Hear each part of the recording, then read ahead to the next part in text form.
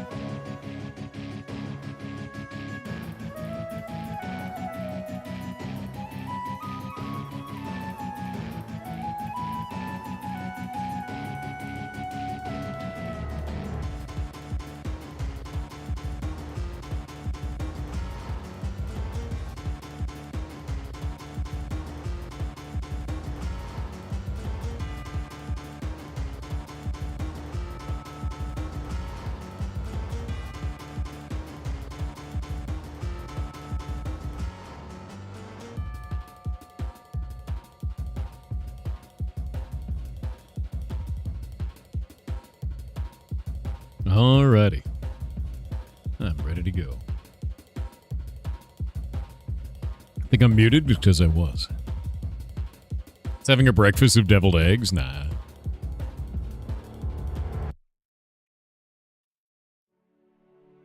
With the AI begin. How dare you?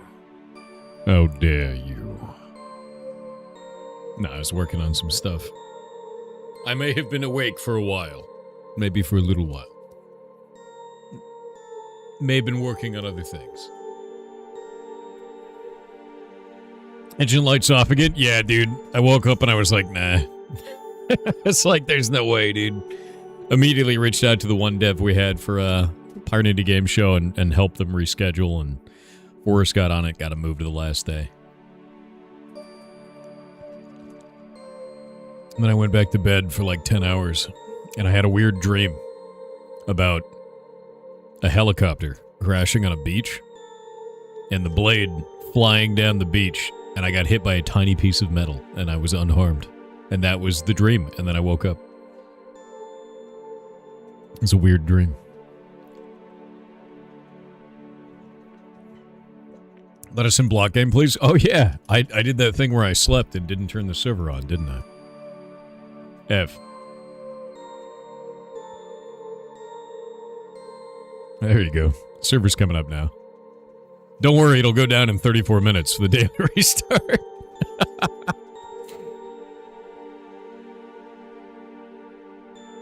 You behaved and didn't shit and cry? I doubt that. I guarantee I'm going to find somewhere where there was shitting and crying. Guarantee it. Or someone thinking I was dead. Or someone thinking that the house exploded. Or that the server exploded. The world ended. Or Mirror's dead. They lost their minds. I was here for it. How badly, Mirror? I think your voice is somehow deeper now. It happens every time I get up. And then I talk like this for a little while. Way down at the bottom of my vocal range. And then eventually, when I get excited for the day, it goes back up.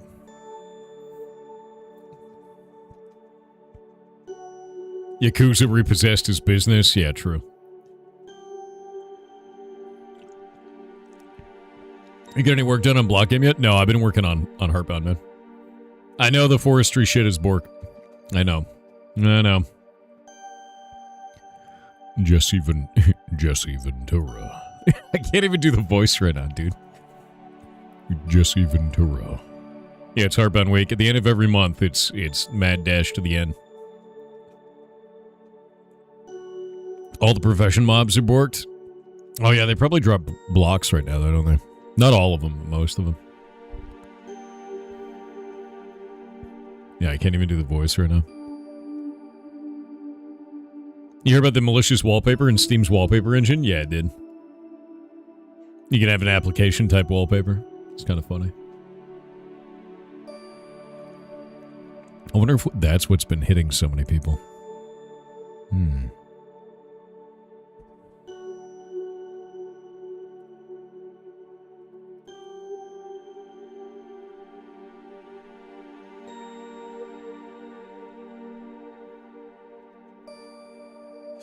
I need to go back through my kick bans and see how many of these it's banned. Because the bot has already, like, Heimdall's already killed 3 accounts today. They've definitely found a way to get back through.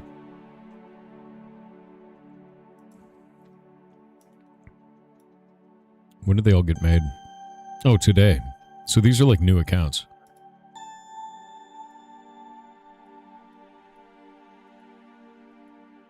Yeah, whack.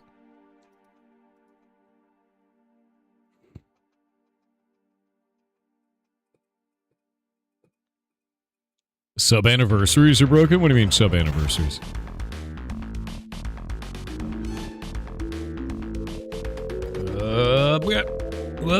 I exist.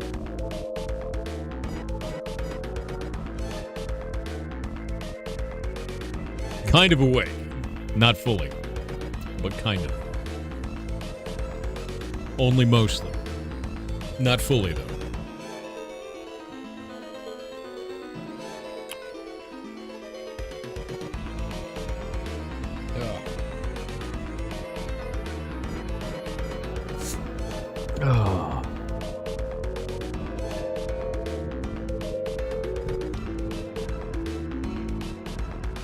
Does your device tell you which versions you have? What do you mean versions? I have the only version that matters. The one on the cartridge. From 1995. Boop. Ah, good. Wait.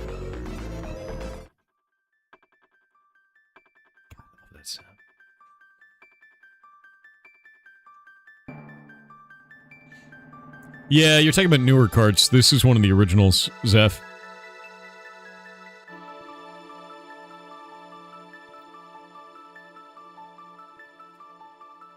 Just watching the ferrets over on Kickside. They're so freaking cute, man. Posted some good pictures of the ferrets today. Oh, by the way, for those who did not see the announcement, I wanted to show you guys this.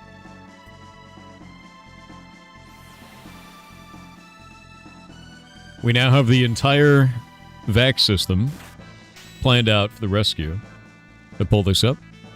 So we got all of our ductwork done. So this is the insanity that is the ductwork. But here's the actual rescue building. And then here's all the ductwork that goes over it. So this is the air system that goes through it. And the idea with this is that each one of these rooms gets its own air filtration system. So it all goes into the room, circulates that room, and then goes out of the building without it ever interacting with another room. The reason why is because we want to have one system here, one there, one here, one for these two rooms, because that's quarantine and medical, and one for the rest of the building. This stops any of those rooms from interacting, so if there is a communicable disease from one population of ferrets, it doesn't spread to the others. And so it works. And that's the whole idea with it. And we got filters in everywhere. So we're using filters for all of it instead of an ECA. The filters that are going, I think only for the medical area, we're using HEPA filters. And then we're using other filters for the other sections. So, yep.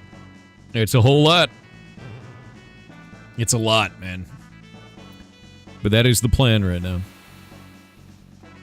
You change the filters every month. I believe in this case we do it every 2 months.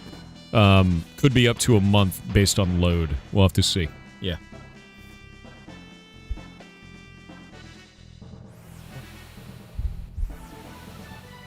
Ferrets will be breathing air better than you? Yes. The one thing that we have to worry about now is moisture content of the air. Moisture content of the air. If it is too dry, they get sad noses. If it's too wet, they get respiratory problems. So that's the next piece. Got to make sure that it's somewhere right in the middle. And everything is okay, you know.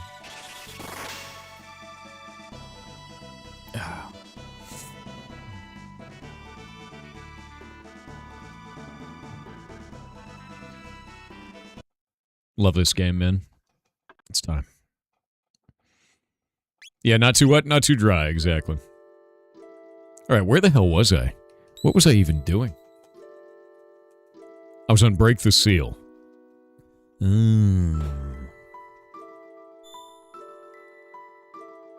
So I went back and I fixed the forest. I can't open up the chests on Medina's side. I need to go to the future. No, I need to go to the 12,000 BC. Yeah, it's 12,000 BC time.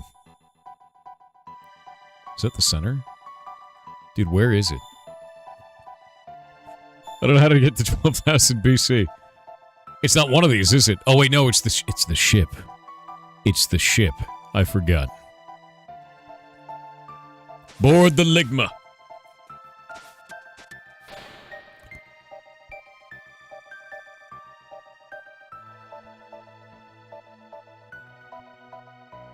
To the Dark Ages. Hello, chat. Hello to you. You going for the true ending? Bro, I don't remember what that is. What HVAC is very bad? It breeds Legionnaires' disease? Yes. Yeah, it's not good. That is not what I'm worried about.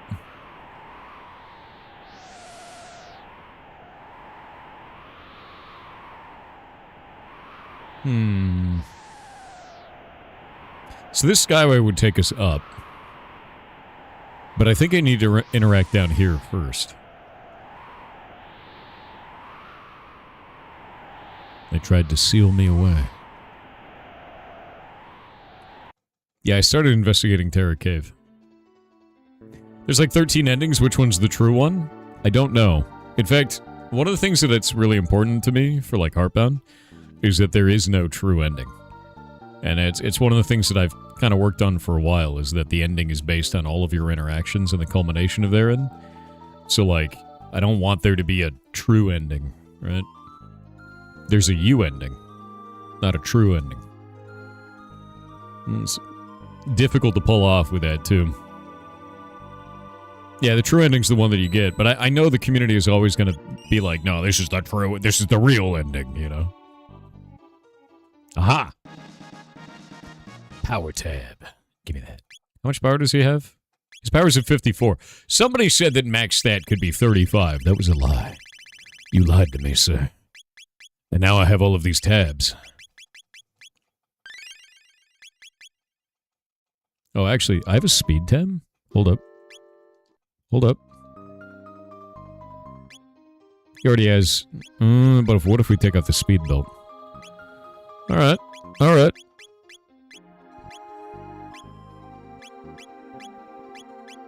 Give him... I'm gonna give him the power ring, and then use the final speed item to give him permanently more speed. So he'll now have exactly 16. He's double starred speed permanently with no upgrades. Speed max is lower than any other stat. Yeah, that's fine. You sound a bit blown out. It's because I just woke up, man. Like, that's all it is. I'm just... Oh, God. Wait, how nasty are these?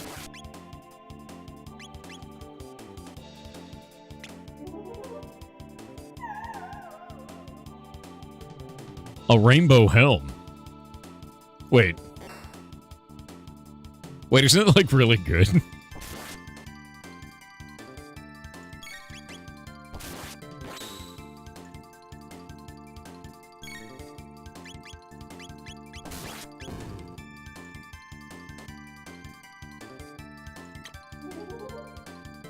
It's a prism helm you're thinking of? Is it? Was the thought that counted F? Wait, how much HP do these damn things have? Jesus.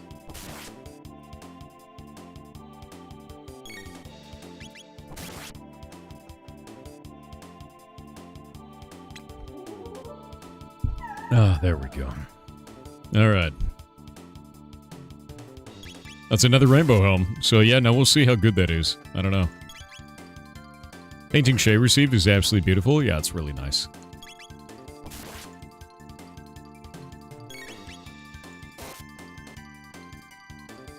Did you have a licensed HVAC tech do the drawings? Yes. Yes. None of this stuff was done by me. I'm going through contractors for all of it, and the contractor that we're working with specifically creates veterinary hospitals. That is what they do. Cuts lightning hits by 50%. I mean, done. Okay. Sick.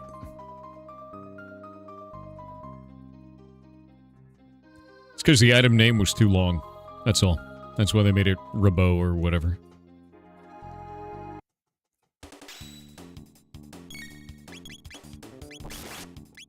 And I think you just keep charming more of them off of them, because if they're going to drop like those, like, screw it. Yeah. It looks like they give it on every one of them. I wonder how much those sell to the vendor for.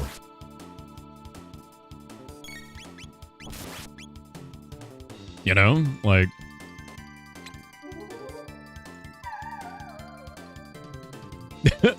yeah, I mean, it's just like free items, right? Ahoy, ahoy. Hello. Hope you're having a good day. I'm going through these beasts. I don't know what they do. You like free times? I do. Yeah, free times.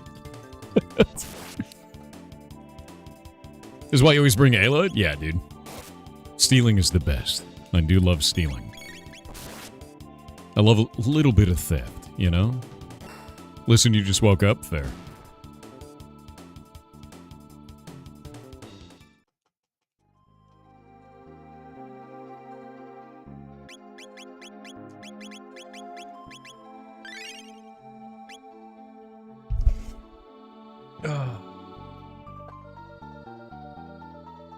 Cher was trying to escape.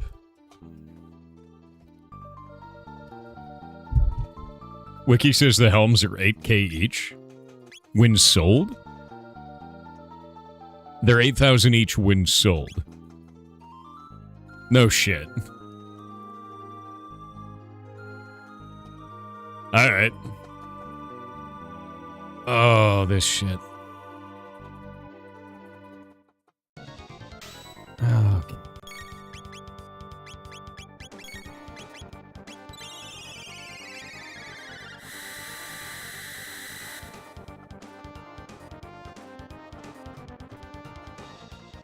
Oh.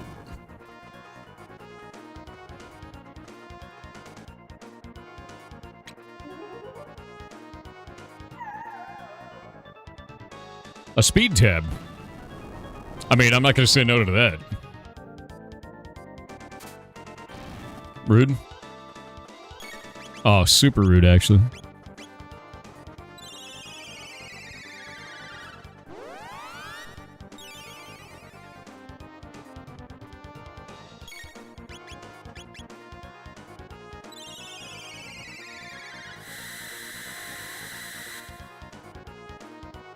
Yeah, I don't like that she's asleep right now, because we gotta kind of steal from people, you know? Yeah, in a standard display, they probably look really weird. Actually, I do want to see what that looks like. On a standard, like in a normal display? Oh my god, they look terrible. Look at that. They look so bad. Oh no, we're going back to CRT, dude. The way the game was meant to be seen.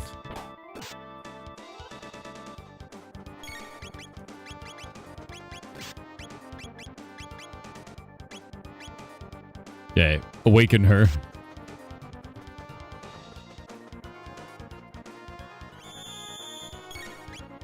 And then... Why is Chrono doing that? Like, what is that stance? What you doing? It's like getting ready to do a solo, man. Like, what is that stance? It's a weird one.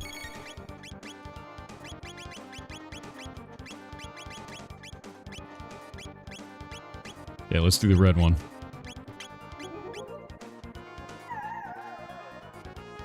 An elixir.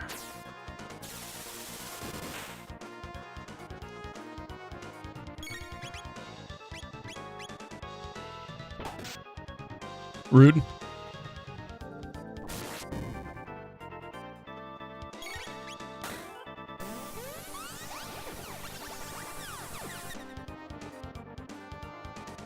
I feel like I should just kill the imp. You know? Like, he's just being mean to those beasts. Maybe I should just kill the imp.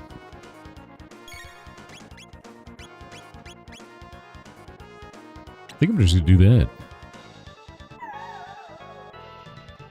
A mermaid cap. We got ads.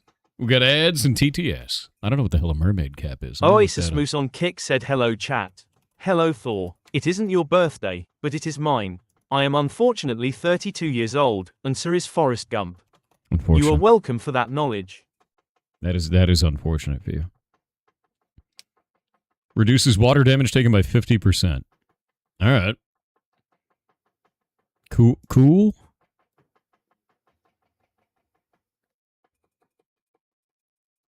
Weird. Yeah, weird.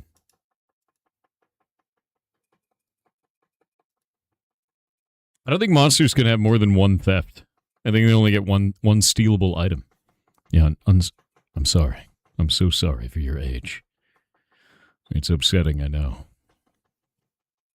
Your internet just turned back on after a week? F, dude.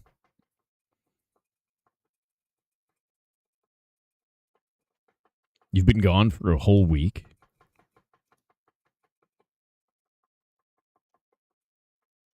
Whoa.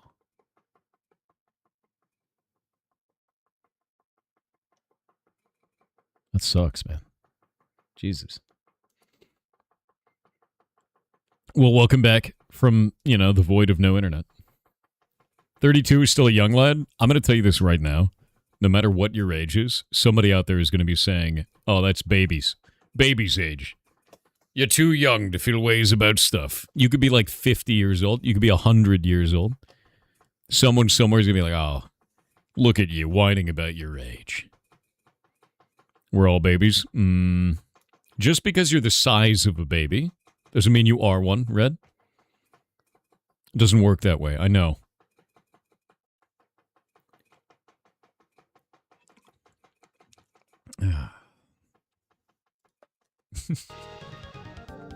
Alright, I've stolen from everyone. I'm gonna kill the imp, dude. Yeah, it's imp murdering time.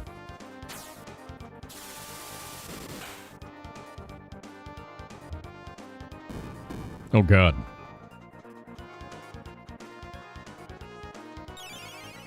What? The blue one heals them. Yeah, we gotta murder that imp. There's no way around it now. Oh! What the hell was that?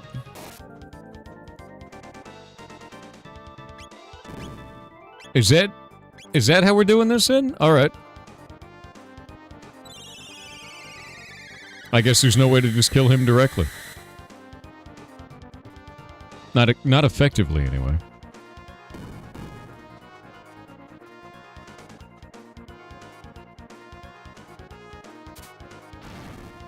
Definitely rude. Do they just sleep him? No, okay. They're Brutus in this game as well? They do.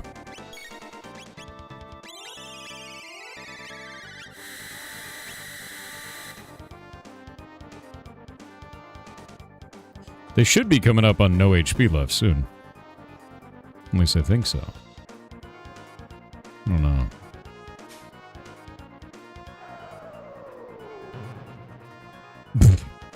I did like no damage.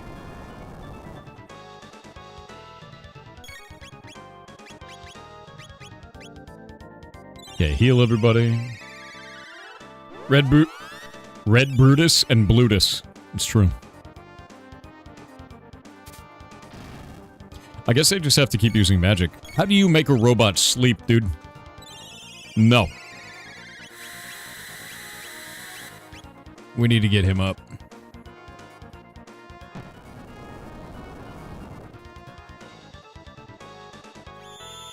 These seem to have an absolute shitload of HP. You notice that? You notice that?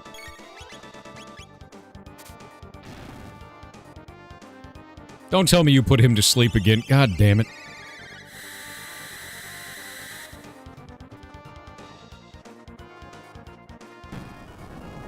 This is a lot of damage.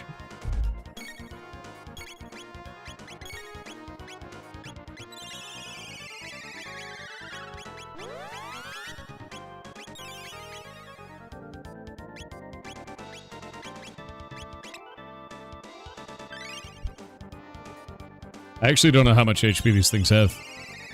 Yeah, they're super tanky. Because I'm doing like 300 each time. I don't even know how many casts I've done, though. But also the imp takes like no damage from physical. Hey, Robo Grok? Yes, I did. And I ate Chrono Butts. It's been a pretty good time, to be honest with you. Let's do a mid-ether.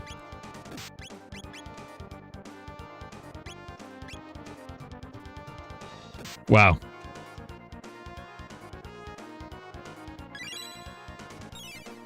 Grok is mean. It's led to some pretty funny, like, pictures, though, to be honest with you. Some really hilarious moments have come out of this. And I don't regret it. Not even a little bit. Yeah, we ride Ligma through time as well, that's true. Rude. This is actually a deceptively hard boss.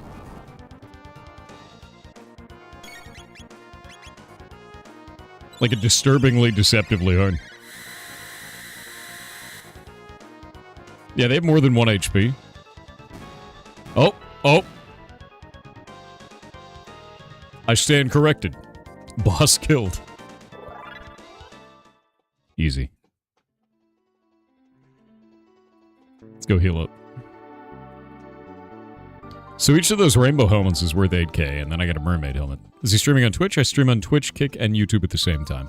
The smallest amount of the community is usually on YouTube or Kick, and then the largest amount of the community is on Twitch. This is just the beginning of the stream right now, so we've got about 1,000 people on Twitch, another 60 on YouTube, and about 139 on Kick. By the middle of the stream, it'll be about 2,500 to 3,000 across all three platforms. Oh god, I'm stuck.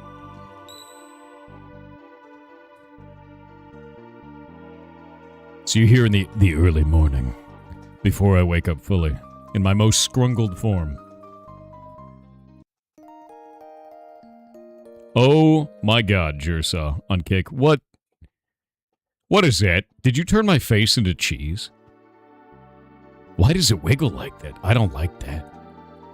I don't like looking at that. Jesus. Jesus, even. Ugh. That is horrific. That is a new... That's haunted. Yeah, that's just haunted. I don't like that. I don't like looking at that. I'm still looking at it. Oh, man. Oh, man. It's like Mecha Chameleon. Look. There he is, dude. What's he doing there? Oh.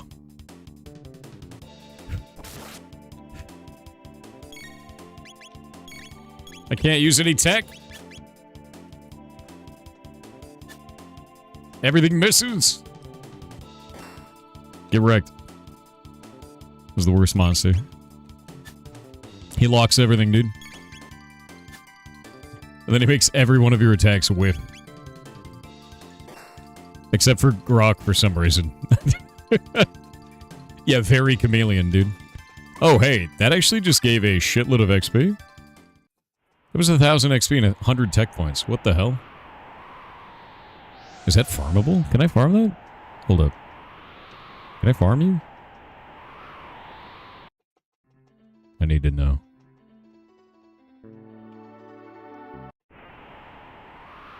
No. No, not farmable. Weird. Super weird. Wait, are there more? Oh, gross. Yeah, those are gross. Look at them. Look at the colors they are. Bantam Imp. What do you have? Give me whatever it is. Fall for her wiles. It was the thought that counted. Cheap. Yeah, Mountain of Woe, dude. It's the place skip. It's Keanu Reeves' place. Mountain of Woe, dude. Why you like this? Do you know Keanu Reeves is immortal? Do you know that? Pelotero man? Do you know that? Here. Let me show you.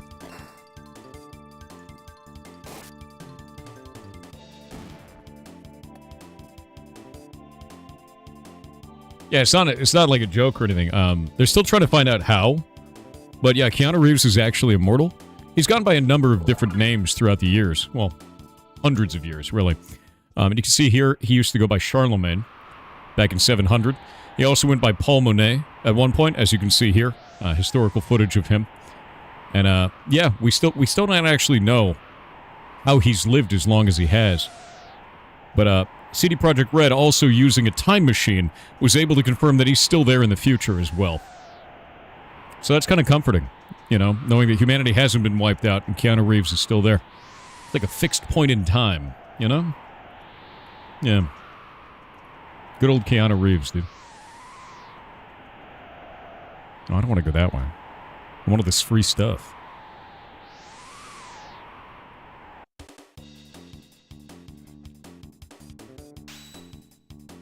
Technically, he's dead in 2077. That's what the government wants you to think. Yeah.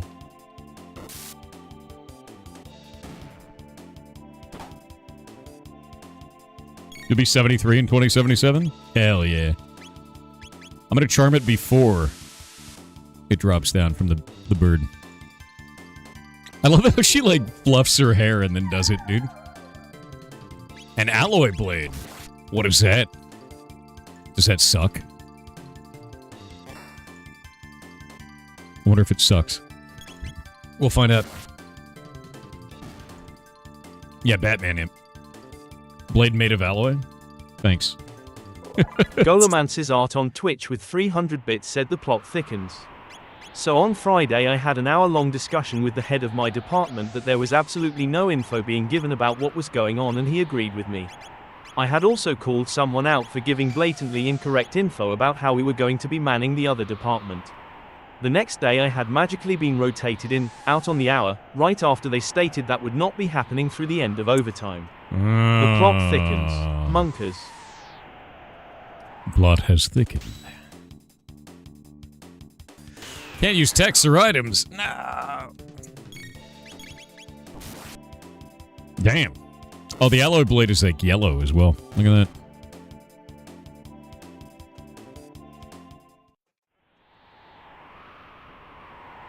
Oh, I know. It's the thought that counts as like a charm fail. A load helm.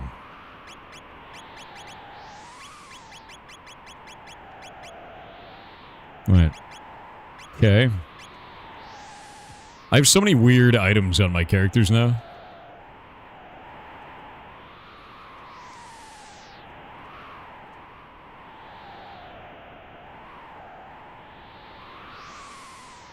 They hit him in Area 51 till 2077?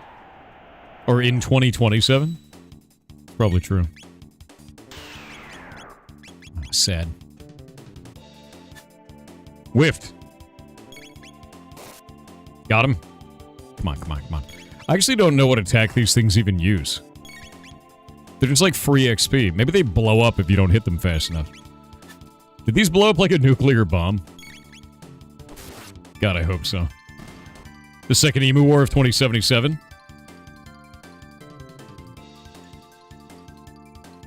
Never forget.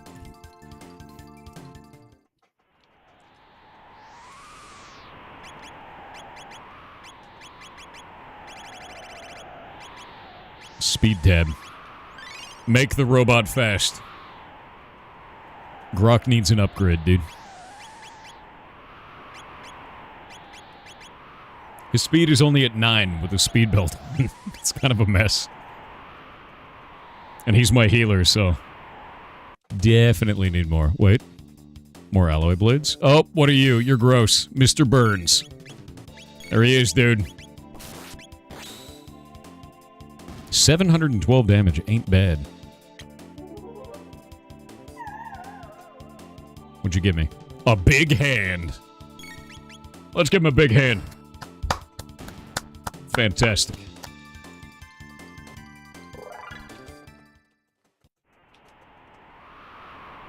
Alright, how big is the big hand? What? Why did I buy anything? It's just instantly better. He's gonna hit you with his big hand.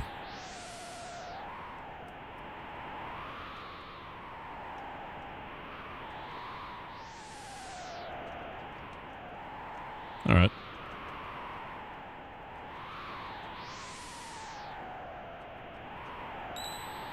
Oh. The Guru of Mount Woe.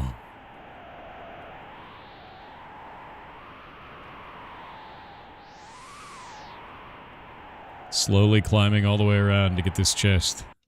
Oh man. Who could have known? Supposedly, these carry alloy blades though, so... Rude?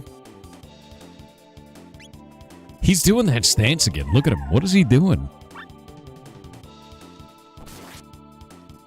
Stop doing that.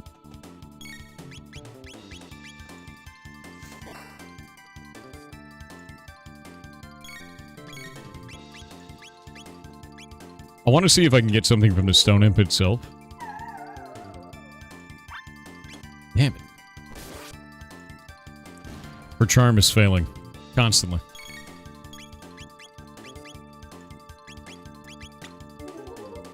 Come on, man.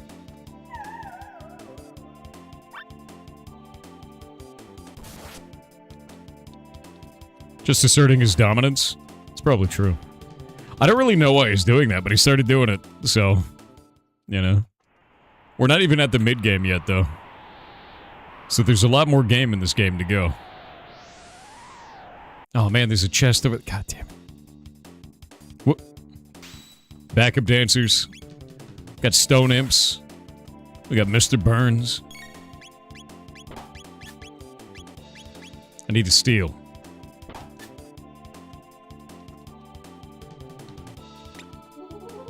Alloy Blade is apparently called a Vajra sword in earlier games. Oh, mid-ethers off those. Alright. Kind of worthless.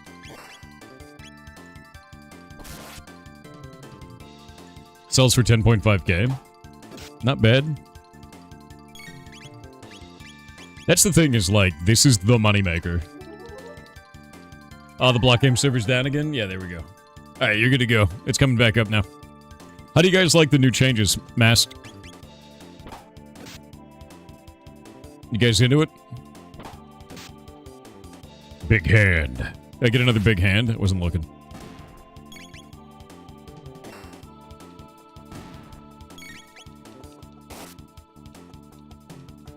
You have the most fun in dungeons you've had so far? Really?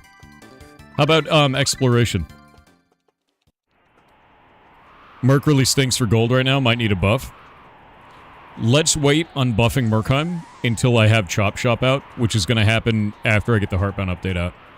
I need to get the Heartbound update out, and then I can focus on block game again. There's always going to be kind of that disparity where, like, one game comes first to the other. Block game got a lot of love this month, so Heartbound needs a lot of love towards the end of the month. That's just kind of how it goes. Dungeoning is worth more gold-wise. It should be. When you have Chop Chop available, you will likely want to do that over exploration in Merkheim. Merkheim is... My intention for Merkheim is that it will eventually be more of a place for profession gains than it is for anything else. And profession's main gold income is going to be selling things in the auction house to you. Holy crap. That just do 570... It brought him to 1 HP? Alright, gargoyles have a terrifying attack. I don't like that. I don't like that. You seen the shorts of the guy biblically accurate Mr. Burns? No, dude. I've been spending all day curating my shorts feed, though. I did that today.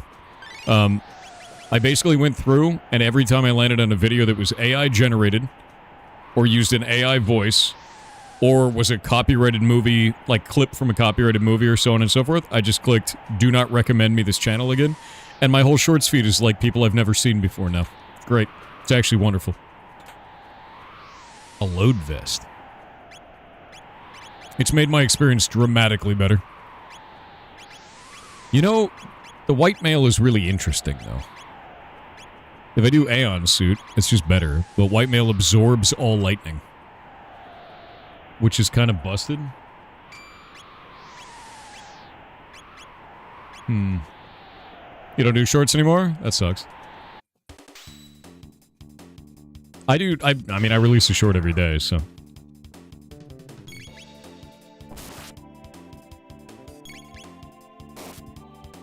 Oh my god, there's horrible fish.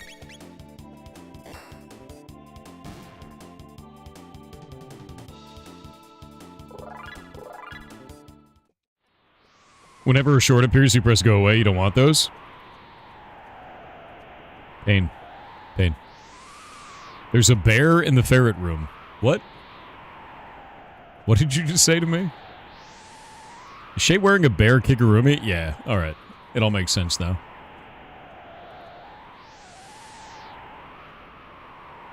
That's super funny.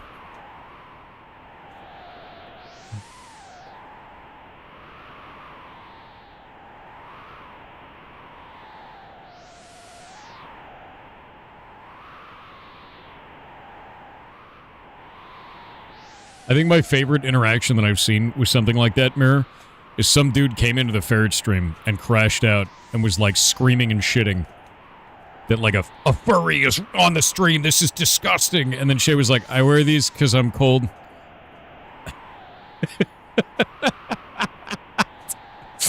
Shay's like, I wear kigurumis because I have bad circulation and I'm cold. And it's cold in this room. And then the guy was like, oh. Then he like backed down. But it was so funny because the guy was just freaking out. I was like, dude, no. Like, holy shit. You know, it's 60 degrees in that room pretty much at all times, man. It's quite cold compared to everywhere else. My office is like 75. I go out and start shivering, you know. It just made me laugh. I was like, Jesus, dude. Yeah, no, absolutely lost his mind.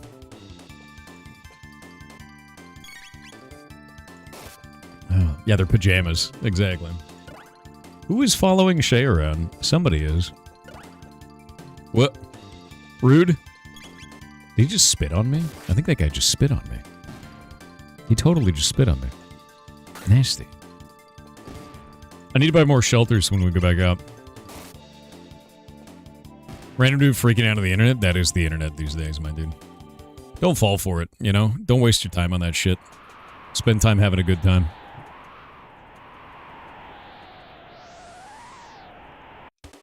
You got limited amount of time. Don't get wrapped up in somebody else's bullshit, you know? Ugly Garfield is the worst. I don't want to look at that. Damage enemies with tailspin. All enemies? Why can't I cast it? Huh. I can't cast that. Weird. I'm gonna try and get another big hand. Big hand.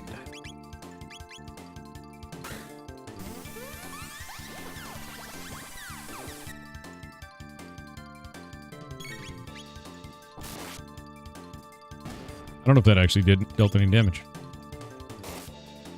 Chop.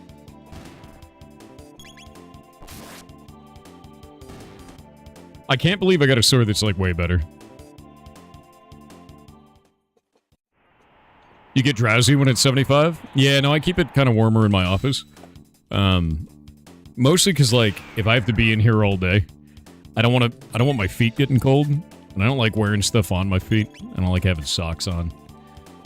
And my feet get cold if it's too cold in there, so I just keep it around there. How'd the pigs go? Good. We got 2 more days. So today and tomorrow are the last days of pigs. Today we have 3 games. Tomorrow we have, I think, 2.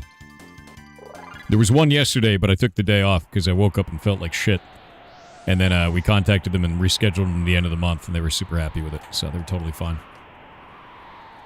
Hello, Osmo. What is up?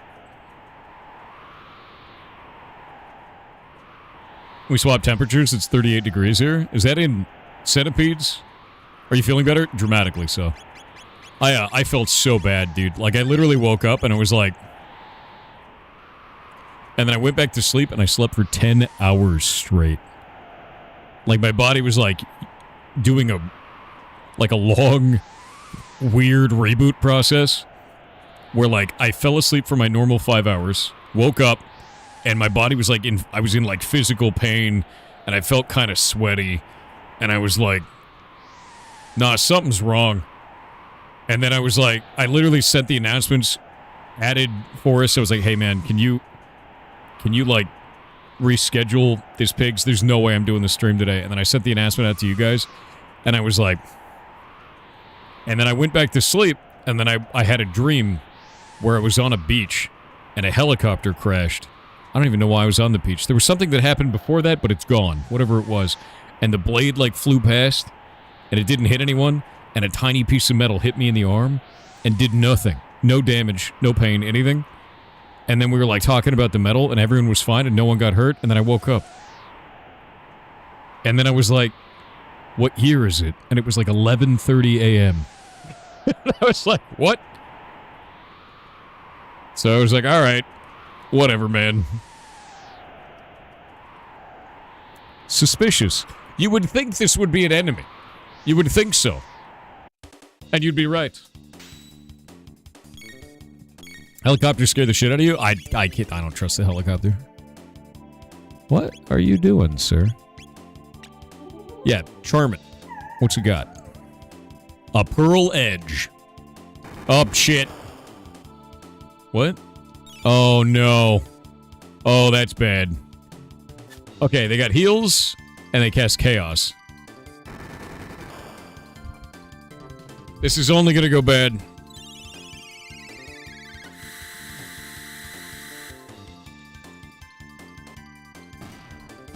Nice. Oh, what are you doing? Why are you doing the thing again?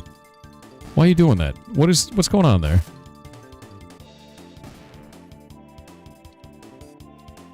You've been on a helicopter a few times. It's an experience. I never want to do that in my life. Literally ever, man.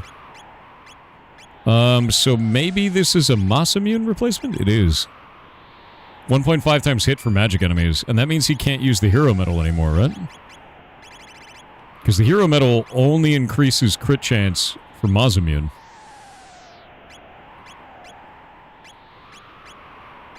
So I guess we go speed belt. Kind of weird. Never replace the Moss immune? What? Why? It's only 99.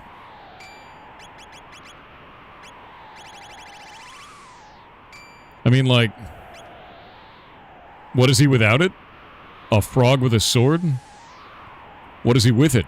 A frog with a sword?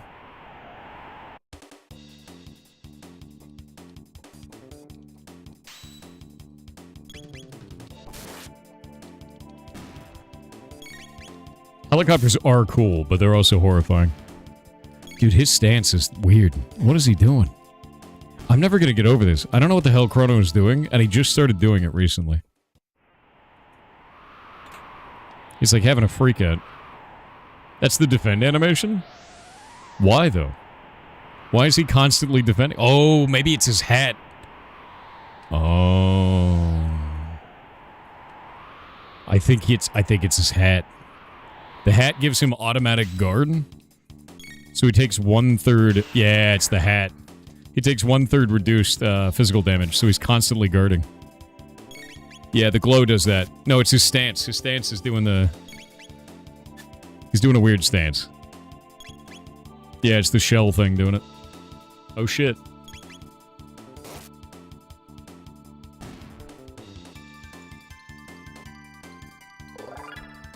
That's a lot of points. Try parachuting out of a helicopter and you get the blender? Yeah. Yeah. I don't really want to get blended, you know? Like, I grew up watching videos of Will It Blend? And it's like, I don't want, like, Thor dust. Don't breathe this, you know? Like, just don't want that. That sounds horrible. Will It Blend was an awesome show, though, I gotta say. Oh my god, the noodles are unleashed.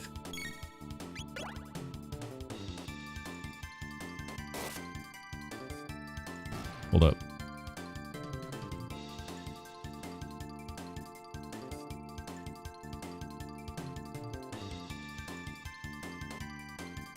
Look at them. Look at them. Look at them. There's so many of them. Look at them. They're everywhere. Going crazy. It's Gen Pop. It's Gen Pop. Yeah, that's Shay's Kigurumi. To stay warm in the room, because it's cold in there.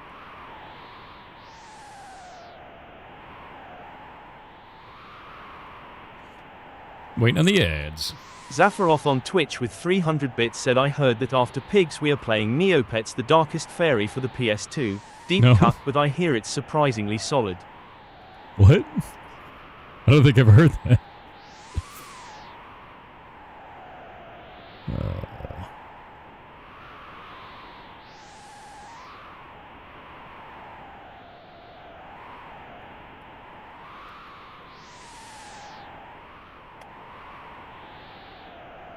Gotta message Shay. She hasn't been doing the announcements for the favorites.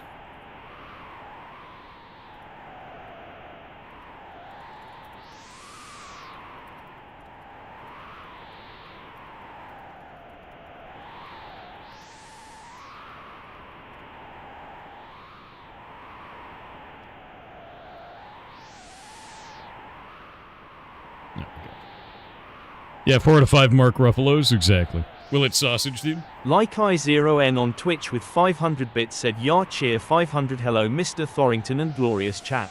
Hello. I know your shirt shows Austria, but for a moment it looked like a pair of shaggy boobs and now I can see nothing else.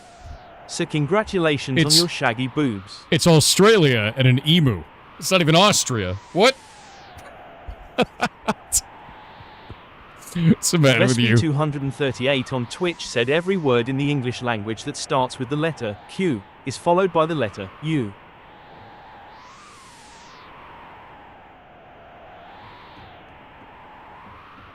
Is that true? I don't think that's true.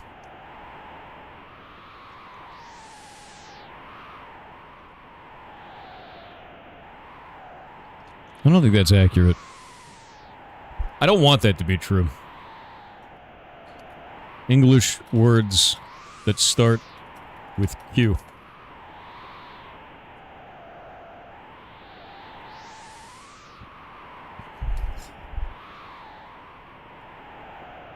No, I don't like this.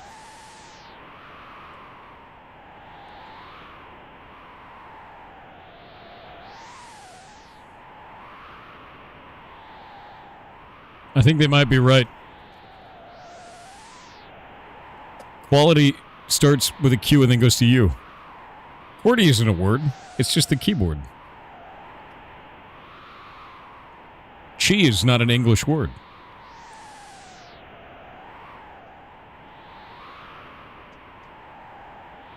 You know what my favorite part about this entire situation is?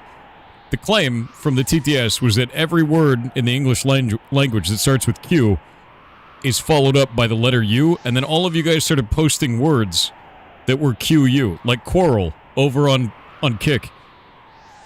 What? That's not refuting it, you goblins. What's the matter with you?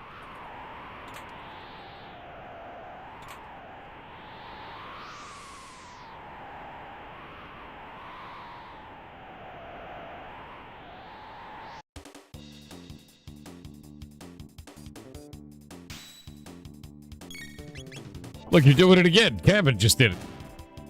Violet Blazes just did it.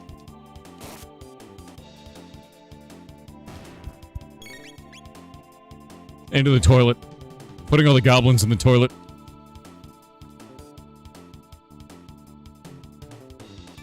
Into the toilet.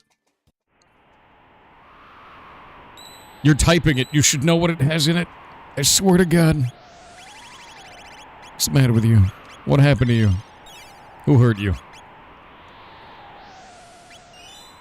Oh, when did she get her fist upgrade? Fist. Okay, so she's immune to water. She has 50% less from lightning. He's immune to shadow, 50% less from lightning. I'm immune to lightning, and a third less from physical.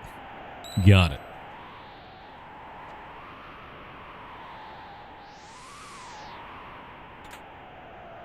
Time hat. I need to put on my time hat. Prevent stop and slow. It's pretty cool.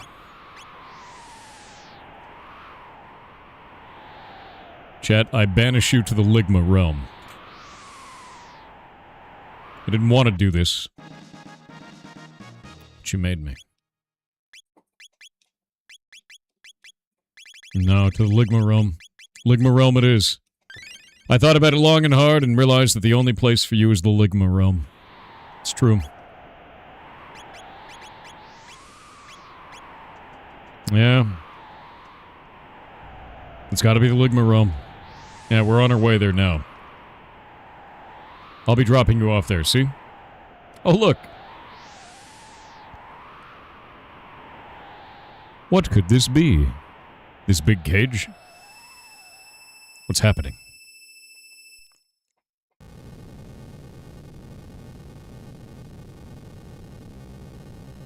Hey, man, I don't know why we're fighting you right now, but seems like a really bad idea. Is that lightning? What is that? Okay. Okay, we got fire now. Why are we fighting Giga Gaia again? I don't actually know. Oh, I gotta kill his hands, don't I? Steal from his head.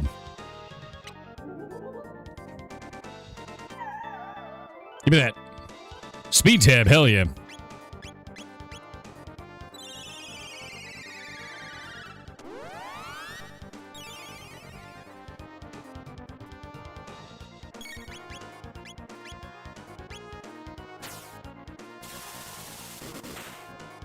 Do it. Cut off them damn hands. Charm his hand. Only his hand, though. Oh, it's the thought that counted. Oh, it's the defense arm. God damn it.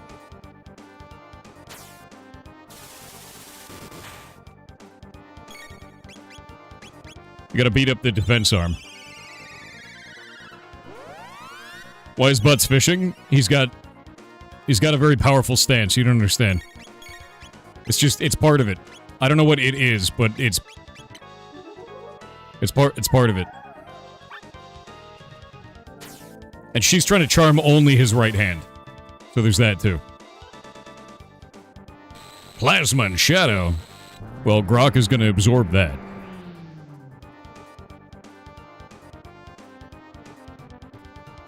Double hand blast fire.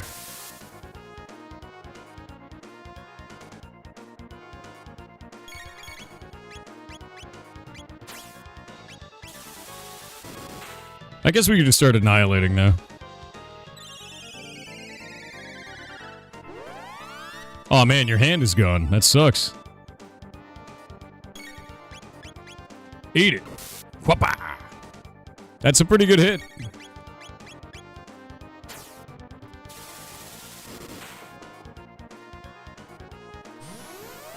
Oh god. Oh wait, she's immune.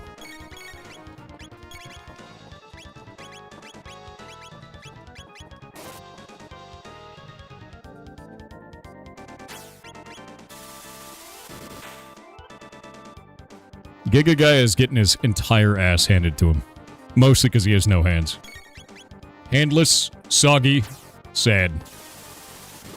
Also, he looks like a big bat. It's like a rejected Pokemon. What Crobat should have been.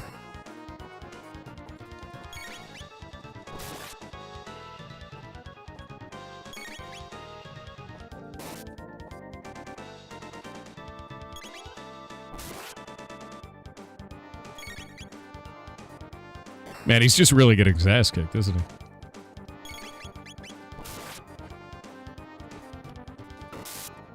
Damn.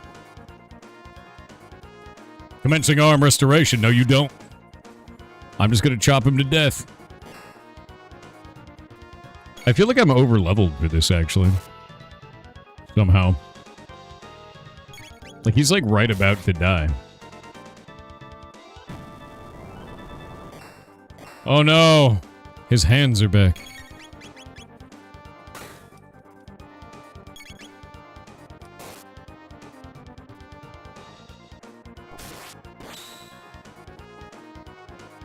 Is it not dead? Alright. Just gonna keep going for the head. Because those hands were kind of a meme.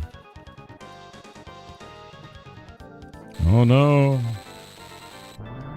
This boss is pretty handy. I mean, I gotta hand it to him.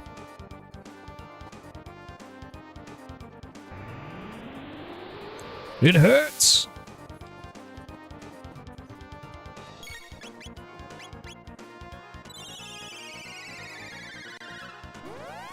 It's like he's doing an eternal pog face. His nose is like a bat nose. But it's like a Zubat kind of nose. You know?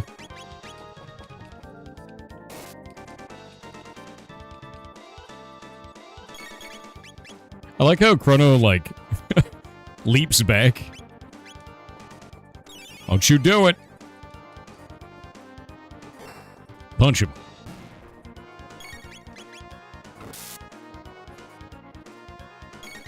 He, like, walks over there. Oh, shit. Oh, that's not very nice. That was very rude. I'm going to send a strongly worded letter to the, the manager. That's how that's going to go. You bullying him? He might clap back. I don't think he can. One of his hands is missing. Makes it really hard to clap back, Now both of his hands are missing.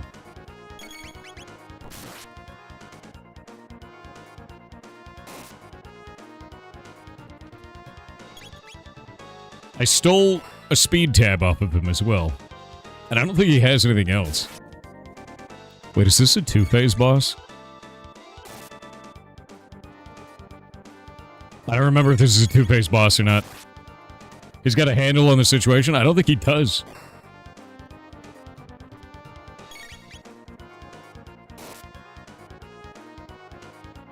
Zubats have noses? They do. Okay.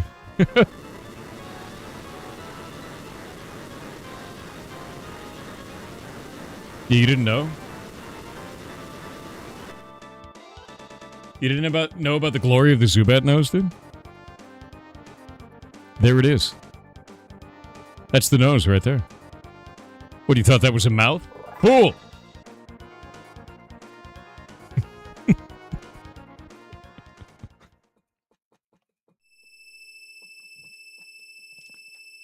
Oh. Okay. Why are we back in the crystal?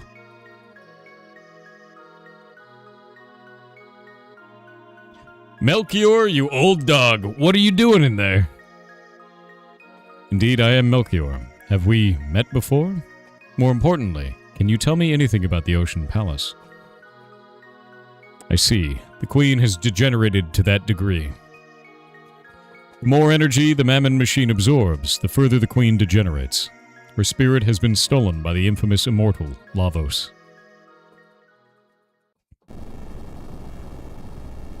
We must flee. The seal has been broken. The mountain will collapse. Mountain Woe is about to crumble. There we go!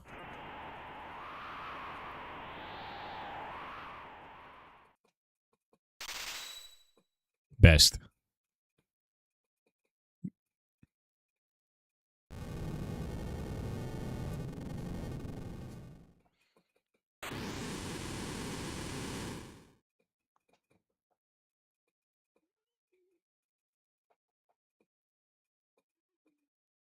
Lavos sleeps deep underground, while consuming the energy of this planet.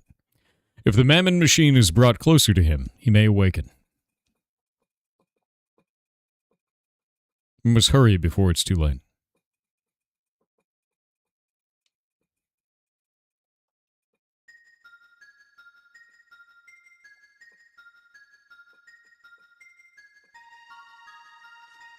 Miss Shala, why have you come to such a miserable place?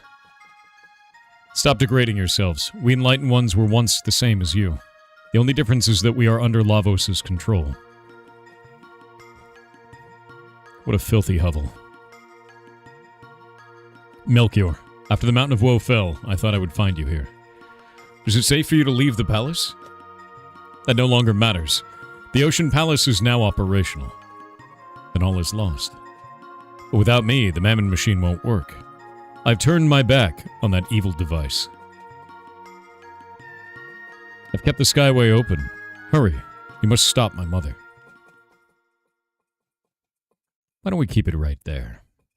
The old Dalton. Your presence is required elsewhere. Leave her alone. Oh, look at his laugh, dude. The geezer speaks. Silence, old man. Damn. Smacked her in the back of the head, shot Melchior with a fireball. This guy's a jackass. You'll come to the Ocean Palace with me. Do anything funny and shell his dust. Got it? Oh! Bitch slapped the kid, too. Queen's children all seem to have a problem with authority, don't they? Stay back. The life of this woman means nothing to me. If she didn't mean anything to you, you wouldn't be stealing her. It's bullshit. It's bullshit. It's bullshit. It's bullshit. Yeah. Now we gotta go kill him. You know? Mr. Melchior. I am alright. We must save Shala, or else... Impossible, even though it's coming from you, Melchior. If the Queen is allowed to fulfill her scheme, all life as we know it is doomed.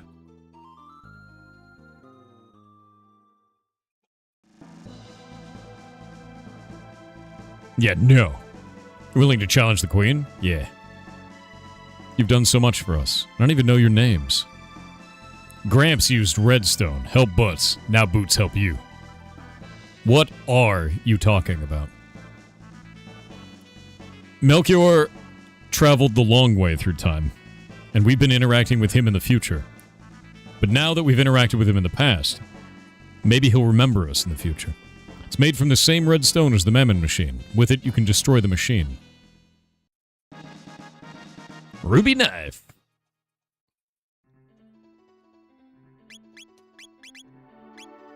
Oh, I don't think we actually equip the knife, do we?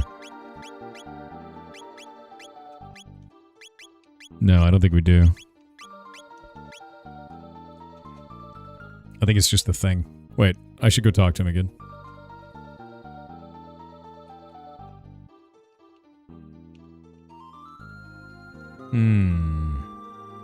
Alright. Out we go.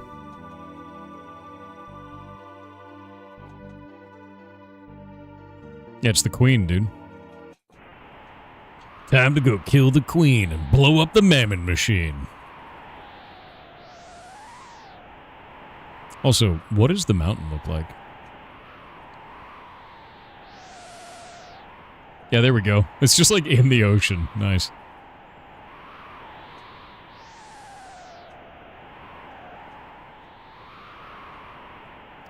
No longer sealed. Wait. Oh.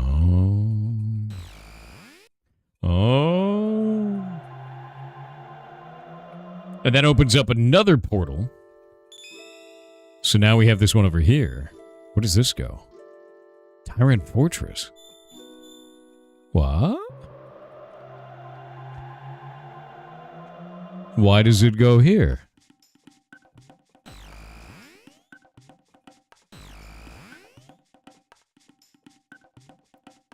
Oh. Okay. Okay. All right. That's a bit weird. I don't remember why I was there. You ever do Game Plus and then beat Lavos in the first time jump? I don't remember how to do that. You ever looking to Sea of Stars? I tried to play Sea of Stars when it came out, and I couldn't get any of the audio systems to work for it. It, like, blew up everything. It was completely broken, and I had to refund it. I even tried reaching out to the devs.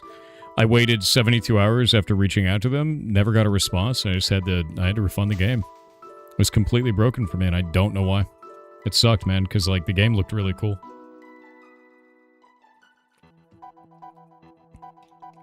Yeah, it was super good.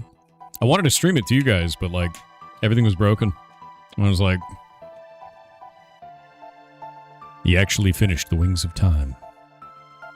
In fact, gave his life for it. Alright. Now we can go back to Earthbound Island.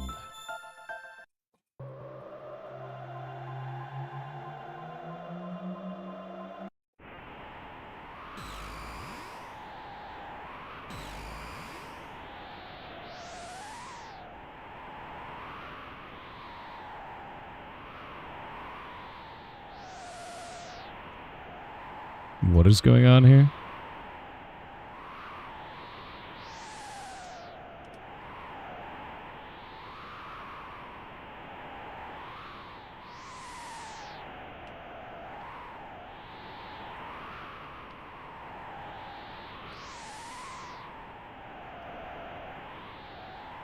Oh, you're learning about new words over on Kick, yes.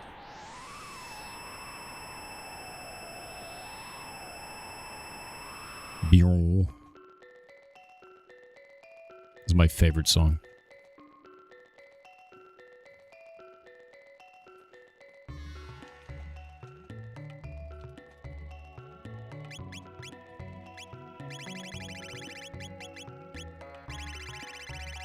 Music in this game is goated. Music in this game is unmatched.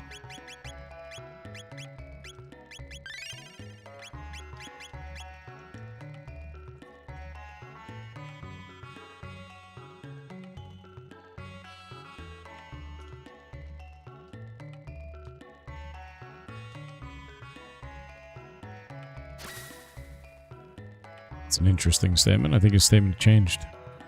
My butterfly dreaming I'm a man, or bowling ball dreaming I'm a plate of sashimi. Never assume what you see and feel is real.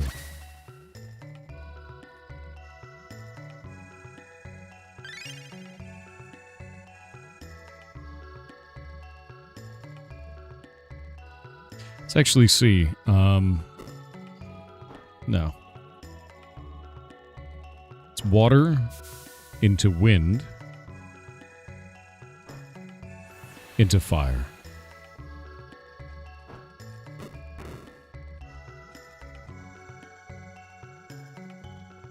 Anything change in here? No. Same fights as before.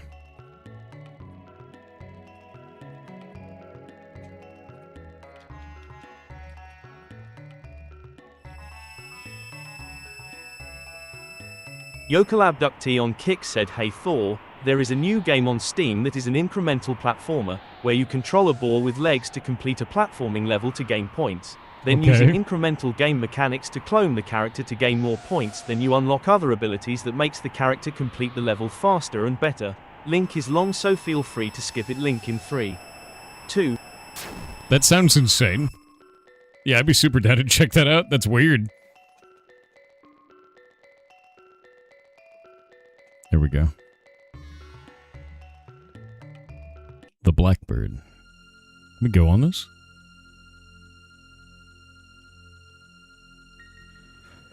Dalton's not here.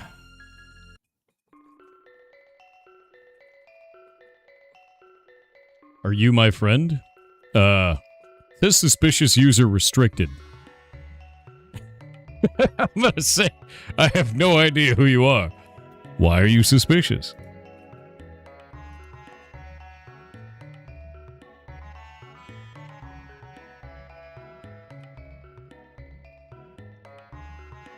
I have no idea why your account is set to suspicious. I'm gonna turn that off. That's weird. Yeah, I have no idea, man. You're set back to normal. Must have been something Twitch did. That's weird. Yeah, don't be suspicious.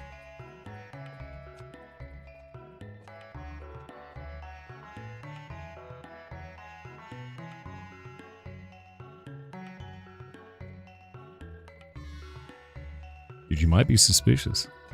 Yeah, I don't know, man. It set you to restricted. I got no clue.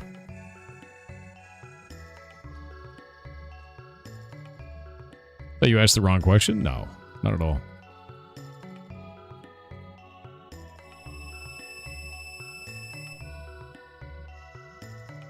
You got timed out once.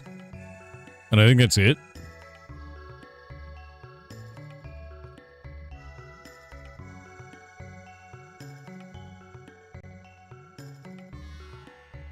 Oh, I see why you got timed out. You posted like a bunch of weird messages that were like fast food ads. One time back in 2025.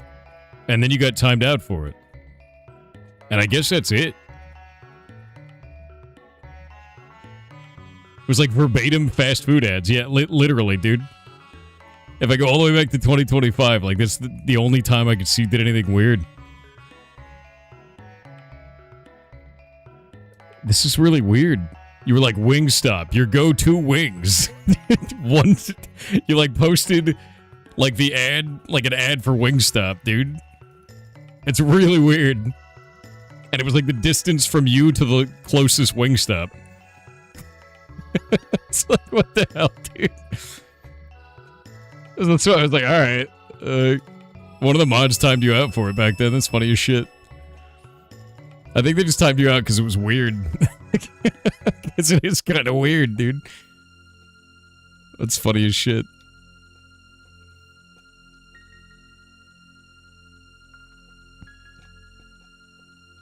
Can you show chat? Your ad for wings? Sure, I guess. This man's fulfilling his sponsorship right now. He's doing it. Yeah, hold up. I'm screenshotting it right now. It's got a like dash through on it because it was timed out, like the message was. But this is such a weird message, dude. Like, this is what you posted on 12/26/2025. And you got timed out for it because it was like, what is this guy okay? Like, what's going on here, man? Like, it's like, what? I don't know. I don't know why you did that. I mean, the timeout fell off, right? But it was just like, what? Like, it's like a weird message, dude. That's very funny. I don't know. Maybe it's a bad copy paste. Who knows? That shit's funny is what it is.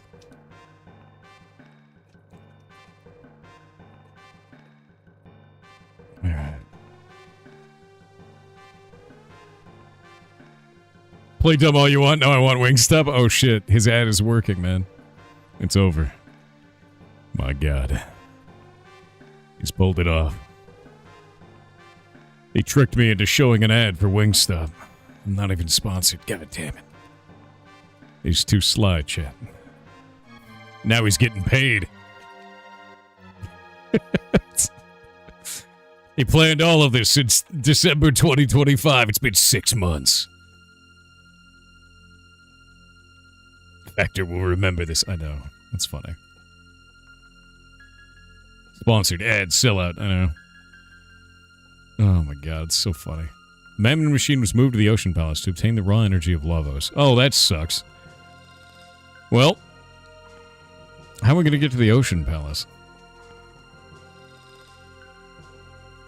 Could be the new GameStop. There's no wings at GameStop.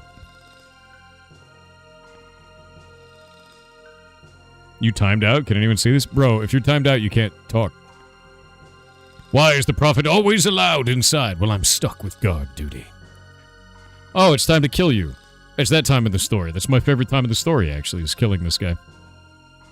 I let the prophet go, knowing he'd mess up sooner or later. But I have no use for you anymore.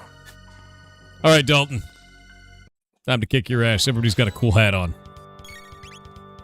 Spin cut. Yeet. Did it do damage? It does damage. He bleeds.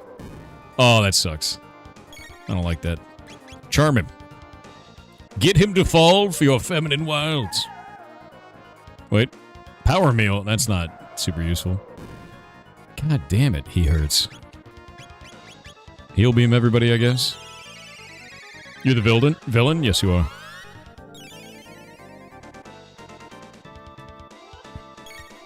If he bleeds, we can kill it. That's true. Go ahead and try an attack. I don't think I'm going to. Actually, I'm going to wait.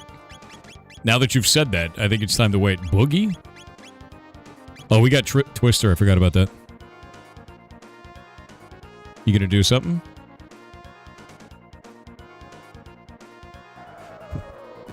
You bastard. Alright, hit him. Let's do it. Oh, ads.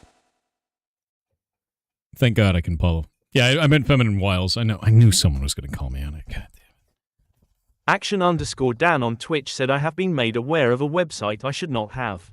Oh? This website makes 1/6 zinc alloy replicas of weapons from Elden Ring, and they look beautiful. Regardless if you enjoy Elden Ring or not, I implore that you take a quick look. Link Sounds incoming, cool. https://www.blacksmithsong.com/collection/. Now that's an ad.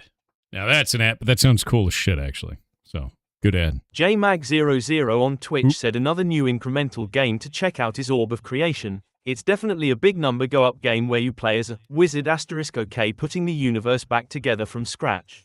That sounds cool. I like that. I do like, I don't know, I like incremental games. I know that they're kind of reductive in terms of like video game, but I find them to be a lot of fun.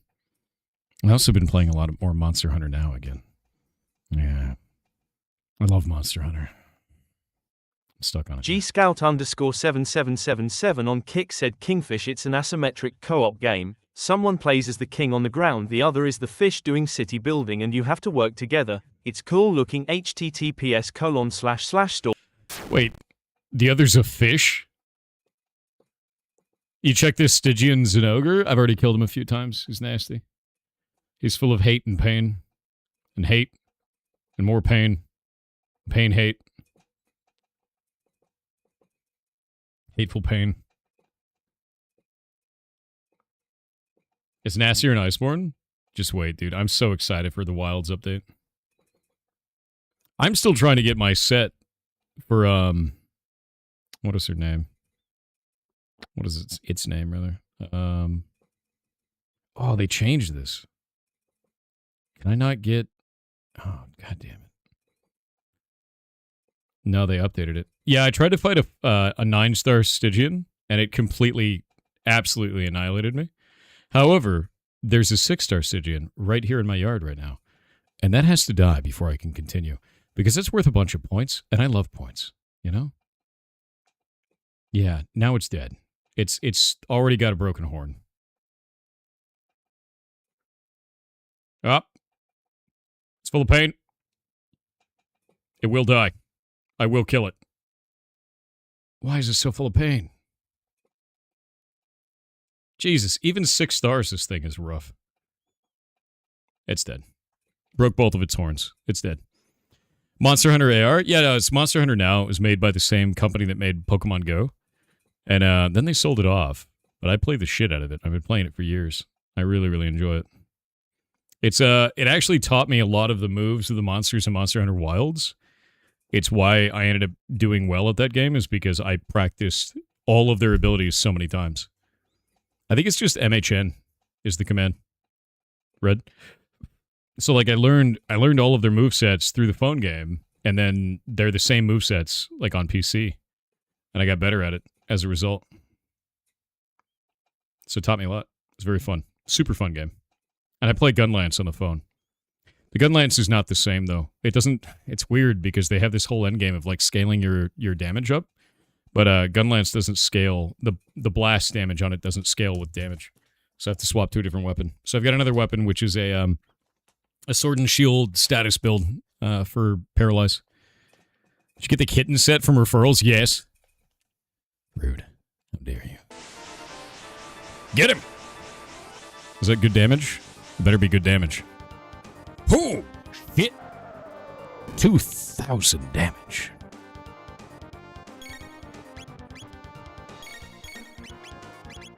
I wonder if we can pull it off again before he gets angry. Another 2,000 damage. How much HP do you think Dalton has?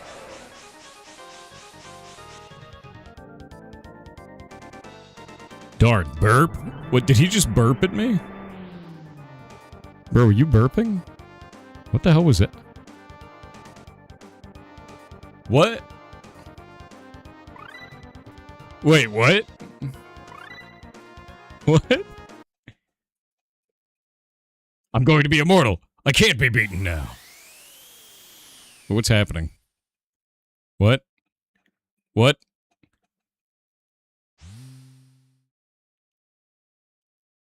I'm just gonna go out here real quick.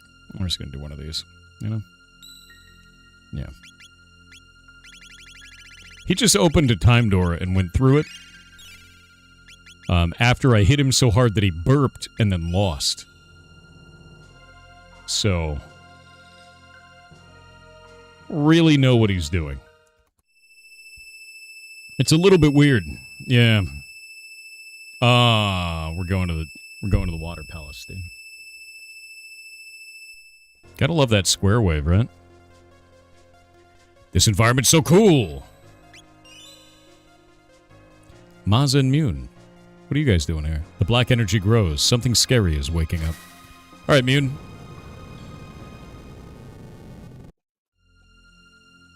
Yeah, now for my final trump card. You will taste death. Burps. Enormous burp. Shala, raise the power of the Mammon machine to its limit. You dare to disobey me? Alright, mother. Oh, this is a bad idea, dude. This is a really bad idea. The incredible power of Lavos.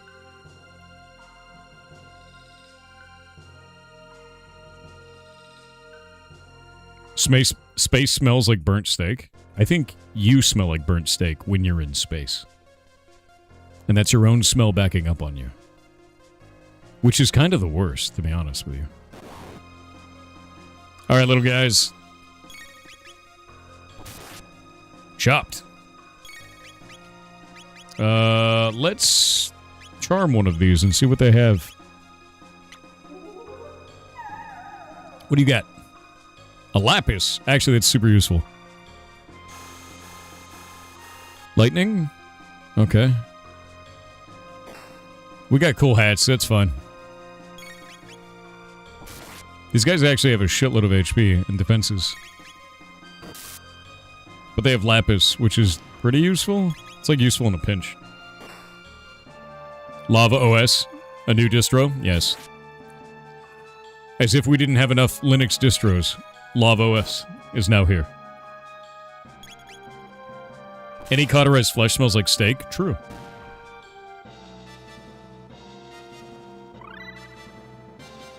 Butts he learned Luminaire. Oh, Runeblade. What is Runeblade? My man's just out here collecting upgrades now. Alright, Frog.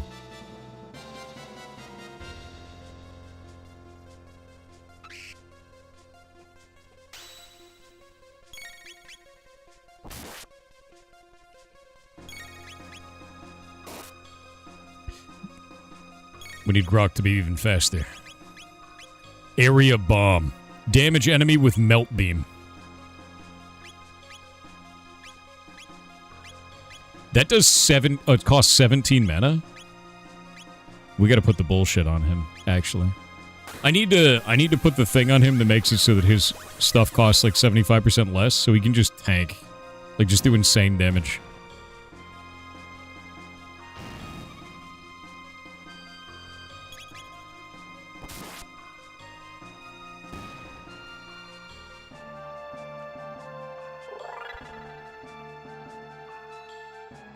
Mechanical Songbird, are you an LLM?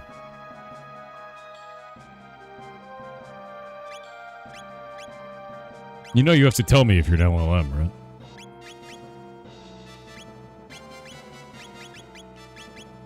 Yeah, it's the law, dude.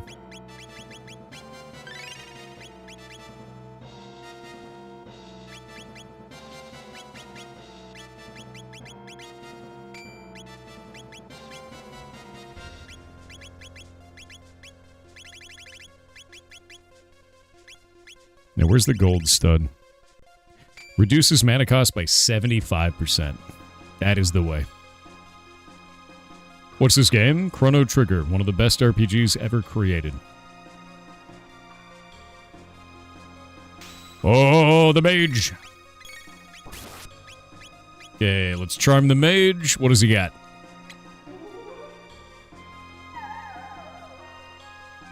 Barrier. Alright, let's do some weird bullshit. Shock him.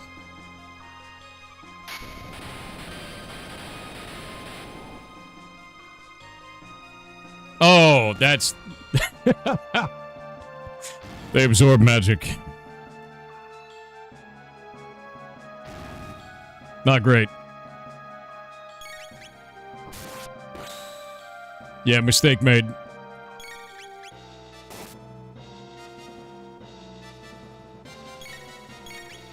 You know what they don't absorb, though? That we know? Shadow magic.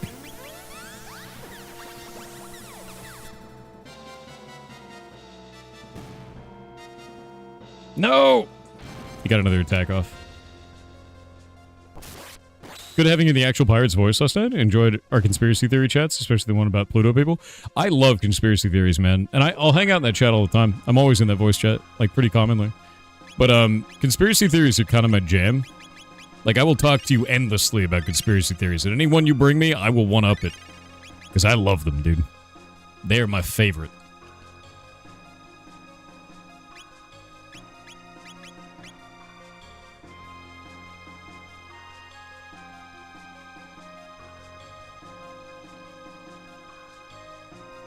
Interesting.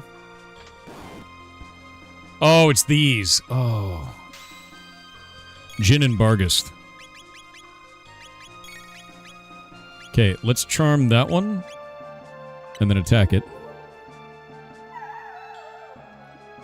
Lapis, got it. Laser spin them.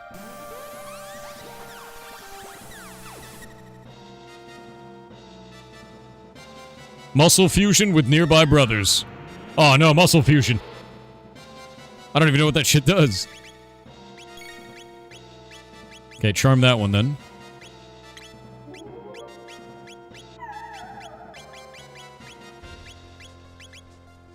Don't you muscle fuse? He's just fusing his muscles, dude. Wow. Alright. That's kind of messed up.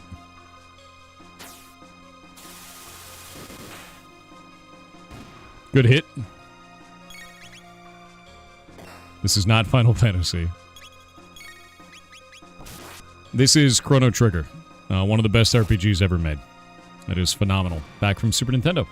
And I am playing it on an original cartridge right here.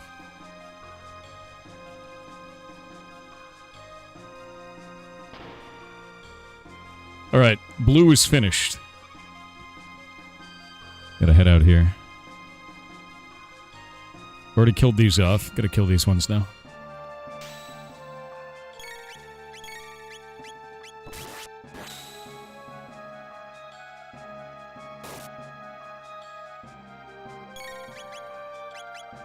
There we go. Should kill them before they do any damage. Another conspiracy is that lawyers are fey. I mean, that's just accurate. Wait. These ones are immune to shadow? Oh, no, they choose a different element each time, don't they? You pieces of shit. Oh. Okay. These ones aren't immune to lightning. They choose a different element each time. Got it. Monstrous.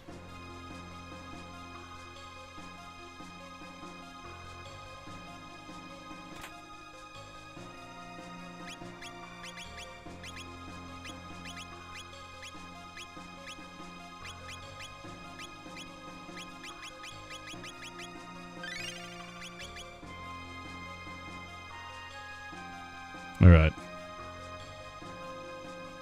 Blue guys. I don't think I've seen these ones. Blue Scout? Nope. Totally new. Let's get a charm going. What do you have? A shield.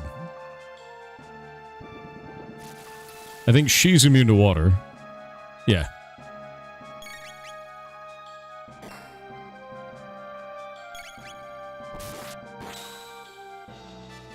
I might switch Chrono's weapon out for the Demon Edge, because it does more damage on these guys.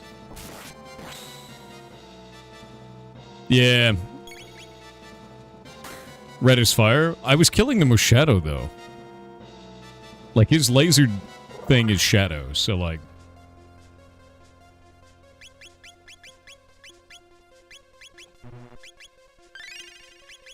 Red is fire. Red, you're on fire.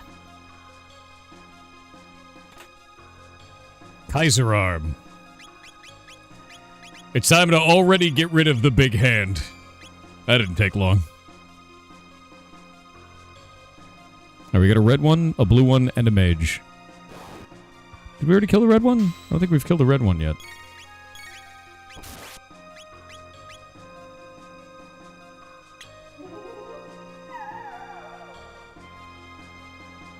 Yeah, red is actually the reason that you guys have unseasonably hot weather. Yeah, her specifically. She's the one doing it. Get her. Oh, confusion is really bad. Alright, that's fine.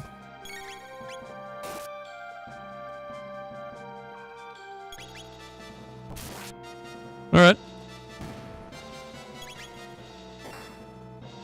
Kaiser hand is so cool looking. It's got like purple particles that come off of it.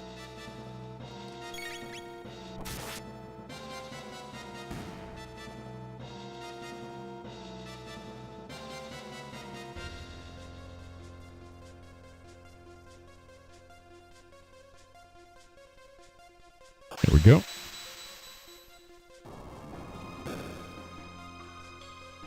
Not yet.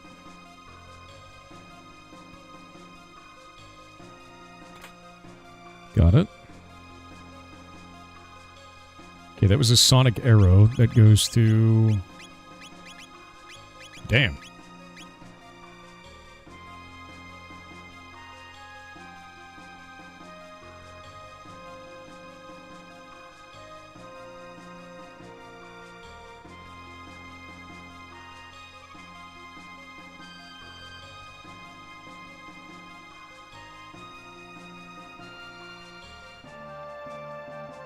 Oh.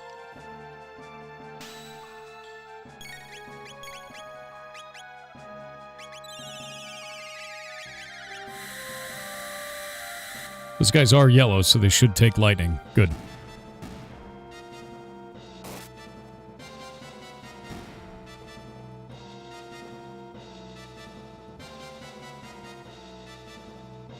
Royal Icing on Twitch said, "Hey Thor, I found a fun game yesterday. Oh. You play as a slice of bread making your way through levels made of I've all played kinds that. of tasty I am treats. bread. It's super Yeah. cute and deserves more attention. It's a fun game. Pardon my French toast link coming right up https://store.steampower.com/app/3563230/pardon_my_French_. That's a totally different game. I played I Am Bread before. Wait, look at that. That's a totally different game. What the hell? Harden my toast.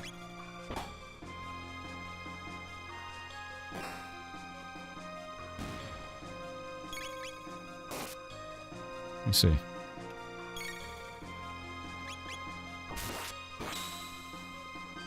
Harden my French toast is like a side-scrolling one. Oh, it's a totally different direction for that. Weird. I'd never heard of that game. A Star Sword. Already another upgrade. My god, man. Sword made out of stars. I like how this area is just like, here's upgrades to the video game.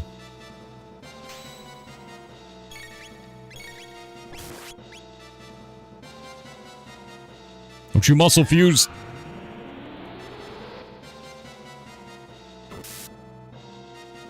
Annihilated.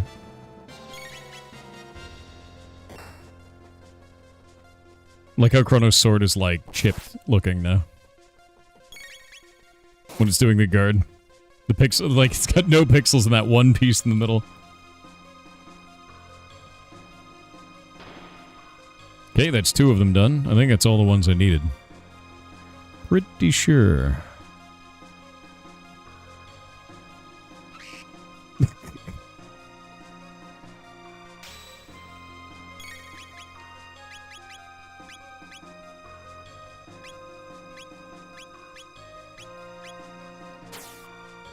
I think Luminaire is light damage, right?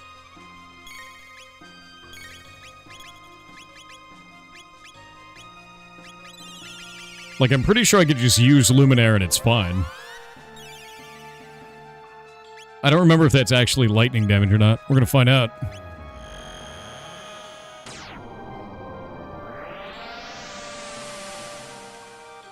Jesus. Okay, it's lightning damage. This is gonna suck, gentlemen.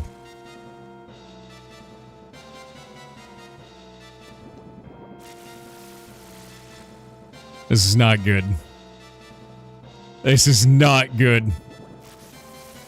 This is not good.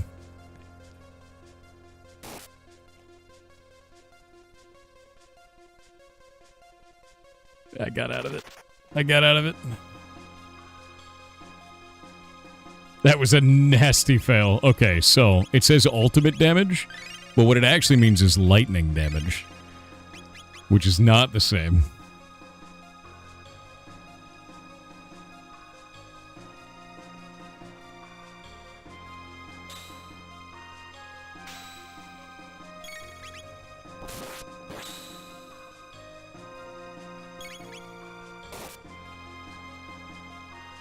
What was the emulator device called? It is called an SN operator. So Super Nintendo operator from Epilogue is the name of the company. Oh my god, why is there a milk bottle that is me? Why is that real? I hate that. I hate looking... Why does it say Thilk on it? They made Yarmilk and Yar cheese. It's pretty much horrible to look at, like with my eyes. Yeah, I hate looking at that. I hate it. There are many things that I hate looking at. I think that one I hate the most. It's over on Kickside. You even made like a 4... You made a giant one? Jesus Christ, dude. What a horrible use of eyes. Yeah, I'd like to undo that. Yeah. Yeah. Yeah, I'm just gonna...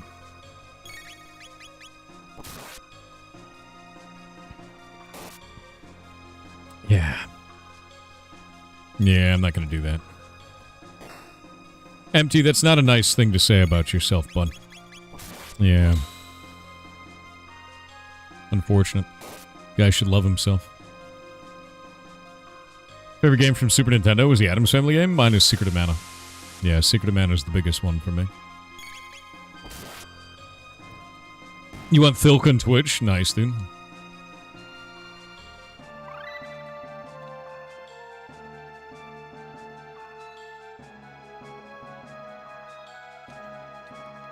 You can have it. You'll just have to put it up there yourself.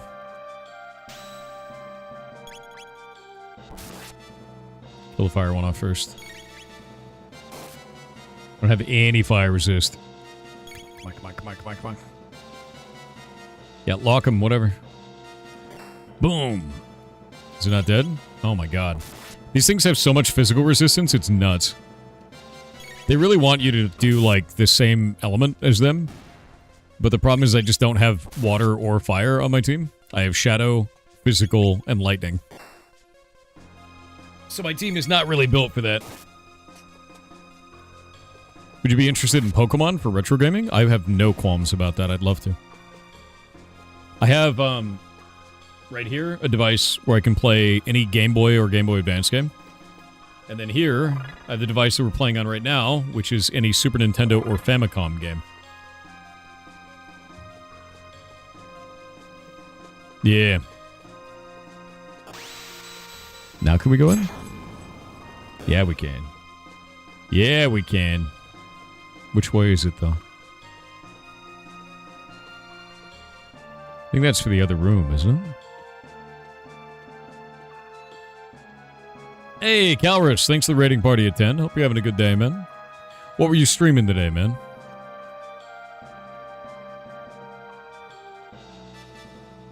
Is it this one? Totally might be. Ah, one of these. Gotta kill that first. We're gonna charm this guy. Because we don't know what item he has. He's got nothing. Or it failed. Either way. Nice, good hit.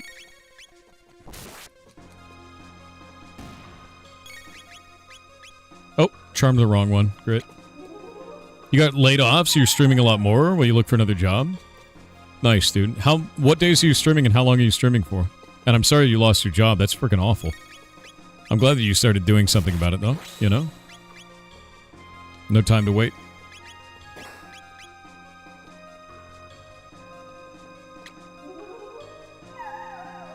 You know, that sucks that you lost a job in this economy right now. It's awful.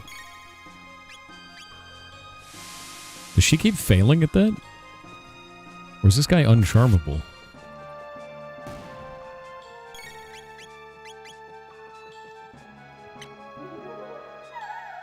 Well, our stream used to be odd days, but now you're going Monday to Saturday?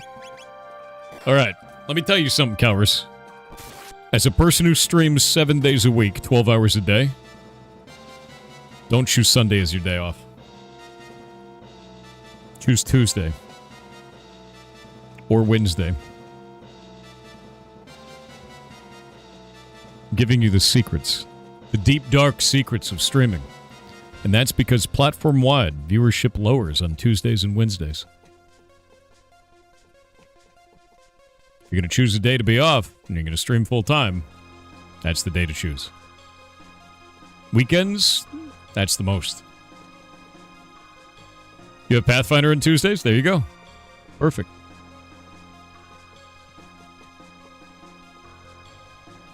Yep. There's also a lot of updates on Tuesdays and Wednesdays. That's true. The only time that schedule changes is during major updates.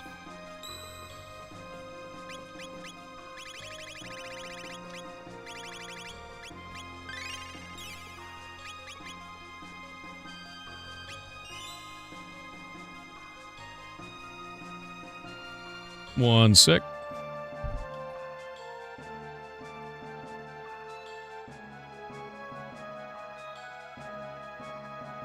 Doing data analysis to choose a day off is respectable. I do data analysis for literally everything. Absolutely everything. I think it's super important, you know? Because, like, if you're trying to grow a channel, it really just comes down to that, is getting that content in front of the most number of people possible and making sure that the content you're providing is something that people like, right? And, like, that's really all that comes down to, is you need to do data analysis for that to work out, you know? I'm gonna fight these guys again. He's back, Scatter. You scatter. So you need to work on shorts. Little difficult deciding what's shorts worthy. You should just send it. Best thing you'd do, on my stream deck here, I'll show you something.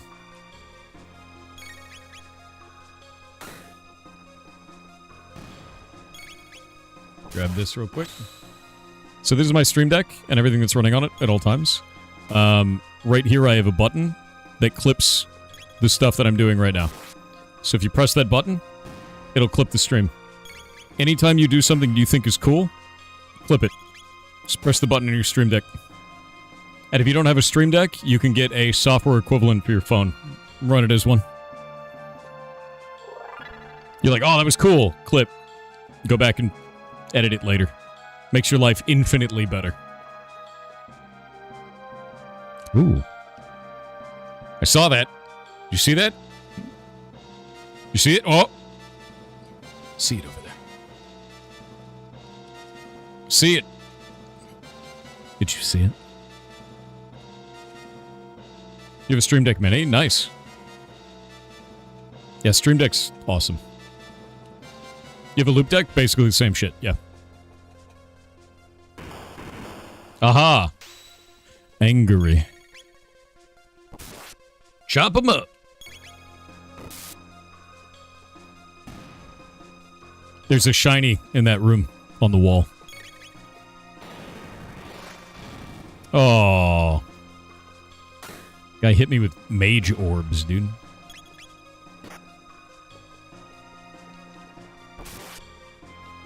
Yeah, I have to get it, dude. It's important. You scripted a hotkey on Stream Deck that switch light dark modes on Windows? You usually have a whole lot of steps. I just use Dark Reader, man. It's a one-button thing for me. Well, I guess you're doing it for all of Windows, though, not just for your browser. That's kind of interesting. Just be likable? I didn't say that. I didn't say just be likable.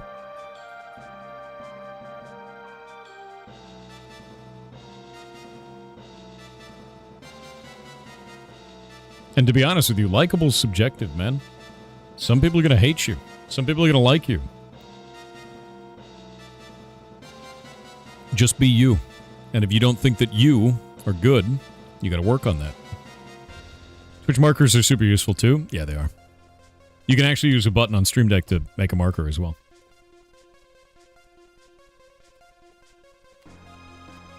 Ah, they fixed the YouTube bug on this.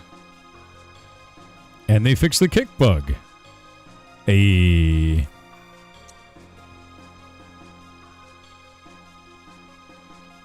You're flying out tomorrow to Pittsburgh.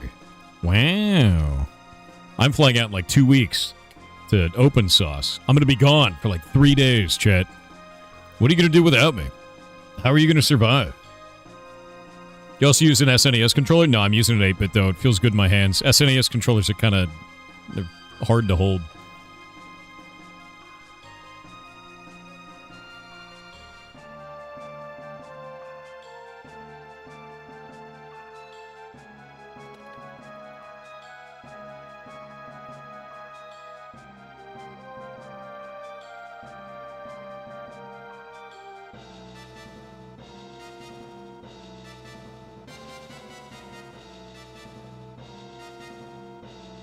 Or hate streaming now? Yeah, you figured it out. Even though I stream 12 hours a day, 7 days a week. Yeah, I'm gonna be gone for days though. Don't riot. Don't riot. It'll be okay. You'll survive. You will survive. I've reached the grinding part? No, I'm actually just going through this dungeon. It's not even really a grind in here. Yeah, get owned. Yeah, get owned. I like how, like, you can, like, dodge under them, I guess. And you wouldn't have to fight them here, but, like, why not? Why not just fight them? It's that kind of part of the game where you just want to kill everything. Where you've started snowballing in strength, you know? You have so much damage. They'll totally riot. I think the funny part is going to be coming back to people claiming that I've quit streaming. Because that's basically how it goes every day. In fact, my YouTube comments fill up with people claiming that I don't make content anymore and that I haven't released a video in years. Or they see my short for the first time again and they're like, why did you stop making videos? And I have to be like, I didn't. Like, I release one every day. Oh crap, they're killing each other.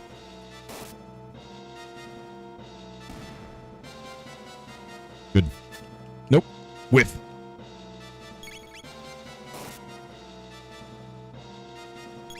Yeah, I release a short every day, and I release videos pretty frequently, at least during pigs. You heard of me quitting? Dude, you know what I'm doing instead? I'm quitting. That's right. That's right.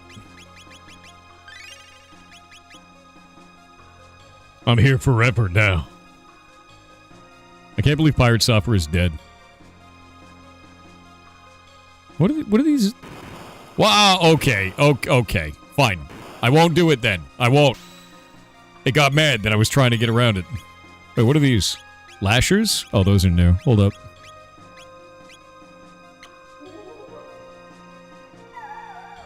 What'd you have? Multiple counterattack. Oh. Well, that's not cool. Jesus Christ. Okay. Is this what that's what we're doing now? We're doing this bullshit? Okay, how about we do this then?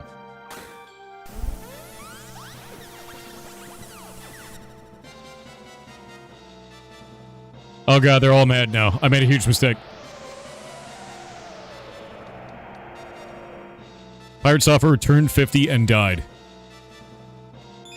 It's great. It is going to be during my birthday, though. So we're going to do... The game jam is going to start on the 15th. And we're also going to start... My birthday will be on the 15th. And we'll just do that. We'll just celebrate all of it that way. It's Luminarum.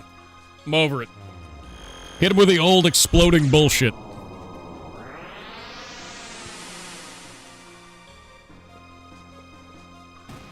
Not turning 40, Chad.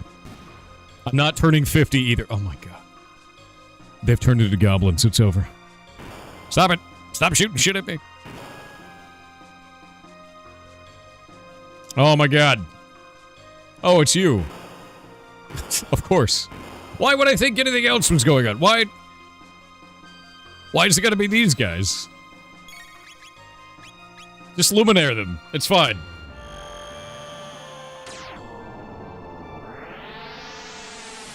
Nuclear bomb. Did you just decide when your birthday is? Dude, I'm not gonna be here for my birthday. You guys want to celebrate my birthday before my birthday or after? Because it's not gonna happen on my birthday. The ancient red rock has been passed down through the ages.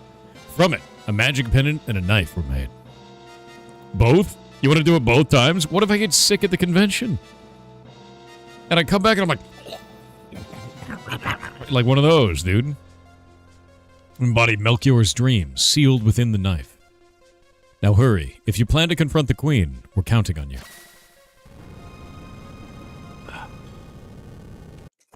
Before and after, you want to have a double birthday? This is the worst. You're just trying to make me older faster. I'm onto your bullshit. The pulse of eternal life. Oh, she thinks she's immortal now. She thinks she's immortal. Dark force. Wild energy. You're not immortal. Yeah. Some Mako reactor shit going on. You got a Twitch auto pause? That's weird. The Mammon Machine. Your Majesty, it's too dangerous. Oh. Don't stop, Shala. We're almost there. Immortality will be ours. Zeal will have the glory it deserves. Too long have I waited. She's insane. She's insane. Oh, look. It's these guys again. Give me... You know what? Fine. Yeah, she's more ha-haing. Evil always loses, and evil loses not because it is bad, but because it monologues. If you're evil, simply do not monologue. Just win. Stop monologuing. The moment a dude opens up with a monologue, it's over. He's lost. And don't tell good your whole plan when you win it. You're like, oh yes, I've won now, so let me tell you exactly how I won before I win for real. Dumbass. Just win.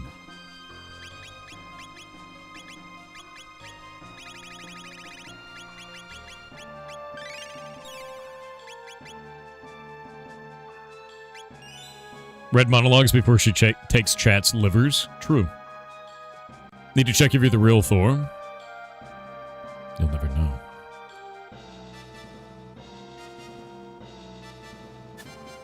Oh! New shiny bullshit. What is that?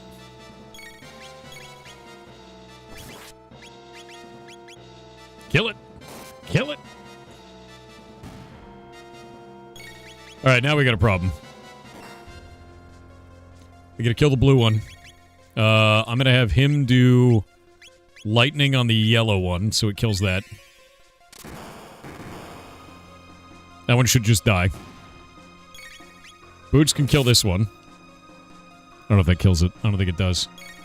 And then lightning again on that one.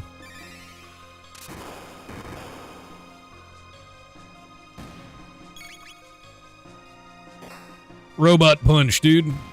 Okay, that's good.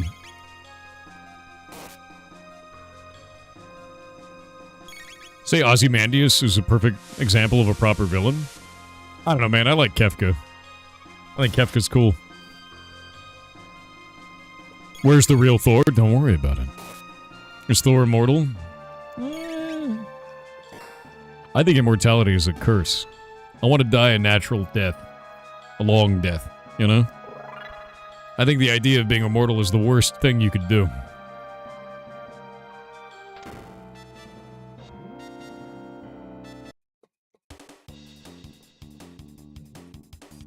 Here we go. The bullshit.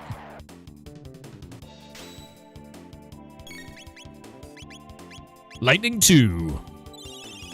Zap him.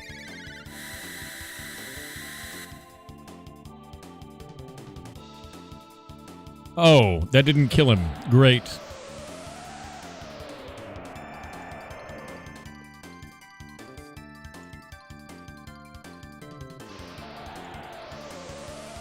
Are all three of them going to do this? I swear to God. This is hell, isn't it?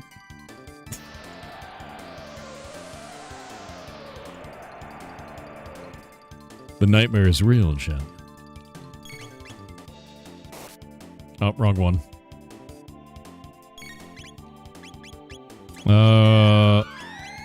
Let's just shock him.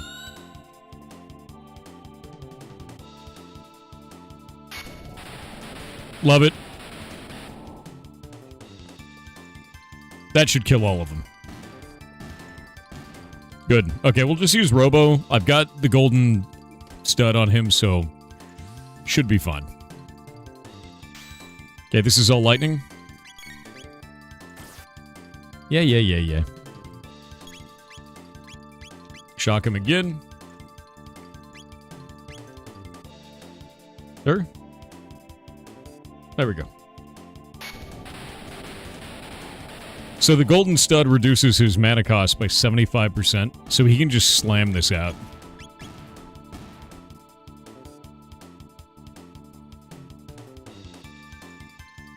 He's just a wave killer now. Now it's a problem. Okay, there.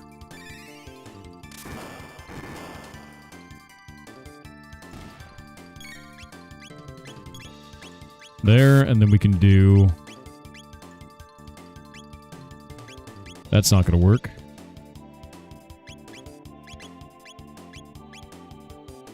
We'll just Uzi punch that.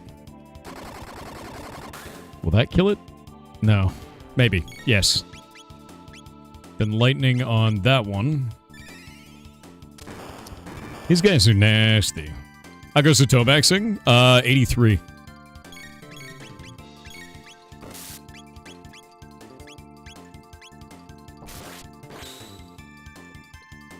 Yeah, 2.7 million right now.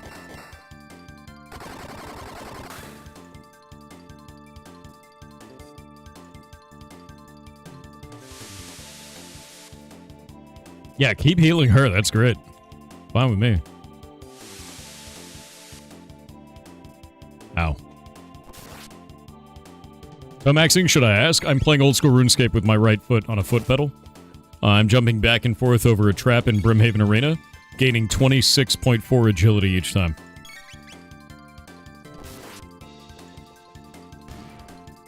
It comes out to... It's every 2.4 seconds. 26.4 agility.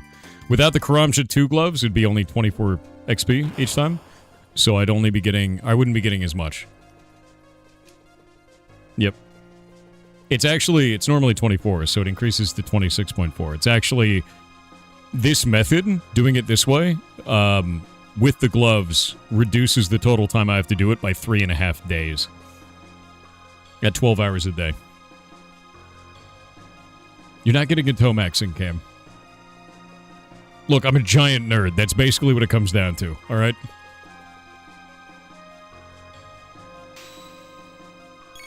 Could get the elite one? I could. I think I'm going to stop at 90 and then do the rest of 90 all the way up to 100 or to 99, doing the Penguin Arena. I think I'm going to do that because I want to get the damn pet. Or I might do all of it on the pyramid. I might do all of it on the pyramid. Hullage Sepulchre? Isn't Hullage Sepulchre like super dangerous? How you doing, by the way? I kind of hope fun new projects in the roadmap. Kind of miss game dev streams. I did a game dev stream the other day. In fact, I did 2 of them. We were working on Block Game. Fixed a bunch of shit, man. Had a blast doing it. But I promised chat we would play through a bunch of retro games once I got the device, and now I have the device. So. Thor foot... Don't call socks foot lingerie. Jesus Christ. That is horrific.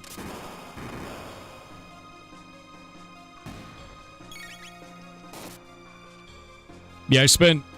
It was a 16-hour stream on Kick. Doing game dev. And then I spent like another 3 hours the next day on Twitch, Kick, and YouTube doing it. And it was just fixing stuff in Block Game. Mostly Java work, and then configuration after that. I had to fix like a bunch of bugs that already existed, and they're all done now. Yeah, call them foot gloves at least. Socks are not foot lingerie. I'm not even wearing socks right now. I hate wearing socks. You want to know something funny about that picture? I put the sock on to take the photo. Because I wasn't going to put my raw dogs on the internet. Because I know better.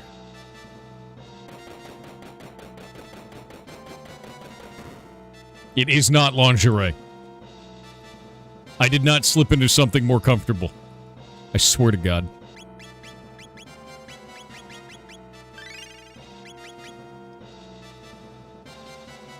You let people peep your weird toes. I don't need to know what you do in the comfort of your own home. No one needs to know that. Leave me out of it. Don't say foot daddy. Oh, God. Not with that limes emote. Jesus Christ, dude. This is it. This is the moment. Every streamer realizes that they've created a monster, and this is that moment for me. This is the worst, dude. It's like a toy, too. You guys have it now. You know it's bad. So you're just gonna keep doing... Oh, it's over. Oh, golem twins. The goddamn golems. Jolem time. You ready for a double Jolem? Don't like that. Yeah, exactly. But I'm gonna be honest with you. Your name is D. Pickles, so like... Ow. God damn it, these are gonna suck. How much HP do these pieces of shit have? Okay, hold up. Charm it. Magic tab, very nice.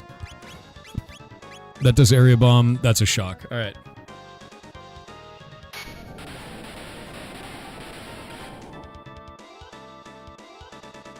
Nice. We're gonna use... You... Nope, that's the wrong one. I pressed the left and it went to the right. That's cool. It's fine. Charm over here. That hurts. Is she dead? She's not dead. Okay, good. Yeah, I want them to stay on lightning. Magic tab, very nice. 2 magic tabs, not bad. Okay, so you are going to use Luminaire. And you are going to use Heal Beam.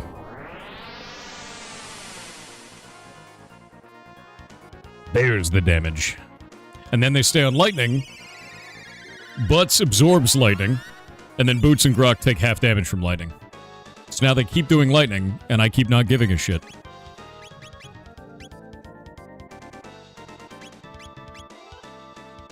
Dino Tail does more damage the lower her health is. Yeah, big old Dino Tail. They'll switch to physical, and then they'll switch back to lightning. If programmer socks are not foot lingerie, bro, they're solid black socks. They're not programmer socks. It's a very different thing. Luminaire.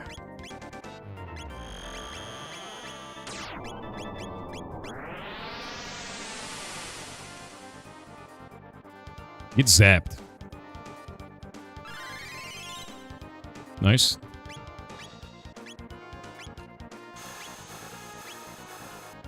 There's that weak damage.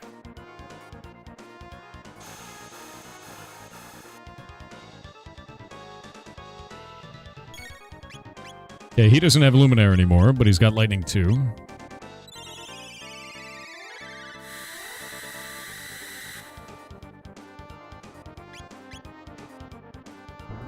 Popping Dalton.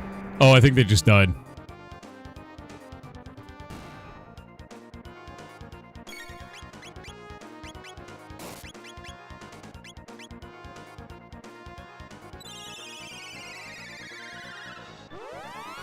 How's the fight going? Good. It's going good, dude. We're almost done. Ow. Rude.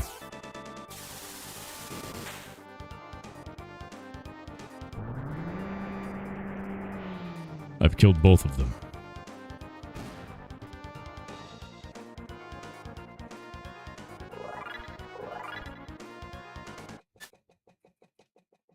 They beat the Golem twins? Alright, this calls for the Golem boss. Bro, what? What's that strange force? This could be Lavos' energy? I've got a bad feeling about this. You don't say, Dalton. All my work will be in vain if I expire before I'm immortal. This is your lucky day. Bye-bye. Alright, man.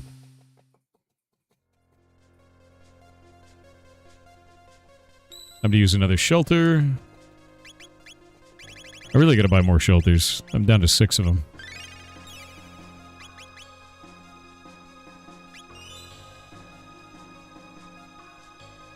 There we go.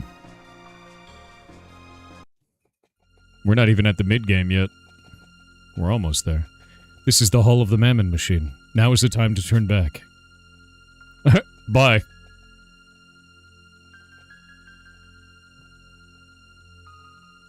Not a blind playthrough? No, I played this when I was a kid. No. I played this a lot when I was a kid. Boots come. We're a strong beast. Gravitational pull. I sense a dimensional warp. Here we go.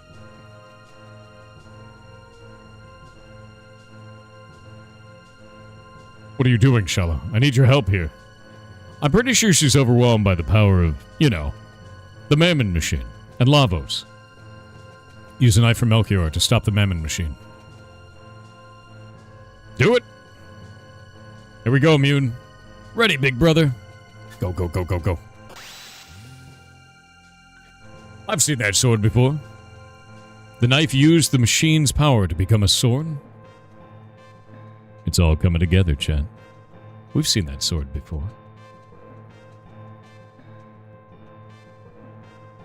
It's coming.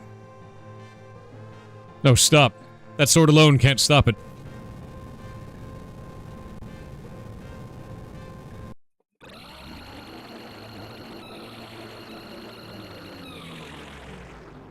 Can you lick the sword? I mean, you could. Oh, here we go. Right. Jesus Christ, dude. Oh, okay. Yeah, that's not good.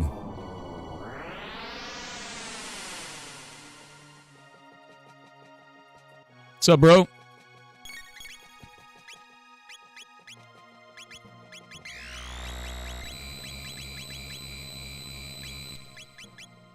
I think I'm already dead. What's up? Yeah, if you win this, there's a different ending. Yeah, I know. There's no way I'm winning this one, though. Not strong enough yet.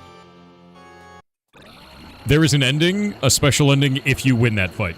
Which you can. There's a ton of different endings in this game.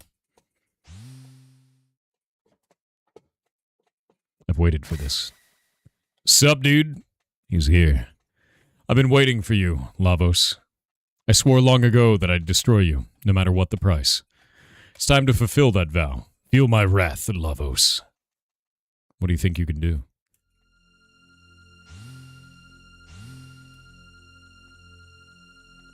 A false prophet. You'll be a snack for the great Lavos. Mother, please stop. His power can only end in ruin. Get away from there, Shala. The almighty life force of Lavos lives in all of us. You are a part of it. You cannot change fate now. Oppose me and I will destroy you also. Damn! She's got Emperor Palpatine powers now, dude. Come, prophet. Feel the power of Lavos. Lavos is just a baby. My powers are being drained. I won't be beaten. I survived the darkness to defeat you, Lavos. Take this. Hell yeah. What? It doesn't work? You ever just die? You ever wait 12,000 years to die, you know? Your measly power can't touch Lavos. This from me to you. You shall enjoy eternal life as part of Lavos. Oh, it's eating me. Stand up, butts. Boots no like lose. Dimensional warp is getting bigger.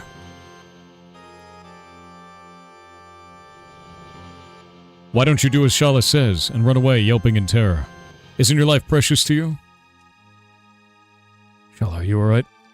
No. No, it's eating them. Don't let it happen. Eat me first. What do you hope to do? You challenge Lavos with that battered body of yours? See the power of Lavos and feel his wrath. Eat him.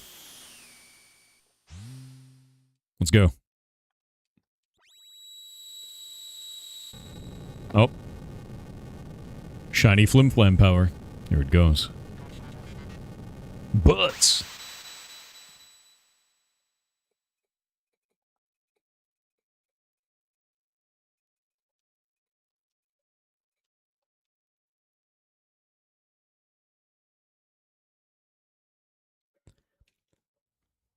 Hey, you guys remember when you had hero armor, like plot armor? You remember when you had like the ability to go like Super Saiyan and then, but then instead you turned into a fine mist? Yeah. Yeah.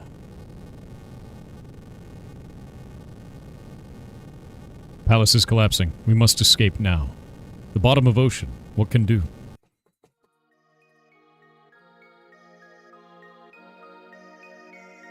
Last of my penance power will send you to safety.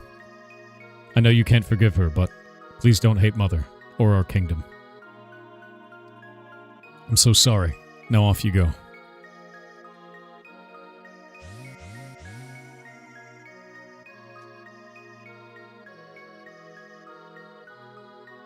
I need that shiny. Butts.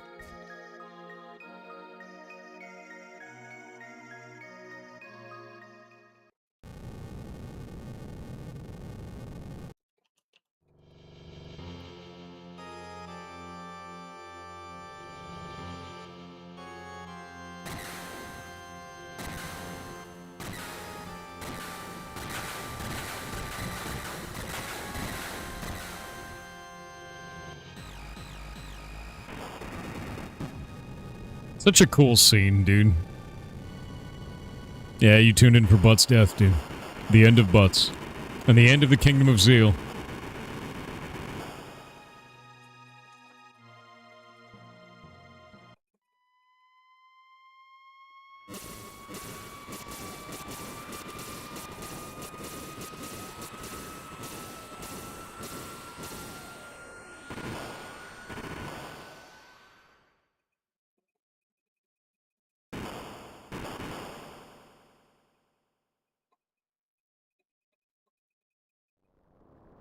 A tidal wave. Let's all go outside. Son, that is the worst place you could be. It's time to not be where you are right now.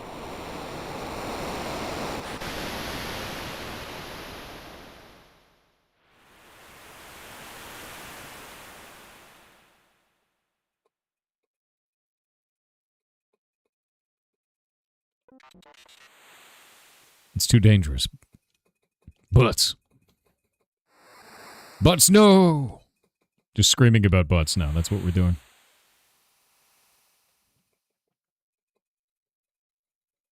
You're awake? You were delirious. Butts. Where butts? We found no one else. No, that not true. Butts strong. Butts not gone.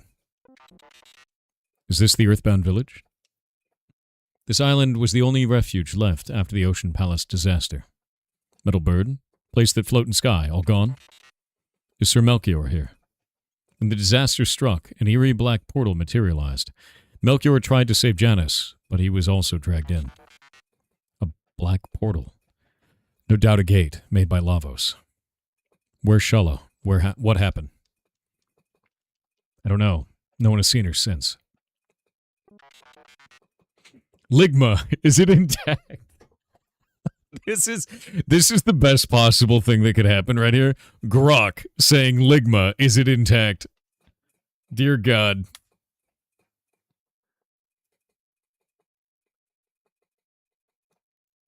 Holy crap, dude. I screenshot that.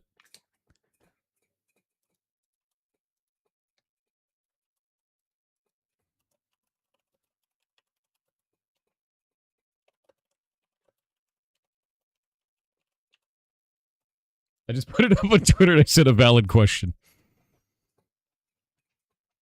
Your ship is quite sturdy and safe. It's almost as if it followed you here.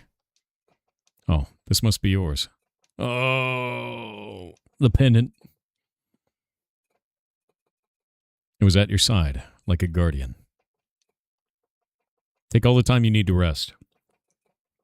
I will be in the comments.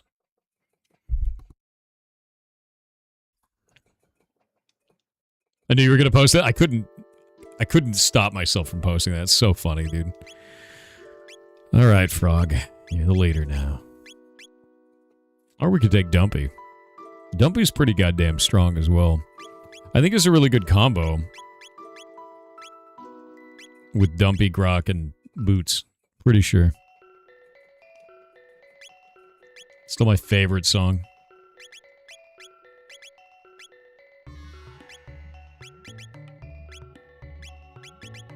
God, it gives 10 magic events?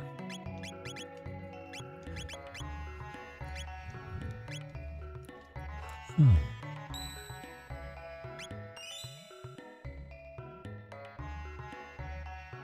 Yeah, we lost the game and our butts, dude. Bye? I need, like, at least 5 of those.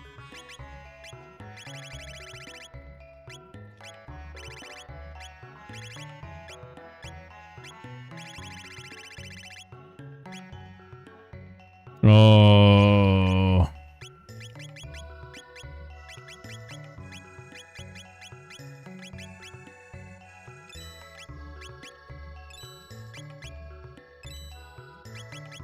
Yeah, these sell for 8k each. Jesus. Check back with him because his wares vary from time to time. Magic tab. You just lost the game? I did too. It's unfortunate, isn't it? Moonstone left in a sunlit spot for millennia becomes a sunstone. The Sun Keep of Zeal had such a stone. Very old stones are required to harvest useful amounts of power. Few enlightened ones did survive, but no distinctions remain between the enlightened and the earthbound anymore.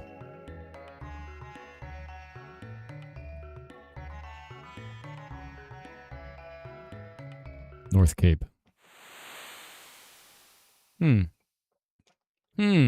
This seems familiar.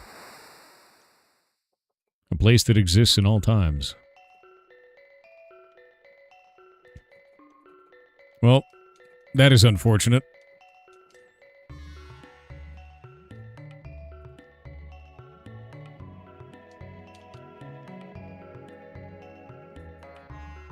Look at the sparkles on the ground.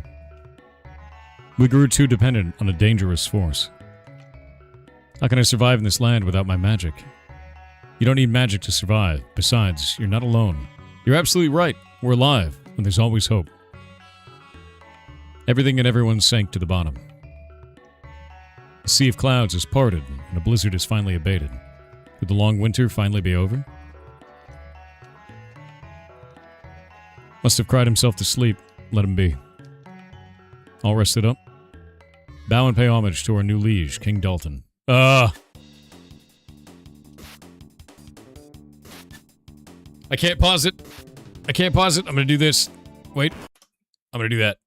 There we go. It was trying to keep playing. I don't want it to. Dalton's a piece of shit. Is King Dalton Jeff? Apparently, dude. Okay, let me set up the game real quick. One moment.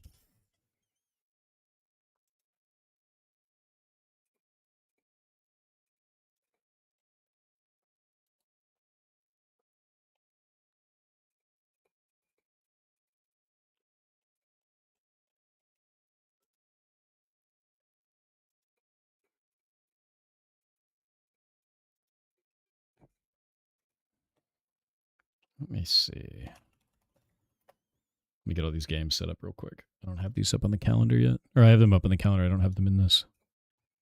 TTS that. Dark Toes 94 on Kick said chocolate bomb pops aren't a dessert, they're a secret government experiment to see how quickly people forget what they were doing after spotting one in the freezer.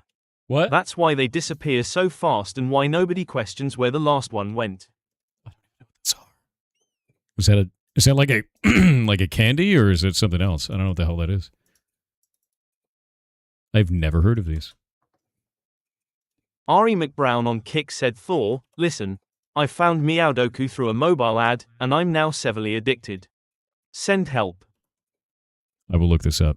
I've never heard of this. Man, it would be really cool if Twitch didn't do nearest word on search. One sec. Why do they do this? Got it. There we go. When I'm trying to find like categories, Twitch doesn't do an exact match. They do like a search across that. So if you have a game that has the word of in it, it pulls every game that has the word of in it. Even though you've written like potato of cheese, they'll be like, oh, that game has the word of in it, so I'm going to pull every game that has ever had the word of. I'm Twitch. Hold up. Could you? There we go. All right, Dalton.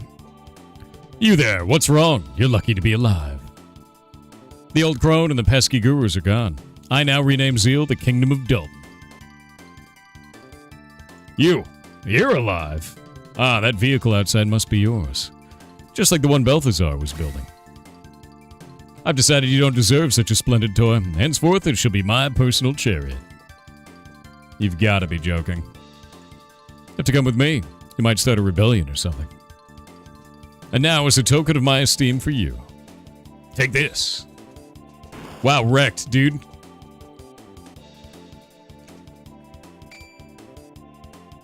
How's this? Oh. Enjoy a little taste of my true power. Yeah, imagine the village of the world being called Dalton. Ugh. She did. She almost killed the old man. Oh. Robot room.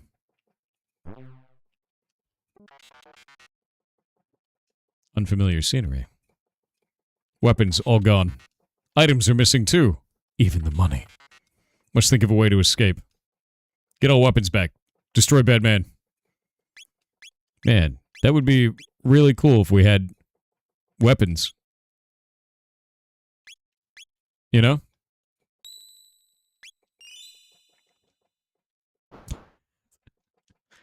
Without weapons, they're powerless. Dude, she will punch you to death. That's like her whole thing, is that she punches you to death. What? This must be... the Blackbird. Yeah, we have magic, and she punches through robots. Brock, please wait. It seems like an air duct. Sneak it around. We can observe the enemy from this point. I love this, dude. How insane that is.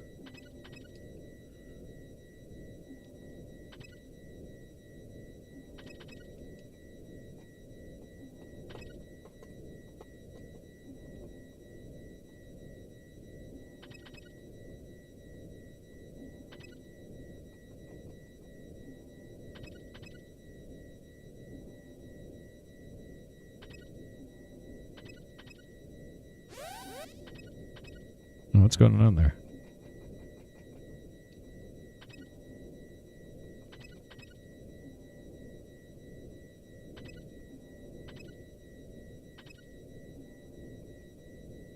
I want to go back down this way, because I think there's another route down here. It's in this one.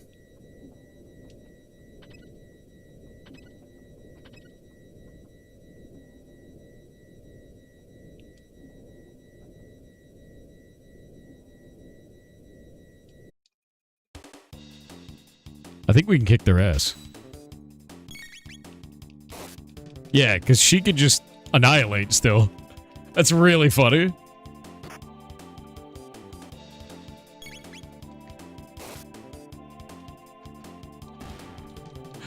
So good. What's the matter? Nothing's the matter. What's up with you?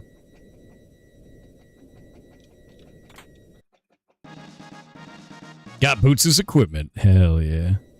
Wait. She's the one that didn't need the equipment. Crap.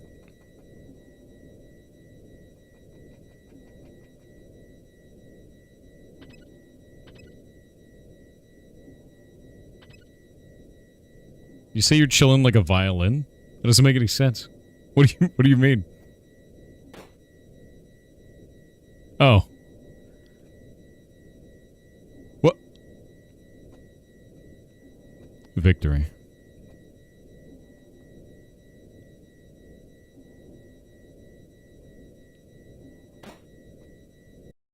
Ah. That's a lot of dudes. Dino tail him. Yeah!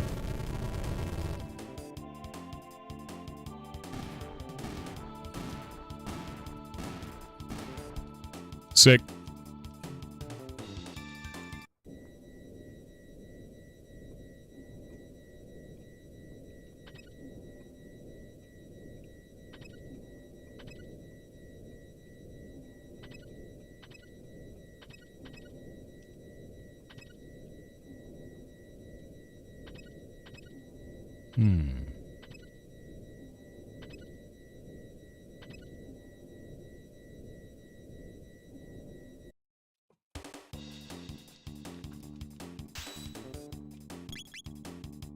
Dalton actually has great importance for the events of Chrono Cross. Does he really? I kind of just want to murder him. You know?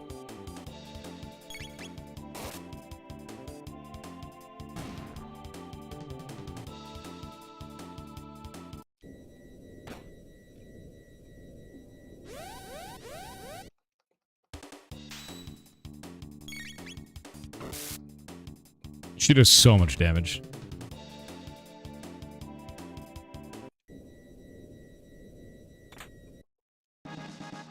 Alright, Grok's got his equipment back now. Now we got 2 fighters. Now we can start ripping this place apart. He's super important to Chrono Cross. No shit. I had no idea.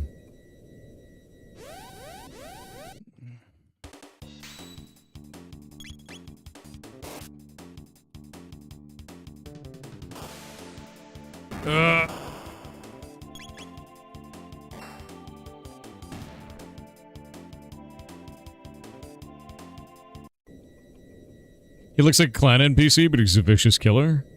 Yeah, I mean, kinda. He's mostly just a huge piece of shit. Like, of all the villains that are out there, like... Dumpy's equipment. Sup, nerds? We can mostly just kick ass. So...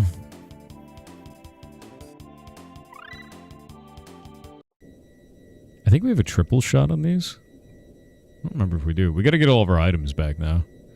I think you can get out of here without getting your items, too. I think it's like one of the things with this. I also don't remember if everybody has their stuff back, or if it's just them. Let me check, actually.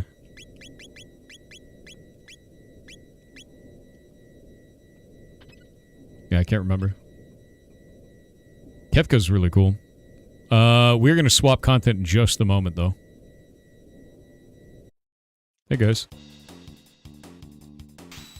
Because we got the first game. Make sure I get it on. One moment.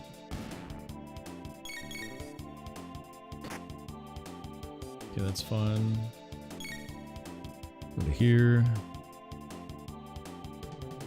1 sec.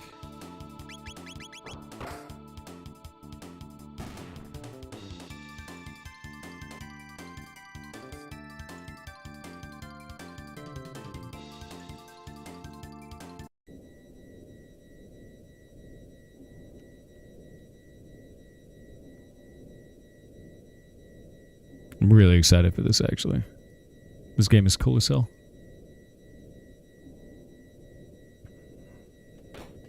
Okay, it is downloaded. Everything is cool.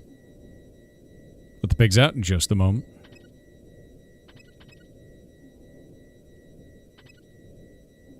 Right now it's sneaking around Chrono Trigger time. And now it is time for pigs. You guys ready? We're gonna have to kill these 2 dudes and then we're gonna do it.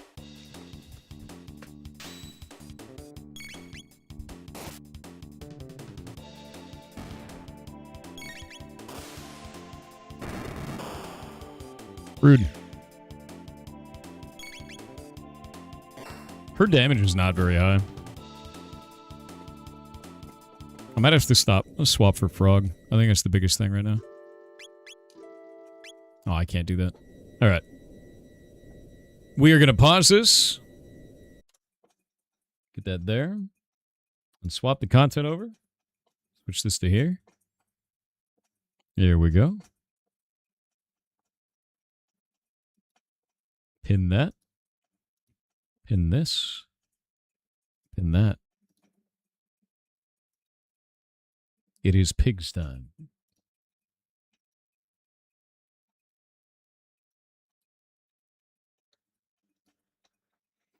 Alrighty.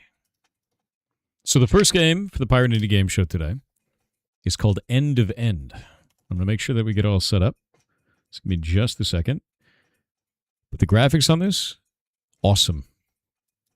Really, really cool. Okay, it looks like this is working. Let me get the audio for the game. So that. Look at that. I love the art direction for this game. I think it's amazing, dude. Like, I really do. So, yeah, it's super cool.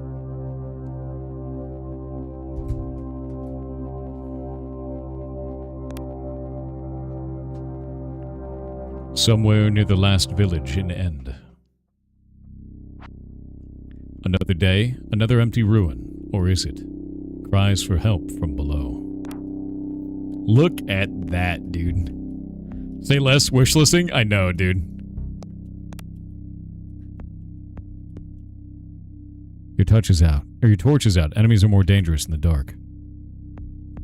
My torch has run out already.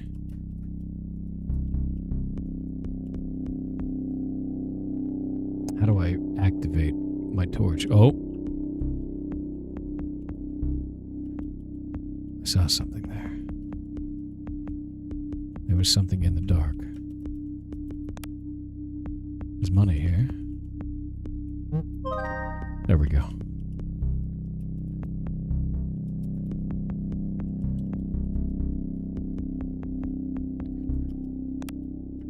You have a limited amount of time for your torch.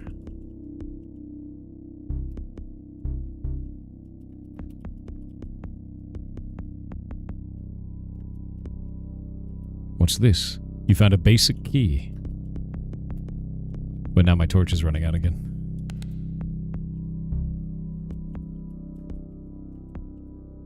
What is that? I'm really glad that they gave this like a really spooky vibe. New enemy. Goblin. Does more damage while you have no armor.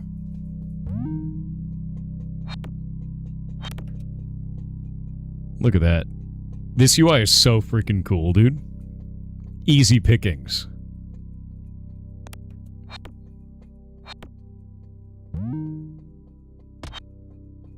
He's kicking my ass. Says easy pickings, but I took a lot of damage on that, actually. Probably because I don't have a torch. Enemies are more dangerous in the dark, so... When you attack, 100% chance to restore 1 HP. I mean, yes. Yes.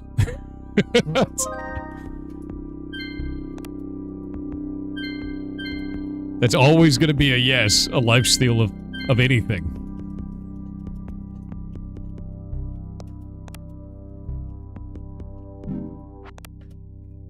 Get him. I love that lifesteal. Hell yeah. Yes.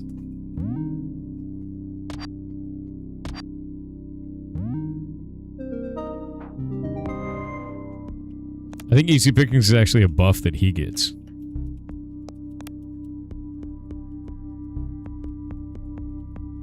Oh?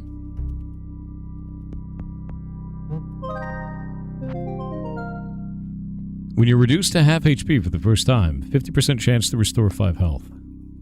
When you attack, 50% chance to gain 3 speed. When the battle begins, gain 1 thorns. When you attack, deal 1 damage for each application of thorns. Caltrop seems really good, but so does this. I don't really know what speed does yet. Not quite sure on that. I think Steam is lagging? Stream is stuttering? Is it? Let me try something. I'll fix that. What I'll do is I'll capture it over this. How's this? Still stuttering? Yeah, thanks for letting me know. Is it fine now? Or is it weird? No, it looks like it's frozen. Yeah, no, it's frozen when it's selected.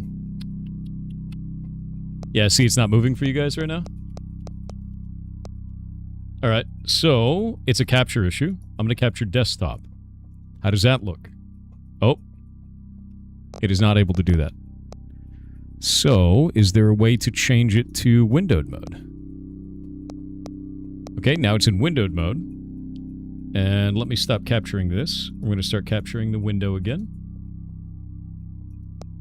Okay, so when I put it in windowed mode, and then I capture it as a window, it's fine.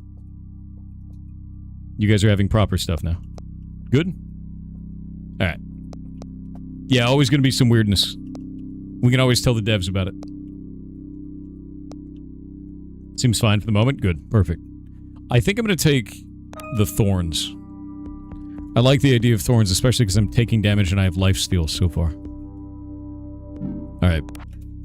Oh, that's a big guy. Entry hazard. Reflection. I have lifesteal. He takes thorns damage. Oh yeah, we're dominating now. Lifesteal plus thorns is so nice. Glad you're all enjoying us for? Absolutely.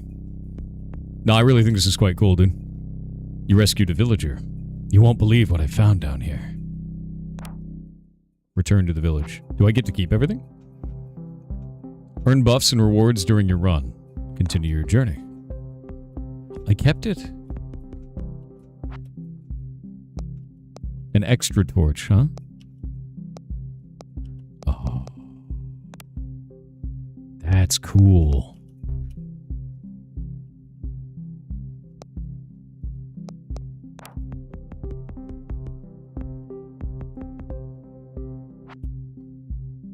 What knowledge do you seek? Spend your stat points. I have 1 stat point right now.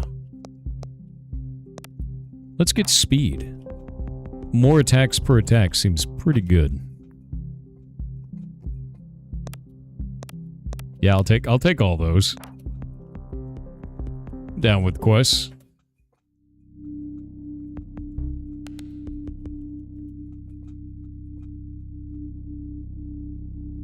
My torch is enormous right now. Is that a shop in the dungeon?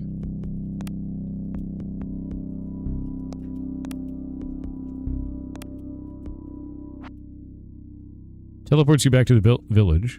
How much gold do I have? 3. Keys only cost 25 at the shop. That's kind of huge. Hey guys. We cool? You're not cool. Gain speed every round. The skeleton must die! It has a lot of armor. Bone March. And thankfully I have thorns. So I'm just gonna keep hitting it with that old thorns. Although he's getting a lot of speed. I don't know if speed does anything. Oh no, he's very fast now. Oh, this is bad.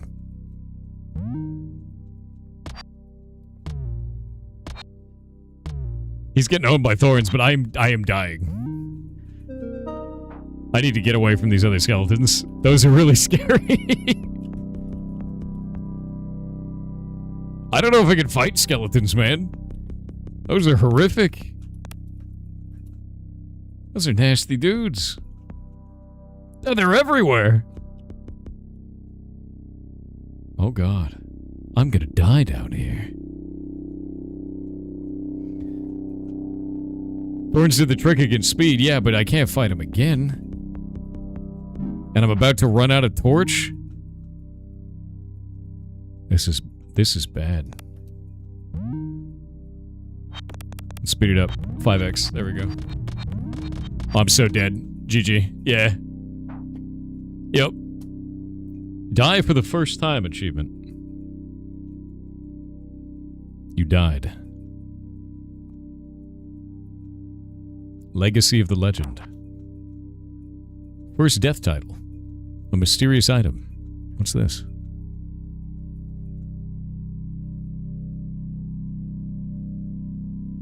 When you attack, 25% chance to apply 1 weakened. Okay, so now we have a chance to get a new item type. Oh, there's so many character classes. +2 max attack while armored. Alright. We get a locksmith origin, so we start with 2 keys. That's cool. Do we get more SP? Stat points, do they stay between runs? It appears they do. Maybe. How much money do I have? 0. Into the dungeon. Goblin Slayer. Find and defeat 5 goblins. Find and defeat 3 gorgons. Find and defeat 5 skeletons. Those are horrifying. Those are horrific. I don't like those. Yeah, this is a really cool game, dude. I love money. Let's see. When you attack, 25% chance to deal 4 damage and consume 4 torch. No, I don't want to do that. When you lose armor, 50% chance to gain 2 maximum attack. That's a contender on a character that has so much. Yeah, we're going to do that. That's really nice. Because I'm going to be losing armor. It's another goddamn skeleton! Why are you so scary, you big bastard? You big, horrible, awful thing. We don't want to use the healing fountain yet. Get him! Stab the shit out of him. Gained a level. Hi. I have so much armor. I don't need the healing fountain yet. I don't need to refill my torch yet.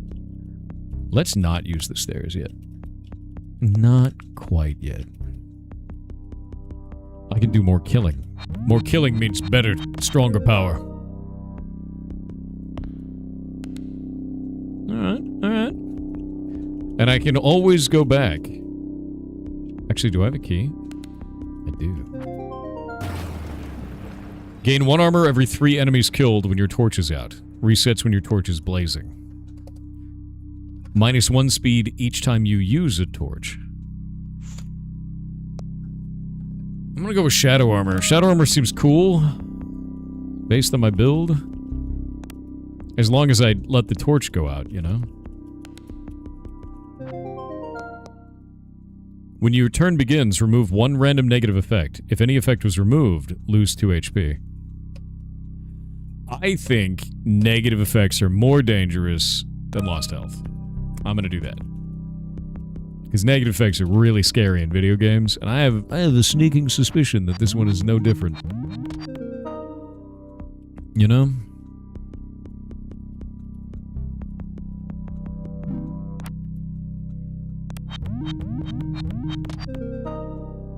Honestly, that bonus damage, every time I lose armor, is disgustingly strong. It is carrying the living shit out of me right now. I've gained another level.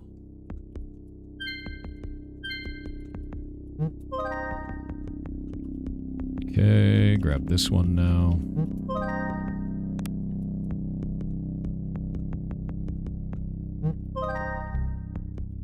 Go this way. Oh, we got like a weird summoning room in there. Oh, we got a dude trapped too. I don't have any keys. If only I had a key for that guy. You know?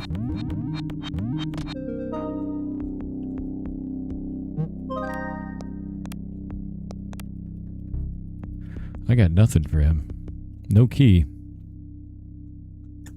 Keyless and soggy.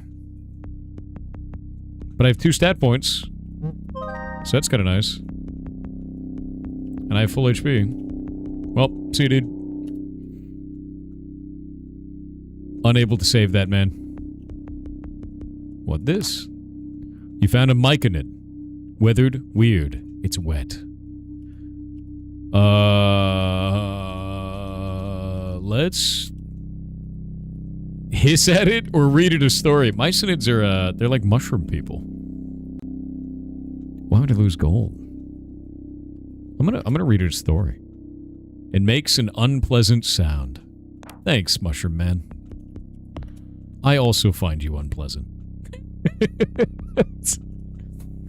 What's this one? Is this a colony? Why does it look so bloated? Let's give it food. You have a bad feeling about this. I'm really glad I gained a key for that, though. Because now I could do this. Hey, man. You rescued a villager. Rescued. Do I tip or... Do I tip you or... I don't know the protocol here. Just go home. Go on, get... They increased your max HP. Okay, that's kind of sick. A goblin. Murder him. Oh god, I am the one who is getting murdered. That was pain. That goblin was full of pain. I have only 4 HP left. And I can't go back up. Shit. Goblin pain. Press R? Oh, I can sleep. Oh, but it took all my torch. Thank you. Thank you for this knowledge. Now I'll die in a different, more fantastic way. Hey man, you look like a snake person. Sets your speed to 0 when the battle begins. Great. That hurt. That was full of pain. Thankfully, I have whatever that is. More torch. Hello, snake person. Nice.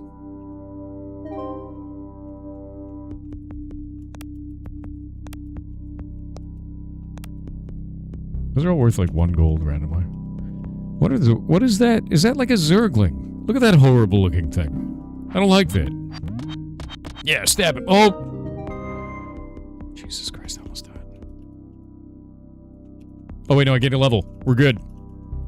Goblins are actually horrifying, by the way. When you kill an enemy, 100% chance to restore 2 torch. Nice. When you attack, consume all bleed on your enemy and restore 1 HP per stack removed. Also cool. If you have no armor, 50% chance to gain 2 speed. Wirt's right boot. Okay. I see what's happening here. Wirt's boot. That's funny, dude. Hello, you horrible looking thing. Blitzclaw. If faster attack becomes speed difference. Great. It's gonna do a lot of damage to me. It's gonna hurt a lot. Thankfully, I have a bunch of armor now. I have 10 armor. So it's fun. Hey, man. Yeah, I don't like whatever you are. Living Shadow consumes your torchlight every round. Jesus Christ, god damn it. These monsters are brutal, my dude. You have brutal, horrible monsters. Full of death and sadness. I need to heal. I need that torch. Skeletons. We got ads. We're gonna win in the ads. This game is full of pain. The game is full of pain, and I love it.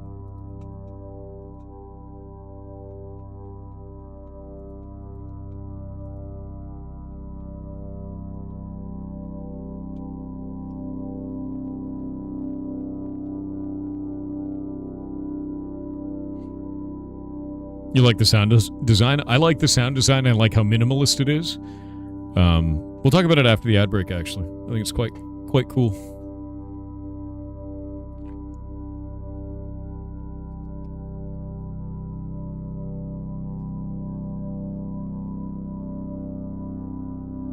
You're sold? Already wishlisted? Yeah. No, this is cool as hell.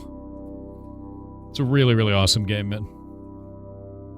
I just love how minimalistic it is, while still being very deep combat-wise. Oh, you guys made a little event and announcement. That's awesome. This is really fun, dude. Same, you want this badly?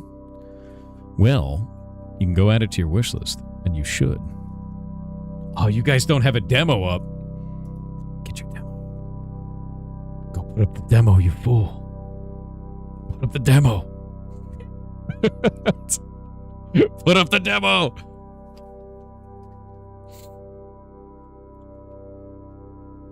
Oop.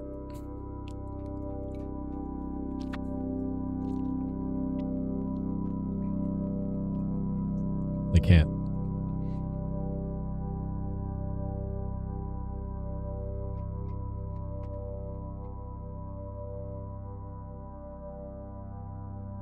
This is coming soon. All right, ads are over. Yeah, no, so far, I was talking about it during the ad break, but I want to bring it up. Incredibly minimalistic in terms of graphical design, very readable, very fun. This is hard in a way that I think is really good. I want to play this. Where demo? Like, I want to play this more, because like this is actually a blast, man. And I love the art. Like, the art on this is just so freaking cool looking. And the fact that I can rest is also really nice. You found a lizard. It's wet. What does it want? Pretend it's not there. Walk away. Stare at it for a bit. That one gives me a potion. I walked away. It didn't notice. I got a potion. How does that work? Restores health outside of battle. Alright. I don't have a key. I lost torch on that, though. When you attack and roll your minimum attack, 50% chance to attack again. Each round, 20% chance to gain 5 maximum attack.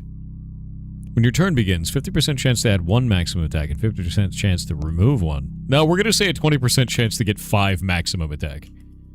Oh.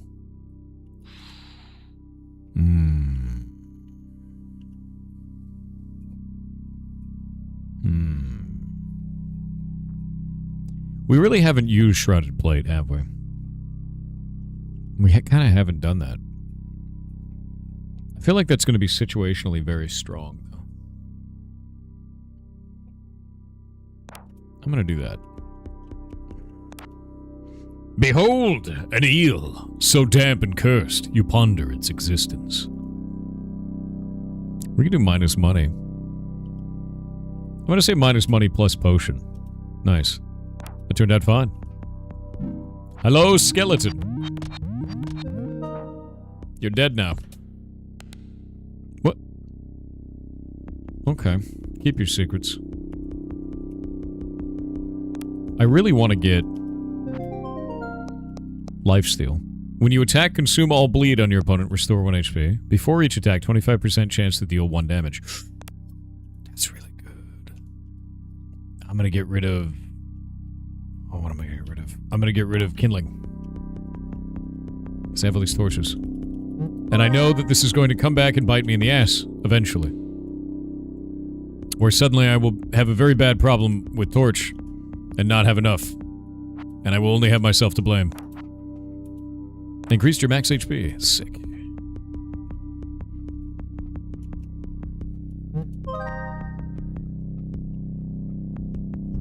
No key. Hello.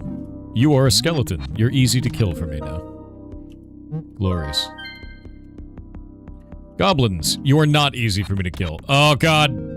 Okay, it's dead. We're good. Is that horrible thing again? It's that horrible thing. Oh, it's dead. Gained a level. What is this? When you attack, 50% chance to gain 3 speed.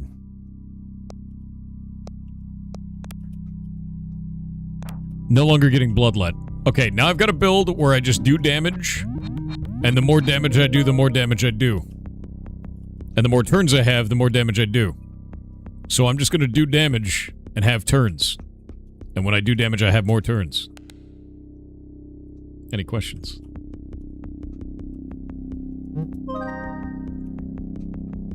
Have turns to have more turns.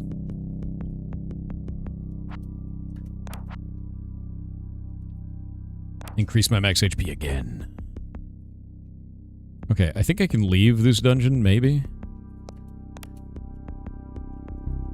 I'm about to have a bad time, I think. Because I think I'm out of torch soon. But I'm going to go down the dungeon level. The torch system is awesome. When battle begins, gain 2 ward. When you would lose HP, prevent half. Lose ward equal to the amount prevented. When you attack, consume all bleed. Each round, 10% chance to deal 5 damage. Well, I'm going to take the gold. I have to keep going until I die, don't I? There's no way out for me. These dungeons just keep getting larger. I like that the dungeons are procedurally generated. That's quite fun. Oh look, one of these horrible little goblins. It's gonna use easy pickings. Why is my armor so low suddenly? My armor's down to 4. It's not good. Stumble upon a worm. Why does it look so judgmental? Pretend it's not there. More armor.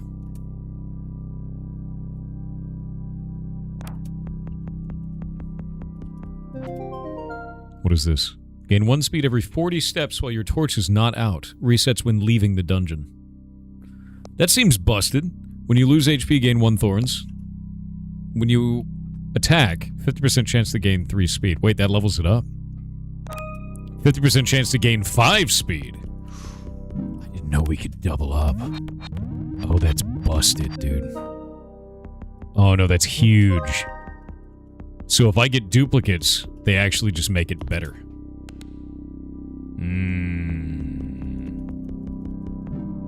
Hello, Joblin. You hurt. You're full of pain. You come face to face with a goat. Its form incorporeal. Its spirit strange. We could walk away from it, and I'll get whatever that spinny boy is. I don't know what the spinny boy is. Wait. It's an item of some kind. I'm getting the spinny boy. It makes an unpleasant sound. What is the spinny boy? Pocket portal teleports you back to the village, so we can teleport back to the village and not die. That's interesting. That thing was really strong. I don't like that.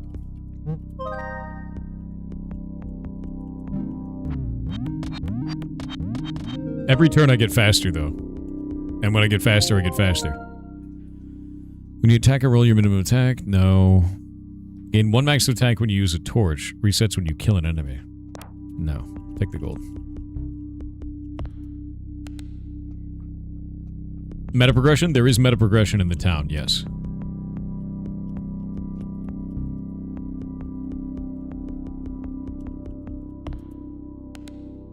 Okay, that will release the villager.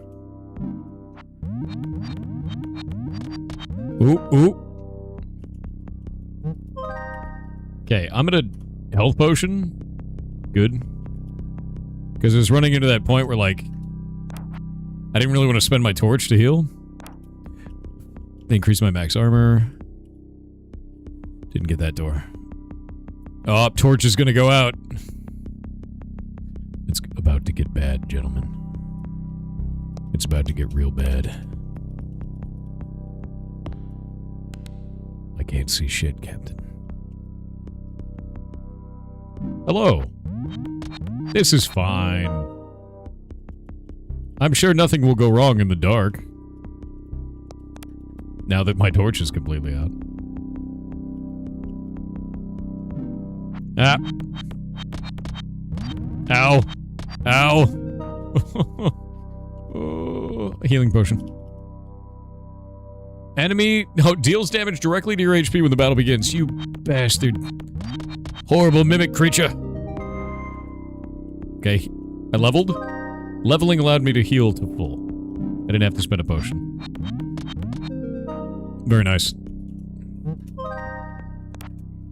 You almost trip over a mote of light. Slap it. I'm gonna leave because I don't have any torch to really spare right now.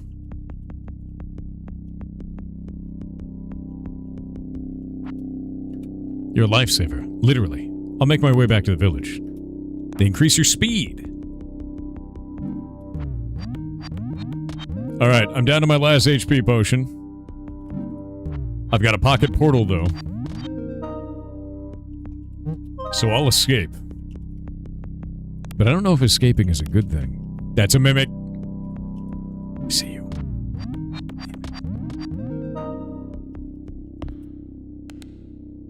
Mimic was full of pain. Was that a guillotine down there? What the hell was that? Did you see that? Ow. Damn, dude. That thing dodges like crazy. Alright. You would think a living shadow would dodge more, you know? So it does match. Alright, we're doing good. Oh my god, dude. Bone March is terrifying. Bone March is actually terrifying. Come on, man. No. The torch is running out. What is that? Oh, it was a portal back to home.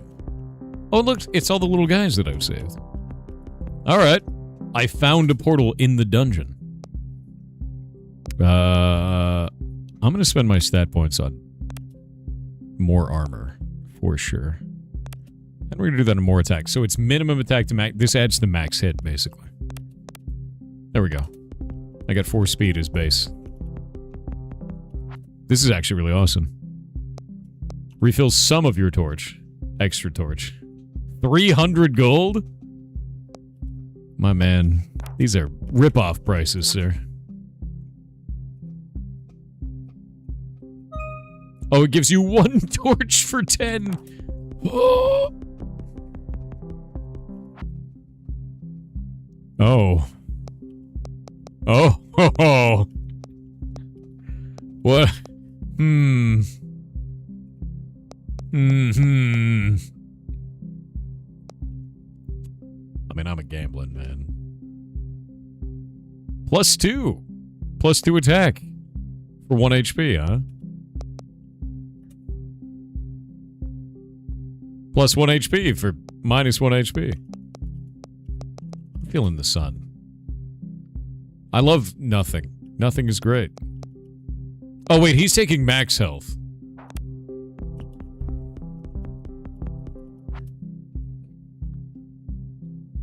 Upgrade an item. Yeah, that seems really good, actually.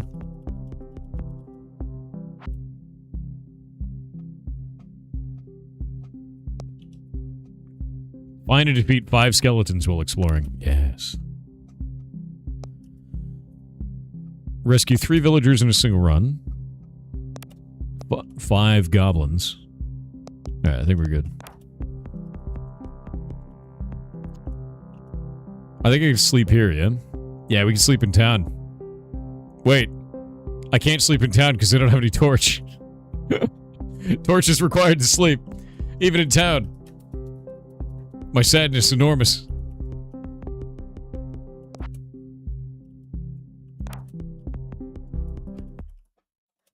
I wish I could sleep at an inn.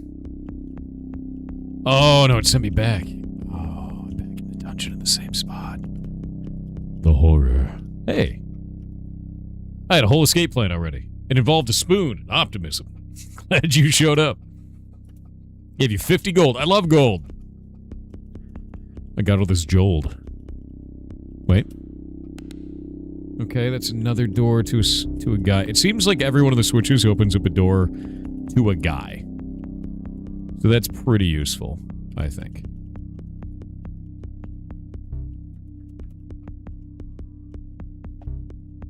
It also means I really don't want to go down a level until I full clear the level that I'm on. Which is what I've learned so far. Because enemy deaths are a resource. Nice.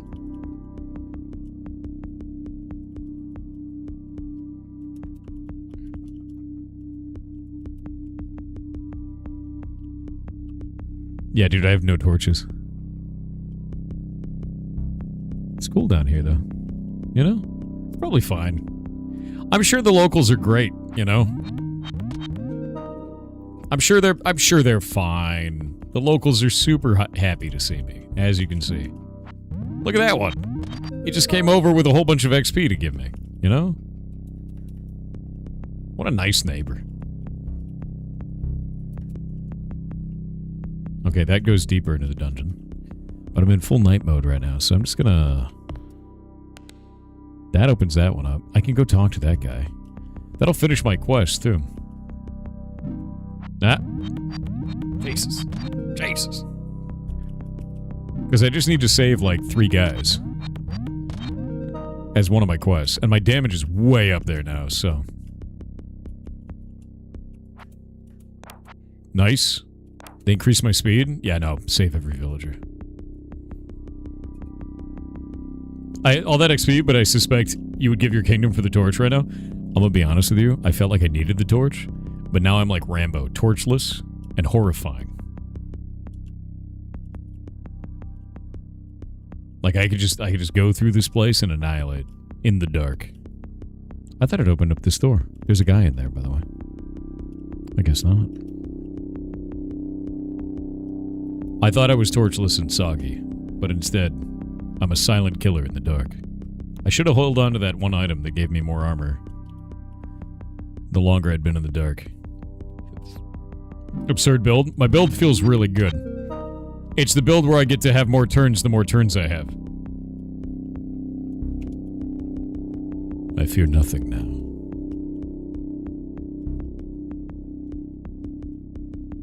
Basically, all I want is I want the enemies to fear me. And I think I'm there.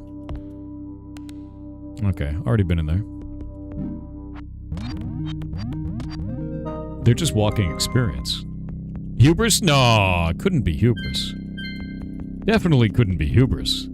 More levels. More. Oh, it's a weird room. Hello. I'll take that. And one of those. Another one of those. Another one of those. Thanks. This will help me murder your friends more.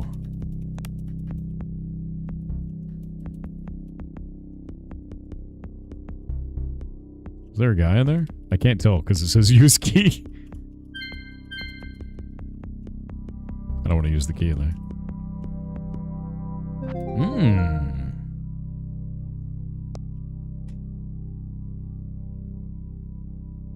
I think Bloodlust already exists, right? When your turn begins, 50% chance to gain 1 minimum attack? No. I'm going to take the gold. I want to get upgrades only at this point, I think. Because basically what I have right now is I have every time I take a turn, I have a chance to take turns faster. And every time I take it, like that's this one. When you attack, there's a 50% chance to gain 10 speed. Before each attack, 25% chance to deal 1 damage. So every time I take an attack, I have a chance to do more damage and take more attacks. And each round, I have a 20% chance to gain 5 max attack. And when I lose armor, I have a 50% chance to gain 2 max attack. And I have 11 armor. So it's like just rolling into itself, constantly increasing my attack and speed.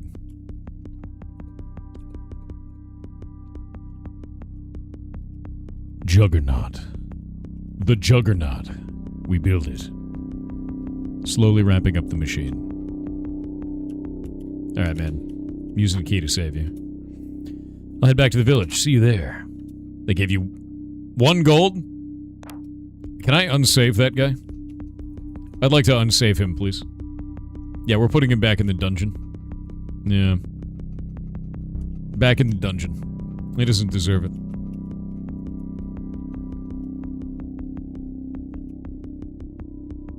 Alright, we're going to the next level down. I think I'm limited by the amount of equipment slots I have right now. There's got to be a way to increase that. Because there's 4 more slots down there. Oh. Game freaking out? Uh-oh. Game may have just crashed. I got a spinny wheel of death.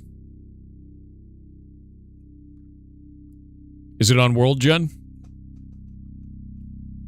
Feels like a World Gen bug. Yeah. It's okay. It's okay.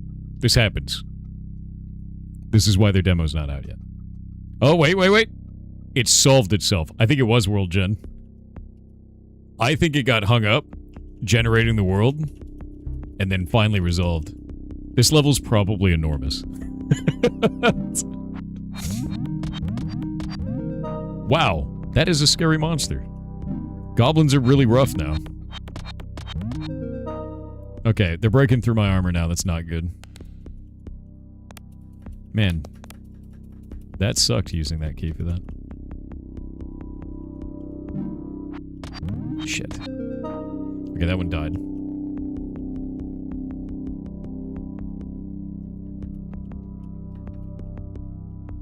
It's gonna be bad in here, isn't it? Oh. A torch, you say?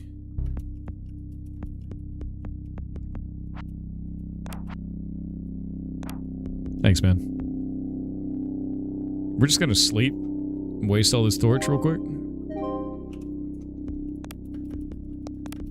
then I'm gonna take that portal home and use my stat point.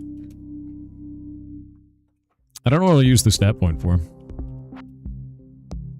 Probably one more armor. Yeah.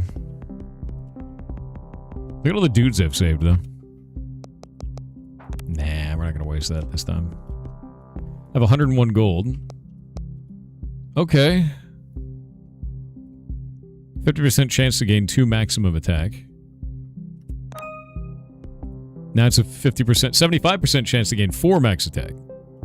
Now it's disgusting. Fantastic.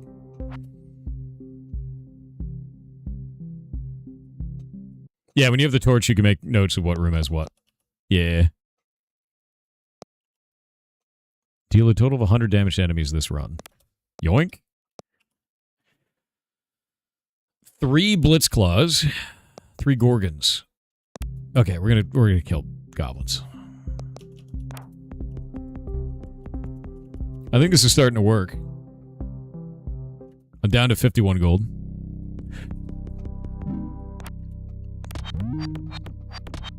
Oh my god. Dude, darkness gave him 7 movement. That was really bad, actually. Darkness just buffs the shit out of them. Whatever they are. A horrific thing, really. Rhythm? Nice. Don't be nasty. Alright. Alright, we got a chest up here. A Joblin. Before each attack, 2% chance to deal 100 damage. That's kind of disgusting, to be honest with you.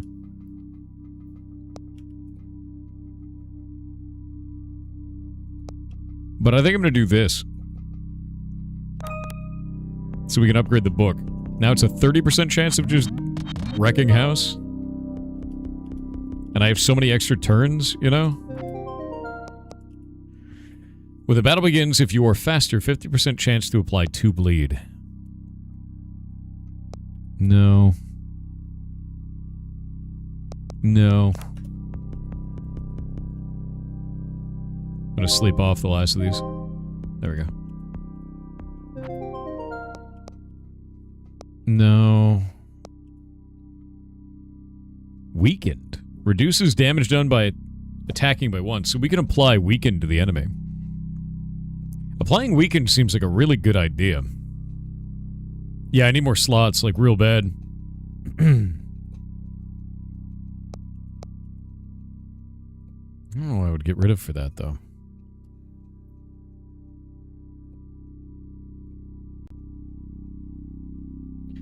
The Pebble is the weakest one right now, but I feel like upgrading that would be really good, you know? Because if it goes up, like this one increased in percentage. So if this one increases in percentage and damage, it can turn into something godlike. So I don't know. I don't know yet. I'm gonna take the gold. Taking a gamble on Pebble.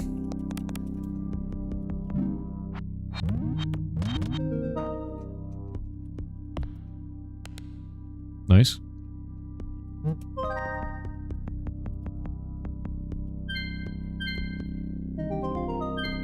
We'll have a Fountain of Healing. Kick his ass. I just did 20 damage to that guy. Absolutely annihilated.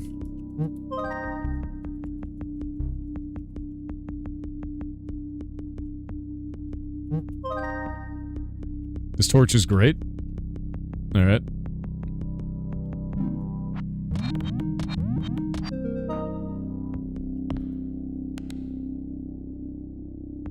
Yeah, this game is the epitome of keep it simple, stupid. Yeah, but the combat is very deep because of all the different items.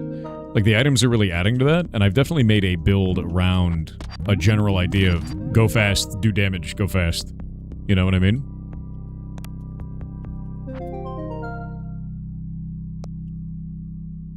Your HP and armor are averaged and equalized.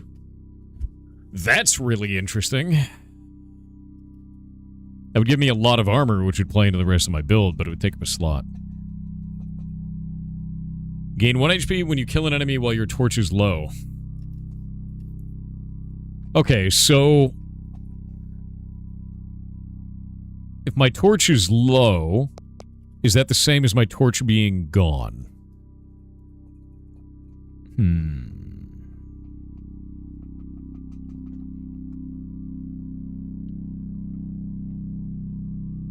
Part of Darkness build? That's kind of what it feels like. Because there was another one that increased my armor whenever I was in the dark, right? There's also this, when the battle begins, gain 1 additional strike, which means I'm guessing you attack twice each time, which seems really busted. But it's only 25% of the time and only happens in the beginning of the fight. It also has 10 levels, which is sort of nuts. You know what I mean? Like a 10-level thing is kind of insane. The Pebble is also 10 levels. I don't know. I'm gonna take the gold. Take the gold for now. I want to see if I can get that Pebble running. Because if I can get the Pebble going, then maybe it'll do something insane. And it seems like it's already doing work with this build, so... because they take so many turns... and because they take so many turns, I get so many attacks with it. So many chances with it.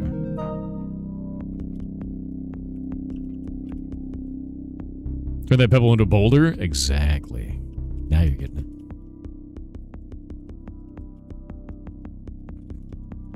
I've turned into Bane now. Just in the dark, killing everything, dude. Oh. A Joblin. Oh, he did 1 damage to me. Disgusting. Horrible creature.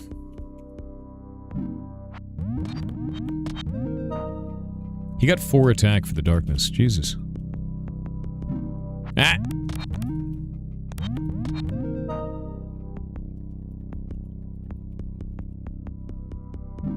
Sneaky. Nice. Treasure room.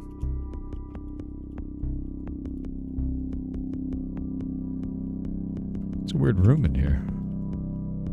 I love all the stuff on the floor, like slime and everything else, like, just weird stuff everywhere. It's really quite cool. And the, like, breakable pots and things just feel really nice. There's a lot of just little detail and love in this. As much as the art is incredibly simplistic, it's detailed in that kind of same way. We've got ads. I'm gonna wait. But it's detailed in that same, like, even though it's simple, it's very detailed. And I know that's kind of a weird way to say it, but it's clean. Clean is the word I'm looking for. Is this a pigs game? Yes, it is.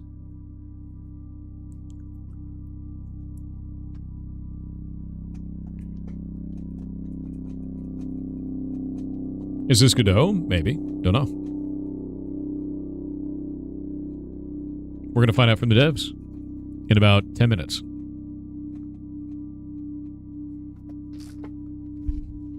It is Godot? Save it for the interview. You fool. Spoilers.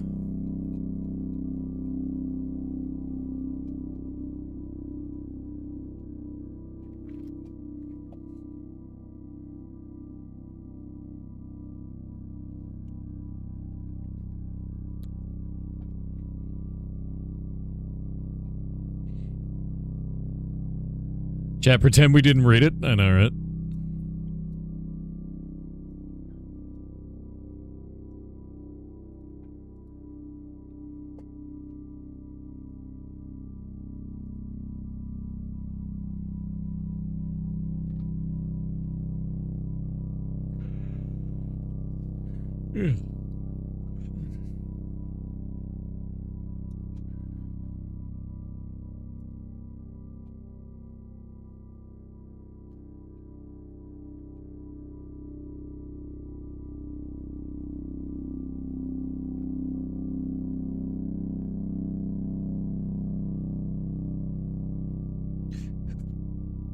Two equipment slots, huh?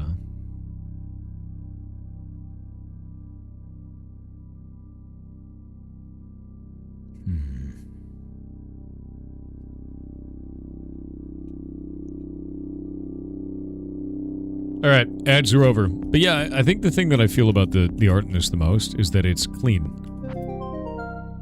It's clean and well defined. And I think it's fantastic.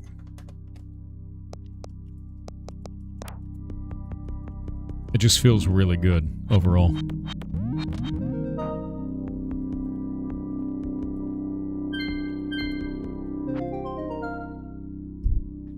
When you kill an enemy, chance to give you more torch. Gain 1 maximum attack when you use a torch. When you restore HP, 100% chance to deal 1 damage. That would be such a cool combination with lifesteal. Because you'd lifesteal and then do more damage, and then lifesteal and then do more damage. That's a cool combo. I like that a lot. A goblin! Wow. Stabbed in the face. Gone. We gotta go around for that one.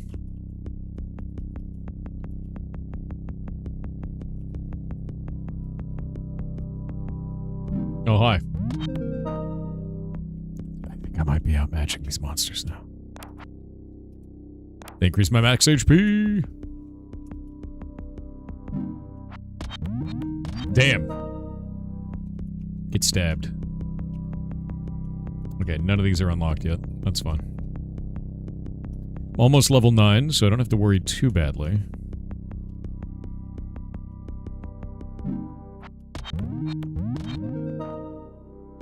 Getting there. A little bit of XP there. When the battle begins, gain 2 ward. When you kill an enemy, 50% chance to add 1 random stat, 50% chance to remove 1. Ugh. Ugh. There's a light build, too. It seems. Like, I have mostly just, like, speed. But it appears that there's also a build where you can get more bonuses based on your torch. Which I think is really interesting, because one of them, like, you do extra damage with the torch. You, like, fling it at them, kind of a thing. But it takes some of your torch power away.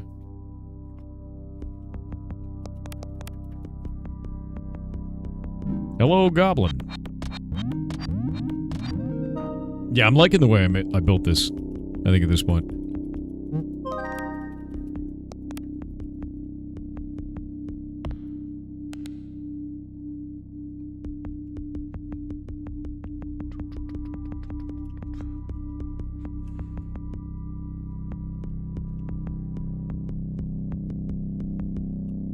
Is that one? Is it that one? It's that one. Saved another villager. 1 gold, you son of a bitch. Alright. I am going to... Do I have stat points? Okay, I'm going to gain 1 more level.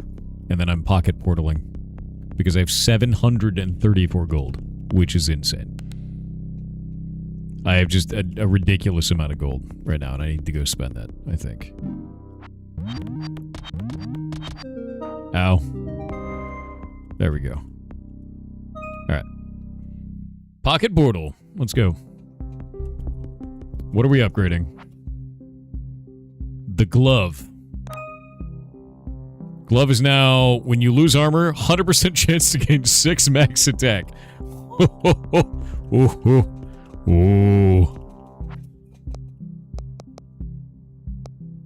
Yeah, you know what? Let's gamble it. I love losing 1 max HP to get 1 max HP. Hey, lost a max HP to get +1 armor. That's okay. I'll get down to 22. Again. Shit. Alright. New quests. Rescue 3 villagers, done. And deal a total of 100 damage to enemies this run. +1 max attack. Yeah, let's do that. Or plus speed? I mean... I'm cool with that. Battle begins is good. I don't think anybody else in here is any good. Let me see. Your prices are insane, sir. I will not be purchasing from you. Atrocious. We can only upgrade 1 time per. I've got 2 stat points, though. I think I want to put both of those into speed. Because then I can start off fast. Starting fast sounds good. You do the upgrade twice. Once per return to town, it seems. So that pocket portal effectively turned out to be an extra item upgrade. If that makes sense. And I know it wants me to spend all my gold at that guy, but he's ripping me off, and I don't trust him.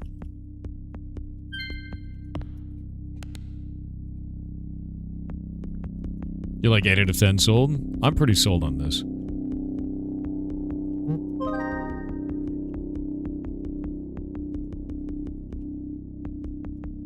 I just love a good, well-defined dungeon crawler, my dude.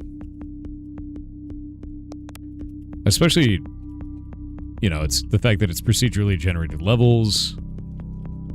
You never really know what's going to be around the next corner. I've made a build that's bullshit. Like, it's past the, can I make a bullshit build test? And I have made a bullshit build, and I enjoy it so far. I'm steamrolling now. Although I feel like the hubris is building, kind of like a run in Noita, where like it's like, ah yes, I've become invulnerable, right? And then you get to that point where like a Gorgon steps out and turns you to stone, instantly killing you, and you're like, ah, there it is. There's that old familiar feeling of the hubris washing away and my mortality creeping up on me instantly. I feel like it's coming. I have to kill the queen. We're gonna go deeper. Deeper. Oh? It gave me a torch. Why did it give me a torch? When you lose armor, lose half that much HP as well. Aw, crap. That's the queen.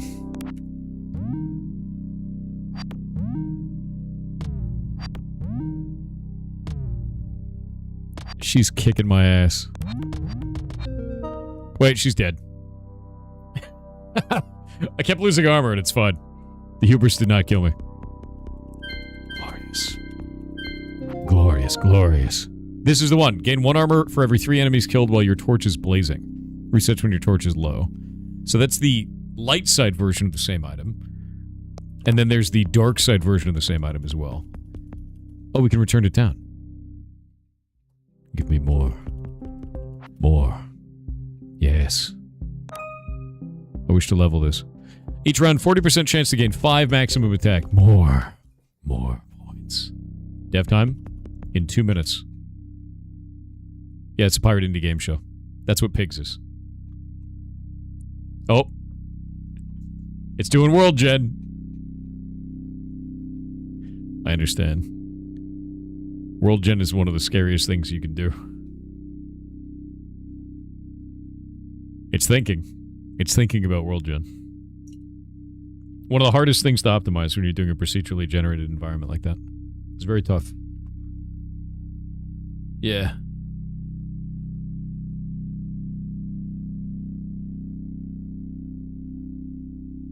No, Yusuf, doesn't really bother me, man.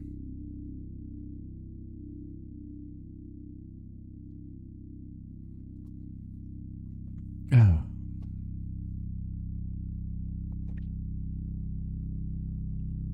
Generate, I believe. Give it your energy, chat. Give it your energy. It's world generating. Just random walk? No, it's frozen. It's frozen while it's generating the world. I feel it. This is like, it's one of the more difficult things to do when you're creating a procedurally generated environment, is doing that in a timely manner. And it takes a lot of fiddling around to make sure that you've got it right, you know?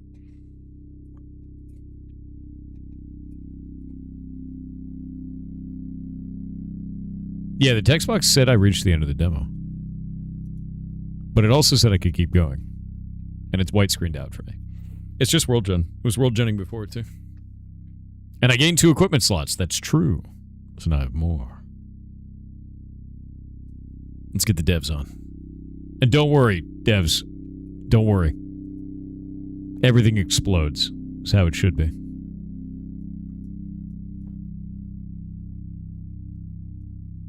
One moment. I'm going to make sure that they can hear you. Hello, can you hear me? Loud and clear. Cool. All right. Yes. So, if you guys would like to introduce yourselves and say who you are and what it is you're working on. Also, your game is rad, and you should feel rad about that because I want to play the shit out of this. Nice. That feels good. That feels so good. Yeah. It's been fun watching you play. So yeah, I'm Joey. I guess lead dev, creator of this World Hang bug. So Very nice, very cool. And my guess was world generation is causing it. yeah, absolutely. That's the scariest script in the entire project is the dungeon generator. And this one still tracking down. Oh, I think it died for real. I think the music It might actually have just died. died. Yeah. No, it's dead. It's dead. That's okay. This is how we handle overpowered builds. We just crash the game.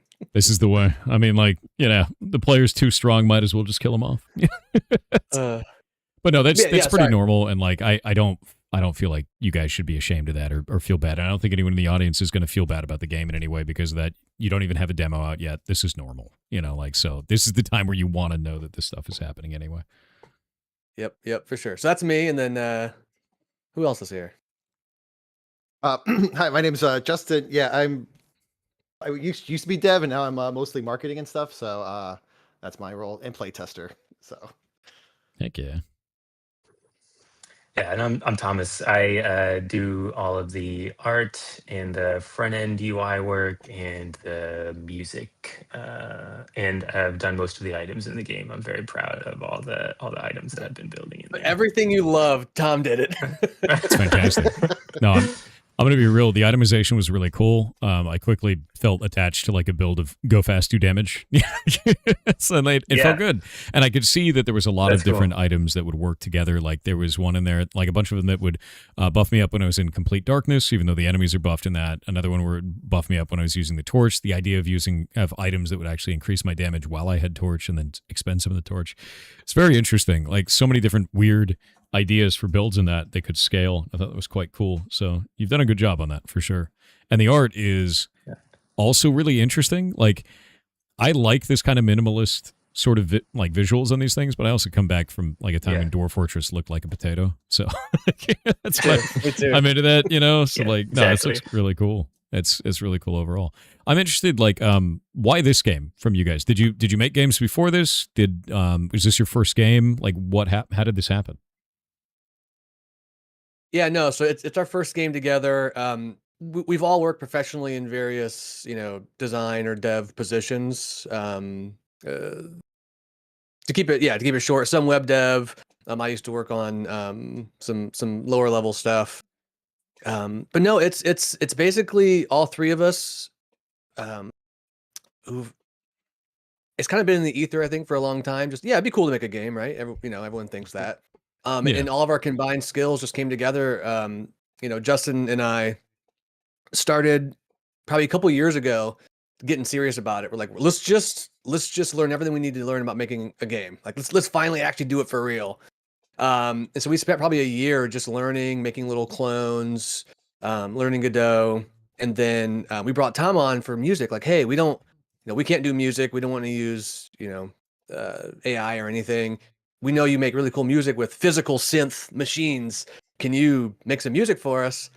And then, Tom, I assume, not to put words in your mouth, took a look at the game, the way it looked, and was like, can I help make it look better?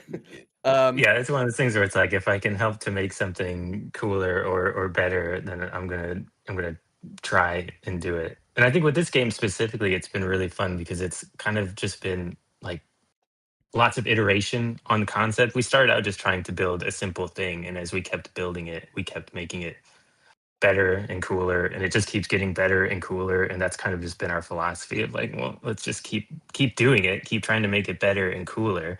And it's just kind of been working out. And it got to a point where I think we were all just kind of like, this is maybe actually something real and something legit and something that people would actually want to play. And then we started to really kind of hit it hard, I guess. I actually just saw this screen in you guys' images here. That's not the only village. So there's other towns? So that concept changed a little bit. There's going to be that main village, but those are going to be all different dungeons. So that screenshot is kind of it's older. But yes, there's going to be different dungeons. So for example, there's like the forest. There should be a forest screenshot up there, I think. Which will actually behave a little bit differently. So the core game is the same, but in the forest, it acts more like almost like Diablo, where it's one big world and you find little dens or dungeons to go into. And then there's like the wizards or the mage's tower map type, which is a fixed map on the screen. The map doesn't pan, but essentially there's like a small little puzzle or kind of Zelda-esque, like defeat all the enemies, then you can go up the stairs. So it's like a tower climb. So we want to have different ways to like play the game based on the map. Similar to like Vampire Survivors, how some of the maps just feel different and makes you play the game differently. That's kind of the idea there. No, it's awesome. I think the idea of different environments is really huge because, like, if it's all just in the one area, it's still awesome. But, different areas like that, different places you can go to, it just kind of adds to it. Makes the world more, hard to come up with the word, like complete, I guess, like more realistic because there's even more environments to go to. I think that's cool. I think it's really neat. Yep, that's it. That's what we were thinking. And I was also going to say, because I wanted to mention it, our philosophy for items has just been what sounds cool. Let's put that in the game. So it was really fun to watch you find a build that is probably broken. Like I don't know what would have killed you. Maybe a certain set of circumstances if you went down too far. But it's cool to balance that as we go. That's another reason why the demo isn't out, because we don't know yet what is overpowered, because there's a lot of cool combos. So we're kind of figuring that out as we go. So with that in mind, is that the only thing that's really stopping you from releasing the demo? Is it something else? Because I've always found that demos help you illuminate those issues as quickly as possible. So what is it that is stopping you guys from launching that? Yeah, I think. Oh, sorry. Go ahead, Justin. No, I think one, we're going to do a playtest. It'll be pretty much open playtest. Anyone who wishes, and kind of we'll tweet and stuff like that to let people know when the playtest is available. But some of the marketing experience that we've seen is like your demo is kind of a big launch, so we kind of want to make sure that it's in a good spot, and then try to ramp up a little bit of marketing behind it to get a big launch for the demo. Cool. No, that's awesome. Yeah. I think one thing that I struggle with as well with like releasing a demo is that I want it to be like as good as it can be. And there's still so much that I know can be better. There's still like so much audio work that I want to do. There's so much artwork that I want to do. Like there's so much that I want to be better, which makes it really hard to find that line of like, okay, this is good enough to be a demo, or should we put in more time? Like at some point you probably just have to say, okay, we need to get the demo out so we can get feedback, get all that kind of stuff, and we're just gonna have to live with the current version of it. But it's very hard for me personally. Totally fair. Yep. And open playtest though. Yeah. No, I understand that completely. Like the idea of trying to get it as polished as possible before you put it out there into the world makes complete sense. I noticed on your guys' page here, you don't have a Discord. Do you have a Discord that's not listed? Oh yeah, we actually just kind of recently got that up. That's true. That should be on there. I could then I can set post it. Yeah. Let me grab that. You got it. Okay. Yep, I got it. Listen, chat. I'll just post that in the chat then. Yeah, in voice chat here. And I'll Okay, got you. And it would be great to hear people's feedback. We love to hear any and all feedback as long as it's good. Yeah, even based on what you guys saw there in chat, like give them feedback on what you saw with the things that you thought on that. That's always like a really positive thing, because I know there's not a playable out right now. I'll throw that in the Hangout. That works too. Yeah. Okay. Cool. There it is. They only have 7 members, chat. This is it. One of the first 10. There you go.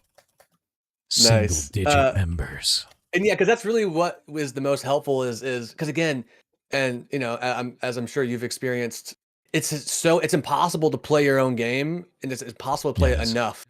So like having more people tell us, hey, this combo's awesome, this combo sucks, these items are very similar. That's really awesome, because it's we're just putting all the cool stuff we can think of in the game and seeing what sticks. I also noticed you guys have a publisher that doesn't have any games listed. Is that you guys, or is it actually a publisher? So yeah, we are Squidboat. We're self-publishing, and then we have a woman in China who is helping promote the game in China. So she's essentially our Chinese publisher. Totally normal. Yep. Yeah. She's an independent publisher. It's just her. So we got connected with her. Just similar. Indie people. She's also handling the simplified Chinese. I would take it. Handling that side of it. Yep. Perfect. Yep. Yeah. That's awesome. I noticed you guys have, outside of that, you have English and Spanish from Spain. Are you planning on doing any other localizations for this? Yeah. Chinese was the first one we sort of was trying to seek out, and then somebody found us for the Spanish translations. They just found us. But yeah, advice to anyone listening: don't wait for localization. It's been I had to go back through and hunt through all of the code for all the little pieces of text we put everywhere. Oh no. I regret it. But we're almost to the point now where we can start looking for more localization because it's all now getting caught up. But boy, not fun. Did you not have it in a strings table? You just had it like in stuff? We certainly did not. We just were like, hey, let's just blast it in there. Let's get I'm so sorry. That. Oh, thank you. No. It was that bad. That's horrifying. That's okay. I mean, it's stuff you learn, and then you never have to learn it again. There's nothing wrong with that. And like the cool thing is now that you've got it all set up correctly, you can breeze through a lot of localizations. The one problem I can see for you guys is very text heavy game, so the cost of that's going to be pretty high. But if you can swing it, I'm sure there's going to be a lot of people around the world that's going to love this, man. It's a really fun game. So. Cool. No, yeah, we really appreciate that because it's hard to know. It's hard to know when you're working on it, and to see other people experience it and have those little moments of fun it's great to see. So who else has played it outside of your team and now me? Have you guys done any playtests or anything so far? Well, we have had to build up on itch just to like make sure things don't crash and they work. Mm-hmm. But no, it's just been friends and family. For the most part, so we went from friends and family straight to a pretty sizable audience here. So that's honestly, dude, like I can't wait for you guys to get people to play this, because if you have it in this kind of, I know it crashed and all that because it's world gen.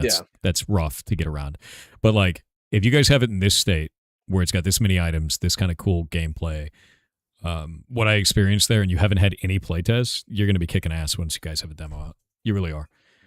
You made something really, really fun for having little to no outside feedback. Like you guys as a team have a good feel for what is fun in your game, even if you are too close to it to see it. So you've done an awesome job, man. It was amazing to hear. Really amazing to hear that. Thank you so much. It means a lot. No, absolutely. Like, I like dungeon crawlers quite a lot.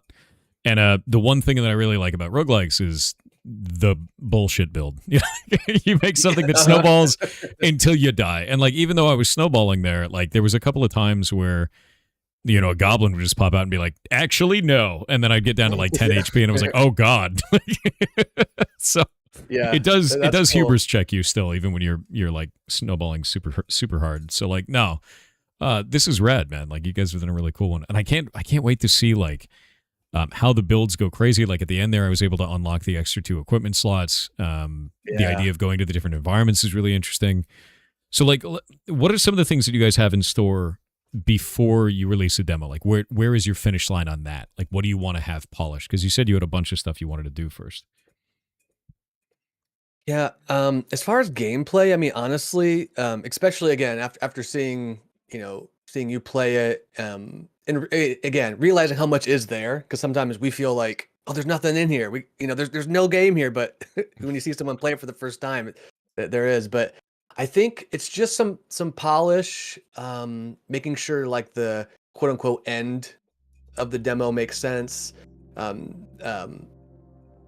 mean, to be honest, stuff probably. I think there's a lot to do there as far as making sure that that there is those checks. Because right now I do think it is probably leaning pretty harder on like the runaway builds that can just steamroll everything eventually. And part of that is just item work that we need to do, which is another thing that I love making items.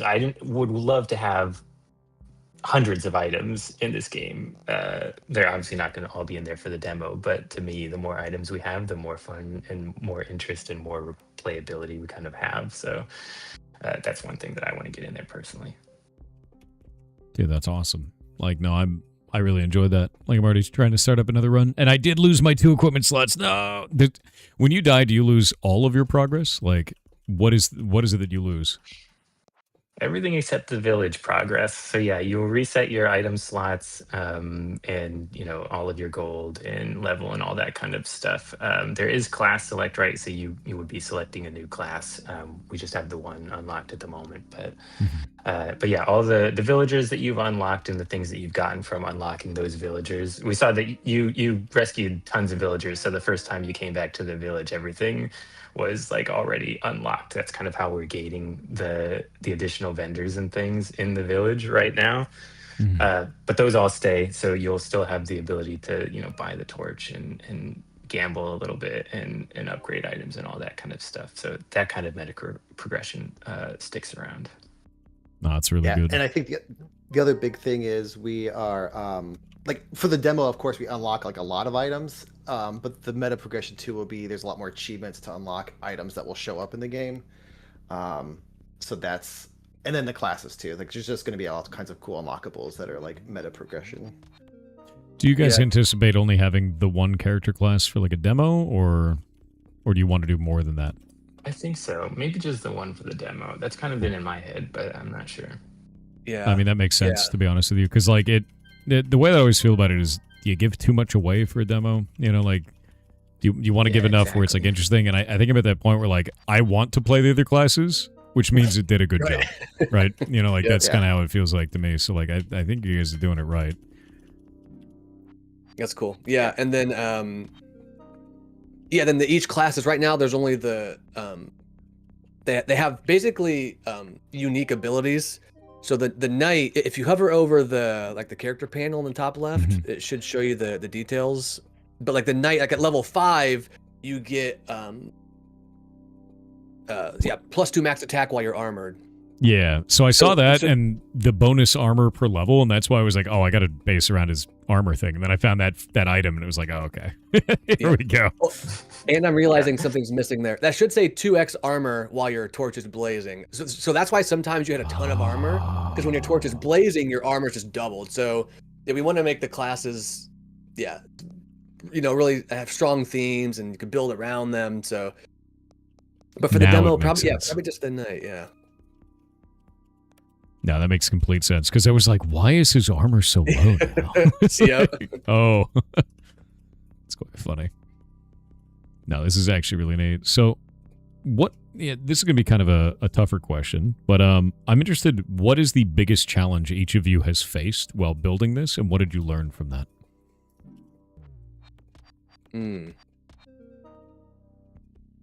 Told you. You weren't lying. I was gonna say, I thought Joe would definitely have either the map generation or the translations. I think like one of the biggest things that like took me a while to kind of wrap my head around and like get in the right mindset was like, I think when we started this game, I was doing it as like, okay, I need to do this because this is what a game is supposed to have, and then I need to do this because this is what a game is supposed to have. And I was kind of like locked in that mindset of like just doing what I think a game should have in it.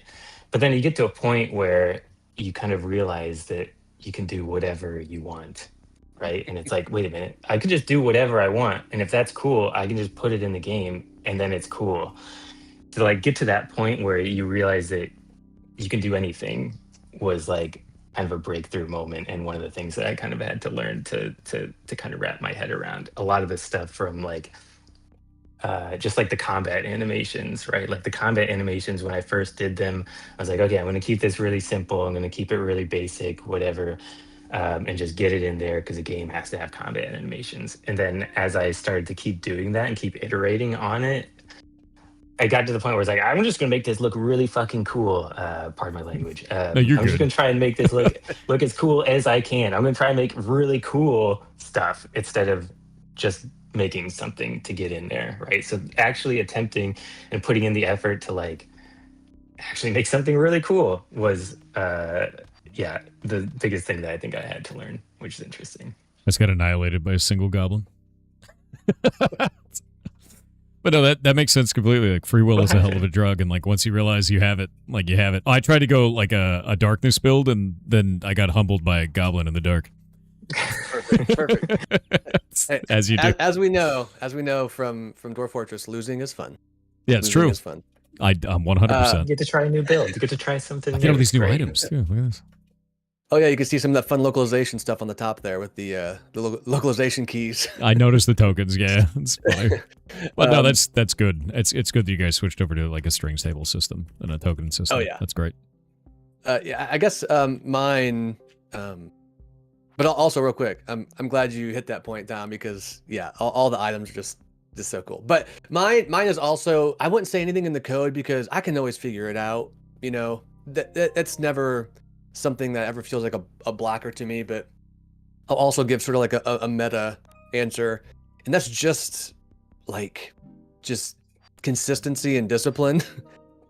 Because I've always been a programmer, and I've always made fun little projects and little demos. Usually I would grab an engine and just make a game called like Return of the Bread 1, 2, 3, 4, 5, and there's always Justin's face just like bouncing around like an Arkanoid clone, just some stupid little project.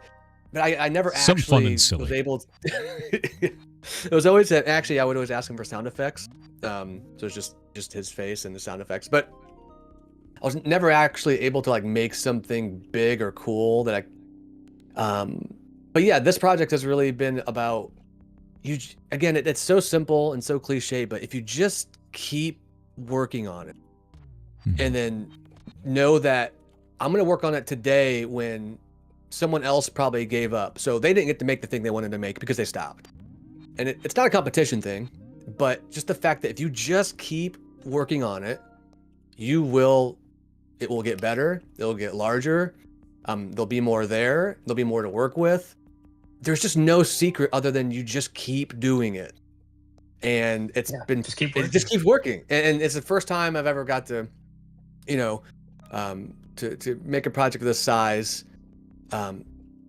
Which again, I have to say though, it couldn't be done without the team. Having that collaboration to bounce things off each other, to see things being done when you're not doing them, like when you're busy, is really empowering too. But that's the biggest challenge was just the consistency and discipline to actually make something that's fun to actually interact with. And that's a good point too, because this is not our jobs, right? This is not right. what we do. Yes. No, it's not. For a living. No. So when you know, I can't be doing anything for a while, but I can still see the commits coming in from Joe and see all this stuff that Justin is doing on social media, is like it is really, really nice, and it feels good to know that they're there still working away, even if you can't. So that's great. It's awesome. And the third one.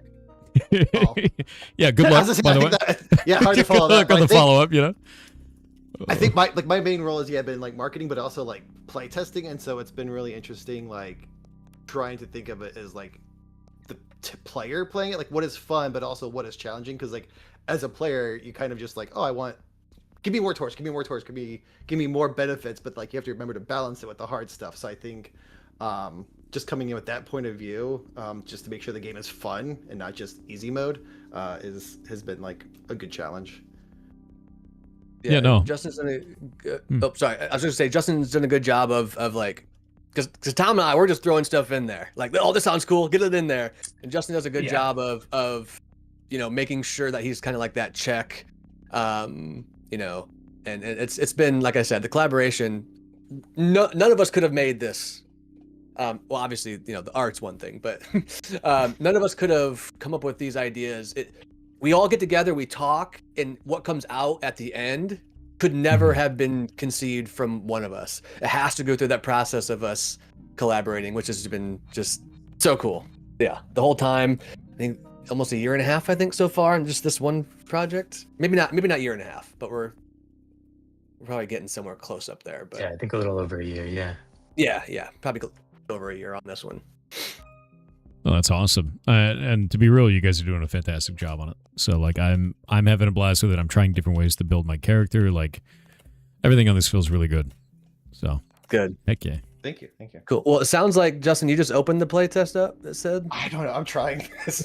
Are you trying to right now? Good. Yeah, honestly, if you can get this into people's hands, even right now, even if it's in like a broken state, like that's true. And like Tom said, it's hard, especially maybe because it's our first one. It's hard to put it out there when you know there's stuff. But yeah, I mean, yeah, seeing you play and get this much out of it, it's like, well, maybe there is enough there for people to at least play test. And getting actionable feedback from people is such a huge thing. Like it's always like, yeah, it's huge. So yeah, I think the biggest thing is if you guys have a playable out and you have a Discord up, you're gonna get a lot more out of it. You know, and you've got that. You know, so it really just comes down to that: is you've got ways for people to give you feedback, and then you're good. Yeah. Yep. Exactly.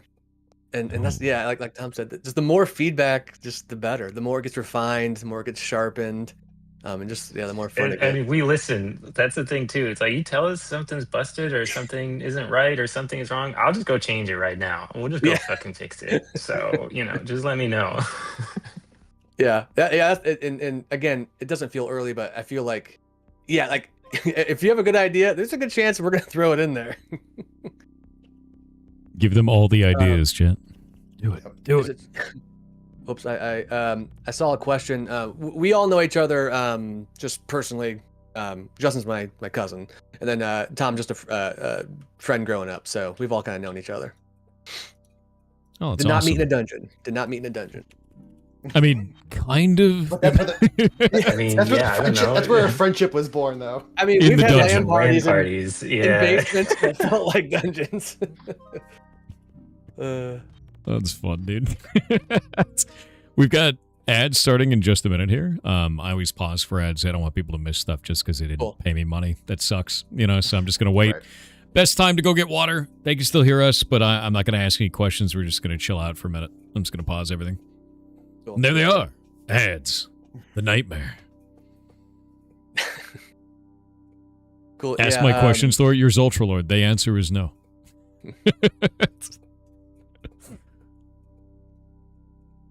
Game looks absolutely dope. I agree.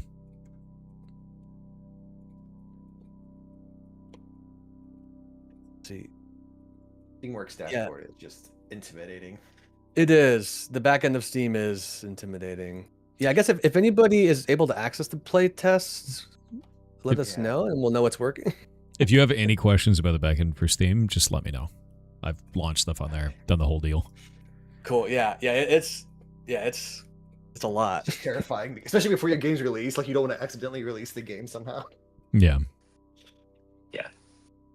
Let me see if I control F5 this. It looks like it's not showing for me, but that may also be Steam's caching. Give me a moment. Steam caches shit, and it's awful. And I can't tell too. Like, would you see it if I own it? If it's in my library, would I still see the playtest? I'm looking at a different account right now, and it's not showing up on that account either. So. Okay, well, that's... Yeah, I've got my personal account, my developer account. That's something I learned real quick. You want to have two different ones. I remember the doc said to do that. I'm building through my personal one, like I should probably not do that. I should probably swap that. When I first did all of this, I released my games on my personal account, and I had a DBA as myself, right? And then when I formed a corporation finally, when my streaming stuff took off, I created that corporation. I was like, I'm going to move my games over to that because it's a legal thing now. Like, I have to go do that.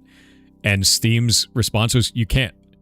You got to make a new account and then transfer all your games over. I was like, oh my God. So I had to. So I had to go through the whole process of making a new account, setting up a corporation on that, and then transferring the ownership of all of my games. It's a nightmare. Oh, I know. So learn from that. I will. Horrifying. You got to get it right the first time is what I learned, or it's pain later. Anyway, we're back from the ads. We've escaped them. Nice. We said nothing cool or interesting. We were talking about the back end of Steam, which is boring most of the time. But oh man, this is actually really cool. And it seems like you guys have learned a whole lot of stuff. You've got you've got your community running. You've got people that are you guys are all passionate about what you're building. So I think you're doing something really cool, and I think this game has got a lot of potential to be rad. Can you talk a little bit about some of the features that you're hoping to release by endgame that are not even in the game right now? And if you don't want to, that's totally fine. I'm just interested, to be honest. Yeah. Let's think here. I think like the biggest thing is just more, right? And like the biggest is the other biomes and how the gameplay changes like through that. I think part of like, what is exciting about what could come is like the possibilities around what we can do with what we've currently got.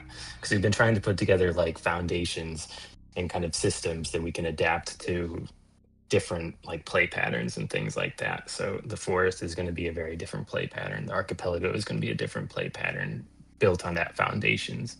And then trying to think how we can bend those and change those and do different things. I think the Wizard Tower is going to be really cool because it's going to be more puzzly based. So it'll be kind of a different thing. All the different classes, all the different items, like all that kind of stuff. That's what I'm excited to get in, I think. Heck yeah. Do you guys have any idea of if you want to do things like Steam Workshop or people building their own stuff into it or any type of modding support whatsoever? And I know I'm well aware of how much of a heavy lift that is. It's more just a question of if it's even on your radar. Yeah, I would love to because I'm a modder at heart. So I would love to be able to do that. And the way we built like the map system, essentially they're handcrafted chunks and then we stitch them together. Mm-hmm. That's why we can have like really cool feeling dungeons that it's procedurally generated, but it doesn't feel like it's just kind of random because it's not. So there's definitely ways that aren't inconceivable. We could make, ways to like create maps, like share a seed or something would be really cool. I think it really all depends on like how like the reception, just because again people want that. And also like we said, we're all dads with jobs, our time is limited, but if it blows up and it's clear that we can spend more time on it, then we're gonna, like, if this is all I could do, this is all I'd be doing. And I think that goes for all of us. So the answer is sure. That would be really cool to incorporate all that.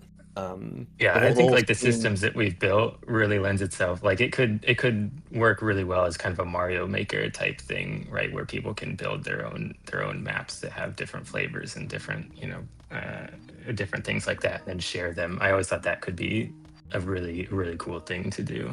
That's awesome. Yeah, no, I know how much of a lift that is, and if it's hinging on you guys succeeding or not, like financially, then that makes complete sense because it is tough. Yeah. That's a tough one. Yep. And that's the fun part about game dev. You don't know until you release it. Mm-hmm. No, that's awesome, though. But the cool thing is, like, if we do release it, well, when we release it, and if it does really well, then we'll just keep spending time on this one. Mm-hmm. Like, I think we have a lot more to give in this because we spent like this whole year building this foundation of these strong systems. So like Tom said, what do we plan to do next? It's just more. It's just more horizontal content and growth, classes, just fun cosmetics, more stuff to find in the dungeon, and that's going to be like I said, built on top of this really strong foundation that we spent all this time getting nice and stable. Aside from that one world gen issue, which boy am I going to be working on that today. I think one of the things that I like really push for quite a bit is like little RPG elements. It's become like a phrase that is like a funny thing, but I like RPG elements to be included, and I think including more of that is fun, right? Like all the little interactions and things that go in the dungeon and kind of create a story, I think is really, really cool. So having more of that type of stuff, maybe puzzly type things within the ruins dungeons or the forest and things like that, and just expanding what you can actually do on each floor, because I think it's fun to like just cruise around on the dungeon right now. Like it seems like people enjoy that. They enjoy exploring what we've got now, and it's like, well, if they like that and then we add a bunch more stuff, they're gonna like it even more, and it'll just be even better. So it's like, we'll just keep adding more stuff to it and more things to do. Same with the village, right? Like I keep adding, new little villager or new little vendors and things like that to the village, because it's like, oh yeah, it's just cool. It ends up being a cool thing. So I'll just keep adding more. It's fun to unlock stuff, right? So yeah, all that kind of stuff.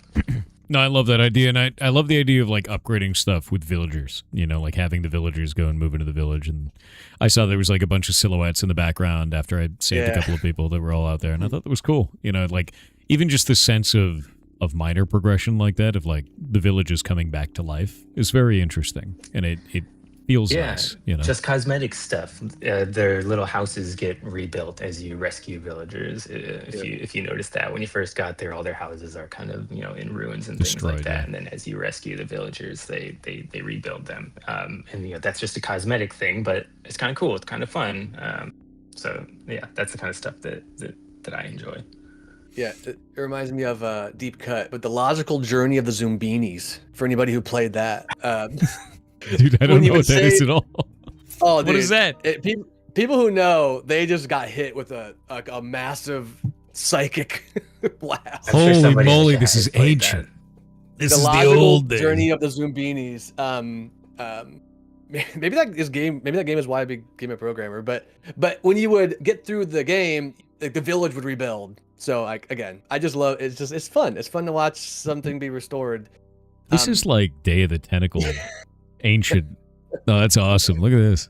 Yeah. It's from the deep tomes. Yeah. I've never heard of this. They were logic puzzles. Like it was all logic, and like it was tough. For me when I was like a child, but it was great. 1996. Oh, the old days. The back of the day. Was it a point and click adventure? Because it kind of looked like one. I think it was I think it was point and click with all these different logic puzzles to solve, but yeah, it was That's great. Cool, man. I was I think back then I was an Incredible Machine kid. Do you remember that? Yep. Incredible Machine was red. Oh man, yeah, that was a good one. Old days gaming, man. Truly. The late 1900s. Okay, listen here, you. Okay, I don't like that. That's too late. Oh, they smell blood in the water. Chat's going to turn into piranha now. It's over. It was over 30 years ago. Oh, God, no. That's pain. I'll choose not to believe that. That sucks, dude. But actually, that does sort of lead into one of the questions you asked, like story. That's another big thing that we want to get more sort of in the game. But, of course, make it optional. Some people want to play a game like this and just don't care, and that's totally fine. They just want the numbers, no problem with that.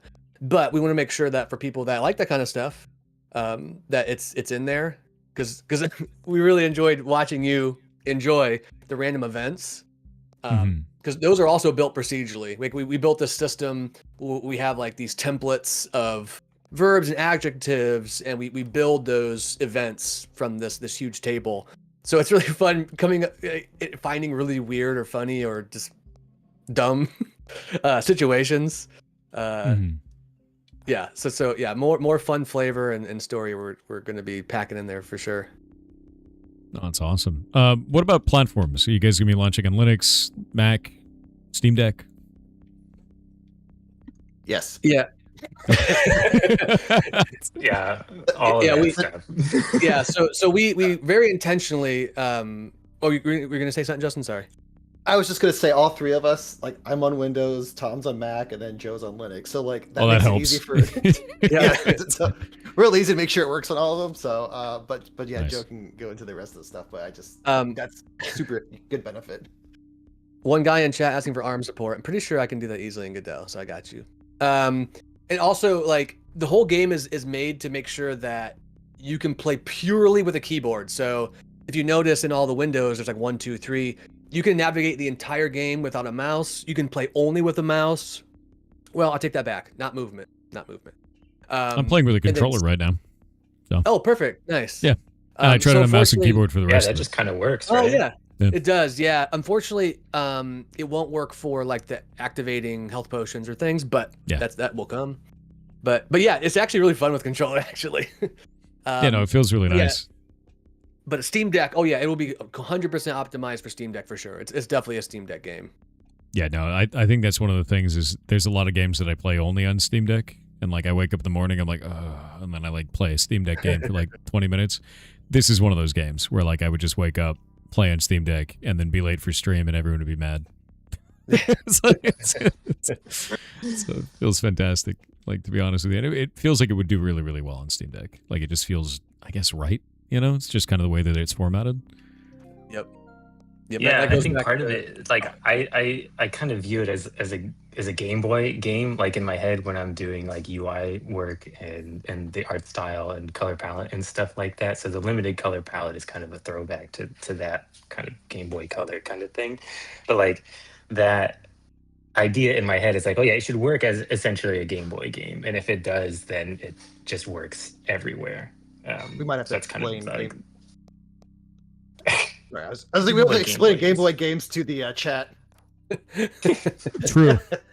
Actually true. No, we've actually been playing, you guys will laugh, we've been playing through Chrono Trigger on stream, so I've got a Super Nintendo. Yeah, I saw that, yeah. Yeah, actually, I would never laugh at that.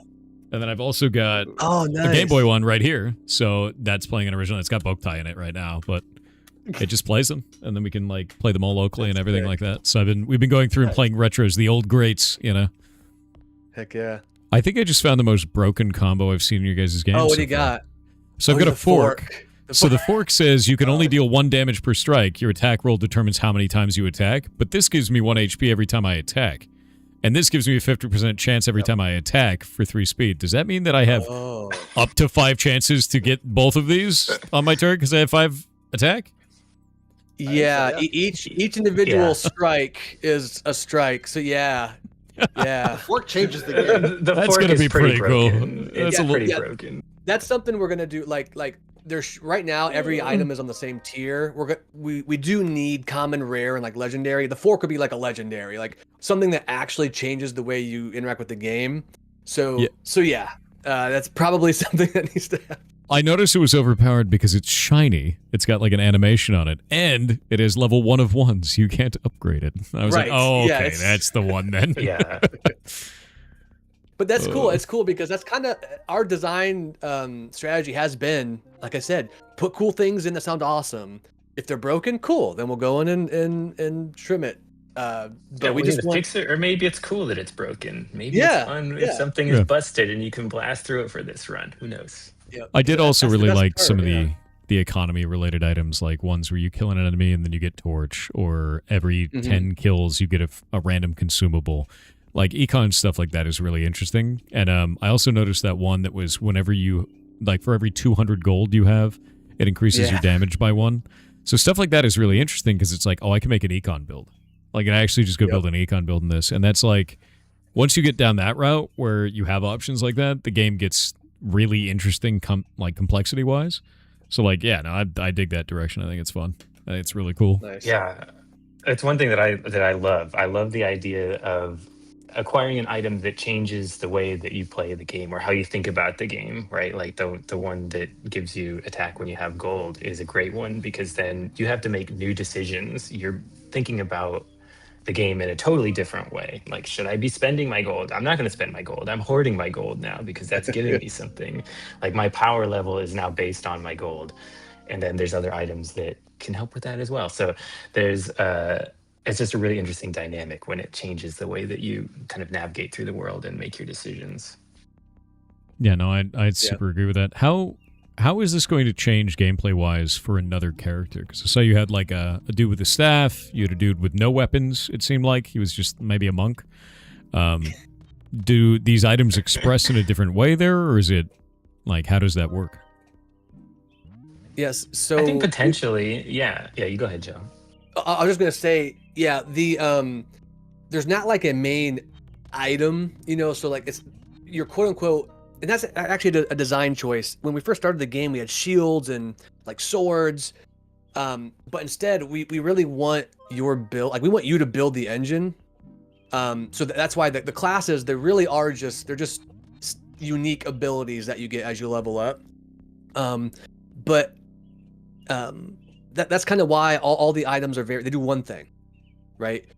It's not like, oh, this one item does two cool things that play together. No, we want you to build that engine out of the pieces that you find.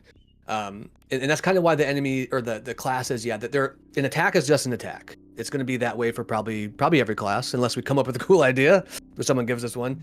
But an attack is just an attack, and the classes are going to give you starting stats, your torchlight bonus when you're blazing, and like those unique abilities, kind of like D&D or any TTRPG. I saw a comment at level 5, level 10, level 15, you'll get those step ups. But yeah, building your own engine with the items is kind of our intentional design there.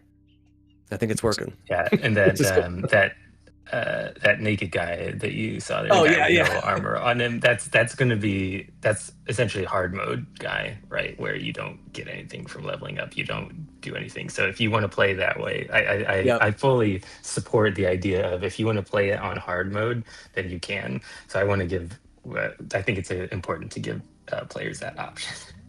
I like giving myself the worst possible weakness. Oh god. If an enemy has thorns, I'm dead. Oh, that's actually another idea we had for difficulty, sort of Diablo inspired, where the elite mobs have the randomized bonuses. Because the way the system's built, all characters are characters. So any items you can have, any enemies can just have them. We just haven't built that out yet.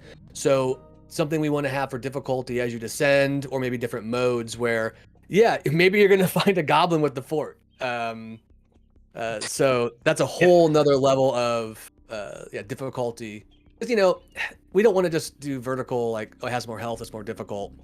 To making it more interesting, it'll be more interesting. So that's another sort of thing we'll be adding to put on the pile there from the earlier question. No, that's cool. I mean, just don't scope scope yourselves into oblivion. But it seems like you have a lot of really cool ideas, like this is really neat. And it's simple. Well, I guess it's not as simple as I thought it was going to be. It's deceptively complex with the way that you can build stuff, which I think is quite cool. Ooh. Cool. No, that's perfect. I think that's what we want to hear. Yeah, I fell into the shadows. Great. Get him. All right, on to the big tough questions. You ready? Oh boy, yeah. Yeah. All right. So you guys have been working on this for a while. You haven't really showed it off to the public, not a huge amount. But you know where the weak spots are more than anybody else. As we're playing through this, I'm having a blast. Community's having a blast. But what is it that you feel is the worst about your game? I want you to call your baby ugly, and I'd like an answer from each one of you guys.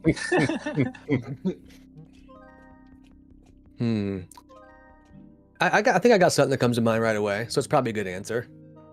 And that is fighting sort of like the mid-game like lull. Like I think we have one feature in there now that is maybe not too noticeable, flavored floors. Like sometimes a floor will be just one thing to kind of spice it up. Because I do think after you play for a while, after you get used to the items, it takes a while to get to the boss. But what do we do to make sure that while you're in the zone, while you're kind of in that flow state, running around the dungeon, how do we like surprise you? How do we make you say, oh shit, like whoa, like how do we change the status quo while you're playing to make sure you don't hit that just, oh okay, well I guess I'm bored now. That's probably the biggest challenge I see, and I don't know if we've got the best solution for it yet. Flavored floors is something. Elite mobs running around, maybe it's the goblin with a fork, maybe that's what it is, but that's my answer. Yeah, that's just making sure that it doesn't get you don't just descend into boredom is my worry. Yeah, I agree with that. I think changing things up is kind of one of the biggest issues, is being able to surprise people and have more moments of unexpected things happening. Yep. Yeah, I mean, I think, the more I play it, I play it the most, especially coming the most as not the developer. So it's easier for me to like judge it, and so it's just that balancing act of like fun but not overpowering. So I think you can get overpowered really quickly, and it's a hard balance to keep that to make the game challenging but not easy. It's just that hard place to be. So with that in mind, what are you doing to try and fix that? I think the items are the biggest thing. Like again, like Tom's kind of throwing them in there, and then I'm going back and like, well, this kind of works. Like, and like, are these two things supposed to work together? And I think the problem too, as you can kind of probably see, is like the more items you add, the harder it is to get like upgrades for them in chests, because there's just more things to have show up in chests. So I think there's just some sort of balancing act around, do you keep, because you don't want to, because for a while we were always guaranteeing that you saw an item that you had in your bag, then you would just level up too quickly, and then it would just become too easy. So I think there's just that difficulty scale is hard to set, and the way we're combating it is through how items either get displayed or how they work, or to Joey's point, like the floor difficulties, all that stuff kind of together. Yeah, balance is just hard. It is. Yeah, It which is. which leans into my answer to that question, which is like more stuff like this. I think is probably the only way we can fix it, is just getting people's hands on it and going through the pain of hearing them say, this doesn't make any sense, but that's okay, because then it will. So we'll take it. And we fix it. I mean, glad the reception's been, positive overall, but yeah, I think that's getting people's hands, because again, you cannot play it the way other people play it. It's impossible. You cannot test your own game. So I think that's the solution, is just getting it out there. And yeah, as to your advice, just get the dang demo out there. And just hearing it. Yeah, honestly, I think another place go too is the other place too is like the bosses. I think, like, as you kind of, so you got to the boss and it was scary for like a second, and then you demolished it. So finding ways to make the boss battles more challenging than like the regular enemies that you find, I think that's a spot we haven't spent too much time on. So I think that's another place we can make the game very interesting, is making the boss battles more significant. Makes sense. I mean, I think the hardest thing is you've got like kind of an auto battle system, right? And I kind of just watch, sort of a thing. So I'm interested to know how you guys want to add complexity to combat with a system that is mostly autopiloted. Is that something you're trying to explore, or are you happy with the way that the combat system is working? Either way is fine. It's really just about your vision. Yeah. I think Joe touched on that before with like the building the engine kind of thing, right? Like that's where the complexity comes from, where you really are kind of trying to assemble, your build, right? Like you're building something cool, hopefully. I feel like I'm building and then a that machine. should translate to combat. Yeah, it's like you're building a machine that is crushing all these enemies. And then, there's also like the constant kind of thought about how much people enjoy like seeing the battles and the combat, if they care about that part of the game, or if they just want to be looting, and if they want to skip all the battles, if they don't care about watching it, because it is an auto battler, so you're not doing anything, but you do get to see your items popping off, things happening, all that kind of stuff. So making the actual combat interesting in that way, I think is fun, or somewhat important, as far as like making that portion of the game interesting. Yeah. And then oh, sorry, go ahead, Justin. No, so I think that the fun part about this too is like, the battle is just kind of there to see how your build did, but like the real fun and like the real challenge is like, and I watched you experience this multiple times of like, ooh, should I take this item? Is this item going to make this build better or worse? And like that's the real like thinking part. The battle is just kind of the reward for the time you put into the items that you picked. Nice. I can actually feel that coming through as well. Like I definitely feel like I'm building a machine, and then I get to watch it run, and it gives me experience and good brain chemicals. So it's nice. And then I think tangentially a little bit to that is the out of combat stuff, which when we first started, we didn't have anything. Like there was no consequence, no items had any consequence outside of battle. But now we have a few things. So I think some items that haven't been unlocked yet. But there are things that change the way you move around the map. I think that's a small sort of addition to that. Like, what is cool about moving around the map, and how can that be interesting too? So that's just a little bonus, I think. Nice. All right, on to another very difficult question. And it's okay if you guys don't have an answer for this. You can always ask the community how they feel about it. Most devs do. You're ways off from launch, but when you do launch, what do you think you're going to be selling the game for? Yeah, I don't know. I mean, this is I mean, maybe some people would see it self-serving, but it depends if you're what side of the coin you're on. But I think in general, indies probably price their stuff too low. I think in general, just because, especially on this side, seeing like the time and effort and work that goes into it, I think a lot of people. Well, this is a lot of build-up for me to say a number, but I'm watching the chat. Yeah, They're throwing out wildly different numbers right now. So whatever the number ends up being, we want it to be worth that. I think that's like the biggest thing for me is like, okay, if we're going to charge $20 for it, then I would want people to get their $20 worth, right? Yeah, that's the thing. And people are saying, well, basically what I'm thinking, like 15 to 20, I imagine is like the amount of like, content and time we're going to put in, but like time you'll get out of it. Because again, like, I hate to see people just work so hard and put a game up for $5. And when it pops off, that's great. That's great that worked. But, I think probably 15 to 20 is what we want to make it worth. You know what I mean? Yeah. Like, and make sure that it respects people's time and it's fun. And it's like, yeah, like I buy a lot of Steam games and I know when I'm like, yeah, that was worth it. I'm happy with that.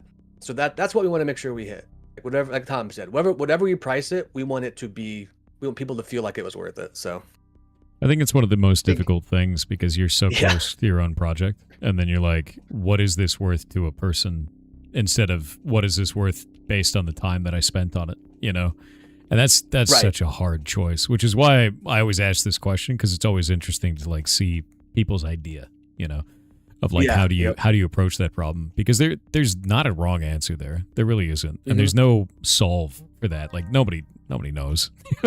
Because price is so subjective, especially from like different regions, right? Like what our price is in USD is not going to match for Brazil, for Brazilian Portuguese. We have a lot of people from Brazil that buy in like BRL. And like that's a totally different currency, man. It's a totally different economy. And so that's always interesting to see. But yeah, I don't think your answer is wrong at all. And aspiring to make it worth that is really interesting because that's not the most common answer, and I find that to be pretty cool. So I hope you guys reach the point where you feel comfortable selling it at whatever amount you sell it for. Right. Yep. Yeah. Thank you. Yes, that's a good way to look at it. Yeah. I will say a little behind the scenes too is that with Steam encourages you to put discounts a lot, so I think you kind of like price it with the idea of discounts, so that way it's always in people's emails and stuff like that. So there'll be discounts a lot too, I would say. So yeah. Oh yeah. You guys know about the 20% thing, right? Yep. Okay, good. Sometimes don't, man. I gotta bring it up. Yeah, so that's why when you price your game, you're like, well, it's probably gonna be like 20% off a lot of the time. So like, yeah, always. For those in chat who don't know, if you put the game off for 20% or more, Steam emails everyone who wish listed the game. If you do it at 19%, they don't send the email. That's it. That's it's hilarious. It's like such a massive marketing boost for any dev that's out there. Just that, that and visibility rounds. I think are the two biggest things you have in your toolkit. It's wild, actually. Yeah. Blitz claws. Yeah. Ooh. I don't even think I've seen a Gorgon. Are there any Gorgons in this? I think, you thought so. Yeah. The snake lady. The Medusa. Oh, the snakes. Oh. Yeah. I killed them so fast I didn't know what they were. He's just too good. Just too good. Just running that's why through them. Too, her powers reduces your speed. You know, kind of like you're getting frozen by Medusa type thing. My power is to kill her and then not remember what she was. Yep. Annihilation. Yeah, speed's been hard to balance. Speed's a really interesting stat because you get an extra strike every 10. So balancing like how do we make a speed build worth it, but then how do you make speed not snowball, which I think it might be it might be too easy to snowball speed at this point. I'm not sure if it's a rising cost to get an extra strike. I don't know, but it's just this item. That's the only thing. I think if I didn't have the scrying orb, I wouldn't be able to do any of the stuff that I'm doing and steamroll as hard as I was. It's just that I'm just building around that item. Actually, yeah, I don't know why she's probably broken. Yeah, the level 1 should be 1 speed probably. The level 3 is 10 speed. So it's like it's a little. I think busted. that was me just indexing on making things overpowered. That's like my philosophy when I'm putting items together. It's like make it overpowered first and then scale it back. Like make it fun and overpowered, and then if you need to, then you scale it back. I think it's at that point of overpowered where it feels mandatory, which that feels like the time to scale for sure. Then it's not great. Yeah. The one thing we've kind of learned from other things too is like we don't try to nerf the things that are overpowered first. Like that's not the first route. We try to like make other things feel more powered is the default, which I think really helps make sure the game stays fun versus you get to another boss, which makes things feel more fun than like we're just trying to punish the player. Like that's not what we want to do. Yeah, no, makes sense completely. I think you're losing no health for a point there. Wow, nice. Oh, I can't because I got this and the fork. This is the best part about making a game is like being surprised at the stuff in your own game. You're like, oh wow, cool. How'd you do that? Like that is probably the best feeling. What I did was I got fork, so I get unlimited shots, and then I got lifesteal, and then I got the pipe to do damage when I get the lifesteal, and then this for speed. That's busted. The ball and chain. Oh shoot! Yeah, because it takes your speed and gives you more attack. Oh, now it's even grosser. I've not tested the item that much. I'm curious. Let's see how it works. Because now the fork works. I don't even know what's gonna happen. Me either. Does that do that every turn? What happens there? Yeah. I think that's something we're looking at right now. We're just stacking buffs, which I think we might need to find a way to like take them off as each round. Oh wait, it's gonna crash, isn't it? Wait, let's find out. It didn't survive last time. I think it got too big. Oh, no. You know, it's very interesting to me that it's only happening the lower you go. I wonder if I have a leak or something somewhere. You might. Yeah, World Gen is always really hard. Oh, man. That's how it goes. At first, that boss is the last one. It's the end of the demo. Yeah, we weren't kidding. No, he's dead. Yeah, it's dead.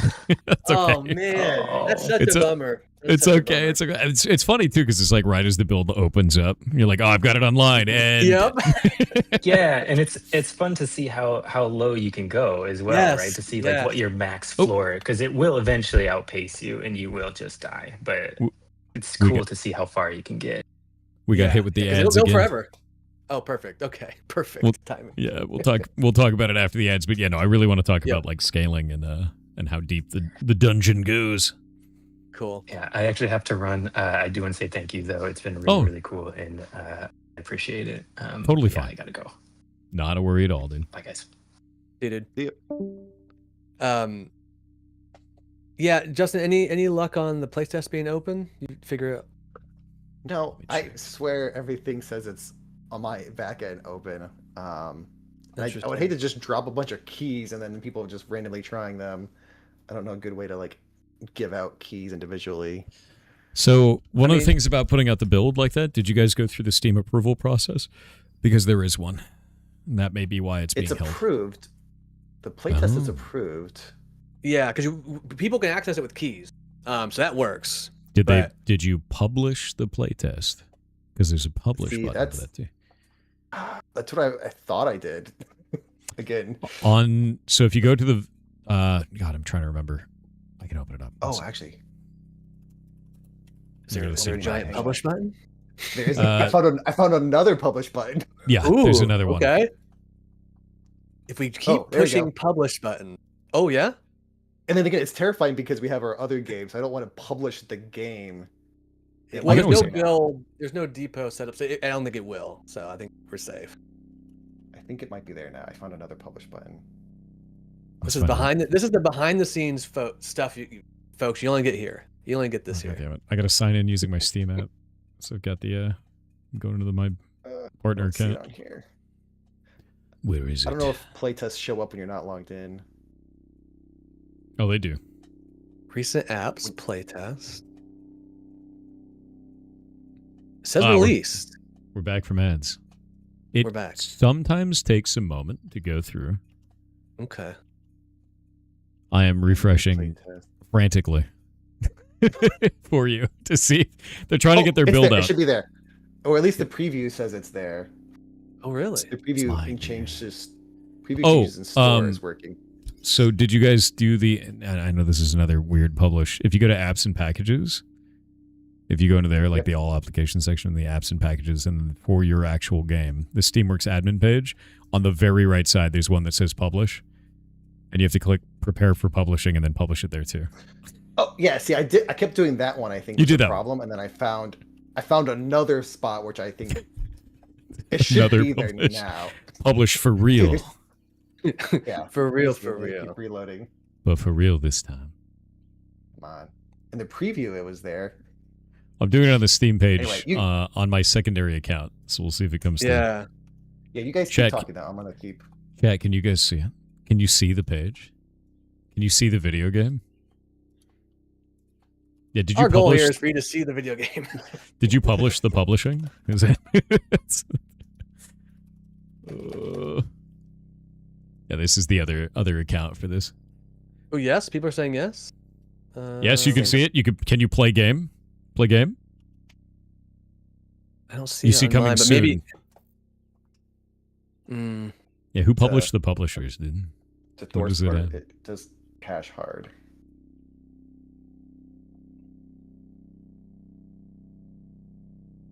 I see the Steam page. No, there's no demo. It'll only be playtest. Right. Can't play it. Okay. Final build 1.0 for real. This one. Yeah. Final. But no, if you guys are trying to get that playtest out there, it'll be up today. Cool. I promise. Good. Nice. Well, I hope you solve this weird nightmarish thing first. yeah. That'll be all I do today. By the way, it finally resolved. My character is not dead. Oh, but that tells me something. That tells me a lot. It's just hanging, and eventually the program either times out or finishes. Is really what's happening there, which is cool. It's fine. Oh, there's the knife. Oh wait, no, you should get the brass knuckles. That's what I'm thinking too. Are actually unstoppable. They're kind of overpowered too, I think. Because you can apply weakness for every one of those hits now. Yeah, no, it's. Yep. His attack is 1 to 2. Which. Wait, 1 to. Oh, because he's. Oh, right, yeah. It's the knife because it's weakening him. The brass knuckles. It's just busted. Yeah, so you'll see the little. Oh, the blitz claws don't scale when you have speed. Is the problem? Oh my god. Well, yeah, because his attack won't change on the screen, but on the bottom, on his right side, you'll see the debuff stack. Oh, okay. And so the debuff stack is the amount of max damage you're removing. Actually, the amount you're removing from his actual attack roll. So, yeah, this build's stupid. This is the best. I've turned into the machine. Like, unless something can hit you with a lot of damage quickly, like you can't die. Yeah. Speed will need to be addressed. Well, like you said, just that one item probably needs to be addressed. But that's the cool thing about a single player game, Dungeon Crawler. Like, yeah, But again, like you said, it can't be mandatory. We can't have mandatory things that just break the game. It's got to be. I've found all the pieces I need, and now my machine is broken. Like that's what it's got to be. So like a set of stuff together. And that makes sense. Yeah. Yep. Yeah, this is now giving me nothing. Fantastic. I wonder if it still works. Let me look. I think I know why that. I may have just broken it. Yeah. We'll see. We're hitting milestones here, folks. This is the way, dude. Let's see. Warrior Skull. I love that. 100% wishlisted. Can't wait to play it. Yeah, no. 100%, dude. It's really, really fun. 10 levels? Yeah, it's got 10 levels. It should only, that's weird. It's supposed to have 5. That's why it's showing nothing now. Because I wonder if it does anything anymore. Because I saw that and I was like, it's giving so much HP. I'm just gonna keep letting it give me more HP. You know. Interesting. I don't know why that's happening just yet. But Or loves to make devs look bad? Never, dude. Not at all. This is like the normal part of like you go to launch your game and you've made this like perfectly beautiful baby. You put it out there in the world and someone's like, "That's ugly. Your baby's ugly." And then you're like, "But I love playing. I love playing with the baby anyway. It's fine." Yeah, yeah. And that's I like a lot of your questions there because it's kind of like a superpower for like a dev if you're listening. And again, I think we're all learning it still, but being okay with putting it out there and knowing that the feedback you get isn't like, oh, now I feel lower or now I'm like pushed into the dirt. Like, no, like, oh my God, thank you. You've now given me the thing I need to make it better. Like, if you just keep doing that, it just keeps getting better. That's all there is to it. Yeah, no, 100%. I think that's always the biggest thing is when people say, I don't like your game, you kind of just have to determine a couple of things. Is, did I miss explaining something to the player? And now they have the wrong idea of what it is they're interacting with. Is this kind of game just not for them? And is there something I can improve here? And like that's kind of it, right? Like what are the things that are there? And it's like sometimes the answer is just they don't like the game. That's fine. Yep.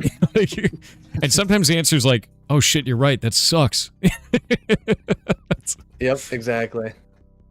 Yeah, like there are certain games that, you know, someone's favorite game that they'll always go back to for decades, you might just not like because it's not your thing. And yeah, you're right. That's something you got to accept. I mean, I'm going to be real with you. Yeah. Sorry. Keep going. I was just going to say, I think it helps. Our game is very strongly tied to like the genre. It looks like the genre. People who like this are going to see it. So hopefully people who don't like it won't stumble in here on accident and not like it. But yeah, that's all I was going to say there. I think that's the biggest thing with like demos too, is it helps get people that, you know, if they don't like something, then they kind of self-exclude before they buy the game and leave a negative review, which is always just better for you. Because they're like, you know what, this isn't for me. I'm not going to buy that. Yep. And that's great. Demos are fantastic for that. Also, in terms of games you always return to, I'm actually playing old school RuneScape with my foot using a foot pedal right now. Gaining agility XP. It's not even a joke, dude. I got some RuneScape stories. So I played like back in high school. This was like 2004. Out of the 1900s, everybody. All right, so I don't want to hear that again. Yeah. So me and my buddy, we played. I got him into the game. I ended up quitting. He plays forever. It becomes a mod. And he dupes. He gets banned. Okay. Whoa. 10 years later, he finally gets his account back. What's he do? Instantly cheats again and gets banned forever. What an insane thing. Oh, by the way, the skull is now completely broken. It does not heal me anymore. Oh no.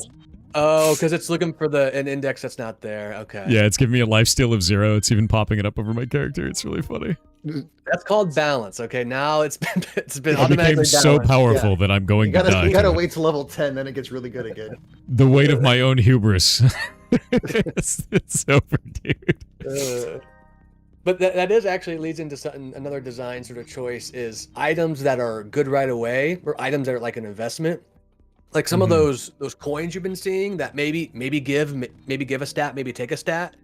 You don't really know it yet, but when you upgrade them, the odds improve in your favor generally. So it's like that's another sort of early game builds versus mid versus late. That's another sort of piece of the engine that we hope you get to like decide on. Yeah. No, it's cool. I like that. And now I have to get rid of this deadweight skull because it gives me nothing. Yeah. It's very sad. It's kind of funny. But man, this is rad. You guys' game is rad. So we're over time, but that's fine. It's whatever. I'm interested to know, like, out of everything you guys are building here, you guys know exactly what you're going to do. Do you have, and you've had experience before this, do you have any advice that you give to someone who's just starting out? Because we run game jams after this, so starting next month, we've got our 19th game jam, and I do 2 of them a year, and I'm actually going to be doing this event twice a year as well. Same exact thing. This is the second one, so the pilot one was in December of last year. So, but yeah, any advice you guys have? I'll go first because Joe usually has better answers. So Damn. Get ahead of it. Yeah. So, well, I'll just give a little bit of, I guess, history too. So, like Joe said, I think we started out. I think a good way to start out is to make clones of something. Like, you already know what works. Make clones of things you like. I think Chris Z. I think part of building something that you feel like you want to keep working on is knowing that it's going to succeed. So, like, there's a Steam marketing guy, Chris Zazowski. Like, we kind of looked a lot at his stuff first to like learn that it is important on Steam to make a game that people want to play on Steam. So you know, platformers don't do as well, or puzzle games don't always do as well. So we went into it knowing we wanted to make a game that would sell well because that would keep us motivated. So I think that's part of it. Mimicking games, and then game jams. We were actually pretty far into one game that I think would do well on Steam, but I don't think we were as excited about it at the end. And we just did a game jam just to like, for the fun of it. And then that's literally where this game started from, was just a game jam that was just a little thing over a week. And then we just kept adding to it. And I think as you saw, we brought Tom on and improved. So I think, yeah, know what's going to sell, because that always keeps you motivated, and mimic things that are out there now. And then game jams are just a good way to like get started as well for ideas. Yeah. Heck yeah. Yeah, I think I have another answer, but to piggyback off of the part about building clones, is probably a good advice for most people, because a great metaphor I heard was, if you're getting into carpentry, for example, you wouldn't start off designing your own custom design. Like, game design is something that I've had to learn. Got some books back here. You start off following like a blueprint, or cooking, right? You start off following blueprints because you do not know what makes a good chair yet. You just don't. So being okay with being comfortable with that idea that, like, I need to learn how to even begin. I need to learn how to saute. I need to learn how to like route this edge properly before I can even think about making something that's unique. So I think that is good advice for most people. But again, some people, crazy idea, they build it and it's amazing. For sure. If that's what you got to do, then do that instead. So I do think that's good advice. But my biggest advice probably piggybacks off of what I said before, is that, like, understanding that you might not do it, but you can. Like, you can do it. And depending on the skills you're starting with, that just will either take longer, or you'll have more to research, or you won't. And maybe you'll get stuck in certain spirals for a little while, and then you get out of them. All of that is really immaterial. It doesn't matter. If you keep doing it, it will appear. And that's it. There's no, like I said, there's no secret. No one's talent doesn't matter. Like, again, your starting position does matter. It can help you get things done faster. If you're like an author, or you've already done programming, sure, that's helpful. That's great. But anybody can do it. But you just have to continue when other people gave up. Mm-hmm. Sorry, no secret. You have to do the work. But then it feels really good when you do. And then when you do it, and then you see what you've done, that empowers you, and you're like, wow, I did this. So it's age-old advice. Motivation's worthless. Discipline is your new best friend. You don't have to be good, you just have to do it. And then you become good. I'm going to keep rambling. That's it. That's my advice. Go do it. It's actually kind of funny. I just released an entire video saying that. it's like last week saying, go do it. When inspiration leaves you, dedication keeps you running, man. That's the whole point. Absolutely. It's discipline and dedication more than anything else. Inspiration is fleeting. Sure, it sure is. I've come to not trust that guy. Yeah, dude. Oh, God. I'm getting annihilated by the Skeleton Shadow 7. Ooh, started with the 12 HP. speed. It's because I don't have my lifesteal anymore. Part of my engine Right. fell apart due to a bug. Oh, God, look how much armor it has. Dear God. My My bones. 13 armor. No, he had 26, dude. See, this is good though. I love that it's taken time and because at first the game was all deterministic. There was no random rolling for attacks. But I think it's really cool now. Ooh, 2-burn. That I got distracted by the 2-burn. It's really fun to not know how that battle's going to turn out. I found is. Oh yeah, no. It actually got kind of horrifying there, where I was like, I don't know if I'm going to win this one, dude. I don't know if this is it, But no, it's quite good. You guys are doing a really good job on this. Well, we gotta head out. But is there anything else you guys would like to say before we do? The final words. I promised to figure out the play test today so everyone can stop selling their kidneys. No, totally fine. When you guys do have that up, just let me know. We'll announce this out, cool. and we're also making a video out of each one of these, so that'll be up there. And when you guys have the link to the game, when it's up there, it'll be ready there too. So, cool. Not a worry very at all. Cool. Yeah. Yep. I would say yeah. Obviously, go check the game out when you can. I will fix that thing. And just thanks for playing it and engaging with it deeply. Like I said, and Tom mentioned this too. We actually really care about this thing we're making. And we put a lot of really intentional thought into it because we want it to be something that lasts. If you find it when the game releases, if you play it, or if you find it in 10 years, it should still be just as cool and interesting. So, thanks for engaging with it and playing it, and I'll get that bug fixed. No, dude, totally. And to be real, I wouldn't sweat the bugs. That's how things always go, and you guys are doing a really good job on it. So don't worry about it. And even if it has a weird showing this one time because there's a bug that causes the game to crash, that's not forever. There's always more stuff, and people will be able to see this at any time. And there's a lot of people that are really excited about it in chat. So you're doing something right.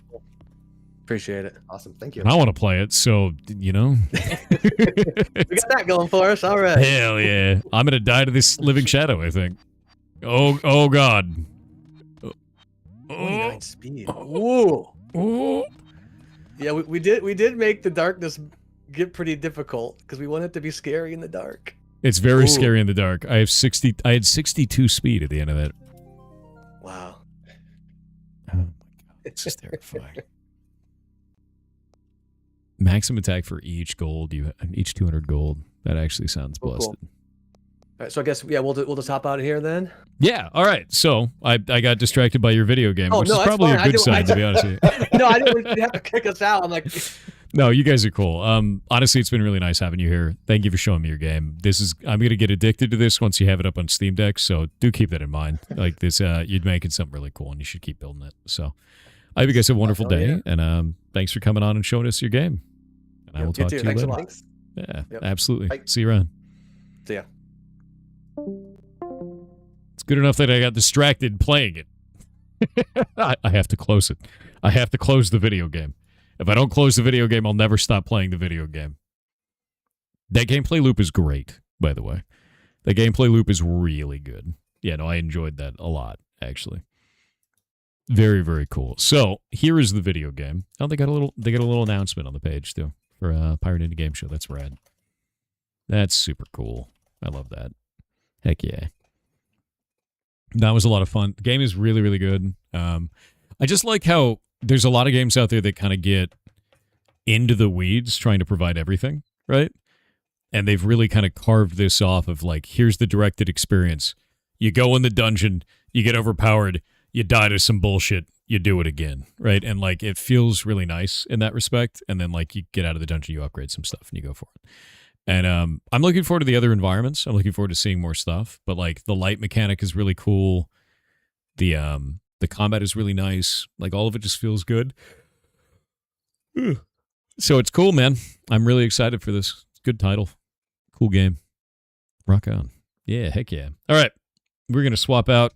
I'm going to get back to Chrono Trigger until the next video game, which is not going to be very long because we went way over time. Which is fine because, like, I don't know, some of them are like that. It's fun. Oh, nice. We get to go back to this horrific sound.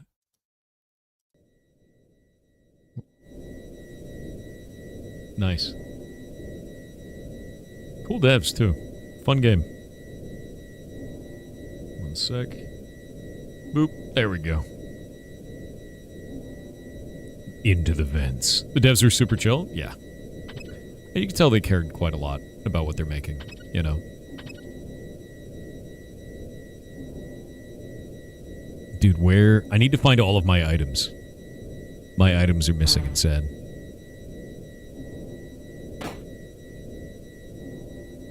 Okay, I don't need those. Hey guys, you cool? I know where you are. I'm inside the ship. Thankfully, I brought good old Boots with me. And she doesn't need a weapon, so she just kicked their ass. Everybody else needs weapons to, like, cast stuff. Ah. I was like, oh. Yeah, Boots is the weapon, exactly. I've gotten everybody's weapons back, but I don't have my items yet. And I think there's another thing for items. And these guys are worth a ton of XP as well. Just like a ridiculous amount.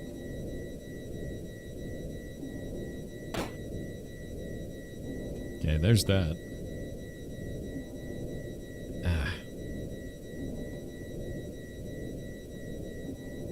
Yeah, no, Boots wrecks things, dude. Absolutely wrecks them. These interviews doing pigs are my favorite.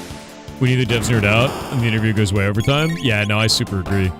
I'm gonna be honest, like, some devs are really nervous, some devs are just kind of chill, and, like, it just comes down to, like, how does the conversation flow? And I know some of the interviews aren't as, like, super cool and entertaining as other ones, and it really just comes down to, does the conversation flow, right? Aha, my items. And I think that's really all it is, man. And, like, I don't know.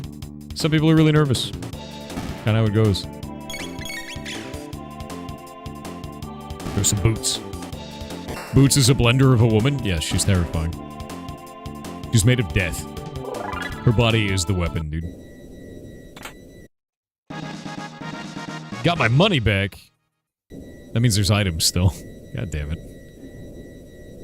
Items. Wait. Oh, okay, I was gonna say, is that thing, like, not part of it? Fair way to start pigs for the day? I agree. We've got 2 more games today as well.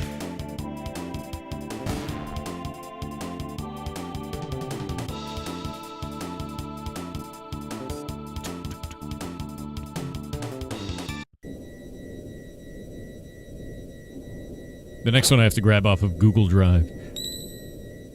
I got a safe spot. Let's... Oh, we can't swap out. I can't swap out while I'm on the ship.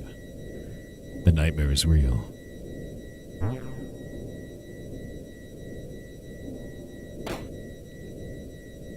Do you have my stuff? Is my stuff in here? Which ending are you gonna do? I have no idea, dude. You have to understand something. I'm playing it based on my memories from when I was a kid. Oh, is the screen frozen? I suck. One sec. I know why that happens.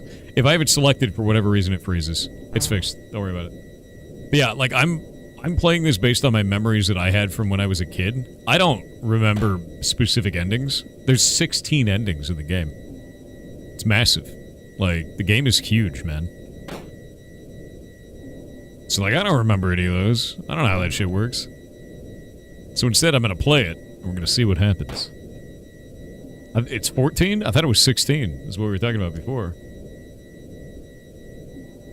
Is the game 100 years old? Yes, you figured it out.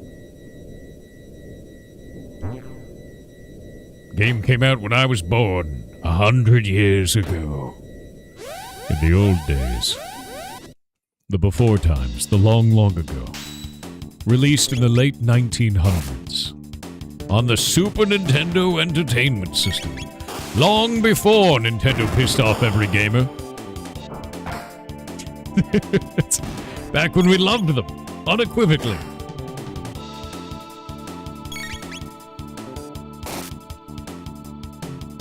Why do you do this to my bones? Back before Facebook. Back before YouTube. Back before Twitch or Kick. Back when social media was... Your friend has a picture... has a website for their cat. And social blogs about travel. Got all my items back, hell yeah.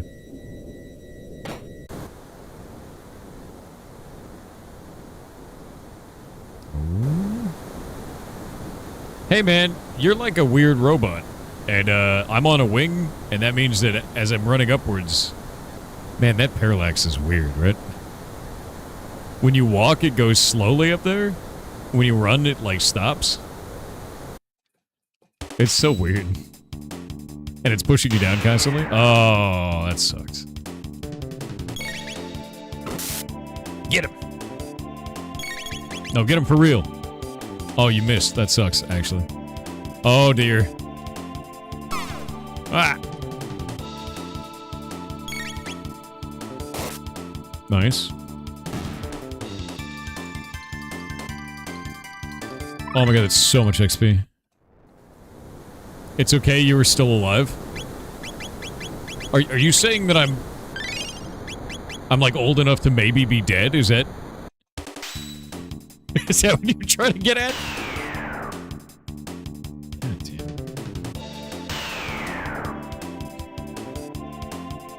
What do you mean, yes?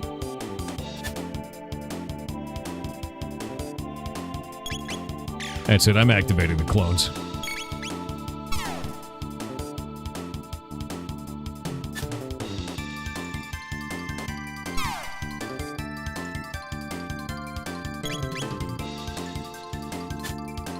Oh, wait.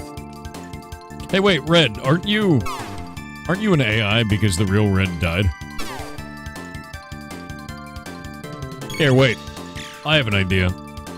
We'll just turn down Red's brain cell. That's fine. Back down to 1 with you.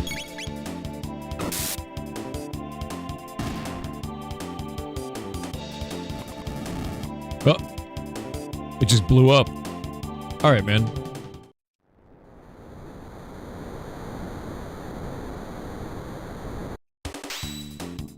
Gonna be 2 turrets or 1? Damn it.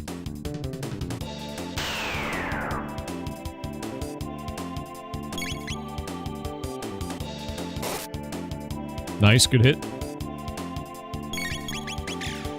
Yeah, they're the metal slimes of the game. They are. They're really annoying to kill, too. They also do quite a lot of damage when it all adds up. The whiffs. Come on. Oh my god, come on.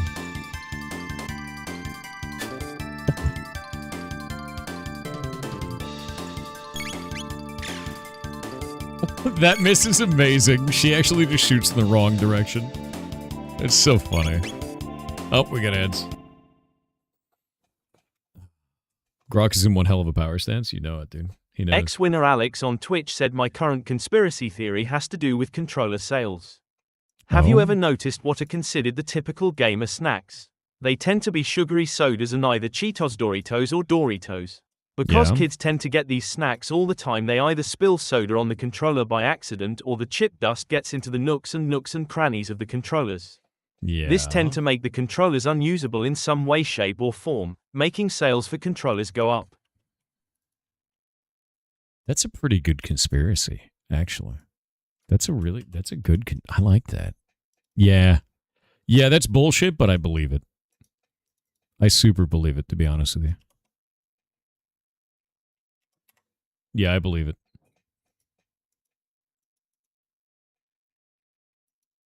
Yeah, the more that I think about that, the more I just believe it. You know? Yeah. Yeah. Yeah.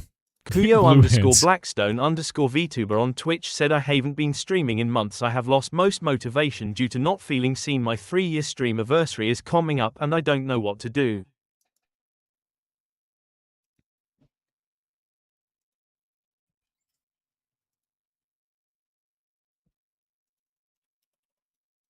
You've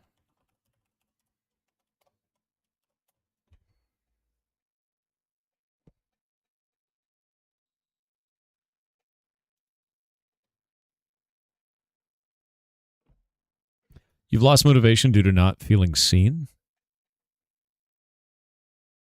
Well, let me give you a little piece of advice, right? The last time you streamed was on June 20th, 2026. You had an average of 11 viewers. On June 19th, you had an average of 7 viewers. And that's with you not streaming for months, right? You suddenly just popped out of nowhere, still at 11 viewers. If you have more than 3 average viewers, you're in the top 5% of Twitch. You shouldn't feel bad about having 11 viewers. If you like streaming, then go stream. If you feel bad about 11 viewers, you need to look at the whole picture. The grand majority of streams on this platform, of 7.2 million monthly broadcasters, have 0 viewers. So don't feel bad about that. Don't feel bad about it at all. Hope that gives you some perspective. Just a little bit.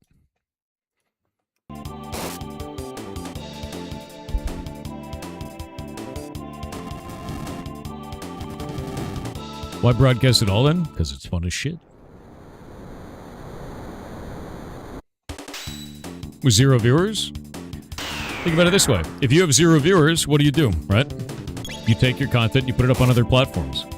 You're never going to succeed if you want to do social. If you want to do this as like a job, if you want to make money doing it, which I'm going to tell you right now, don't go into these types of things thinking that. You need to be putting all your content everywhere else. Take it from Twitch, take it from Kick, take it from YouTube, put it into Shorts, put it on TikTok, put it everywhere, man. Everywhere. It's supposed to be fun first. And then maybe it makes some money. Maybe it makes pizza money. Maybe it becomes your job. But if you're sitting there going like, oh my God, I'm stressing out because I got to get from 11 viewers to 12, or I'm never going to make it. Like, dude, you're going to burn yourself out before you even start. Like, you cannot live that way. It is not helpful for you. It should be something that you enjoy doing, and holy shit, maybe once in a while it buys you beer money. Maybe. If even, you know? Too many people get wrapped up in the idea that they have to do it or they're a failure. That's not the way it is. Not even close. Don't base your, I guess, personal identity and value on how many viewers you have on your channel, right? Like, we've got, across all 3 platforms right now, 2,600 people watching, 2,500 people. And, like, I felt the same way when I had 11, right? It's the same thing. Exact same thing. I show up here and do stuff with you guys. I get to have a good time. You guys get to have a good time. I clip it and we turn it into videos on YouTube. You know? Don't worry about it. Just do cool shit. Don't be down on yourself for trying to do cool shit. I think it was supposed to be out on that wing, but there was like nothing out there. Oh? Oh, that's a shiny.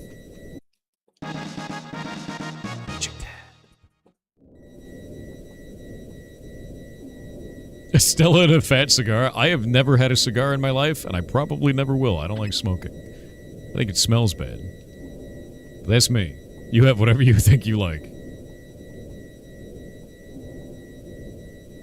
I think I have to go back out on that wing. I think I'm in the wrong spot. Oh wait, I'll go this way and then go down. But yeah, don't be down on yourself. Honestly, it's in fact, if we go look at some more analytics real quick, I'll show you something kind of cool. What is it called?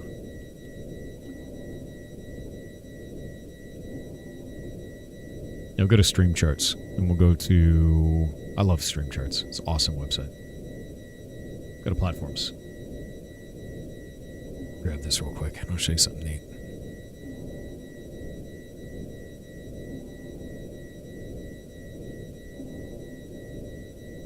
And total number of streamers. Go to Twitch Tracker as well.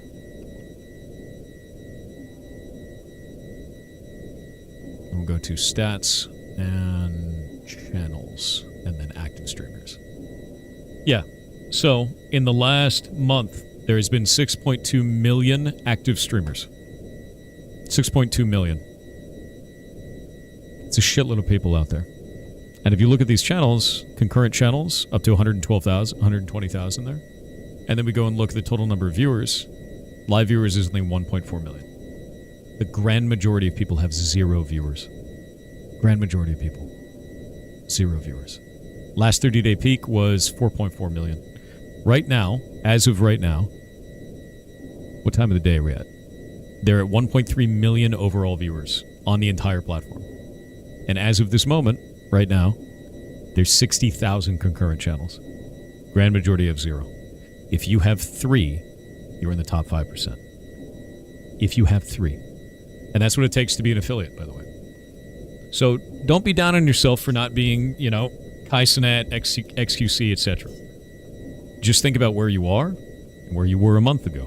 And if you're better than where you were a month ago, great. And if you're not, find out why. It's a puzzle to solve, not a way to beat yourself up.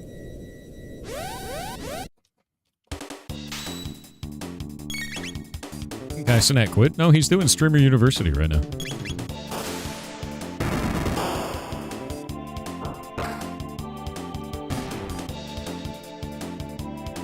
The end-to-end playtest is live and working now? Hell yeah. With 50 viewers, you're top 1%. Might be true. Secret Sauce's clips and YouTube shorts? You're damn right. Maybe we can blow this thing up.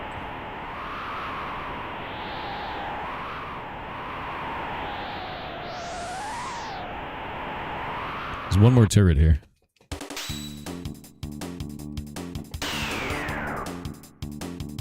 There's 100% a were-goblin, you'll never prove it. Damn! Good hit. Just need one more. Hell yeah. Nice.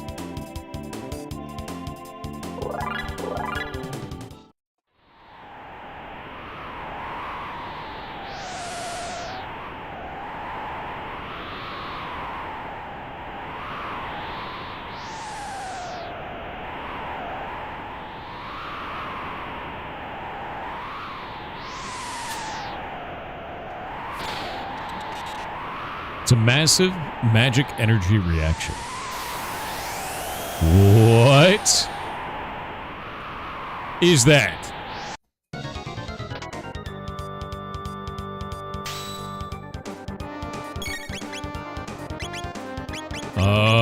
Charm it.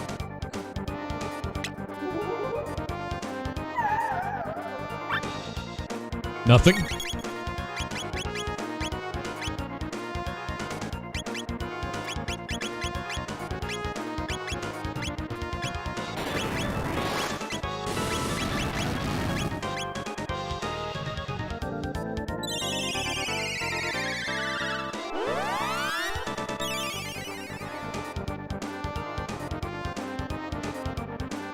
Actually horrifying.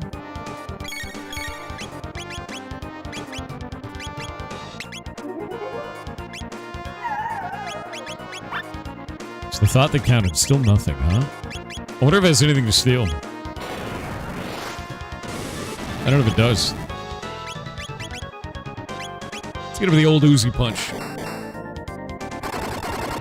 He's counting down. I don't like that he's counting down.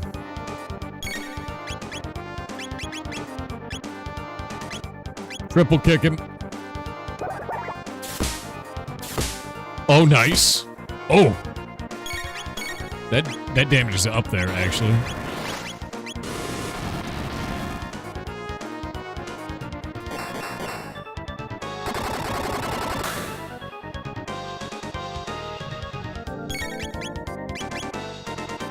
Again.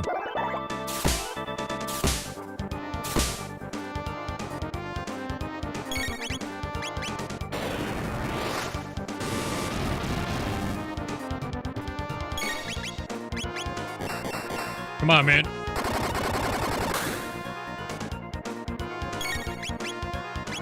Shit.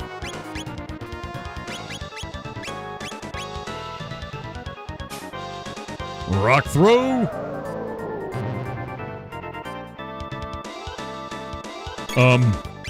Wait, he's just saying Why is he saying Did he forget how to count?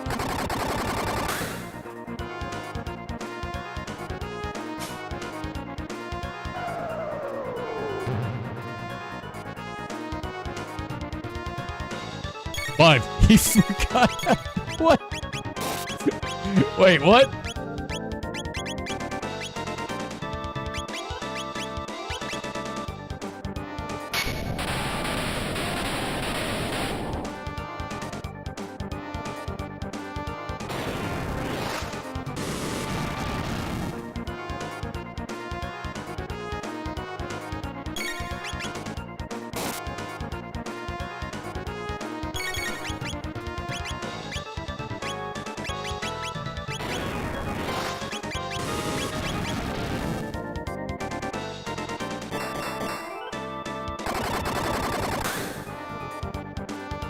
Come on, man. There's a good hit. There's gotta be a way to kill this thing in time. Napalm, very nice.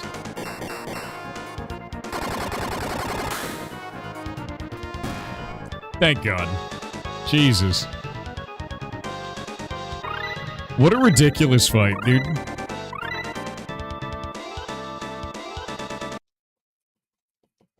It's complete. I've done it.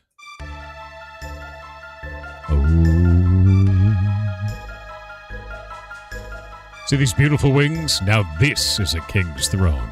I now name it the Arrow Dalton Imperial. We have to blow it up. It's tainted. They're gonna be my first victims. Arrow Dalton Imperial, engage. No. No, no, no, no. Stop the music. There we go. Ready for takeoff. This guy's such a huge piece of shit. My God, dude. The Arrow Dalton Imperial. We have liftoff, Houston. He said Houston. Houston! Oh, God damn it. He's flying my ship.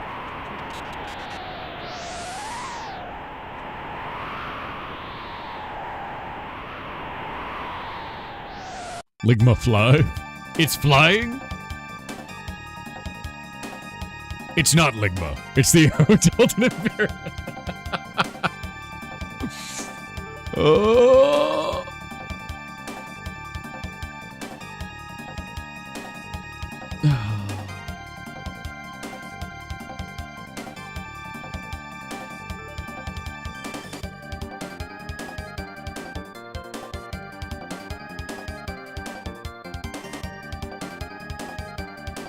Let's go on Twitter.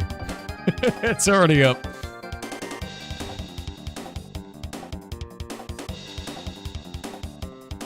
Yeah, I screenshot it already, man. It's so goddamn funny.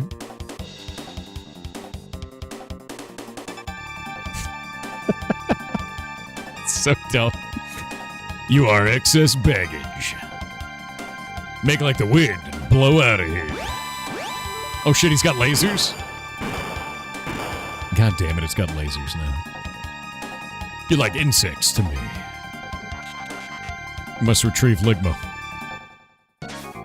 Don't, oh! Oh, she's a badass. You. Okay, you need a full tonic, actually. Yeah, we're just going for it. You need a full ether. And you need to start punching him in the neck. In the neck! Yeah, he didn't like that. Oh, Iron Orb sucks. Charm him. He's Dalton. He can't resist you. Power meal. Gross. Dalton, what are you doing, man? What are you doing? This is ridiculous. Fire 2. We'll do Fire 2. I don't know what that does to him. We'll find out. Uzi Punch. Nice. Opposite magic attack.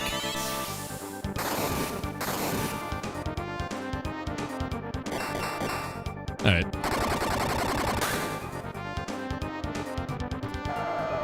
All of his stuff is like counters. It's like really annoying. Triple kick him. Do the big damn.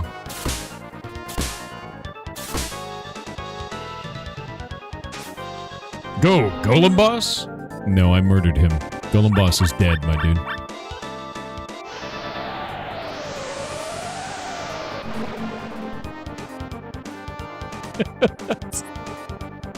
He's so stupid. Okay. He flushed himself, dude. Is Ligma okay? Ligma okay? More importantly, did he change the controls? His instruments are unfamiliar. I like how she's just in the back laughing.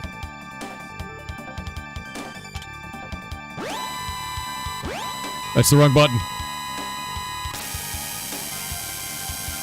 I pressed Y.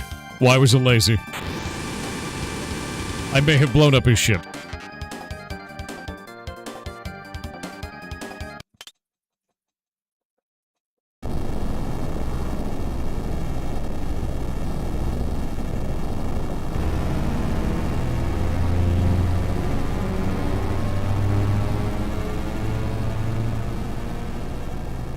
Yeah, I may have blown up his ship. Dalton got what he deserved.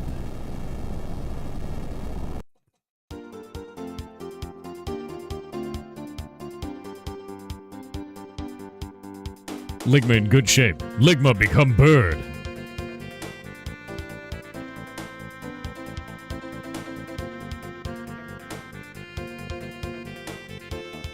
I can't wait for this. Butts might be on this island.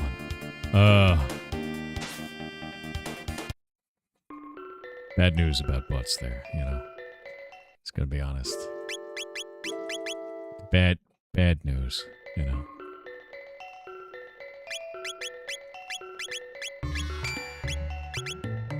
It's a good song.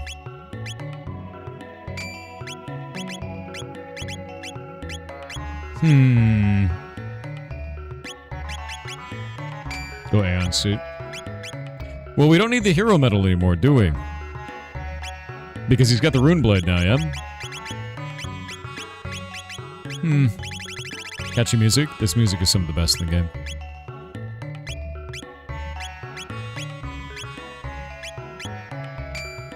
Yeah, we don't need it anymore. Let's move on to this.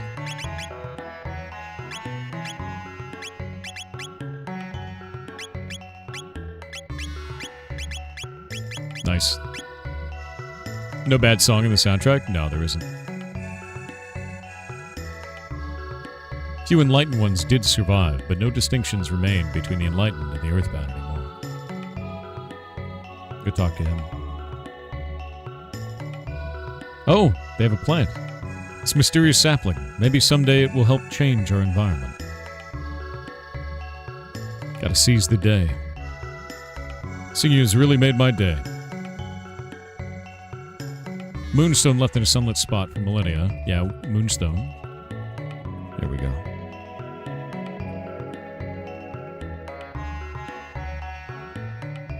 We're slowly recovering. We've got to start from scratch. Next game's in 5 minutes, by the way, guys.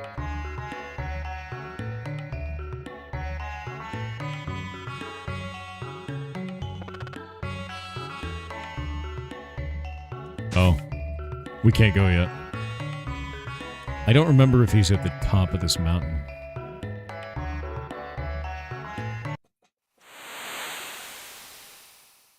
Oh, here we go. Oh, whoa. So, it's you.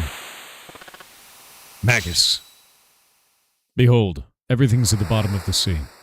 Gone is the magical kingdom of Zeal, and all the dreams and ambitions of its people. I once lived there, but I was another person then.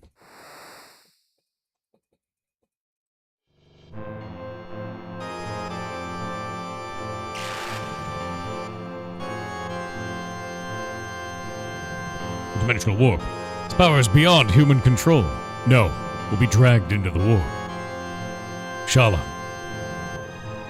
No, Janice, stay away.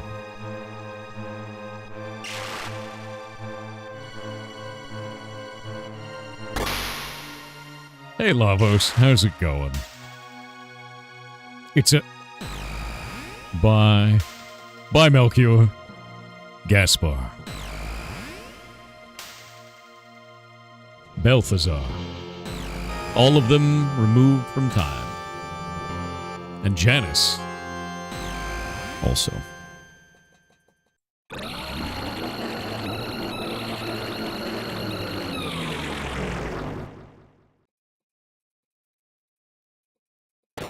Yeah, they got chrono blipped. Hello, everyone. I was in your cupboard. I forgot about that.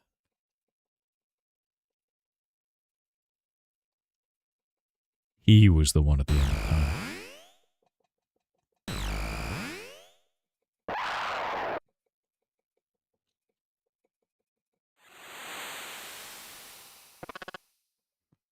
So, thou art that filthy urchin.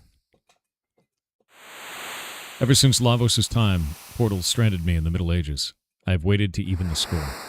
You interrupted me just when I had summoned Lavos to my castle. How ironic that, having been drawn into yet another portal, I would end up in this age.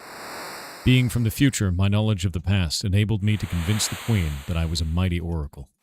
But no history book could have prepared me for what happened here. Unimaginable is the power of Lavos. Anyone who dares to oppose it meets certain doom. At this rate, you too will meet a hideous fate. Just like that poor fool, Butts. You dare to insult him? He's history. Play with fire and you get burned. Magus, hold thy tongue. You wish to fight me?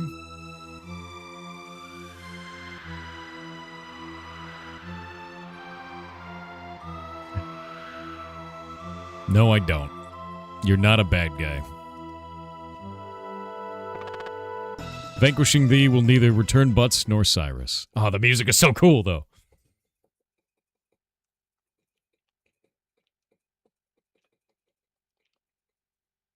Is he not going to talk? Wait. I'll come with you. Treachery! You know, there just might be a way to bring him back. Nonsense. Gaspar the Guru of Time knows how to restore lost or misplaced time streams. What shall we name him? What shall we name our vampire friend?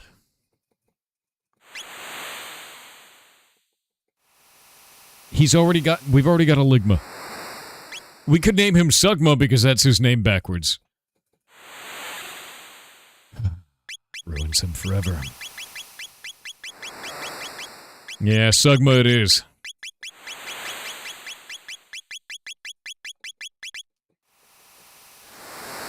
Just switch the A and the M. We'd have to call him Sugam. But it's fine. It's all the same letters. It's an anagram. Yeah. Magus. We could do that. How does that work? Well, it's M-A-G-U-S. Magus. Your 5 anagrams. Sugma has joined the party.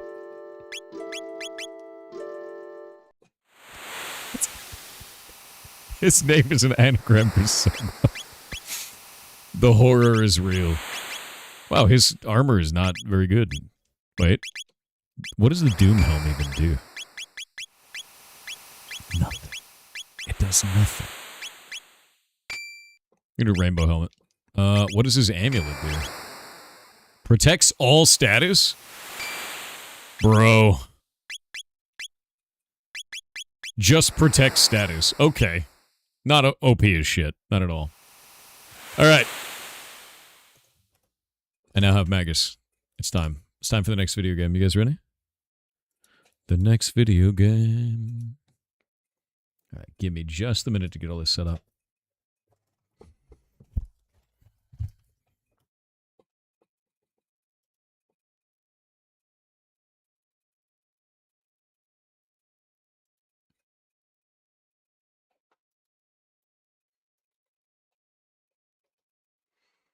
Okay, this should have downloaded.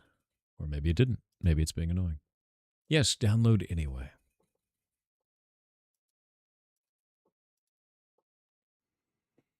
Okay, get that over here. Ugh. Ah, dying. Okay, where'd this go?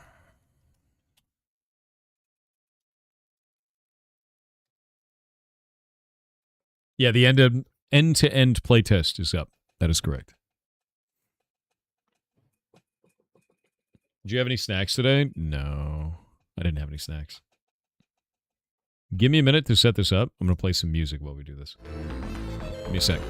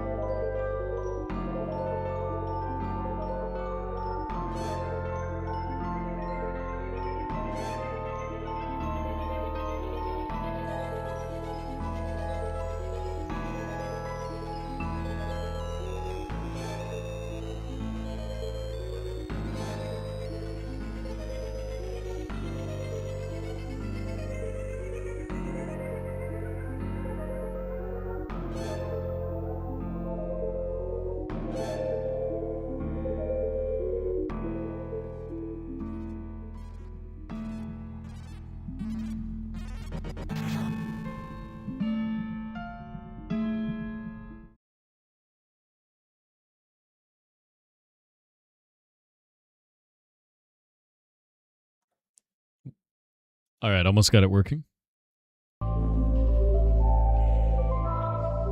It's a bit loud. Fixing some of the video stuff right now. Give me just a minute. It says that it's borderless, but I think it's lying. It was. All right. Now it's fixed. All right. I'm going to go use the bathroom real quick, and then we're going to start up.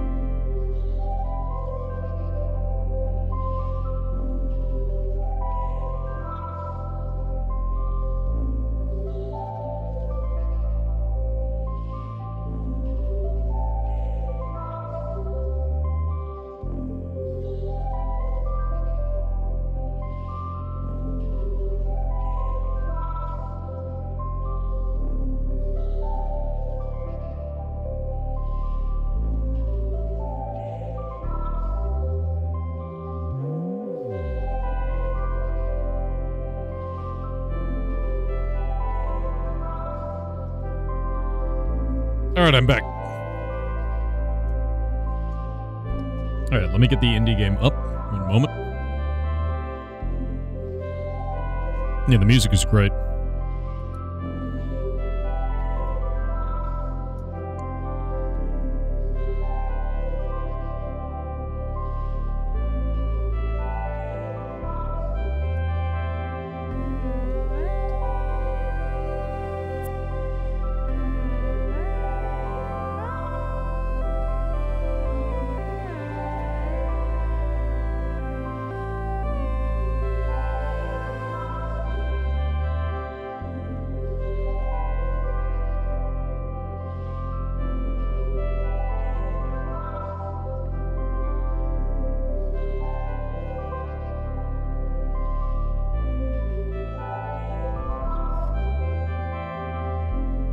Alrighty.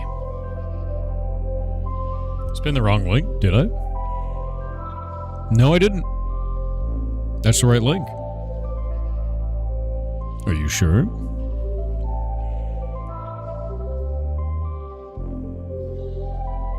No, that link is correct. Did the category not change correctly?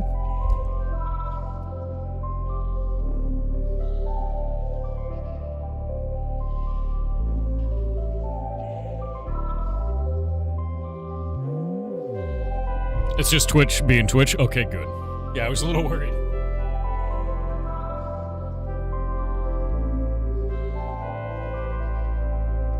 Yeah, I'm trying to make sure everything is working correctly.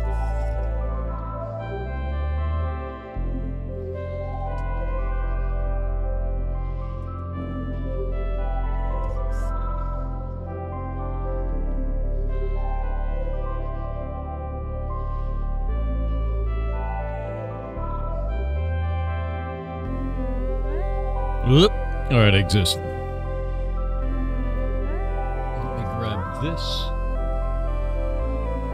Put it there. Sorry about that. I had to get a snack and then eat something because I haven't eaten anything. Or get a snack and use the bathroom. Those are two different things. This music is really pretty. But yeah, the next game for Pirate Indie Game Show is called Citadel. And I love this music, man. Like, I really love this music. It's just nice and chill, you know? Yes. Survival odds go up by 230% if you play the training simulation. Let's watch your now video. Thank you. Anytime, man. And thank you for watching it. Yeah, let's go do the oh, wait. God damn it, I didn't screenshot in time. I wanted to read it. There's stuff in there. The old world is dying. The new one struggles to be born. Now is the time of monsters. Your role designation is Remote Captain. Training will now begin. Oh. Love it. I love it. Another initiate so soon.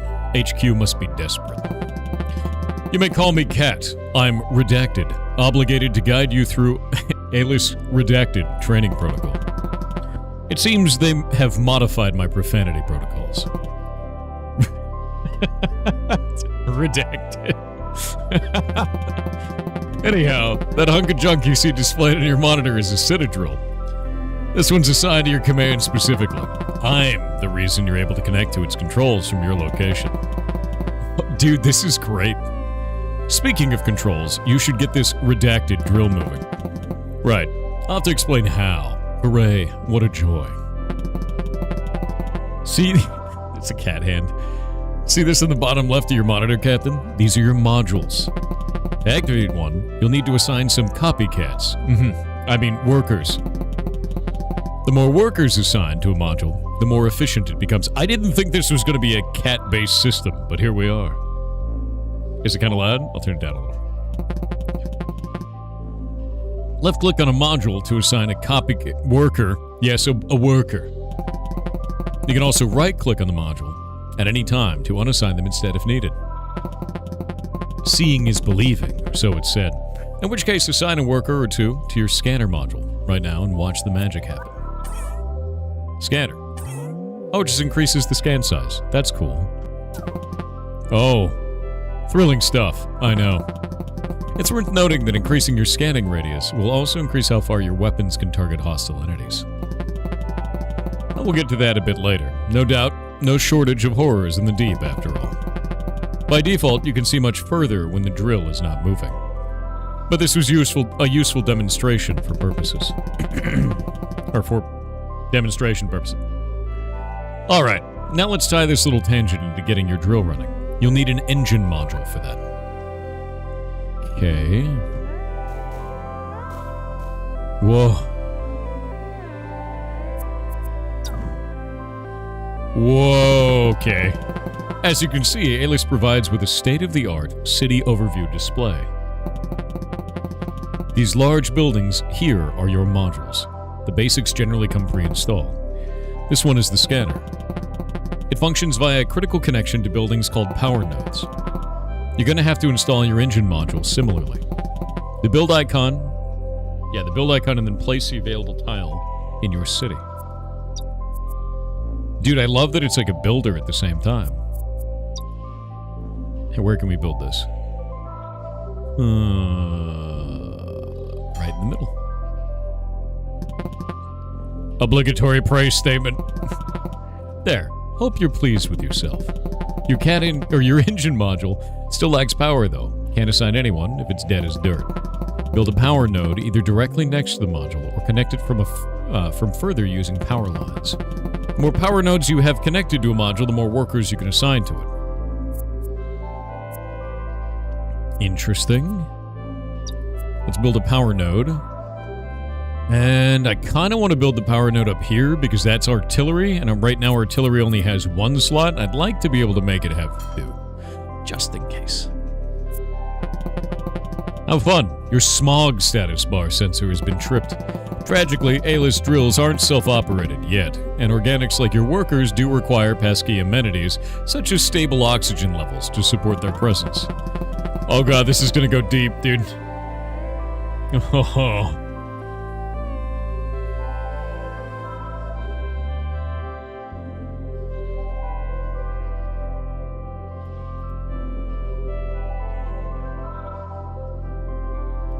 One moment.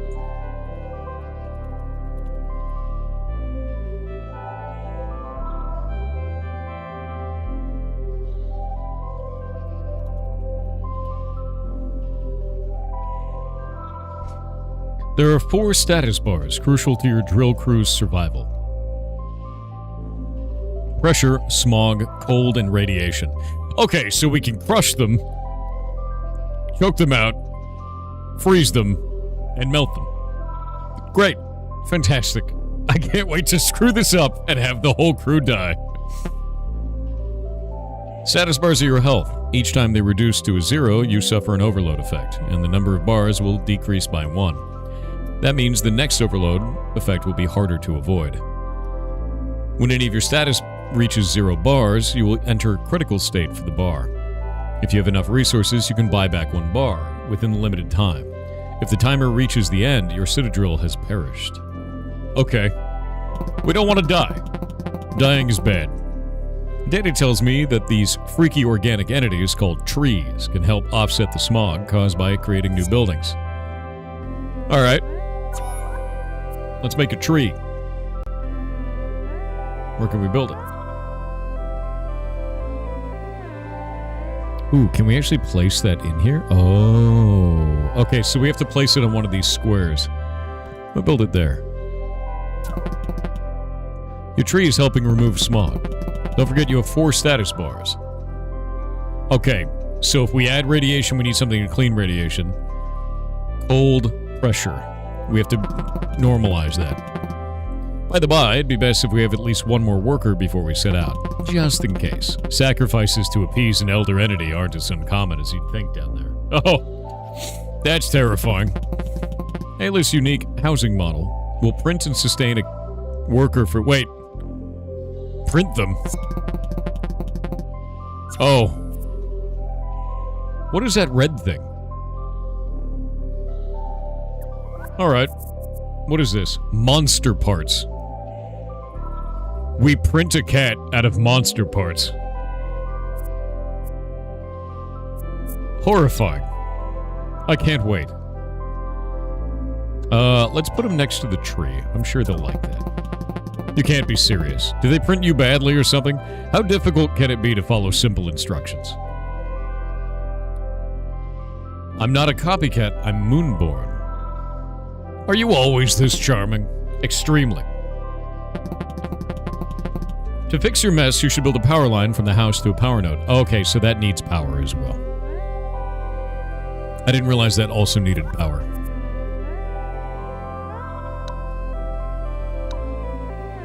How does that work? Does that not work that way?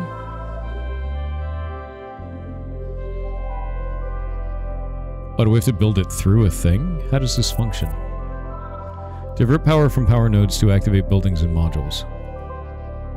Okay.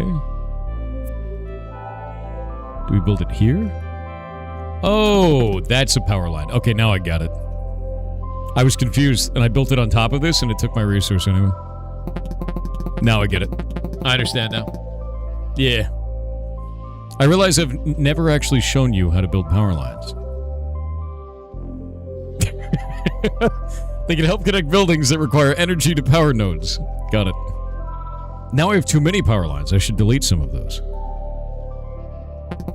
Also, congrats, you printed a worker. I will warn you, the basic model isn't the sharpest. Yeah, the tutorial, I understand it now. Hi, what do you need, Boss Paws? Quaint, this one speaks.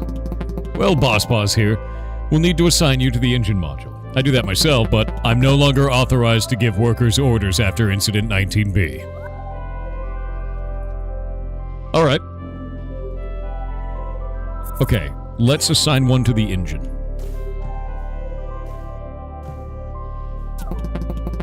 Let's see if you can make it past the first 5 minutes. The last captain couldn't even manage 3. Sorry, did you say 3 minutes? My mistake, I meant 2. You can rotate your drill by holding A or D. The more copycats you have in the engine, the faster it will travel. Drill over special tiles will give you resources. You cannot go back up, so plan your trip well. Wait, you can't go back upwards?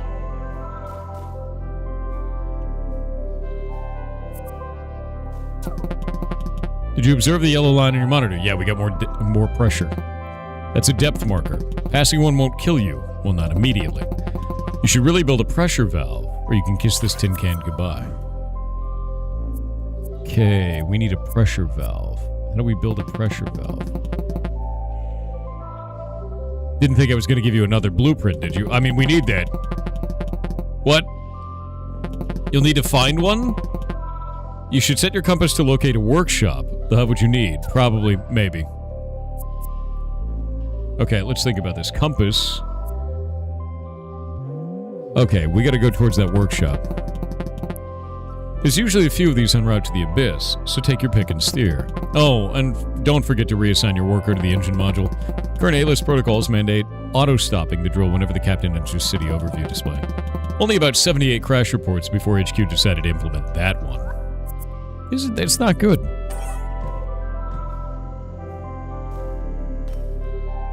Okay, we got some monster parts. I've rotated as hard as I possibly can. Come on. Come on, make it. Press E to connect. Got it. Alright, we connected. Yes. You never really know what you'll find at these things. Now let's install the pressure valve. Don't forget that you need to enter the city overview, or build mode, as the simpletons running your drill like to call it. Alright, let's depressurize this, huh? I guess we'd have to build it in one of these sides, yeah? I feel like I want to get rid of some of these. Is there a way to do that? Can we cut this? I don't know if we can. Is there a demolish so I can get these slots back? Yeah, the transition's really cool. Yeah, it looks like I can buy extra space later on. I'm wondering if I could break this. They come with the module? Got it. There we go. Good job. My system detects that pressure is lowering. Do stay on your toes, though, Captain. This new building generates smog, just like Power Node did. Most do so, in fact. Feel free to build more trees to compensate. If you don't, smog levels will overload, killing off your workers one by one. Or don't. I don't really care. Once you do that, or don't, make sure to keep drilling towards the bottom of this biome. Ice. Used for placing key objects. We also got one monster part. Okay, I want to go back down the other way. We're going to rotate this. Looks like you've alerted the local freaks. Not to worry, I've rigged your scanner with a special monitoring frequency. Should help you know when Redacted's about to get real. Whenever this meter fills up, the resident creepy crawlies will be close enough to start attacking the city. Gun.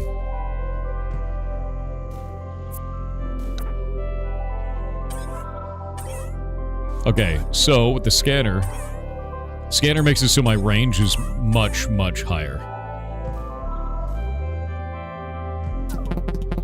Are you just gonna sit there? Get a work on your artillery, it's already there! I'm not permitted a weapons access, regrettably.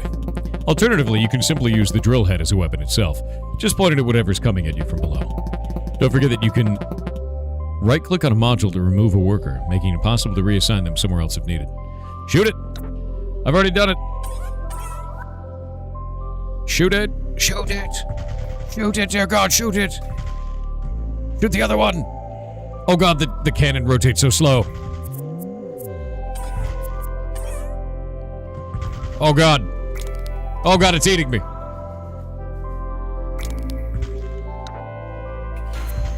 Ow. Pressure is building. Alright, I think we're good. Dig, dig, dig. I forgot to mention, in a pinch you can use quick action to give drill an immediate high priority order. It's true that using one will damage one of your status bars, and you can use the same one twice in rapid succession. But using the right one in the right circumstances can sometimes turn the tide, or horde, or what have you. I don't know if I want to do that. Oh! Yoink.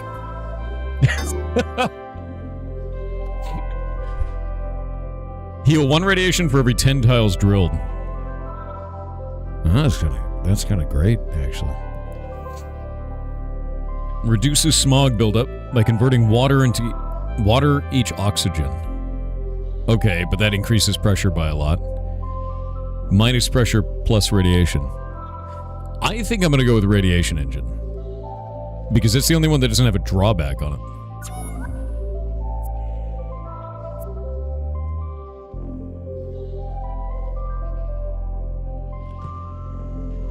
Let's go towards whatever that is. You know? Looks like ice. There we go. No, I should probably build as well. Can I make another pressure valve? I can. There we go. Now we have that going into the negative. So that should be going in the right direction now. Slowly over time. Yeah, progress is going down. Perfect. I wish I could angle harder, but I definitely can't.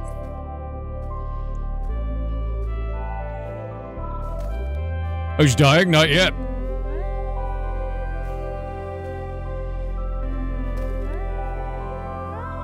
Yeah, your city has a dash. It does. But the dash costs. It does smog damage, but I have so much smog removal that it's fine. So like that. Large entity detected. Did I forget to mention that an elder entity resides within the base of this biome? Better pay attention to whichever moons you were born under. Oh. Oh. Oh God. Did the engine just blow up? You died. Training complete. Now the real fun begins. Alright, so it really doesn't like when you take your time. Have a total of 3 or more. Okay, we completed the corporate training. Now we're going to play for real. Oh, we actually have different characters.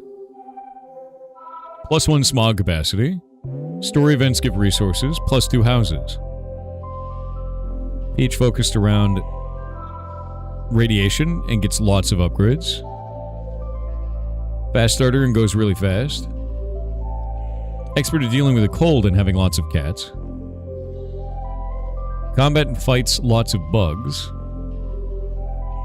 Smog-ridden city manned with robot copycats. Okay, so smog is fine for those ones. Devotion to your lord through sacrifice. It's gonna be some interesting characters. Alright, let's see.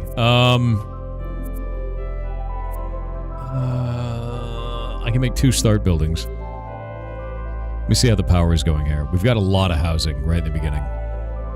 I've got an engine here. I've got a large tree there. I've got a scanner here. Is that producing radiation?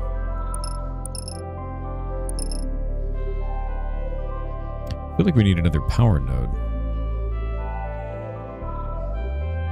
Extracts 1 every 100 dirt tiles destroyed. So that is actually a building. Engine. Scanner. I wonder if I can do power lines up from this. I don't know if I can. We already have so much housing.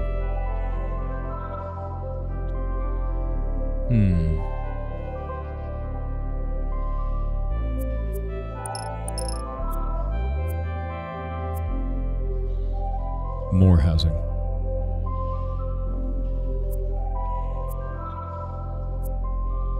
Can't build anything yet, it looks like. Yeah, I don't have any resources. Starting buildings. I think we're done. Ooh. Starting quick actions. Shoots a projectile in the direction of your choice. But gives you 100 pressure. I'm gonna say that. I mean, that seems really good. Yeah. I like that. That's insane, actually. So we could use a pressure equalizer. We could generate a shitload of pressure and then convert it into smog. What do we name our ship? What do we name it, chat?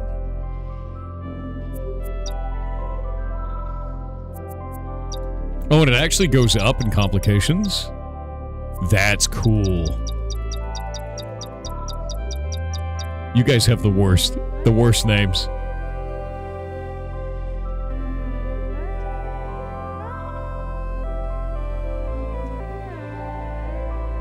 You guys all have the worst names. No one should ever ask chat. The Diglett? Really?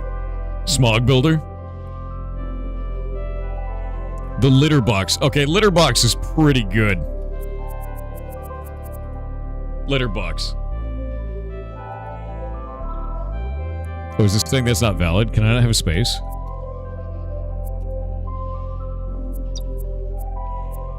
Oh, maybe it's mad. Memes.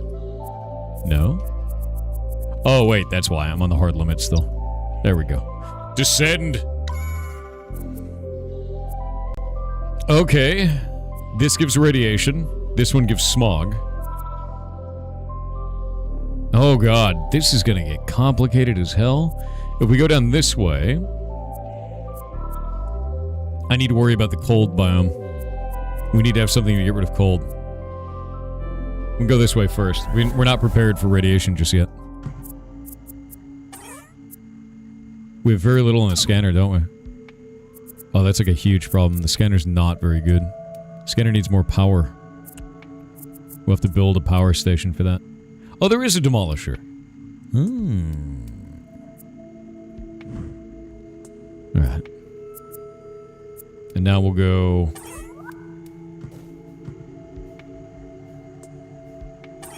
I'm gonna go this way. Get a guy in there in the artillery as well. Smog's going down. We have -9 on smog.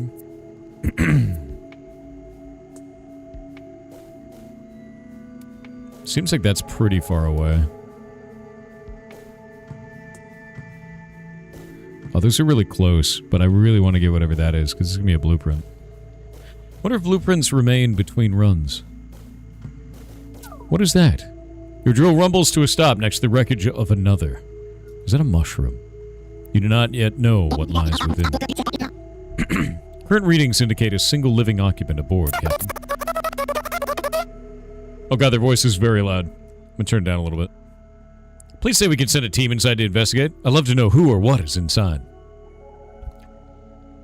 This seems like a terrible idea. Let's do it.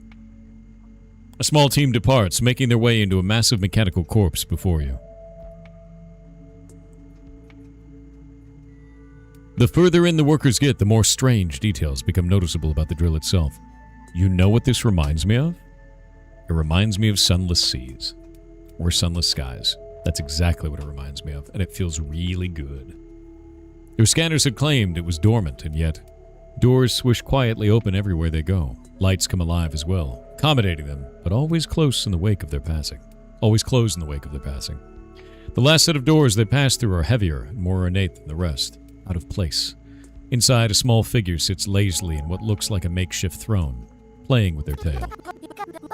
Oh, the Mad Ruler. Fantastic. Pebble, pebble, rock. Falling from the top. Tick-tack, spick-spack, drop, drop, drop. Oh no. Oh no. It's experiment 451. Ah, so you've come, little pebbles. We have ads. We're gonna wait on the ads. The nightmare is real. Should we eat the crew? I feel like we're gonna have to at some point.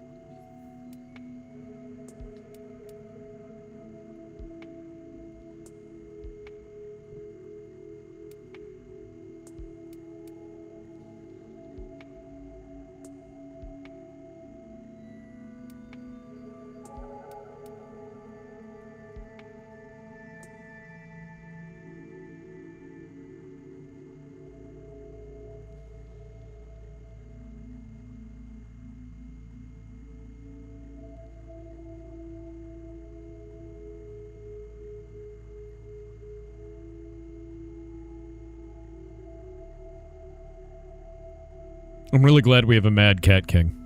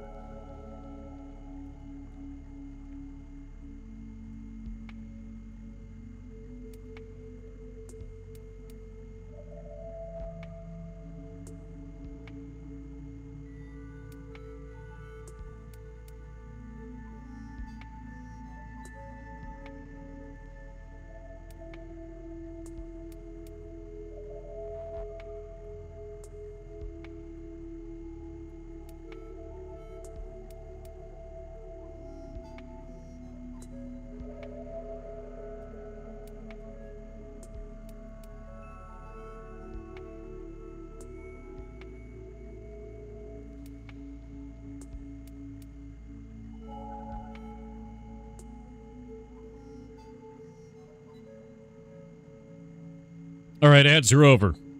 We're back to the Mad Ruler.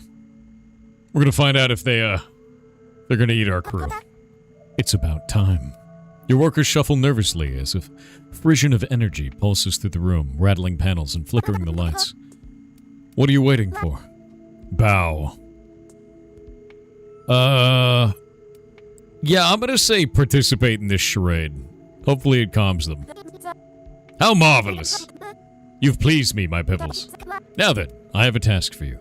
Without warning, a large series of panels on the floor slide away at the feet of your crew, displaying a rather gory collection of bodies below. Clean up this mess. I've grown tired of their stench. Do it well enough, and you might not join them. You've got it, boss. I mean, your majesty. What? I don't know about you all, but I prefer my head attached to my body. Better just have the crew do as they say. I have no jurisdiction in that idiot's playground. You've cleaned the gore pit! Yay! Monster parts. Fantastic. You're drilled into parts back on mission deeper into the abyss. Okay, so we got 10 uranium from that. And we got 15 monster parts. We built some new stuff with that. I need to really get some stone. Yeah, I need some stone. Badly, actually. Okay, let's get some cats in the engine. Oh, wait, wrong way. Shit.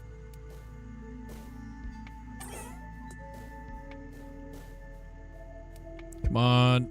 Is it too far? Got it. Radiation scrubber would be pretty cool. Heat converter is what we need, though. Heat converter is 100% what I need. Because we're going to a cold biome next.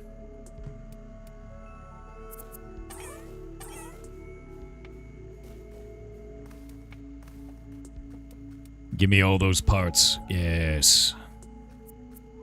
Okay, I should have enough to build another energy.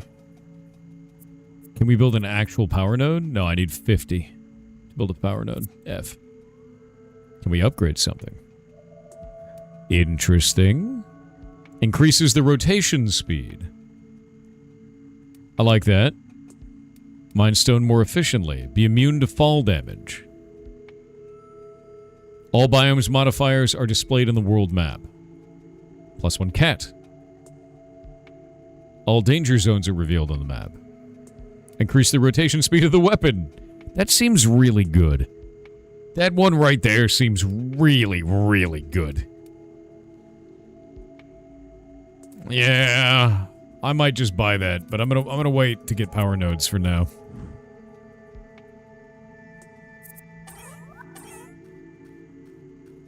What's this? Oh, I just got some parts. Nice. I got some ore, it seems.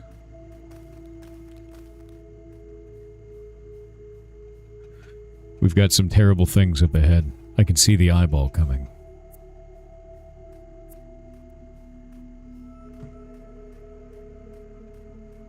Nice. I'm glad that we can scan all of that. What is... That looks like danger. I don't know if I want to get near that, you know? But maybe I do. Oh, it's a depth level thing. Alright. Monsters. We more in the scanner. Come on, come on, come on, come on, come on, come on, come on, come on, come on. Blast them! We got 2 in the artillery. It's doing enough damage, but it's got to rotate faster. Nice. Nice. Come on. Oh god.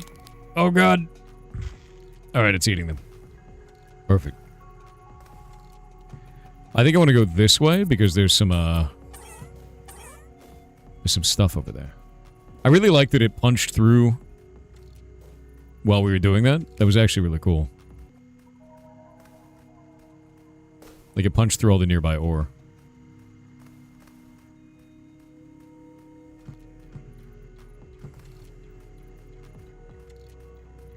I think I need 1 more ore, and then I can get some good stuff. Oh, shit. I didn't know they could just be out there, but it looks like they are.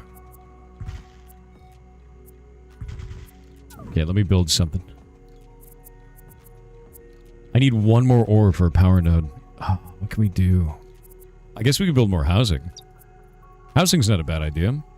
You know? But we have to build it where there's power. I want to build a power node like here, and then build like a housing there. You know? How much for a new build spot? I don't know. 500 ore, it seems. 500 stone.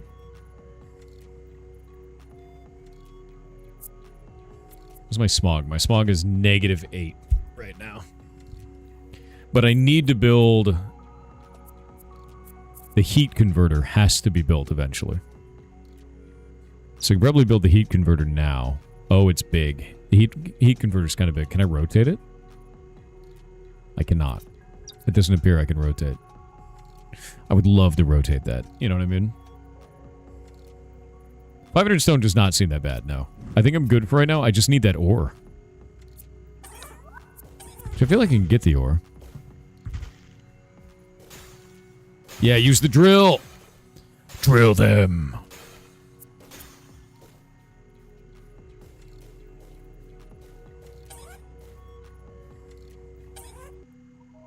My scanner is not big enough to hit that, unfortunately.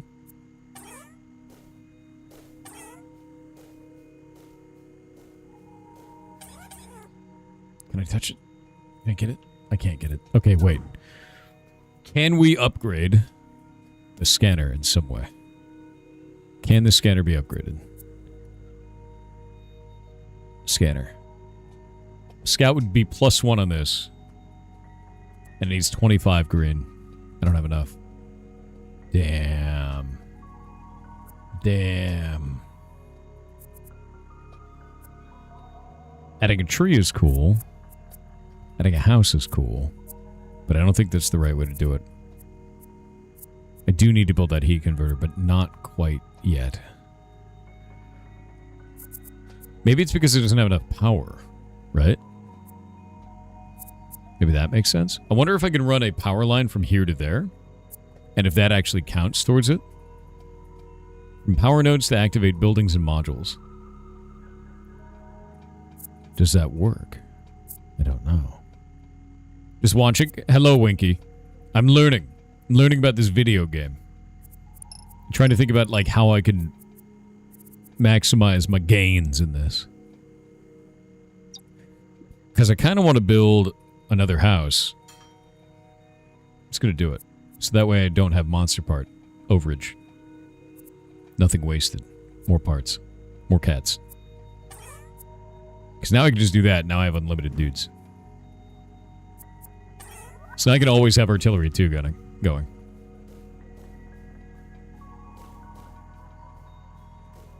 There we go. That last red. That's what I need. There it is. There it is. Give me the beautiful ore. Alright, there we go. Now I got enough. Now I can build another power node. I can build it here. Just like that. And now this has 2 power on it, which means it could have another cat. So we put another point in the scanner. And now I can do... We have enough cats, which is perfect, to have 1 on the engine. Then we can build power lines later. We'll deal with that later. I can't buy this yet. And now I can build the heat converter once I get enough red. But then I'll have smog problems, so I gotta build a tree. Thankfully, trees can be built basically anywhere. So we can just build trees out here, and now we have no smog problems. The trees are cheap, too. They just cost ice. Alright. Now I'm in a good spot. Feel comfy.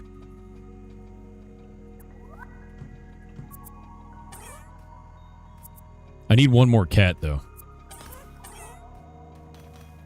Oh, it's so much ore. Did you just hear cats? Yeah, the entire thing is powered by cats. 3D printed disposable cats. Don't worry, it's totally ethical, probably.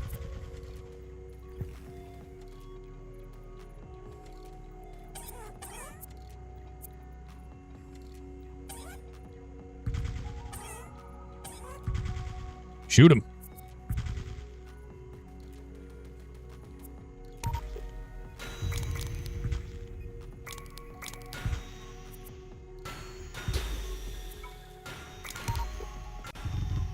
Oh, God. Okay, we got a problem. And to go back in here, we need to get a pressure valve immediately. I'm going to run a pressure valve there. That seems good. And then we'll run another pressure valve here. That's good. Because otherwise we're going to have serious problems. And I need to get another house. Let's actually get power lines. And we'll get housing down here. So to the cat. Alright, I think we're good now.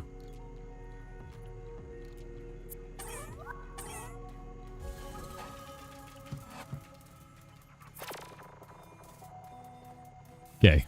Pressure's going down. I'm going to dump some of that into smog.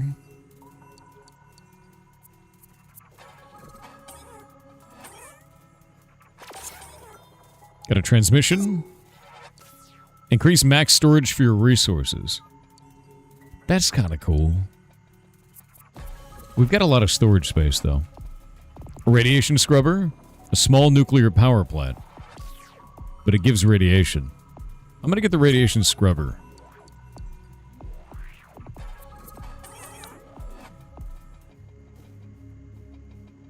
Oh, wait. There's green over there. There's green over there. There's green over there. Keep turning.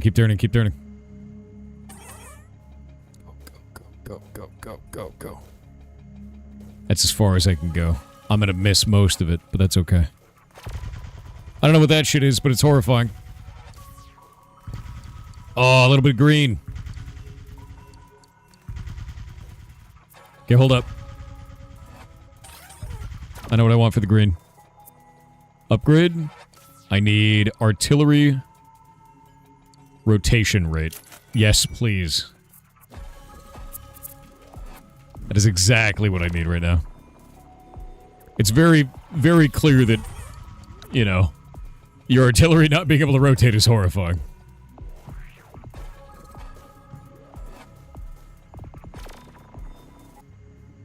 What's that edge there? That's not... That's bad.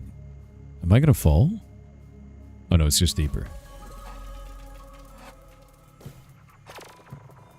Hello. Squished.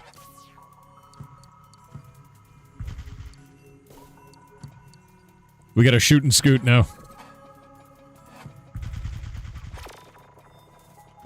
Okay, the walls are way tougher here now. The drill is not digging through as fast.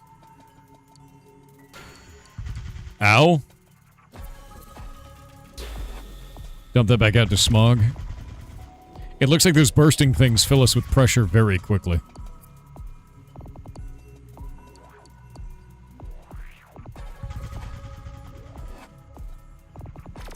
This is not a good place. This is a bad place.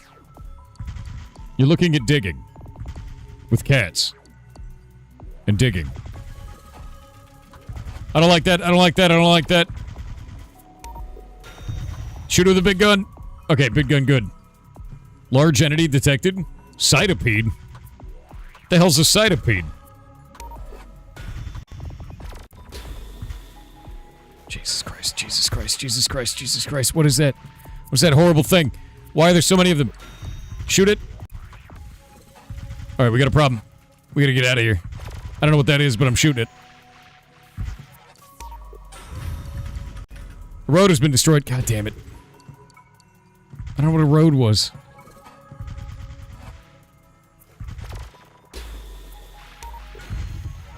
Got it? Okay, that's some kind of a hazard.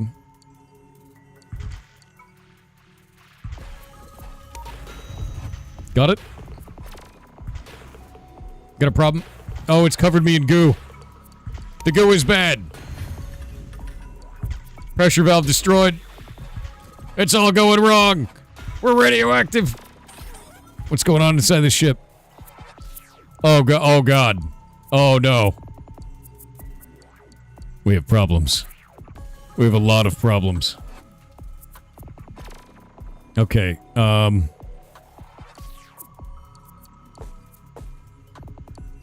okay, that's broken.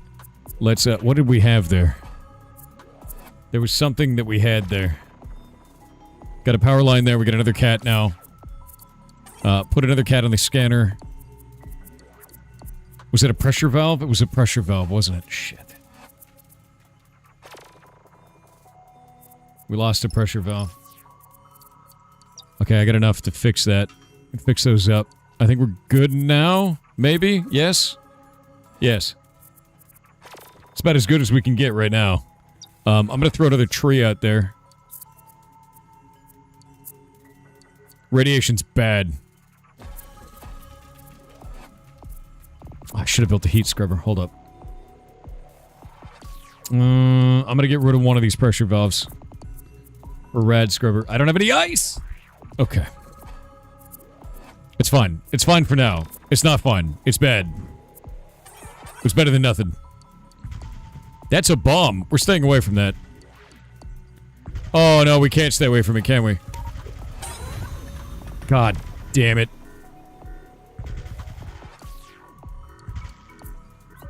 Repaired it.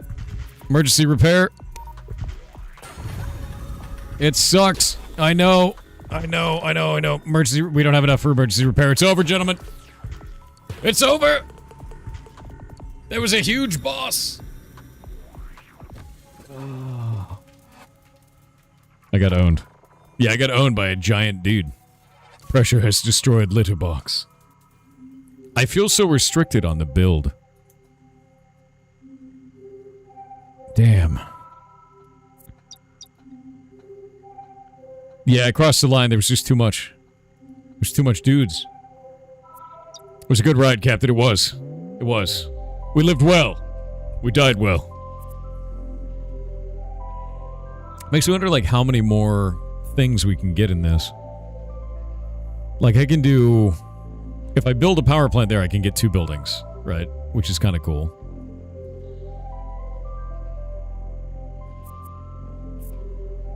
Yeah.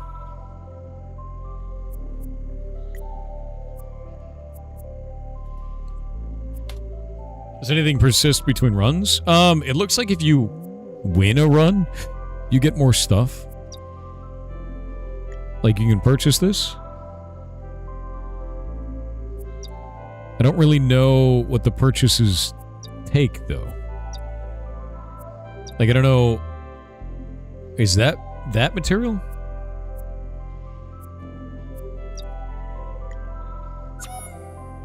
It is. It's these. Okay. Damages enemies around the dome based on how much smog you currently have. Okay. And it gives me 100 radiation. Electricity arcs chain through nearby enemies, growing stronger with each enemy hit. Science! It said it cost 1, but it took 2. Gain a new random blueprint from a choice of 3, and it gives us 200 smog. That's nice. Sends out a probe in a direction you choose. Also nice. Shipless and soggy? Yeah. Okay, I'm gonna go with science. What do we name it? Totally safe drill.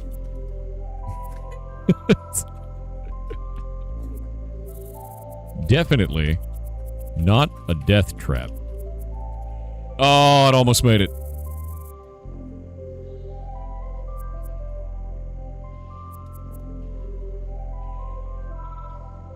Is there a character limit? There is. Safest drill around.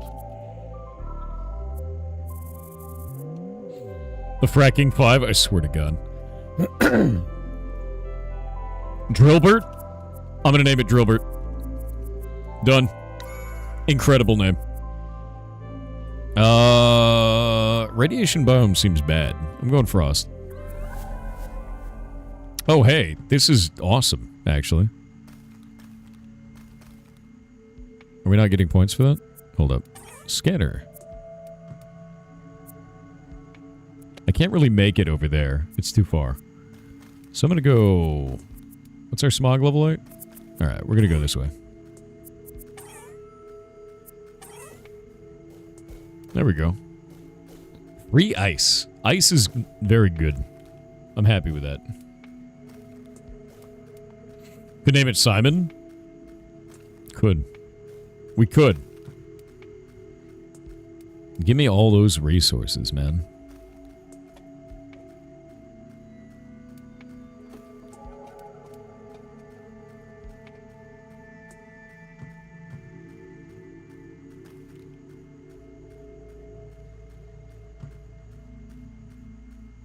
Ice storage is already at max capacity. That's kind of awesome. Is there anything I can build with ice that I really care about? Oh, it looks like small trees. I feel like this is a good spot for trees. I feel like that's a good spot for a tree. Which gives us a lot of smog reduction. And since I can convert smog into science... Ooh. Radiation buildup. That's cool. Radiation reduction is enormous because I have a probe. Reduces cold buildup is also what we need. So we're going to get that. Reduces cold buildup is really nice. Upgrade. Wait, where'd my screen go? Come back here. There we go. Space heater's gonna cost me red. I don't have any. No red. Chunk, chunk, chunk, chunk. Cool thing is we produce a lot of smog, but that doesn't really matter, right? Alright, what do we get? A nuclear power plant. Provides power in a straight line between antennas. Reduces smog buildup by converting water into oxygen. Gives pressure, though. I'm going to do the small nuclear power plant. Because that actually seems really good.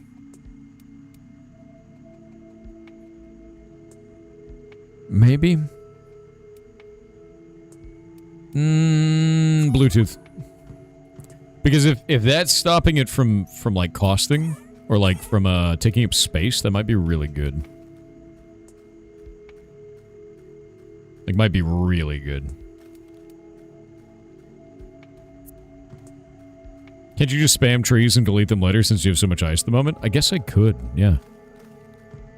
Hold up. We're definitely going that way.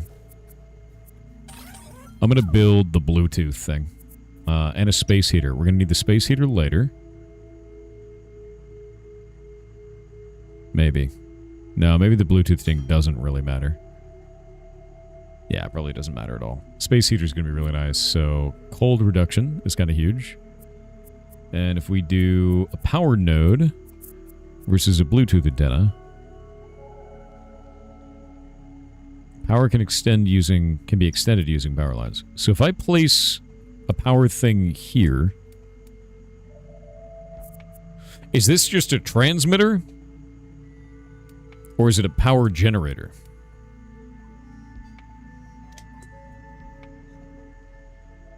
That's the real question. Only horizontally and vertically? Okay, so if I get rid of these two right here, and I do the Bluetooth, and just transmit, it looks like, and then I do the Bluetooth thing here, and I do the Bluetooth thing there, it provides power just in the grid around it, like this, so these two wouldn't be powered if I did the Bluetooth there and the Bluetooth there. I could see that being useful if I want to set up like an area and then run power lines out of it. So if I want the center area to be like all generation and then have it run the generation out and do like a Bluetooth here and then a Bluetooth there and then like a Bluetooth here and like a Bluetooth over there, things like that. Yeah, it'll be good later is what it feels like. Right now I need power nodes. That's all I need.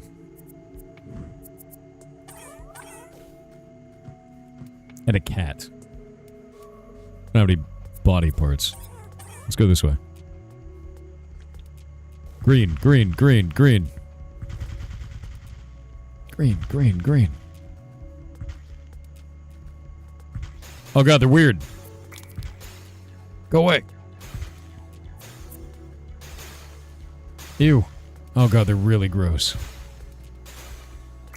It's like shrimps. It's shrimps. They're kicking my butt. But it doesn't look like it's doing much. Oh, they're adding pressure. Pressure's bad. I need a pressure valve. Hold up. Give me a pressure valve, please. Yeah, that's nice.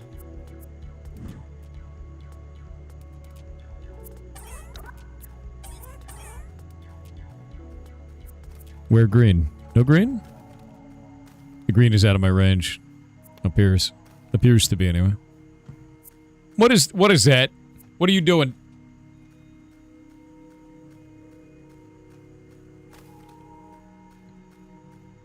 What are you? Nah. I don't know what you are. I don't like that. No, it looks too happy. Drill rumbles to a stop next to the wreckage of another. You do not yet know what lies within. Current readings indicate a living occupant aboard, Captain. Oh no, it's gonna be the one again. Yeah, let's do it. Is it... A lot of fungi detected. Let's be careful. We must be close to a source of radiation, though. Strangely, it remains undetected. Report 23051 did mention an increase in occurrences of abandoned drills sporting unusual fungi activity in this sector. Protocol dictates that we take samples to see if we can determine the cause. Seems you don't have much of a choice. Your operator, Cassandra, and a small away team sets out to investigate. Despite their caution, they are nevertheless sprayed with slimy, spongy, fungal goop while attempting to secure the necessary samples. Okay, full disclosure, I think I might have just swallowed some. I believe your team may have set a new speed record for achieving gross negligence. We've got bigger problems, Cat. I just saw enemy activity detected. Incoming. There's no time for safe extraction before they reach us, Captain. Oh, god damn it. We should have Cassandra intercept them alone. It might buy the rest of the workers some time to escape.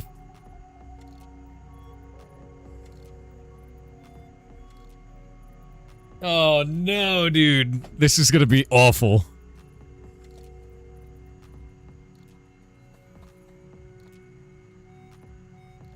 If she swallowed some of the fungal stuff. She's probably dead. She's our captain, though. No captain means you're dead, right? Now we gotta get her out. Take your team and hide behind some large fungal stalks. Oh, we got ads. We got ads. And we gotta get the dev on, so... Let me grab them real quick.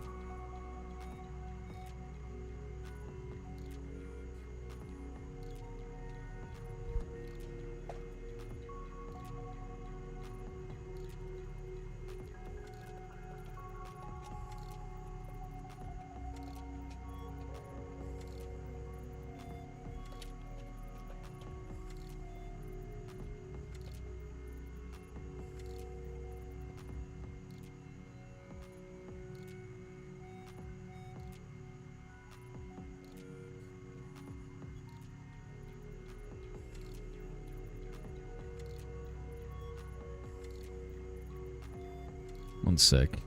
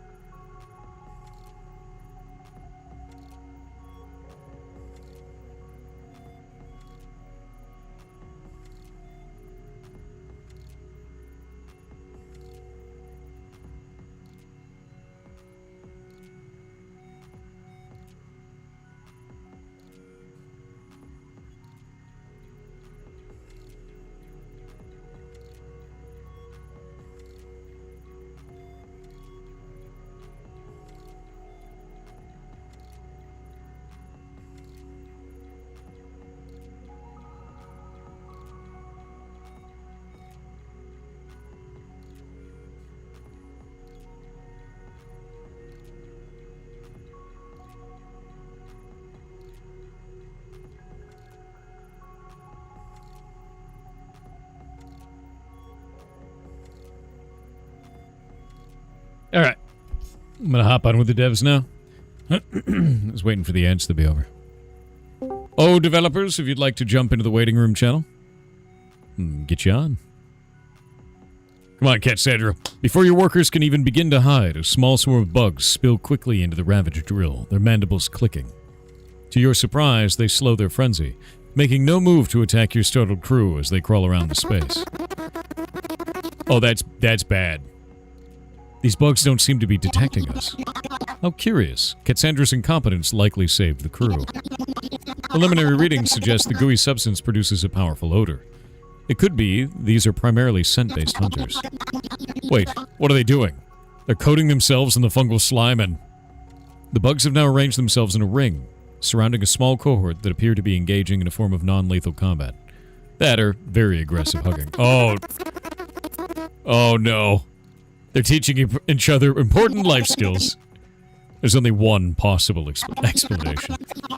This old drill has become the home of an elite Abyssian fight club.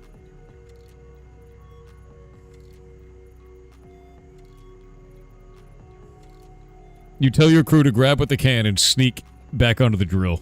Yes. The cryo is buzzing. The backup generator of this drill must still be working. Grab any frozen workers you can find. While the bugs remain distracted, your crew and new addition make it back to the drill, bringing some resources with them. Hey, we got an extra worker. Oh, that's cool.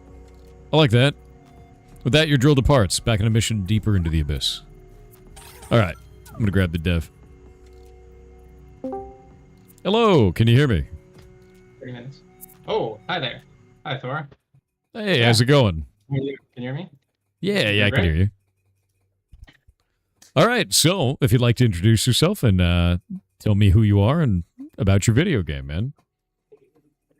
Yeah, sure. Well, I'm JP. I'm one of the co-founders of Studio Mocha. This is our first debut title for Studio Mocha, Citadel.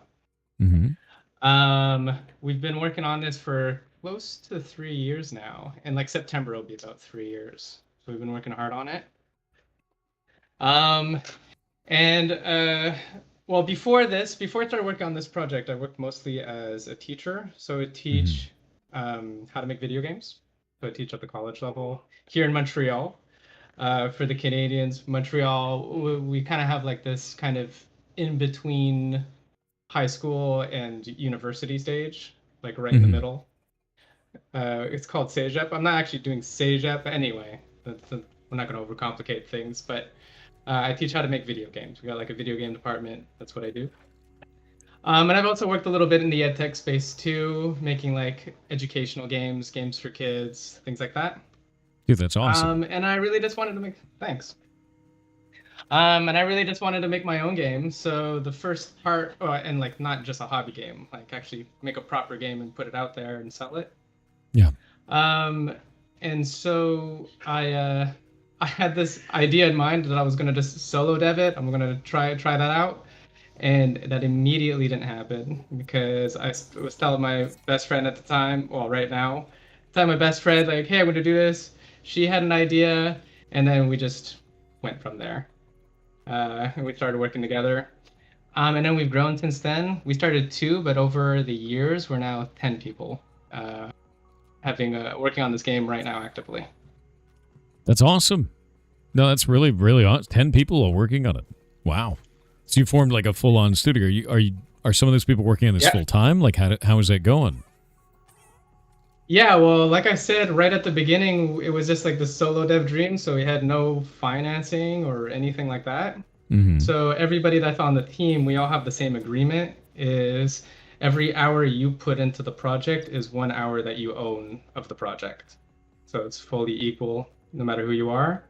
And then if you can put in more time, great. If you can't put in as much time because you have a full-time job or you were studying or whatever it might be, then you put in the time that you can put in. So to answer your question, it's varied. Right now I work basically full-time, but we have a lot of people who only can put in just a few hours a week, for example. And the idea is to like, I guess once you guys go commercial with it and you sell it off, then you'll get like a percentage based on the amount of hours you put in? Effectively? Exactly, yeah. Yeah. So the percentage that's exactly it. The percentage that you own of the project is equal to the amount of hours you put in. So overall, right? So let's say everybody put in 1,000 hours in total, and myself, I put 100 hours of that 1,000, while I get 10%. Cool. No, that's really cool, actually. It's one of the things I've talked to the community about before is like finding some kind of a system that works financially for you, whatever that system is going to be. So that's cool. I dig that a lot, actually. I think you guys are doing a cool thing there. It's very tough, too, like trying to find something that works, that makes everybody happy, you know? So awesome. Yeah, that's really cool. I really had to think that through because I knew I wanted to get some people on board, but they're not going to put in the same amount of time, and it's variable. And me as a teacher, like I can put in more time during the summer and less time, blah, blah, blah, blah, blah. There's so many variables. So I found like this was the most kind of flexible way to go about it. That's cool. So tell me a little bit about kind of this game. Why this game? What made you want to build this?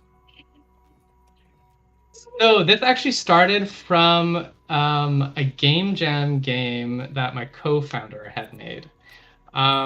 It was a giant drill No city, just a giant drill going through a bunch of tiles, and it was very visceral. And we just liked that feeling, like, oh, okay, we have like just a drill digging a whole bunch of tiles instead of like we're inspired by Dome Keeper, and like you're doing one tile at a time. So that's kind of just where it started. Big drill. Yeah, I'm looking at the stream. I actually know that bug. You definitely found a bug.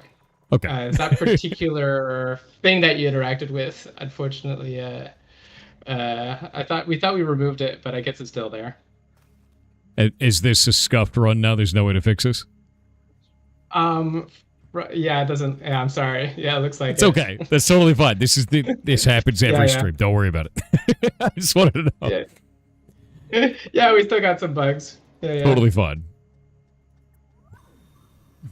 Yeah. Anyways, as you were saying. What was I saying? Yeah. So the drill thing. I had like made a tabletop game before called Foibles. It's like a party game mixed between Werewolf and Cards Against Humanity. Mm-hmm. But one of the troubles I had with the game was understanding how to market, how to market the game. So for this game, I had the mindset that I want to understand marketing from the get-go. Like the first thing, that's like the first thing we're going to try to understand about launching a game. So we took this visceral idea, this idea of like a drill that can tile a whole bunch of tiles at the same time, and then we made 10 different ideas based off of that core concept. So one drill that can drill a whole bunch of things, maintain the aesthetic, the 1-bit-esque aesthetic, because our artist she's really good at that. That's my other co-founder, Alma. And so we came up with 10 ideas, and then we had like just a filtering system based on like, okay, which one do we think will be the most marketable?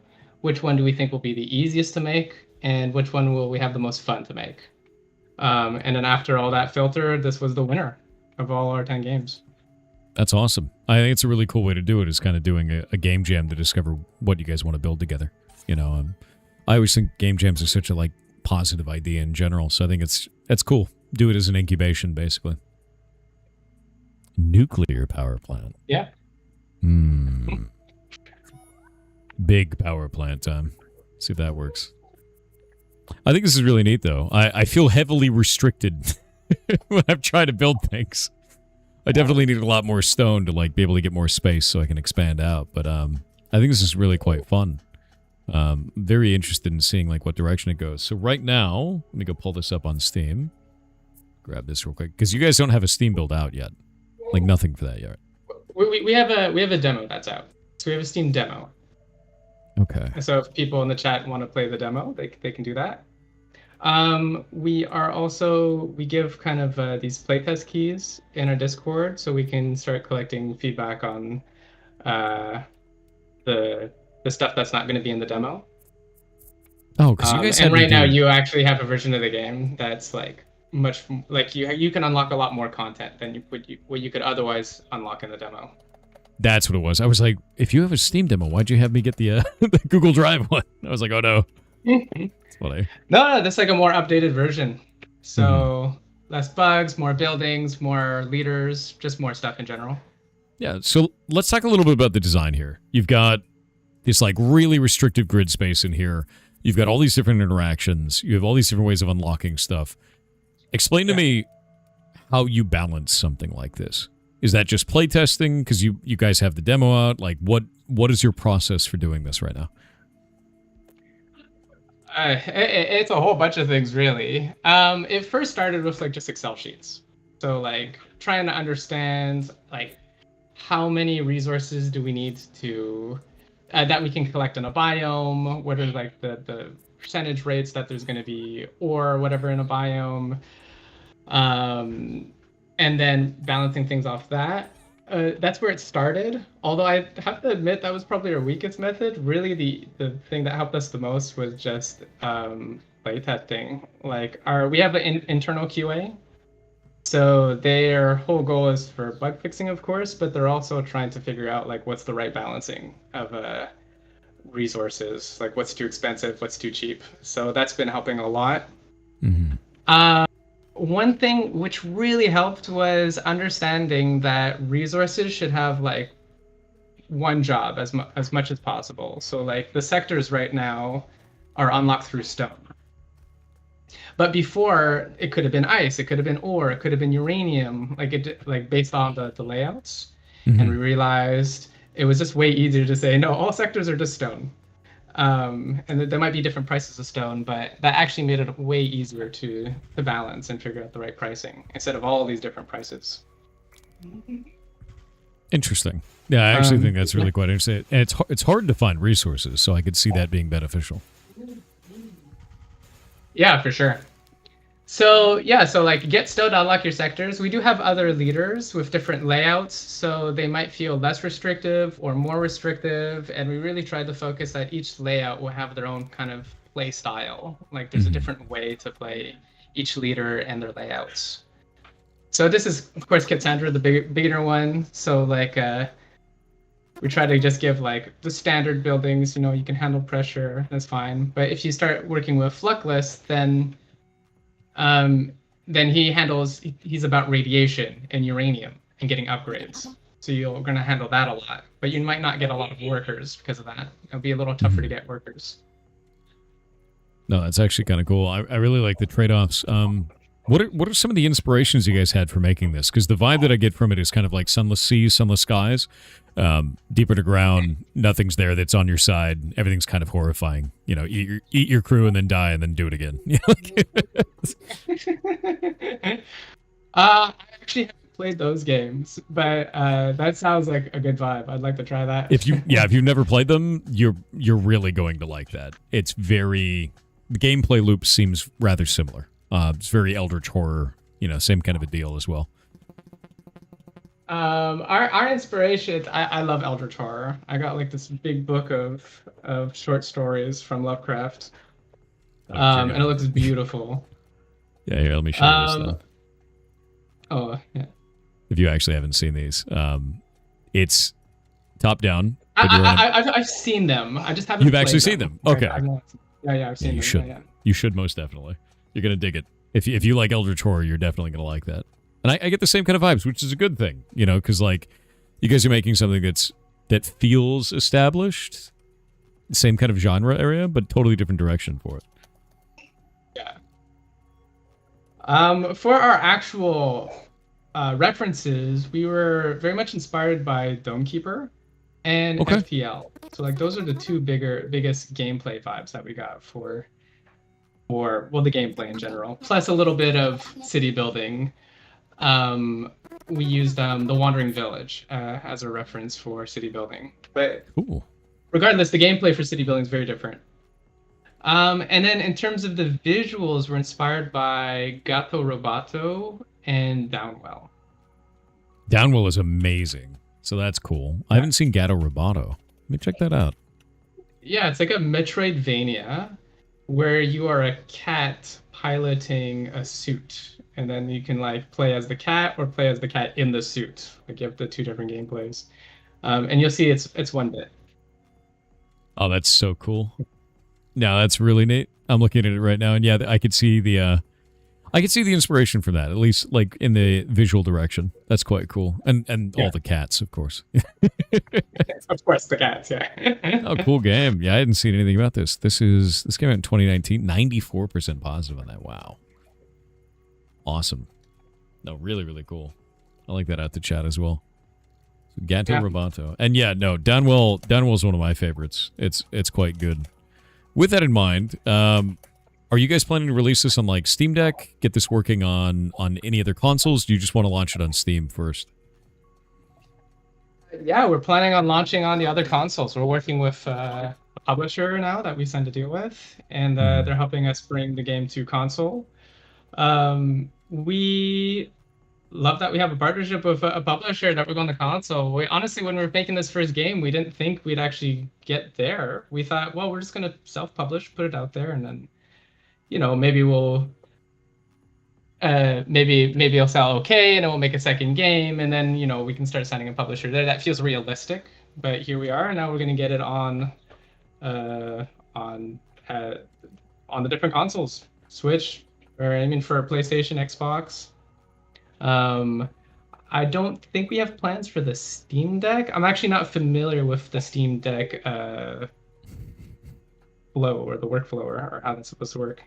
It's actually not so bad. Like, if you have it working with controller, you're like 90% of the way there. From there, you basically just need a Steam Deck, and then you can just start making builds for it and trying. And if anything goes wrong, like, they tell you everything you need to do. It's so easy to work with Steam, perfect. Like work with Valve on that. Okay, cool. Well, I imagine it's not too difficult, but we're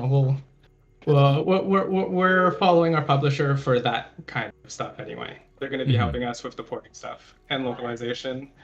We were initially just going to do it on Steam, like I was saying. So controller support was not in our brains at the time when making the game. So we've been working for the last few months to get controller support in our game. And we're still working on it. We're still getting some polish. We're still polishing it up. I have to say, putting controller support is an interesting challenge for a game that is very UI heavy. So you guys ended up going with the same publisher as Verho, Curse of Faces, which we showed off before. They did fantastically well. I'm interested, why did you guys end up going with the publisher? What were you looking for in terms of a publisher? So, the first part is we actually weren't looking for a publisher. Like, we just had this mindset that we were just going to self-publish because we thought that would just be the realistic approach. But we had put out our game on Steam, and we did some key events that gave us a boost in wish lists. And then I guess a lot of publishers saw our game, and we got reached out by a bunch of publishers. So we actually just talked to a whole bunch of different ones, and we kind of just did shopping, if you will. Like, we had the mindset to self-publish, but if a publisher is going to present itself, like, why not? Like, let's talk about it. Let's see what opportunities are coming there. And then for the second question, what are we looking for is marketing support. Like I said right in the beginning, solo dev thing, we don't really have any financing at all. So when it comes to promotions, that side of marketing, influencer outreach, whatever it might be, we want help with that. Someone who knows what they're doing, but also can, foot the bill. Yeah. So it's definitely marketing for sure.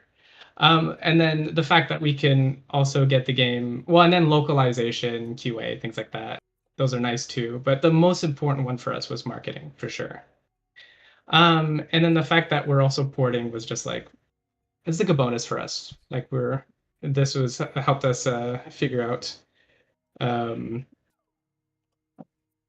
who would be the best fit for us. Well, we had like a few deals. So like this was one of the best deal that we gave us, which included porting. No, it's cool though. I mean, it seems like you've got a good handle on this of what you guys exactly want. And going to the publisher for porting is cool. Going to the publisher for like marketing stuff makes the most sense. So yeah, no, awesome. Yeah. I think you guys are doing a good job there. How many wish lists have you gotten so far in terms of like marketing activities? It's always interesting to know like where things have landed for you. I haven't checked the wish list in the last couple of months, but before then we were over 11,000. That's great. That is a fantastic place to be, especially for your guys' first joint project together. That's really good. So nothing wrong there at all. That's awesome. Yeah, it's something to be super excited about, man. It really is. There's a lot of games out there that don't even get 1,000. So rock on, dude. Thank you. Yeah, we were really awestruck when we got like the first 7,000 wish lists. It was like a big spike from a big event. Yeah, a lot of people don't realize like how powerful wish lists actually are for devs. But if you're out there and you didn't know, that is largely the metric that publishers use to determine if they want to engage with a game or not, is if it has enough wish lists. And also the wish list velocity is a big one as well. And Steam also uses that to market your game. So the faster you get wish lists all at once, or the more wish lists that you have, the more likely that Steam is to go like, hey, I'm going to show this to people because we're going to make more money off of it. Is generally how they see it, which is right. So yeah, no, that means you guys are doing absolutely fantastically. Nice job, man. Thank you. Yeah. We really, with the team, we really try to celebrate like every milestone that we've hit, because like every milestone for us is a new big milestone, right? We got a bunch of wish lists. Great, that's a new milestone. Oh, we got reached out by a publisher. My God, another good milestone. So try to remind the team. Well, I don't know if "remind's" the right word, but try to tell them like, hey, like, let's say we get to the end and this is a complete flop. Like, this is still something to be proud of. Like, we got here. That's cool. We got here now. That's also cool. That's also cool. Like, this is great progress. Yeah, no, you guys have been awesome. And even if it flops, right, which I'm hoping it doesn't, but even if it does, you guys learned a whole ton of stuff, at the end of the day. I'm actually interested because you're coming from an educational background. What do you feel is the thing that surprised you working on this game that you learned that you didn't expect to? Wow. I got to think about that for a second. Well, what surprised me about this game? Well, okay, let me start with something that didn't surprise me, but is I think some students might get the impression that teachers know everything. We definitely don't, So like building this game helped me become an even better teacher because my programming's way better now. I'm like the lead programmer on the team, so my programming is like way better. I understand better architecture, so I'm much better at it just by making this game, and I can see like a lot of the problems I face by building a long-term project. So it's not surprising because I knew that, but it's also surprising because like, well, yeah, of course there's more I'm learning. So like the next so now when I do teach, I have that in mind. I guess what surprised me is when we were talking about marketing the game, one thing I learned was trying to figure out marketability for a game, as opposed to like, I think a lot of people think of marketing as just promoting, right? You put ads out there or you reach out to influencers, whatever, but it's more than that. It's also just like how appealing is the game to your market. And so there's this extra work to like, okay, what are the things that we can put into the game that players will get excited about? And then it's also understanding our players too, like who are we catering? So like doing a market analysis. We have limited budget. There's limited ways we can do that, but we can scour through Steam, see which games are doing well, and etc. So that was definitely the part that surprised me was how effective that was for us, because a lot of what informed us about this game and all our other games was how marketable is it? How exciting is it? And so we had a bunch of things in Citadel that we think players would get excited about this. And then we put it out there and we test it, and sure enough, they do get excited about it. I'm like, okay, like, and then here we are with a bunch of wish lists from that. So like one of the things was like we really wanted the transition. We really wanted to nail the transition from the city view to the top-down view, and have like the persistent buildings from like when you're going from top down to side view, you still see the buildings. And we thought that would be cool. That would be exciting. And it's like that's not our, that's not. It's just purely visual, right? Really, you're playing the game. The game plays everything else. But we found that people get really excited about that.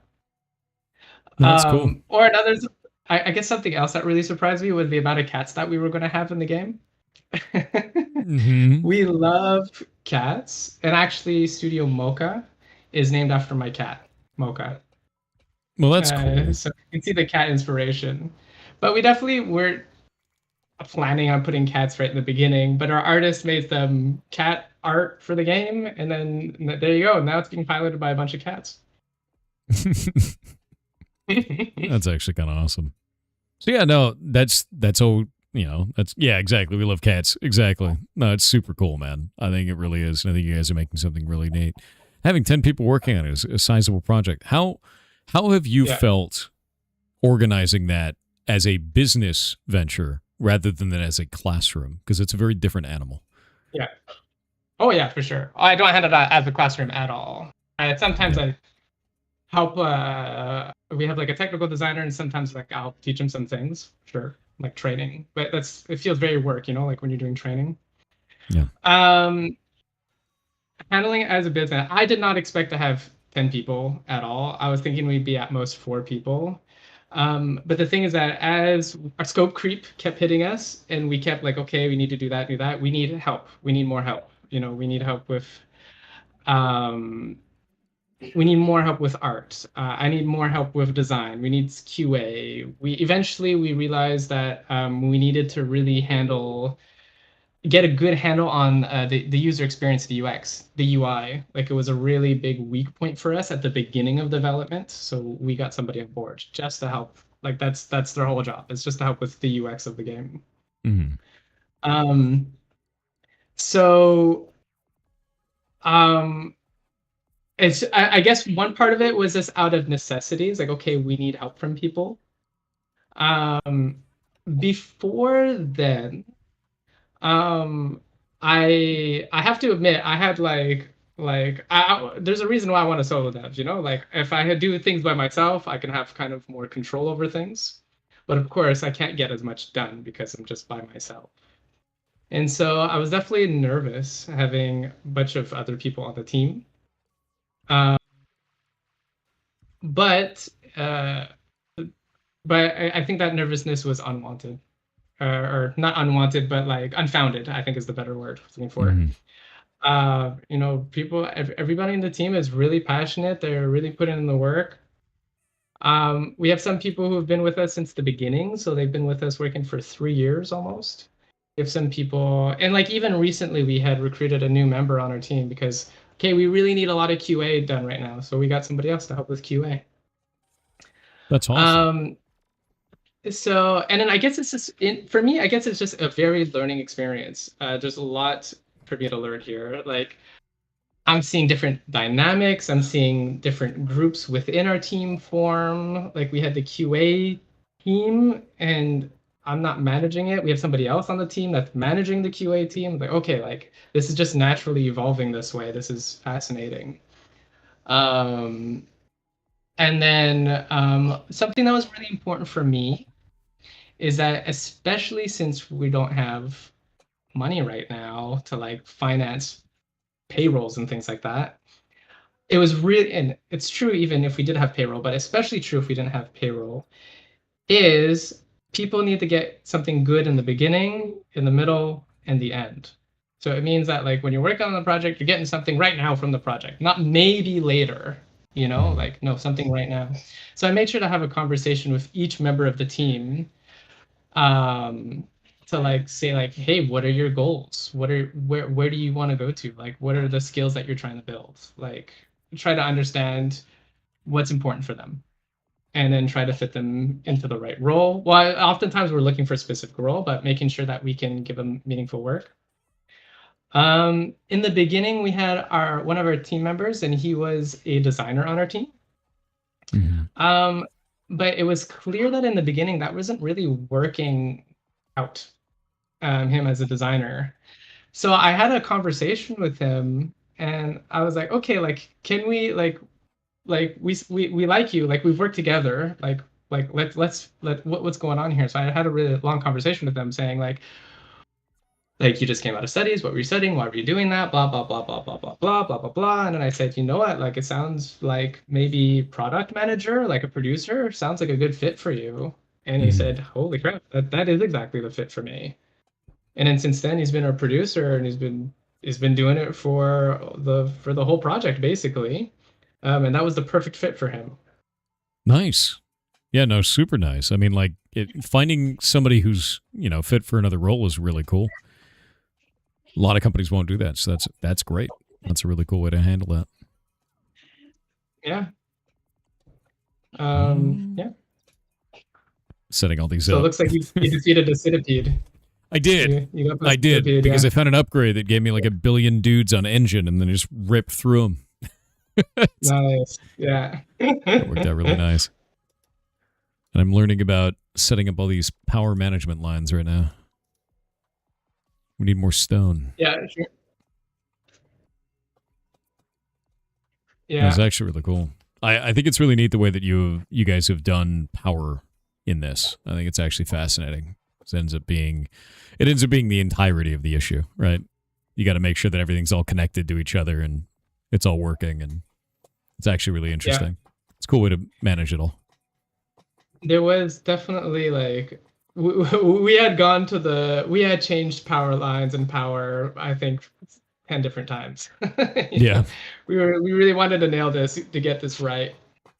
That totally makes sense. At first it was like it's like, okay, we have like we had like different power things to power different things in different ways, and like this is too mixed up. I want to have like a more unified system. How's it going to work with modules that can be powered multiple times, but then other buildings that might get powered by once? And then there's definitely like a whole conversation. We didn't even have power lines at all at some point. It was like just no power lines whatsoever. You only had to place power nodes. And like, wow, in a city builder, like a classic thing in a city builder is building roads. Yep. We should have some sort of road thing, which eventually is power lines for us now. So we do power lines, yeah. Yeah, because I was going to say, like, you don't have roads. You just have the power line system for all of that. That's pretty interesting. And that's certainly transport of resources there. Have you found anything in your guys' design to have kind of fallen on its face with this? Anything that you are unhappy about in terms of like the city building whatsoever? Or do you really like where it's at right now? The current state of the game, you mean? Anything that you find that you want to change with the city building portion right now? Anything that you find that doesn't quite work? Or do you think that it all functions quite well? Do you think this is the best iteration of it so far? I don't know if that's even a place you can get to, the best iteration. I think that's a goal you could never. You've had so many iterations, is what I mean. So far, right? There's always more you can do. This is for sure the best iteration so far, for sure. Okay. There's definitely room for improvement. I think the place I would want to put more focus is on the buildings. So we do have lots of buildings and a good diversity of buildings, but I think there's more opportunity still to like really get the right balance for some buildings. Maybe not the right balance, but like the right diversity and the like. You can't have too many buildings. So like trying to find the perfect buildings that like are doing exactly what we need for the game.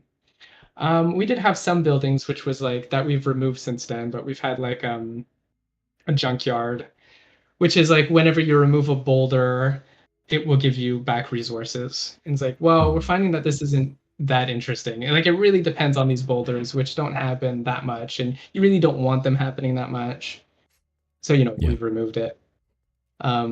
I think more things to deal with statuses. I mean, we already have that a lot already, but I think like more buildings that give statuses and trade-off of statuses, right? So this goes up in cold, this goes down in radiation. So there's this constant like push and pull between the balance of buildings you want to do. Kind of like with the power nodes, it's like there's a push and pull between the amount of power you have, but also the amount of workers you have.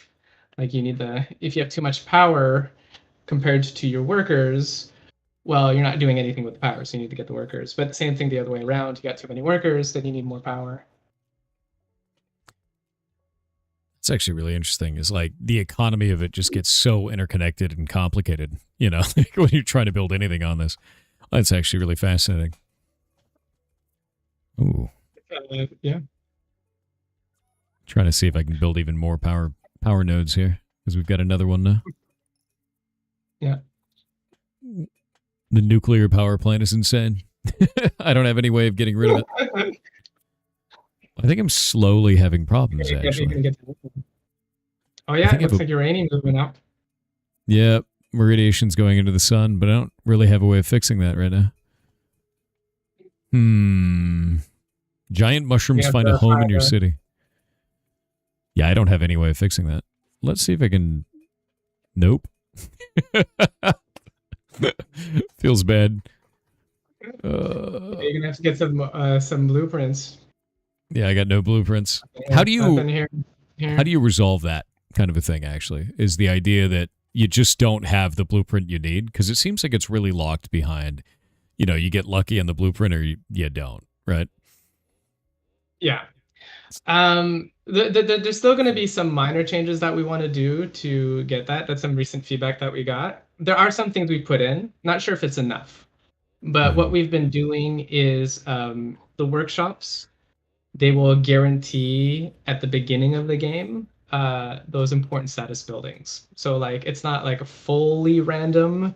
It's going to be like at least one of those slots is going to give you like a building that handles radiation, and then maybe the next workshop will give you one that handles pressure. So there's always going to be like a guarantee of a status building that you can work with. We do try to balance the layouts enough to like get you started. And then after that, there's like the biomes. Like when you're in the world map and you can choose which biome, let the player choose which one they want to go into. Because depending on which biome you go into, it will increase your radiation or your smog or your pressure or your cold. So you're in a radiation biome. So the deeper you go, the more radiation you're gonna accumulate. Yeah. So you can kind of like choose. Like with Cassandra, you start with the pressure building. So you could have said, well, because obviously it's your choice, but like an example would be like, oh, okay, well, I'm going to choose a biome, the balance biome, which is going to create pressure over time instead. So like you kind of have those choices among you. Not perfect though. Like there's still situations where it can happen where you don't get the thing that you really need. Yeah, totally. Is there any kind of meta progression that we can do outside of the options that are available in this demo? Because I saw that I could unlock more powers. I saw that I could unlock more cats. And like higher difficulty modes as well. But is there anything else that you guys have planned in terms of meta progression? Right now, it's you can unlock the leader, you can unlock the powers, like you said, the quick actions, and also the layouts of the leaders. So if you go into the leader, there's specific layouts. So the buildings that they start with, you can also unlock that as well. Those are the three things. Oh, that's really cool. I love the characters, by the way. I think they're very funny. Yeah. Thank you. Yeah. I wish I could take credit, but it's our awesome narrative designer that's really put the life into all our cats. That's awesome. I really dig it. Definitely fan favorite from what I've seen anyway is Cat. I don't get it. She's a big meanie, but everybody loves her. So I have kind of a difficult question. I've been thinking about this because you guys have more of a collective business strategy with the way that you're running everything, and you said that it's based on the amount of hours that somebody works on that. How do you determine if those hours are productive hours versus hours for the sake of getting more hours to get more of a payment at the end? There's got to be some kind of a like management structure to that. I'm interested in understanding how you resolve that.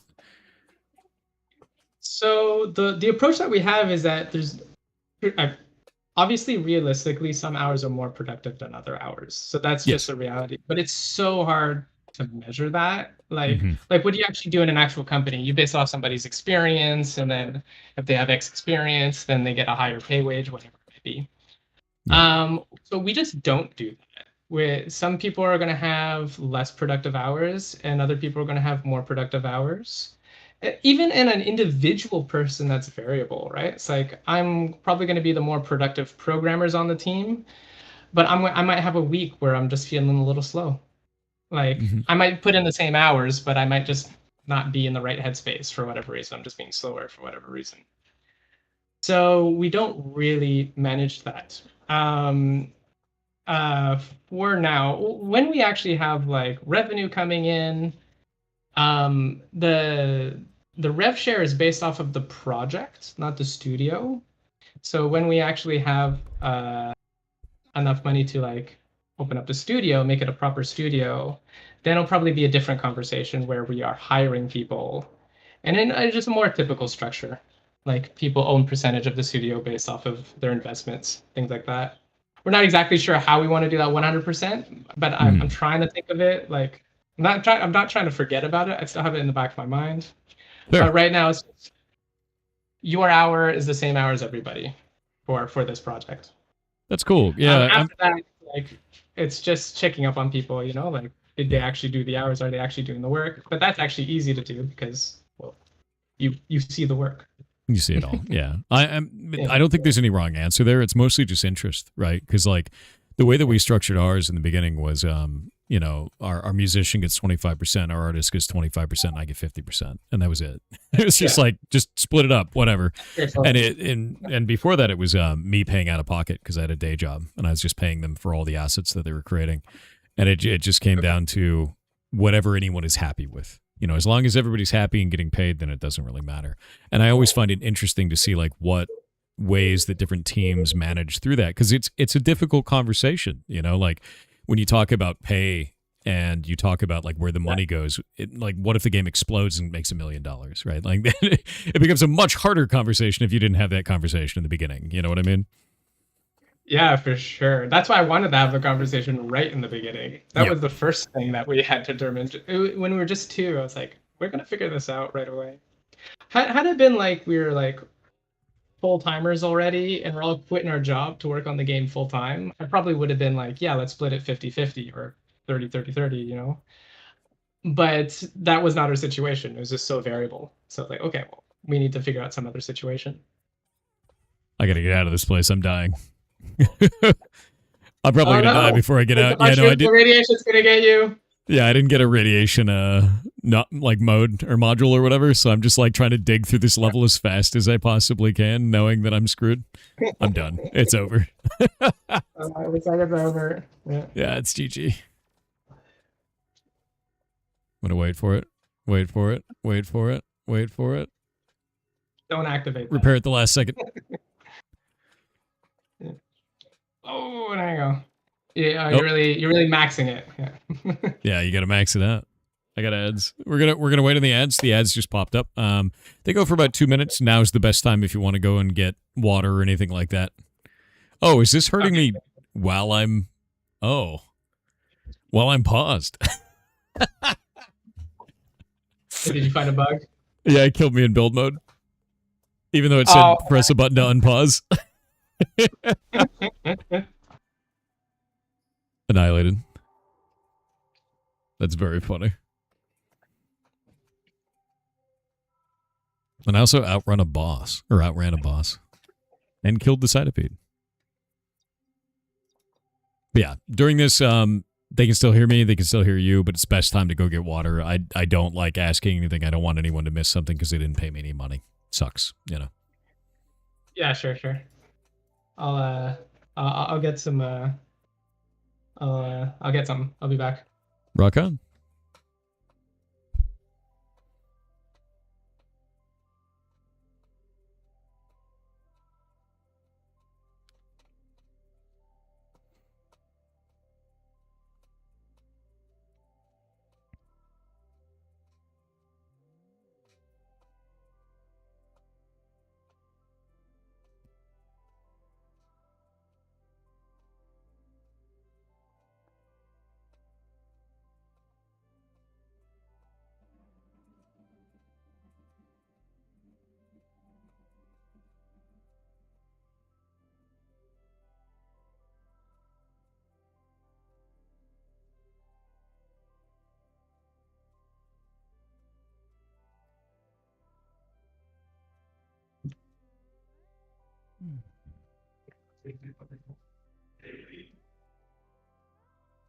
And ads are over. All right. You are back. Rock on. Back. All right. Cool. Yeah. No, I died to radiation while in the pause menu. It's fine. So the build menu, I was like, oh, all right, wrecked. You know. But no, I think this game is really fun. I think that it's brutally hard. It's hard in a fun way though, because I'm learning each run. And that's making it better and better, which is what the essence of a roguelike really is, you know. It's to kind of kick the player in the teeth on the first go, and then they learn how to dodge, you know, and then you kick them in the teeth a new way. And I felt that each time. I've killed one of the bosses. It feels good. So I think you guys are making something really cool here. And I really want to check out these other characters as well. So that actually seems really neat. Especially one where it's smog-ridden city manned with robot copycats. Do I have to care about smog if they're robots? No, you don't. I mean, so there is the downside that you can't have normal cats because the smog will kill them. But you don't have to worry about the smog.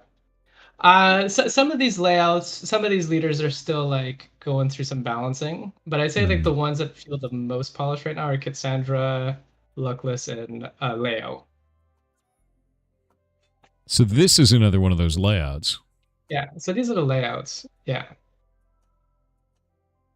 So this is a very tough layout from our internal QA. Has been, how does a cryopod work? So it's a house. It gives you a cat. But when you go through a smog overload, they won't die. Okay. Consider, though, if you look at your starting buildings, you don't have any houses as a starting building. So that's your only way in this layout to get houses, unless you find it from a workshop or something. But so that's the challenge here. Looks horrifying. So I'm looking through it all. Damages all nearby enemies at the cost of radiation damage. Okay, so this one is radiation everywhere. Yes, so this is more focused on radiation and gaining uranium. And you got like this module, the rad bubble. So instead of attacking with the artillery weapon that you're familiar with, you would attack with like this radial AoE that just does damage over time to enemies. Gross. Oh, so that means you need to really clear up radiation. Like you have to. There's no other way. Yes. But you also start with the radiation. It comes with the scrubber. Okay. Yeah, it comes with the scrubber though. I might try that. So you don't start with the pressure building. You start with the radiation building instead. Yeah. Oh, I can't get it. Can I? Did that? I think you can. No, it doesn't. It doesn't work. You just wasted it. This way, this is a bug for sure in the build. Is the quick actions cost 2 for some reason when they're supposed to be costing 1. Yeah, I noticed that. Sorry, it's kind of a funny one. Yeah. No, you're good. Yeah, I think that's actually really cool overall. I think that you guys have made something really interesting. And there's bugs, but like whatever. So that's the nature of the beast. Well, you know? Exactly. Is this one overall smaller? Are they all the same size? All the sectors are the same size, I'm pretty sure. Mm-hmm. I haven't counted them, but I'm pretty sure they're the same. Are you guys planning on building different shaped cities, or do you want it all to be about the same shape, same size for everything? For now, it's all going to be the same shape. This was definitely a conversation that we had in the beginning. We definitely had some ideas of having different shape cities. It's really challenging to make that happen with the side view also. So like you'd have to make a whole new side view art to accommodate as well, which isn't a big deal. But when you have all this other stuff that you got to do, you got to make decisions as to like which things are we gonna actually make. But like if we wanted to make a wider city, the actual city from the side view would also need to be wider. Otherwise, the cities would be like poking out of the dome. The buildings would be poking out of the dome. Yeah. Oh, this is really cool. Or another hard decision that we had to make was we don't have the ability to rotate buildings. We know that this is like such a common feature in city builders. Yeah. And people mention that. The thing is that when we place a city and rotate it, it's got to match the side view art that we see now. Mm-hmm. And then if we rotate it to the side, it becomes, or in 4 different potential directions, it becomes very complicated already. And we might have to make, we have different art states, like art could be active or inactive. And then they can be like in the top-down view or the the side view or like the in-between view. And then we have to multiply that by each state. And then if we had to multiply all of that by like the rotations, 1, 2, 3, 4, it starts becoming very complicated. Yeah, it does. So we just said, well, you know what? Maybe we don't need to rotate. Be a little easier. Are you planning to just leave it that way? Are you happy with it? There's definitely a part of me that wants to look into it for sure. But there's the other priorities that we have to handle first. So it's kind of like in our nice to have pile. Sure. That's cool. Yeah. Yeah, this radiation bubble actually isn't that bad because I start with like a radiation cleaner, so. Right. Yeah. Oh God. Ugh. That's not good. It's not very strong either, though. No, it's not very strong. Not at the beginning. It's deeply horrifying. When you put more cats in that one, it will increase the radius, so you can attack the enemies from further away. I see. That seems like it'd be really quite good. Oh, neat. I like that.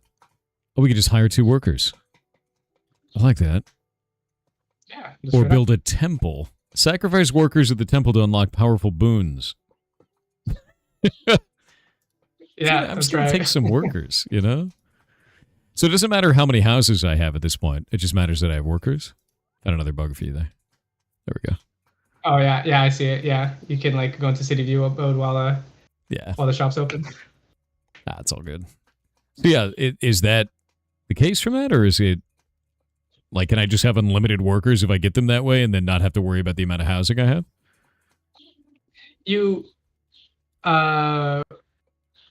So you're talking about unlimited workers through the shop? You can, things like the shop. If I keep finding those, can I just have unlimited? Yeah, you could technically. I mean, unlimited. There's only so many of those shops, and you still need the monster parts to buy them. Yeah. But yeah, you could do that.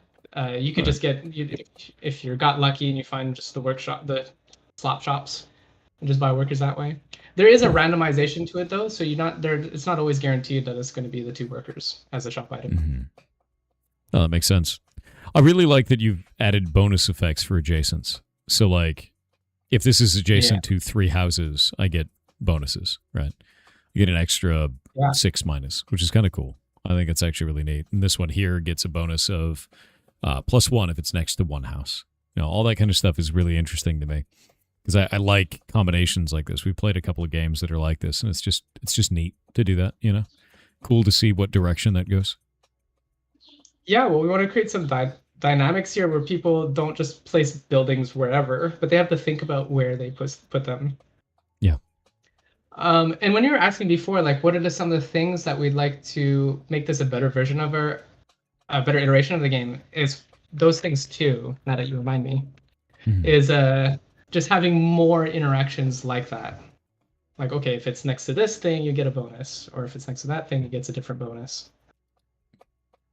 No, I like that. I like that quite a lot. And it makes it fun. You know, like the more combination effects that you actually have on that, the more interesting that ends up being. So, yeah, no, I'm super, super into that, man. How much does this actually do? Oh, just 3 per? Oof. Oh, no, just 3 overall. Got it. Yeah, it's just 3, yeah. 3 flat. Trying to see what I can do in terms of radiation scrubbing. I got to get my power lines going, but I don't have enough. Slowly but surely building this up. One thing that I really liked about our game, it feels weird to say that. Yeah, of course, I like things about my game. But one thing I really like about our game is that like the quick actions cost the status effects. So like if you're going to do the research, it costs smog. It's kind of like your health pool becomes, to use the words of our other programmer, it's like the health pool is also your mana bar at the same time. Yeah. Yeah, it is. And I think that's really interesting. You know, it's, I don't know, it's kind of like casting your health, exactly. I don't know how else to describe it. It's really neat. And then if you got a bunch of buildings to handle smog, let's say, or radiation, it goes down very quickly, which means you can use your actions much more often.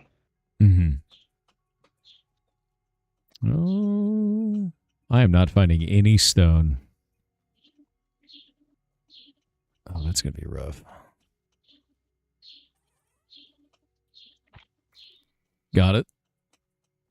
Oh, there's something gigantic and horrible down there. It's dead now. Good. It's probably for the best. I think it's pretty bad. There we go. There's some stone. Nice. Yeah, stone is... I found that stone is like the big equalizer right now. I just need a couple of power plants, or a couple of, ways to transmit power so I get my power lines running. Sure, yeah. No, awesome. I really think this is quite cool, and as I'm getting the hang of it, it's feeling better and better. I think you guys have done a very, very good job with this. Thank you. Yeah, rocking, man. we did notice that um, there's a lot of complexity in the game. There's a lot going on. So we are continuously trying to improve our onboarding. Like we're currently working on making a better tutorial right now. But we did notice that the people who really like kind of get past the onboarding and get through it, like they really stick to it. They really see it. They see the depth and they really like play. We would do like these play tests at these just community events. It's like there's a school and they're doing a play test and we can just have our game there. People can try the game. And when people go to those things, they play your game for like 5-10 minutes maybe. Yeah. We'd have people playing our game for like 40 minutes at these events. So we always like found it really surprising. That's really good. Yeah, that's tough, It's always really hard to get people to be really into it, but if you have people playing for 40 minutes, that's huge. What about with the demo? Have you gotten that same kind of metrics on there? Because you get Steam will actually give the feed out for those. Yeah. Well, so there's people, like I said, so it's the onboarding. So people who get past the onboarding, they'll stick for a while. So that was one of the feedbacks that we've received that we are working on, is improving the onboarding. Making it, there's some things that aren't well explained, or it's a little too hand-holdy. Or I guess, well, those are basically the two feedbacks that we were getting. So it's like, yeah, so from some people who are not getting past the onboarding, they're going to stop early. But then the people who are getting past the onboarding, they're playing for hours and hours. So they're playing for a while. Yeah, so there you go. So that's what we're working on right now. It seems like that is like the critical point for us, is just making sure the tutorial and the onboarding is more effective. That makes sense. Yeah. That's always really difficult, especially with the game with so many complications, is like, how do you train a player?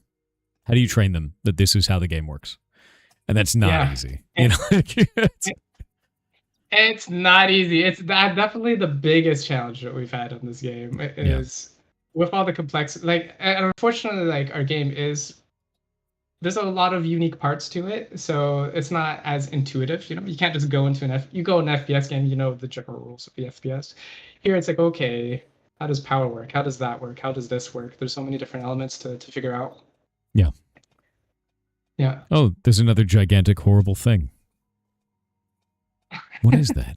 What is that horrible thing? I'm going to keep the mystery. I mean, before it just died when I was kind of like sort of near it. So it's a dead centipede. So it's like the boss that you fought in the first biome. Fantastic. And then they gave you monster parts, Fantastic and awful. Yeah. That's pretty good. I dig that a lot.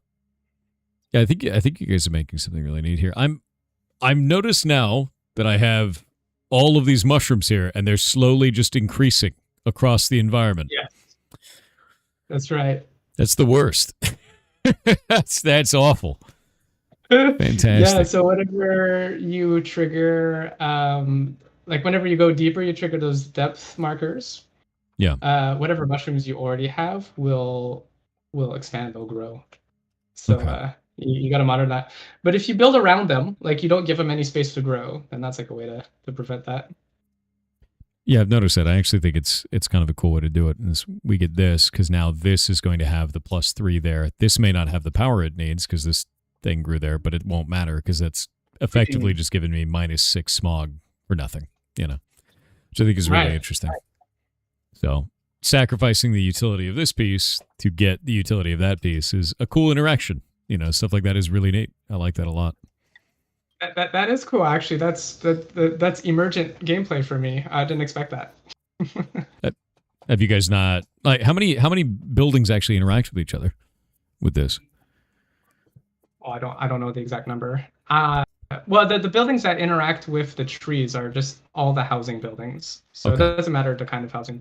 It's just we have like the normal house that you've dealt with. There's the cryopods. Just any kind of house will work with the trees. Okay, because We have the most of mushroom these are kind of farm. like resource dependent, but these ones are all the trees are really interesting because of that interaction. I think that's quite cool. Also, it stops this Yeah. mushroom. It's horrible mushroom. Well, it's fun that like you're putting it to stop the mushroom and then help with the smog of the tree. We have the mushroom farm, which is you actually have this building, but it's locked because it's in that sector. Yeah. But what that will do is that it will, whenever a mushroom would spawn, it would spawn next to this mushroom, next to this farm instead. So it's like a way to like capture the mushrooms. Keeps and it also kind of mitigate controlled. their it keeps it kind of controlled, but also it will generate uranium for you over time. So it's kind of like a resource generator as long as it has mushrooms connected to it. That's pretty nice. Yeah, it's actually awesome. So again, like we're really working with like that push, like that pull and push, like, hey, mushrooms are bad and radiation is bad, but you can work it with this mushroom farm, and then you can try to use it to your advantage. I can already feel that this ship feels completely different from my last one as well. My last one felt like it was very much so bound by the radioactive material, the uranium, and this one feels more like it's bound by how much ice can I possibly get. The ice is the only thing that seems to matter now, which I think is neat because like that's a different objective with the same character but totally different direction for it because now I'm piloting a different kind of city. So like there's a lot of build nuance here that kind of changes your objectives for it, and you have to learn the ship, and I think that's quite well done. Awesome. Well, that's our goal. Yeah, exactly. We want to make sure that every leader, every layout has their own like play style. It feels different, Mm-hmm. They're not all samey, you're going to get a different experience. All right. So difficult question for you now. You guys have, let me pull this up real quick. You guys have listed on the game that your release date is 2026. Do you have a goal release date for this right now? We're aiming for end of October, early November. Nice. And do you feel confident in that? And it's okay if you don't. For sure. Totally fine.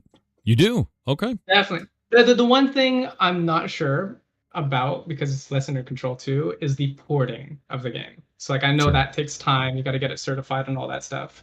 We're not doing that. We have somebody else doing that for us. So that's that part I'm concerned about. I'm not sure how that all will go. But in terms of like, let's just imagine Steam PC, we can definitely, that stuff is going to be done for sure by then. There's no doubt about that. Well, awesome. That's great. Heck yeah. And the next really difficult question with that is, and you can always ask the community if you guys don't have an idea for how much you want to do that for. How much do you want to sell the game for?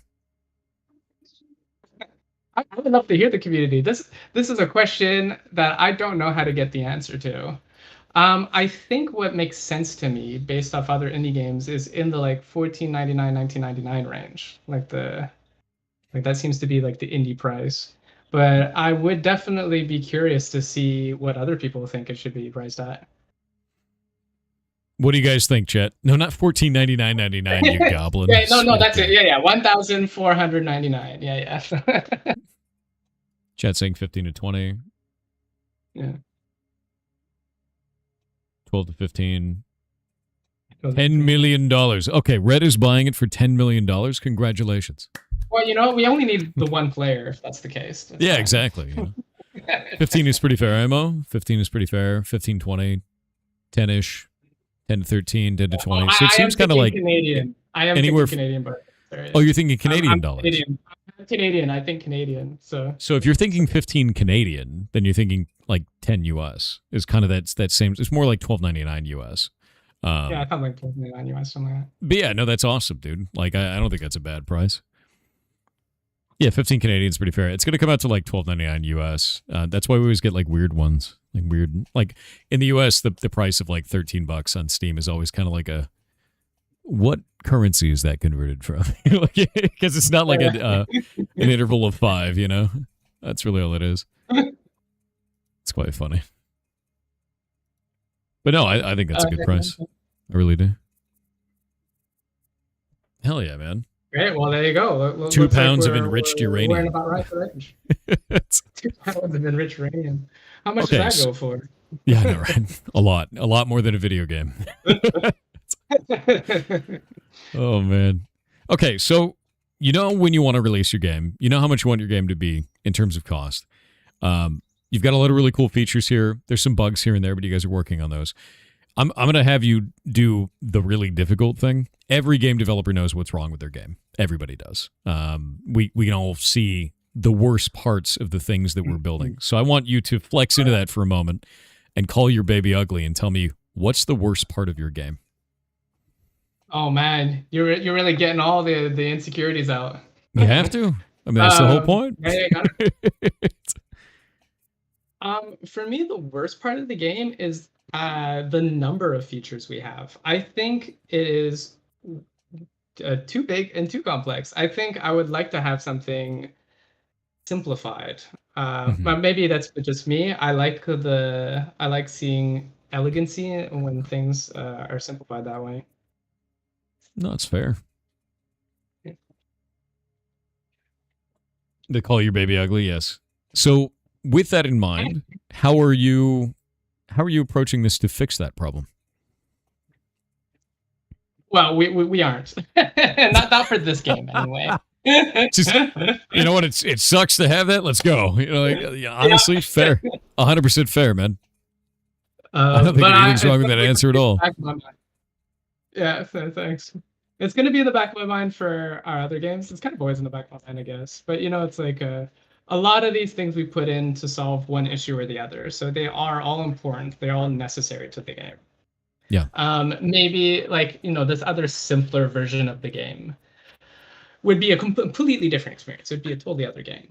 I don't know what that would look like, but it would be some other game that's not this at all. So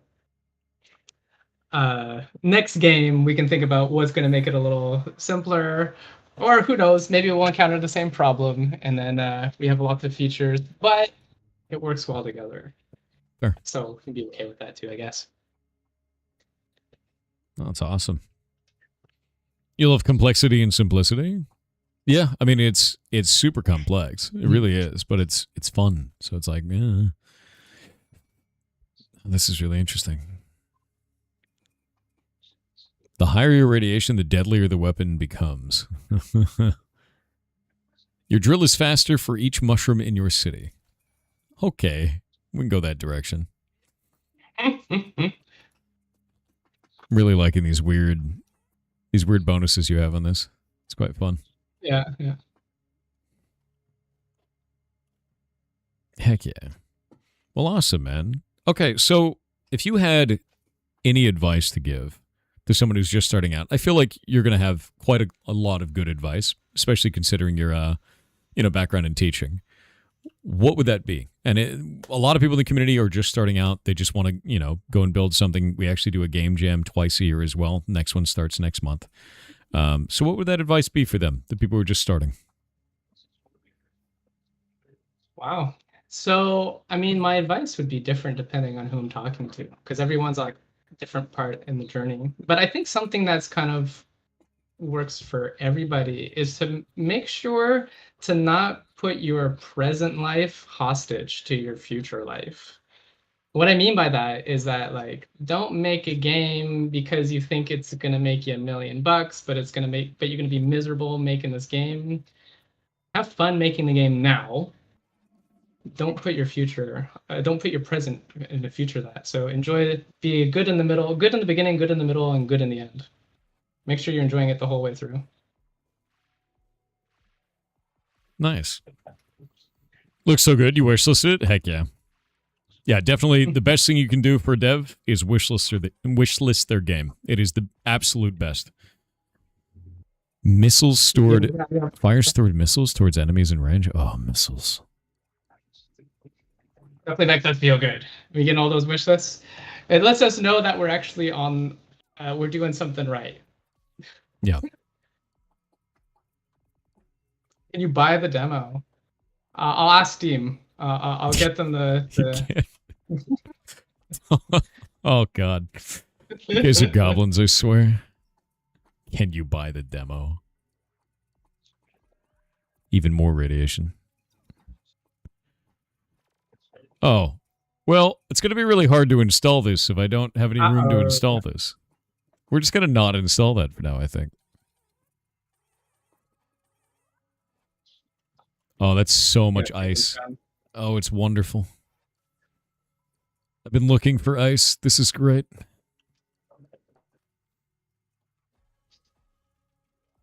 You guys are goblins, I swear. But yeah, we are almost at time, but I'd like to know if there's anything else you'd like to talk about with the community first. And also, do you guys have a Discord that I can send out?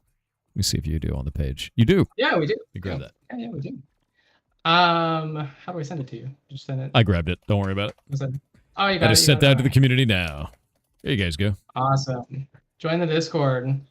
And if you guys want to play test the game and give us feedback as we continue developing, we take all the feedback. We're always trying to hear how to improve the game. Anything I want to say? Yeah. This has been quite a journey. We started this like thinking we might do something in 6 months to a year, and man, we got hit by scope creep real bad. We're here 3 years. But I have to say this whole journey has been worth it. Despite it being much longer than we intended, every step of the journey, I look back, it's like it's been worth it. Every decision we've made, every little milestone that we hit, it is so cool to see like where we started and then where we came from. And then even then, like between then, I got like a newborn. I have a baby boy named Charlie, and he's almost 6 months. And I definitely didn't expect to have a baby during the development of this game. We knew we were going to have a baby, but not during this game. Well, hey, congratulations. Well done. Thanks, yeah. You did it. That's fantastic, dude. No, seriously, though, congratulations. Yeah, congrats. We are getting ads right now, so they're going to go for about 1 minute and 35 seconds. They're every half hour, so we're just going to wait for a moment. Yeah. Ooh. This is going to be rough. I need to sell some of my stuff.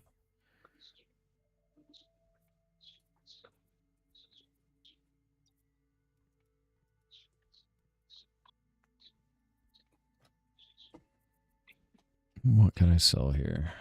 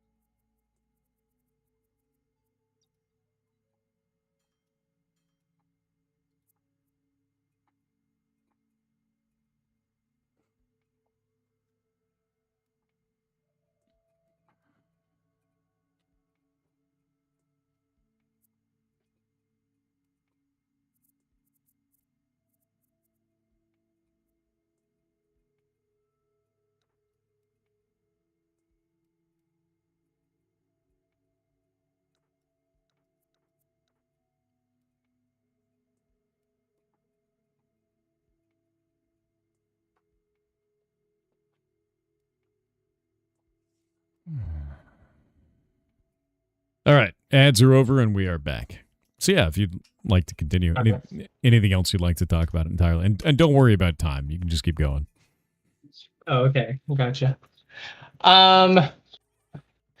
We recruited a new member on our team, and she has 7 cats. Are they all the heroes in the game? Because like that's wild. That's a lot of cats. That is a lot of cats, man. That is a lot of cats. When we were first talking to her, that's what I asked everybody when they first joined. Do you have any cats? And she told us that she has 7. And well, she wins. Whatever she's winning at, she wins. Yeah, that's wild. That is a lot of cats. Get rid of that one. To stabilize the heat in this place, it's horrible. I think it's really neat that I'm like constantly buying and selling off like components to make sure that like I'm staying working inside of the current environment. Yeah, that's cool too. Like it's an emergent design that we see pop up too, like with a QA. Like I know for me in a lot of games, like city builders where you can like demolish refund, I'll never do it. I'm never gonna do it. I'm not gonna refund it. Like unless it's a full refund, you know. But here it really like you get put in a situation where, okay, I really should demolish things to get my resources so I can build something else. Yeah, because I need the slots back. There was no other way. It was either do that or die, you know. Yeah, exactly. When when you get that desperation, you got to resort to that. Yeah, I had to do it not for like resources, but for the necessity of I'm freezing to death. Yeah. Yeah, exactly. Yeah, you had to place the right building. Yeah. Nah, it's quite fun for that. It's really neat. No, heck yeah. So of the leaders that you've seen so far, or of the characters you've seen so far, do you have a favorite so far? I've only seen Cassandra. The other ones weren't unlocked, so I'd had to unlock them. Well, there's like Cat, and there's like the I forget his name. The guy running the oh, you mean when you had that story event there? I forgot his name. Our narrative designer is the one that's been writing everything, so I don't have it all memorized quite yet. Are you talking about the robot, like the one that's the narrator, or a playable? No. Not playable. It was just it was like it was the guy with the Mad Ruler. That was the name. Oh, the Mad Ruler's awesome. Yeah, no, that's right. Ruler. Yeah, okay. I thought you meant like playable characters, and I was like, I think I only have the one. But no, in terms of the Mad Ruler, that's amazing. It's super fun. Okay. Oh, I am going to slowly be crushed to death. Fantastic. At least it's very slow. It's like that scene in Austin Powers, if you've seen it, where like the steamroll is coming at the guy very, very, very slowly. Yeah, I need 750 of this. I'm wondering if I can make it in time. If I get 750 stone, I'm at 600. I'm moving. If I get 750, I can unlock that area and then just like build as quickly as I can to get over there. Oh, it might be tight. Oh my god. Oh I think you got it. Problem, now I actually need to get the next part, which is the amount of stone I need to be able to do the power lines at the same time. Because I'm unlocked this, and then I gotta build over there. I don't know if I can. Oh man. Oh yeah. Oh man. Maybe you can build another power node. You can build a nuclear plant. I could build a nuclear plant. I could. If I build 2 nuclear plants right next to this for right now, I can be all right. Oh, but it's such a bad idea. If I build a normal power node, I can build a normal power node and a nuclear plant. That could work. And I'll just consume the nuclear plant later. And there we go. Now we're back to stable. We've done it. Somehow back to stable. Difficult. Game's hard. Oh, we're not even back to stable. We're back to positive. This is good. Heck yeah. No, this is really fun and really difficult to sim. I do have a laser, and I could probably install it now, maybe. But can I power it? It's the real question. Reduces the highest status buildup by 1 for each empty tile around this building. Okay, that's sick.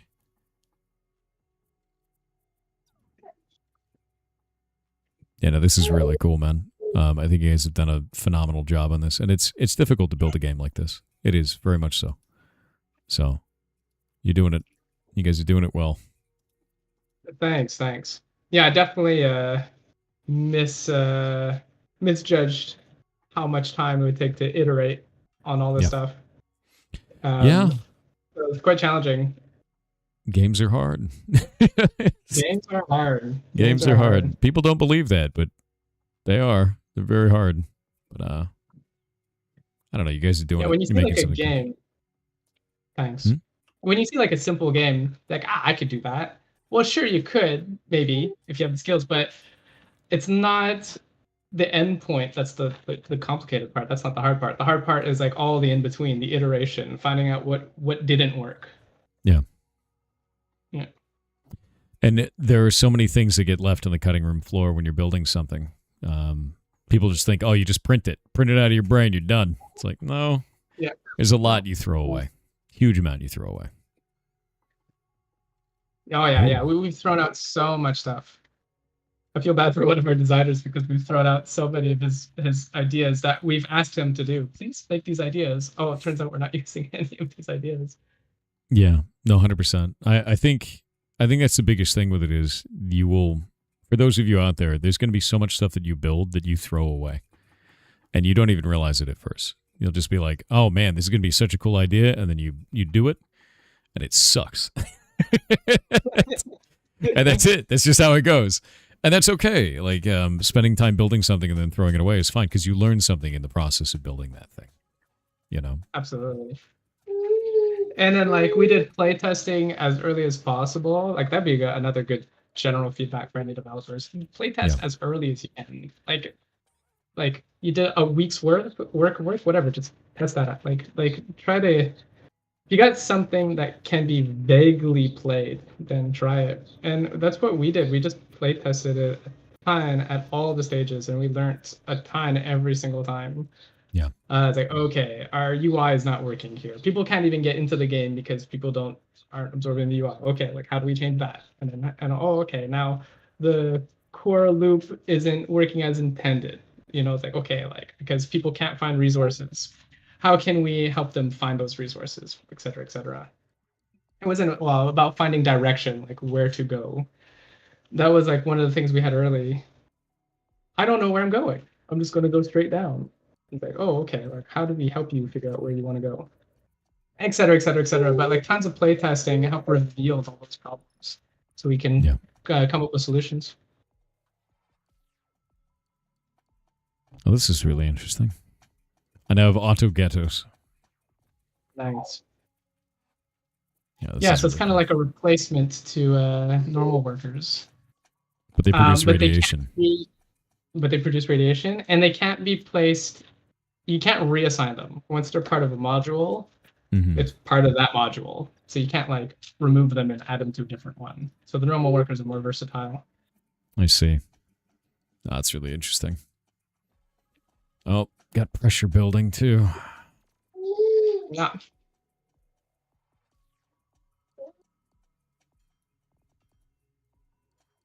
There we go. Now we're good. Yeah, I think this is super fun. It starts getting really like tactical in the way that it works as well. Yeah, it's cool. I think we could build a power node there. In our we have a separate Discord for devs, and we have like a specific channel that we call the Hall of Fame right now. So like it's just like a screenshot of the city after like a full finished run. Cool. And so you like see some like really cool, neat configurations. It's fun to see like how the power lines are being placed or how it emerges. People just made some insane stuff. That's super interesting. Yeah. That's awesome. Turning on all the lasers. There we go. So it looks like the lasers actually just increase my digging radius as well, which makes life really easy. Yeah. Actually, that's their biggest deal, is that they're really good for mining more resources. Yeah, it's huge. It's actually enormous. Cool. Well, rock on, man. We are at time, but I want to thank you for coming on and showing us your game and talking a little bit about what you guys have done. This is a really cool game. I think what you're building is really complicated, but it's really neat. I think that the other thing that really gets me about this is the attention to detail on so much of this. Like if you guys look at the city right there, you see that 2D side scroll sprite there? And then if we do this and it rotates back down onto this, it's actually the buildings in the location that I placed them. So when I do that, they fold back up onto the city, and it's just little stuff like that is really, really well done.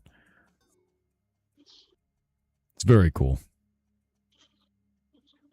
Thank you. Yeah. Well, that was one of the features that we knew we wanted from the start. We wanted to make sure that came out really nice. Yeah, cool. Thank you. Well, thank you for having me. And I love seeing people play your game. I get really nervous actually seeing people. Really? But you also, don't say. It's fine. You don't. I'm sure most people have that. Most devs have Everybody that does. Yeah, it's not wrong to feel nervous at all, especially when you're showing off something that you've spent so much time on. So I'm going to be honest with you. You knocked it out of the park. The game is really cool. You got nothing to be afraid of, and I wish you guys luck when you launch your demo out there because it's scary. It's scary to do. Ooh, mineral storage doesn't need power. Yeah,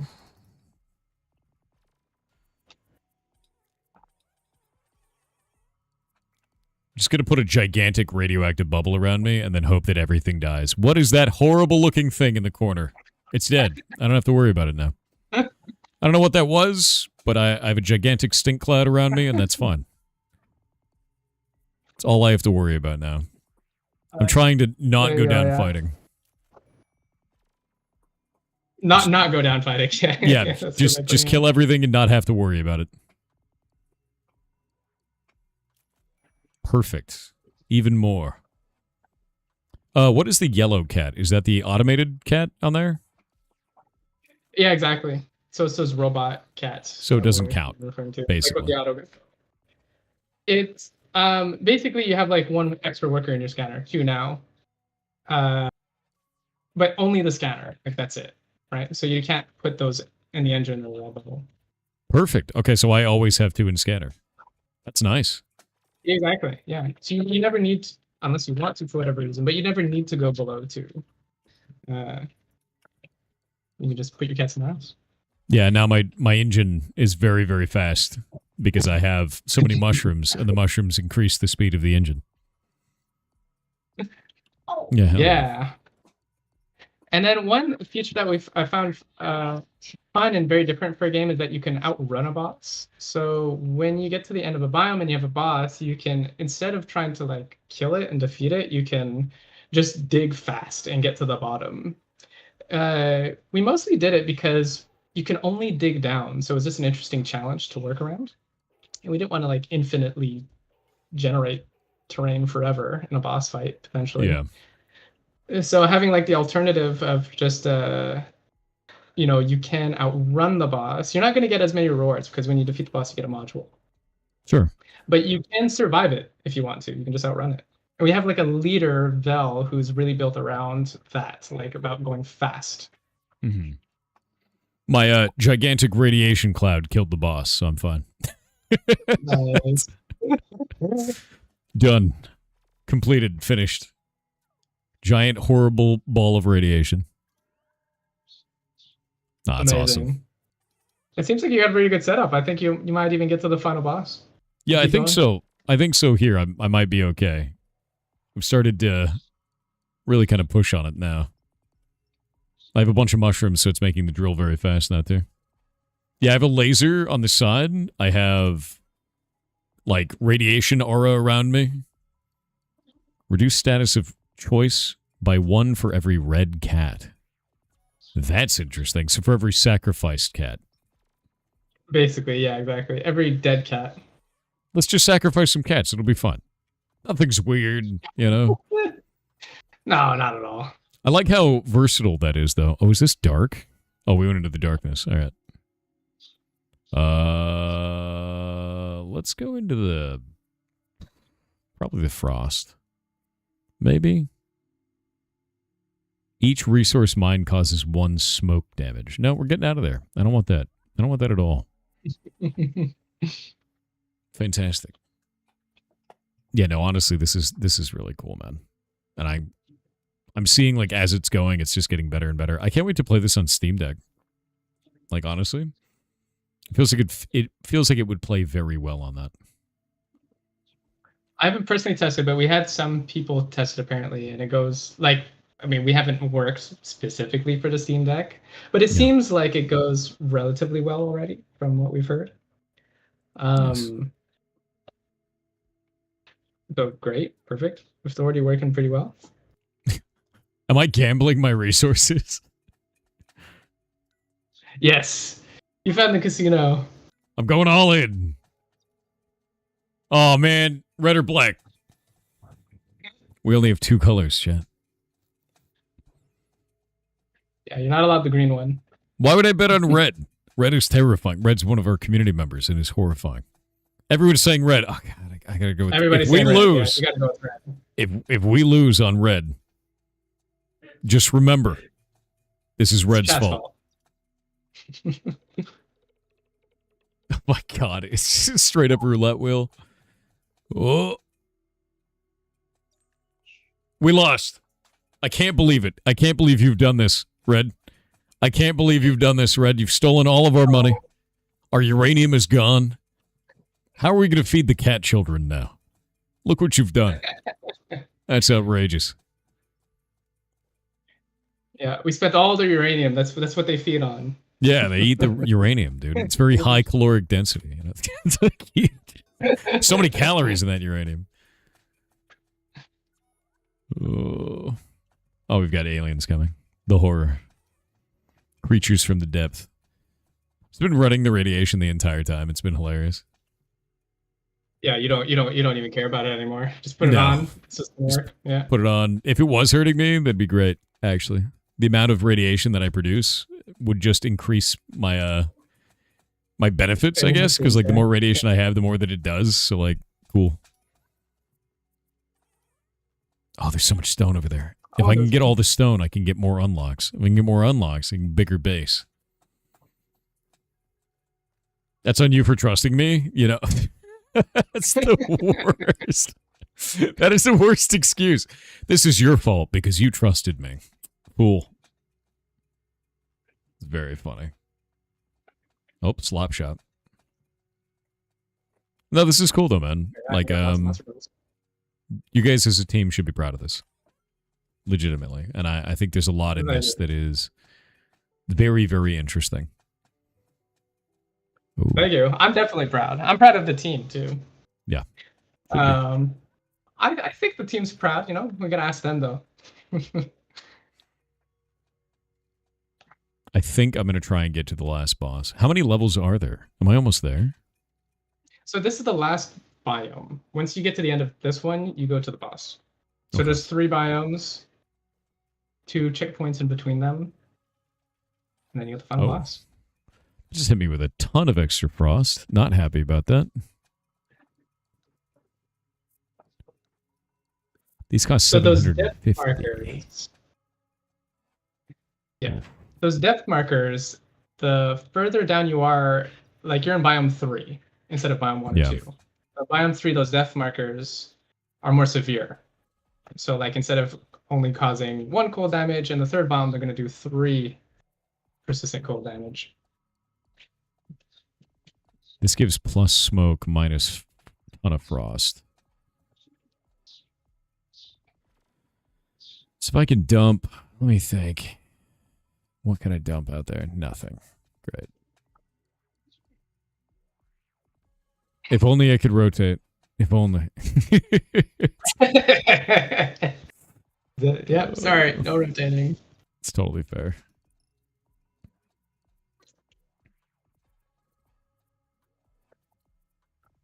Power node.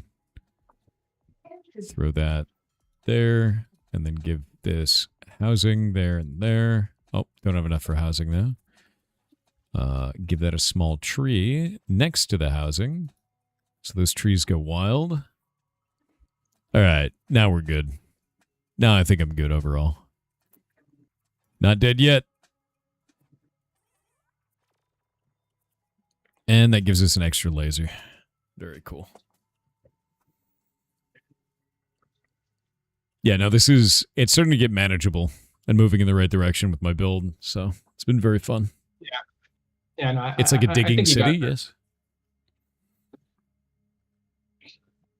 Slowly. Yeah. I can actually dump a whole bunch of smog into that. I keep forgetting to do this. Oh, radiation scrubber? Oh, wait. Cryopods. Oh. If only I had cryo cats from the beginning. You said that one was the most difficult, though, so now I got to try that. Well, the layout was difficult. I don't know about the is particular building. But we know for feedback, for sure the layout's tough. No, that's cool though. Yeah, I think it's really, really interesting seeing the differences between the two different ship styles. That's cool. And we have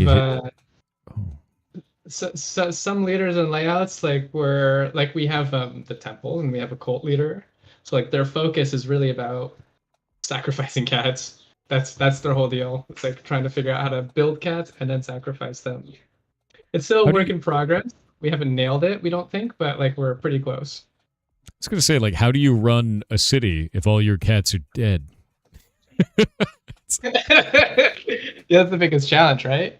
Because I saw the altar, you know? Yeah. Well, we have some buildings that give you more cats. Like, they'll give you 2 cats, but they're on, like, a time. Like, they don't last forever. Mm-hmm. So it's like a way you can get, like, lots of cats very quickly, but you can't keep them. And then you got to delete the building, right? Not for that particular building. You don't have to delete it. They'll just auto die. Or you can sacrifice them using the temple. I can now build a high rise, apparently. How does that even work? Oh my god, there's so many buildings now. Oh, I can do it like that. Oh, okay, hold up. Let's delete this and then build that. How much power does I needs 3 power? Okay, that's not gonna work. Let me you can always undo too. Like if you I'm not sure if you noticed the undo button, but you can like undo some of the changes you did. Okay, there we go. That's perfect. Oh, I found another bug. If you undo a building onto a slot that still has power, it doesn't get the power. Yeah. We know there's a good number of buildings that are bugged because of the undo. So it's like on our task list to fix some of those. No worries at all. I'm going to do this and then dump a high rise in there. Like that. Now it's ridiculous. Now I have a million billion cats.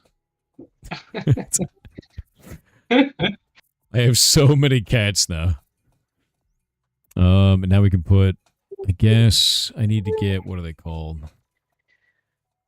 I probably should get some pumps out of this. Status. Oh, this is rough. What does a smart regular fit in? Okay, smart regular is cool. That's not bad. Reduces the highest status buildup by 1 for each empty tile around this building. Oh. Yeah, you're going to need space. Be a little more effective with that one. We could just do that. And I guess it gets 2 that way. It's not very much, but like, it's still worth 2. Oh, it's giving 3, actually. Oh. Is it? Oh, it's counting this over here as an empty tile. Perfect. I had not thought of that. Unintentional bonus. Unintentional. Fine with me. I might just. It might be one of those things that's a feature. 100%. Cool feature. Yeah. All right, I think I just need... Where's a cat house? Housing there. All right, now I think I'm good. I have so many upgrades now. I just dump all these into scanner for no reason, too. Okay, freezing. However, the adaptive machine is switching back over to cold now. More adaptive means more living at this point.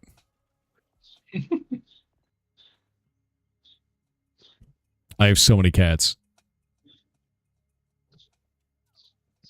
Your drill rumbles to a stop next to the wreckage of another. Oh.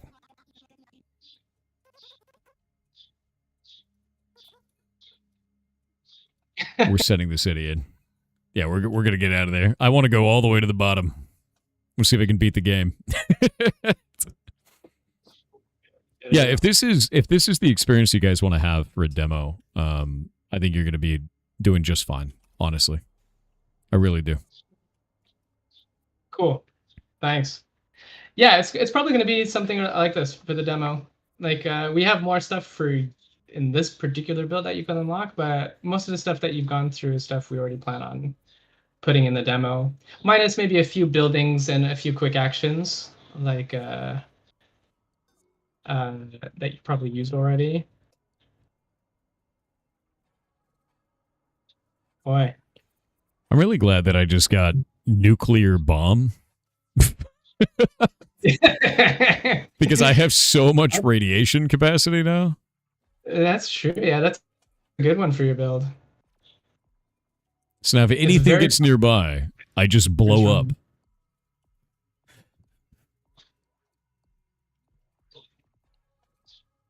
Well, I hope you guys are getting a bunch of data out of this. Oh, we are. I love seeing people play. We get like people playing the game and putting it on YouTube, and I like seeing them play because it really helps us like know like what's it's just playtest feedback again. Just more playtest feedback. I think I showed it off at any conventions, by the way. Yeah, well, we're going to be showing. So we have already done a bunch of conventions this summer. We just actually did it at Too Many Games that just happened like over the weekend. And we got nominated for Best Strategic Roguelike, and we won. We got it. We got the award. So really? We're super pumped about that. That's great. Yeah. Hell yeah. What does the temple do? Lets me sacrifice cats for the greater good. Yeah, be very clear, for the greater good. And we're also going to do Comic-Con here in Montreal. So we have a Comic-Con has a oh, there you go. Okay. Oh, I'm eating it. I'm inside of its body. Oh, that's horrific. There you go. Here's the final boss. Gross. I like how there's like a light doing a thing, but I don't really know what it's doing. Oh, yeah, no, that's bad. I don't want to get near that.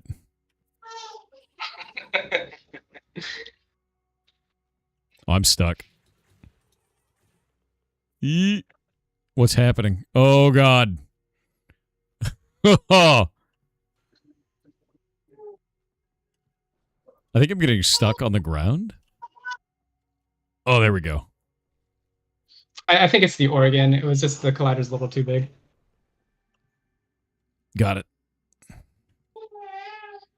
I think frost is happening now. That's right, yeah. Yeah, so that's the final boss. We really wanted something epic. It's like, oh, what if we're fighting inside some giant monster? Oh, what is happening? I think I need to nuke again. Can I hurt the eyeball this way? I don't think I can. I don't know if it's working. I'm getting owned.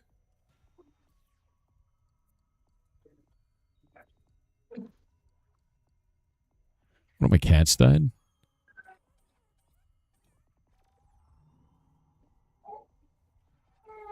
I'm totally getting stuck.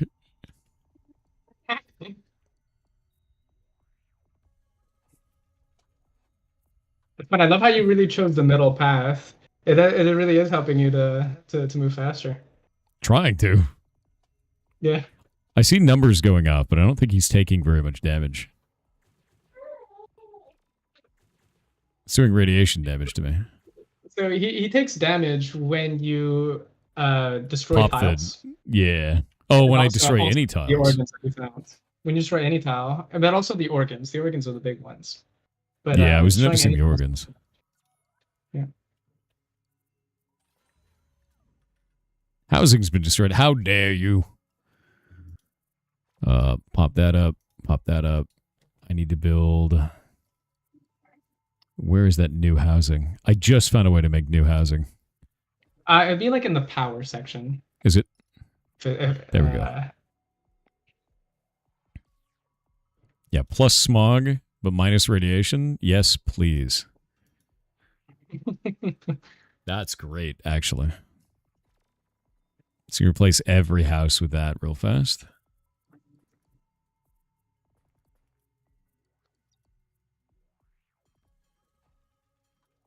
There we go. So now we get -8 radiation, and now I can really go ham with the nuke. Nice. I think that's the right way to do this right now. What is this working on? That's doing radiation right now. Perfect.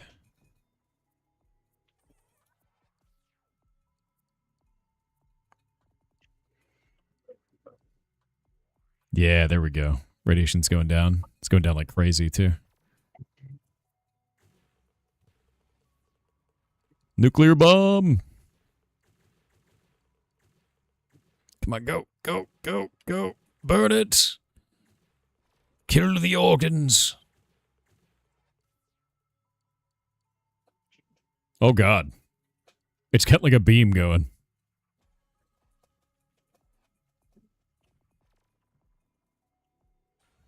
It's firing the eggs. Ew. Okay, somehow lost. Pressure's becoming a problem badly. I think I'm going to die here. Pressure suddenly just completely overwhelmed. Godspeed, ship. Repair it. Yeah, we've got a serious problem there. Just out of nowhere, lost all of that. I don't know if there's anything I can do about that. The laser's helping. This is on radiation. Yeah, pressure can't really be helped. What can I do?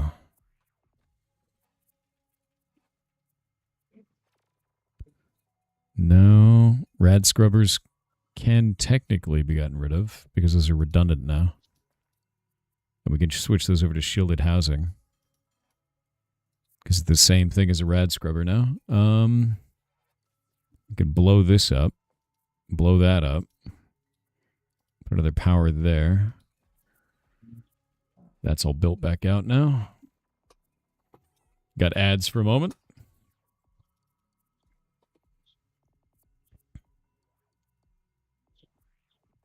You've created an absolutely insane scenario for me now. Yeah, I don't know how you're gonna get out of that, to be honest. I don't think I am. I know the strategies that were particularly successful is just having like a very upgraded drill, so you can move and dig through the flesh more quickly. Makes sense. Yeah, I didn't upgrade the drill. I wasn't expecting that. Wrecked. Not worried about it, Grey Relic. The last game of the day switched over to tomorrow for their time slot. Unfortunately, the dev got sick, so.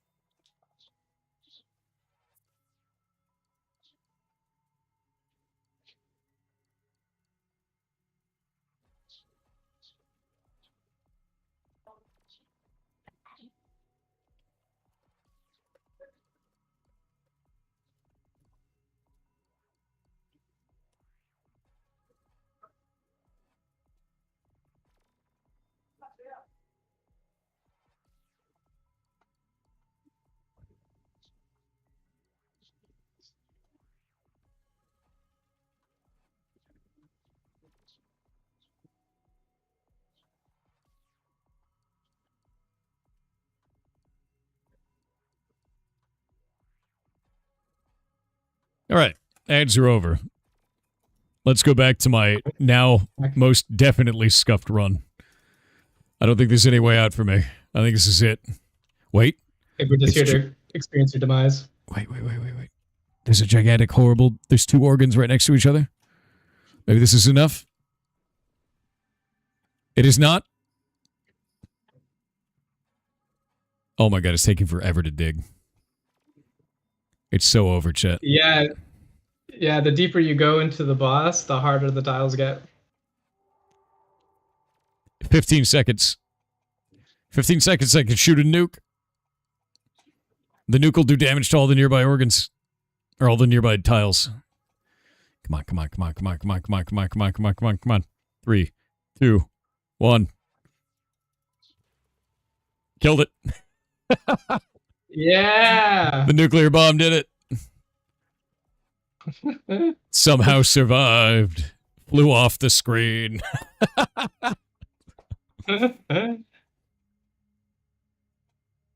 Oh. Hold on.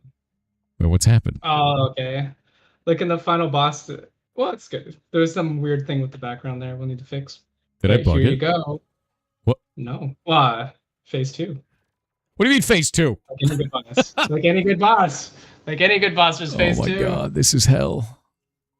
A Cymanthos infects the city. What? Oh. Oh. Ew. Ew. Get out of here. Oh, I can't get rid of it. That sucks. Oh, it's nasty, dude. Yeah, our artist really made them come to life. This is the worst. Well, I'm freezing to death now. Oh god, look at these. Fog is building up too. Yeah, no, it's done, dude. I'm so done. There's no surviving now. Godspeed. GG. Scanner destroyed. It says install me. No. Oh. Wait, what happened to Rad Bubble? It's got something on it. Oh no. Oh god. Oh, I got hit by one of the Cemathos. Oh, these are the worst, dude. Oh no, we're done. That's GG. I don't have my Rad Bubble anymore. It's over. It was worth. Wait, 3, 2, 1. That's fine. Meltdown imminent. Oh, I can't repair. Unpause. Go over the blast. Nothing happened. Dead. Oh, wow, you did a lot of damage. You almost killed it. Hilarious. Cool that there's a second phase, though. That is neat. Discovered every biome, though. So I guess it's the last one. Well, this was awesome, man. Your guys' game is quite cool. Thank you. So, thank you very much. And we're going to head out, but I want to say thank you very much for showing us your game, and thanks for talking to me about it, and I hope you have a wonderful day. Thank you for playing the game, and I love seeing you play the game. It was really fun. I hope you have a wonderful day, too. All right. I'll see you around, dude. See ya. Bye. What a cool game. What a difficult game, too. It's difficult. It's fun. They did a good job. Yeah. You wishlisted it? Rockin', dude.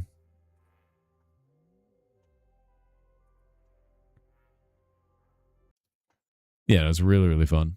And they did a good job with like the humor in this. I think it's done quite well. Cool art as well. Kind of reminds me, the characters kind of remind me of Cave Story in a lot of ways. Just with kind of like the big bubbly heads, you know? There's another Pixelate. There was. The dev had to cancel because they were sick. So I'm rescheduling them for 3 a.m. tomorrow because it's the only slot that's open. And Forrest is going to contact them about it. So.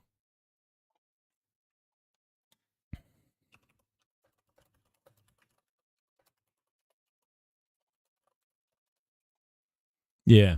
No, it's quite good, though. Really, really cool game. All right. We are going to swap back out. So we don't have a Pirate Indie Game Show game for the rest of the day. I stopped turning into slime for like 2 seconds.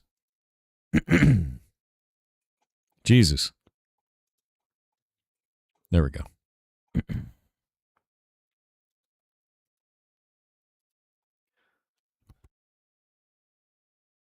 There we go. And turn this on to Chrono Trigger. There we go.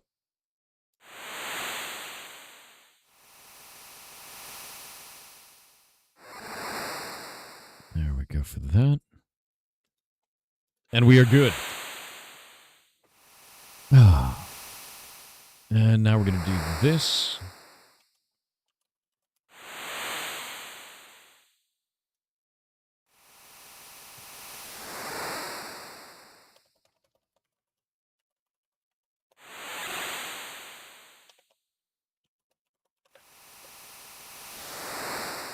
Last day of pigs is tomorrow. That is correct.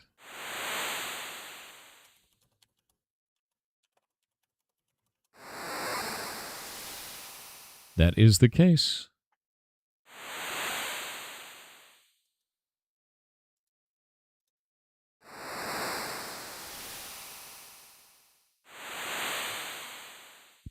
There we go. Doors evolving to slime? Dude, sometimes, yeah. Alright, so I've got Magnus. You want to know something funny? When I was a kid, I never got Magnus. I never got Magnus. I killed him. I thought he was a mandatory boss. I didn't know you could just say no and then be friends. Tomorrow the pigs are over, yeah.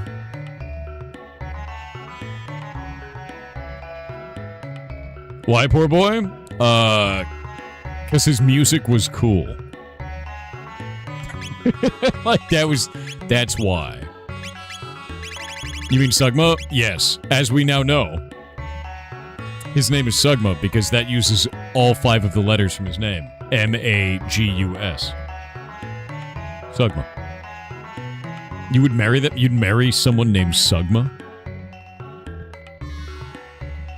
I mean, I don't know.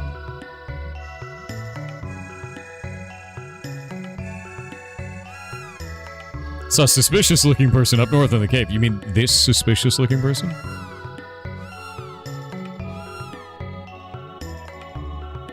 Wait, that's his cat.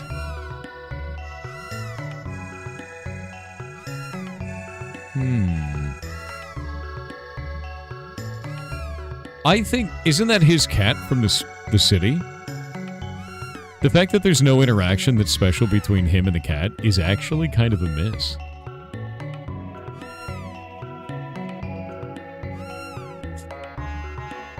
You know what I mean?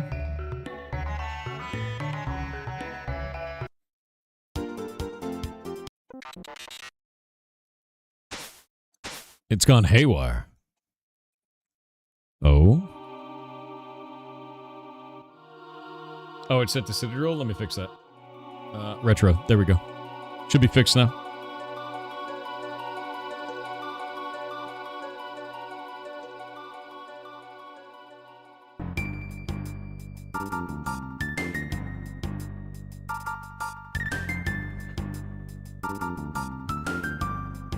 Here we go. The Flying Fortress.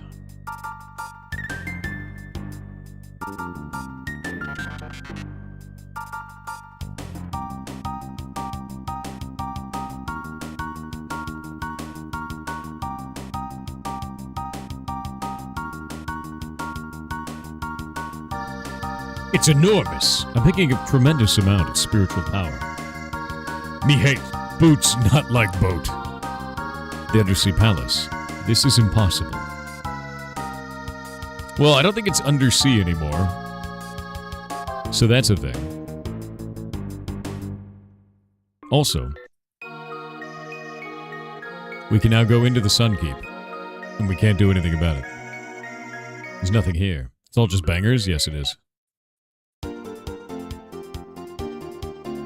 But now we can fly around in any time.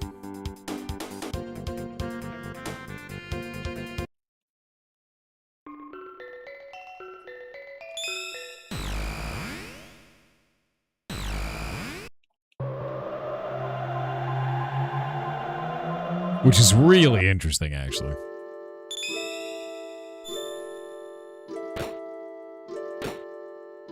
Don't we already have magic? That punk rocker hasn't been coming around lately. Phew. You holding a marlin here, kids. You can use Shadow. And you probably teach me a thing or two. We got 2 dudes that are Shadow dudes. I love the idea of having Magus and Frog on the same team. You know what I mean?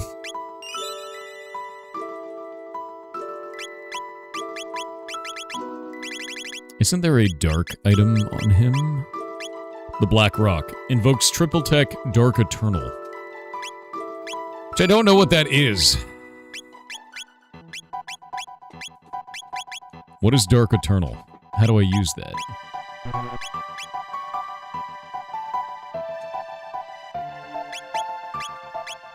It doesn't say what it is. Yeah. Need specific team comp? What is the specific team comp?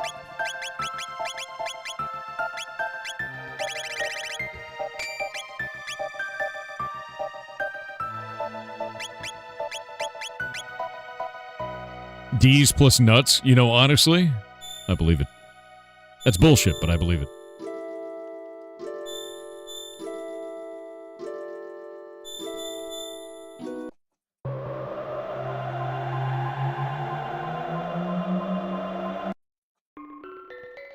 Fearless Kenji on Twitch said hello, Thor. I have been working on a JavaScript 2D planet defense asteroid shooter game based on an old Flash game I can't find anymore but with my own touches from scratch. Cool. I might port to Godot later. I have the core concepts down and I'm making basic sprites as SVG files, but balancing is hard. How can I ask for testing and feedback? Put it up on Steam as a demo. Right? And if people are excited for what you're building, they will provide feedback to you. Even if they're not excited, they'll provide feedback. And not all that feedback's going to be good, but a lot of it's going to be valuable. So, return to Ligma. But yeah, definitely do that. Like, definitely put out a, any type of build you possibly can. Ooh, he can do everything. What about lightning?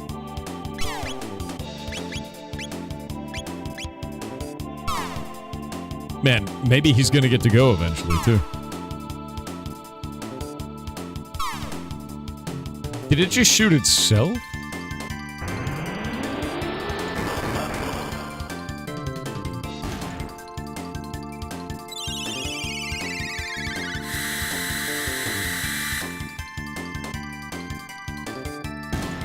Alright. What a weird fight, right?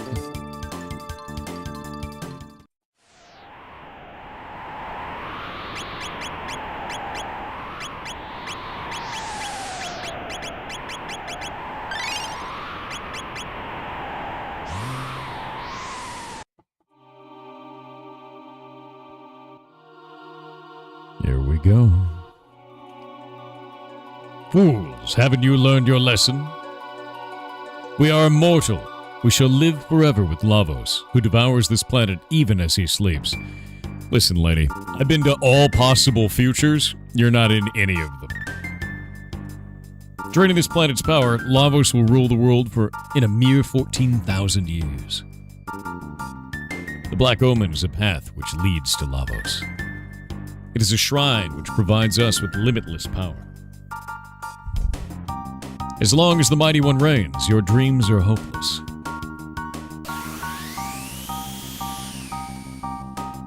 Oh, what is that? I don't remember that shit. What is that?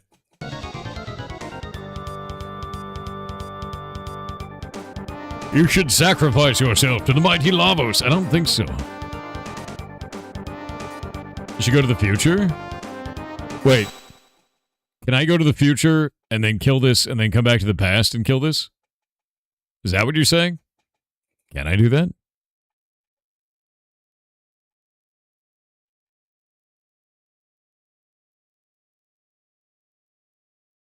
I didn't save it, did I? I'm just gonna let this thing kill me.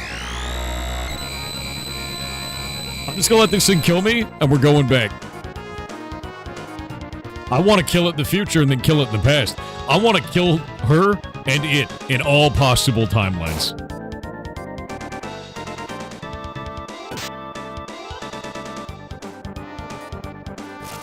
I want to make sure that there's no bullshit. Just one at a time. You can do that? Well, I'm gonna do it.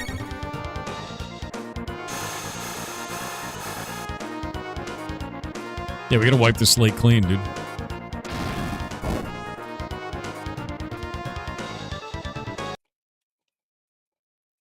Soft reset it. There we go.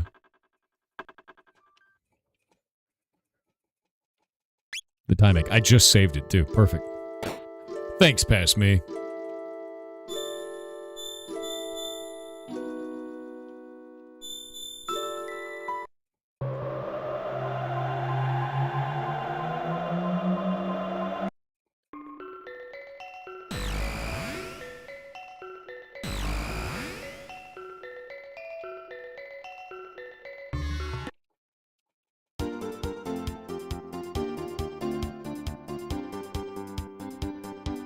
Time to go to the future and kill you.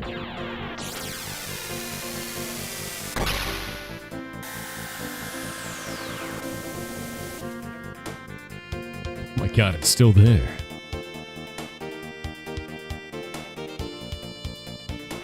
Actually, is there anything else I need here? Wait.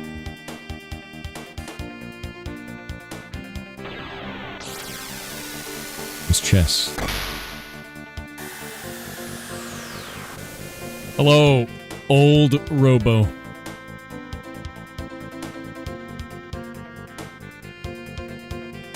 We'd never went over to Medina during the 600s. Wait, it's a human village?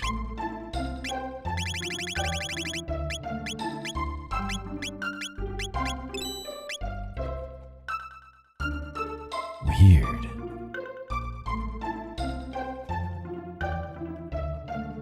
Black Omen sparkles in the sun. Tomorrow should be clear too. Something eerie about the northern ruins.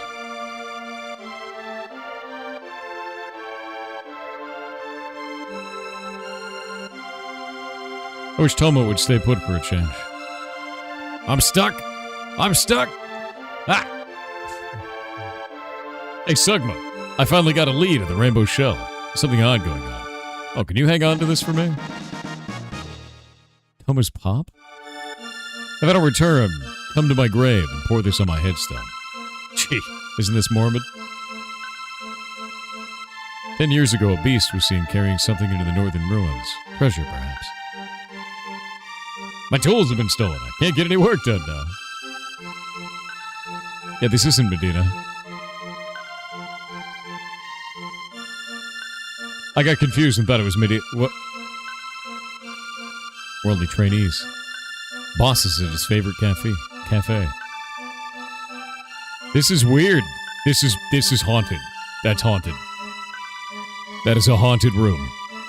I don't like that. Where am I? Where am I?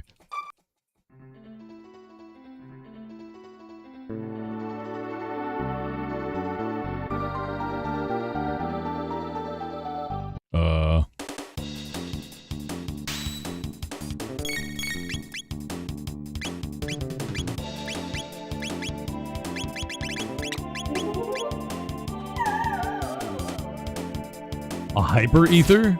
The hell's a Uh-oh. Uh-oh. This is not good. This is not good.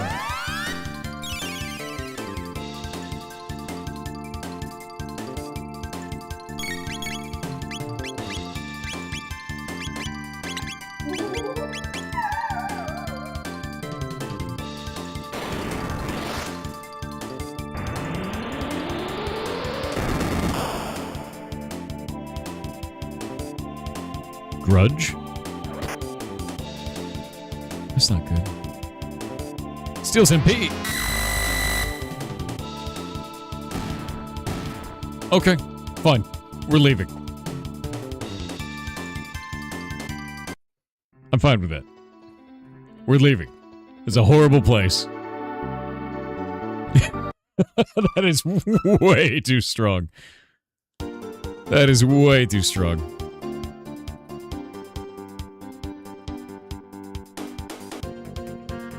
Okay, I need to try something because I don't know where we are right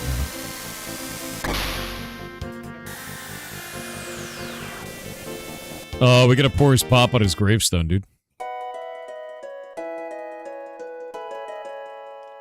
Wait. I don't know if some weird bullshit's about to happen. One moment.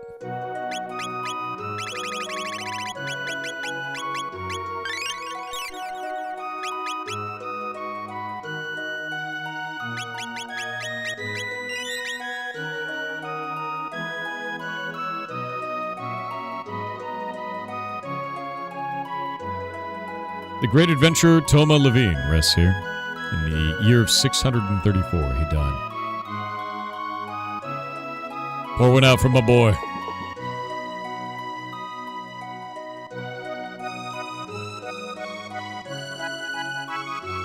Oh. Sugma, long time no see. I've located the rainbow shell. To the northwest of this cape is a large island called the Giant's Claw. You can find the shell there.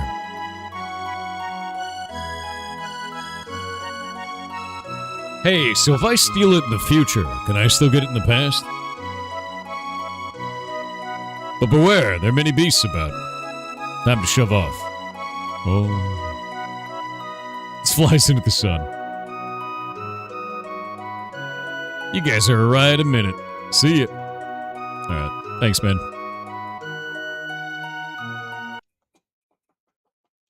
I like how some people said no and some people said yes.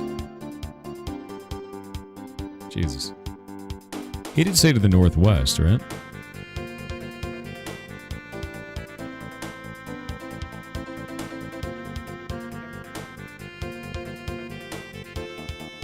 That is not what I was seeing.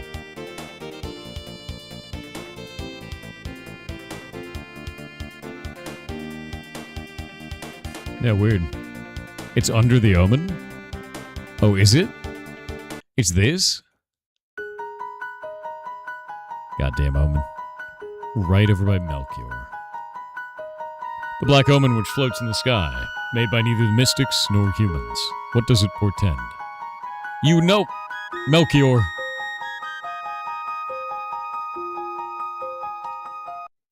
Is this the cave? I don't... The rainbow shell exists in both areas, but can only be claimed in one area. Melchior.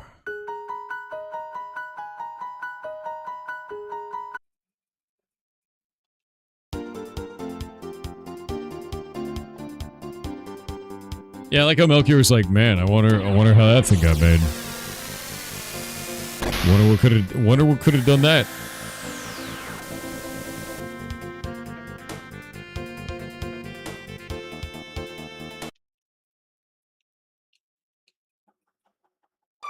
I like how the magic cave slightly moved. Oh, a dead person. A note written in blood. Oh wait, we've already been here. I don't think it's this, man. It's this. Does this not exist in the future?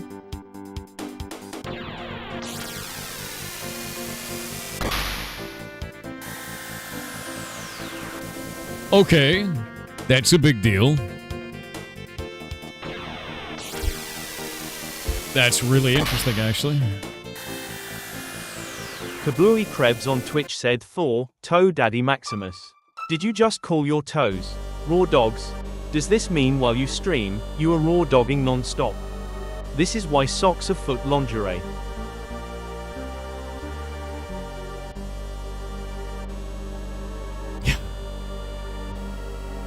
What? Oh no. Did the dinosaurs survive? The dinosaurs survived. They had to.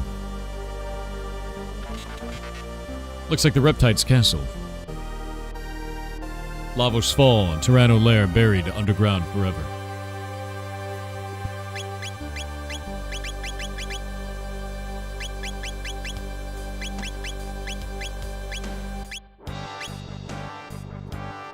Yup.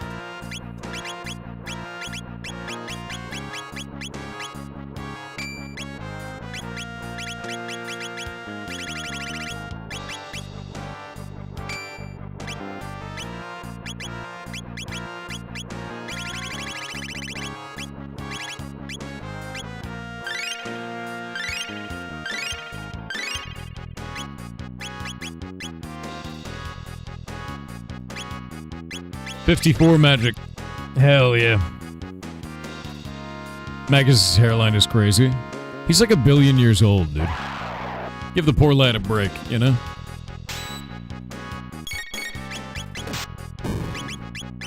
Lightning 2. What happens if we charm that thing?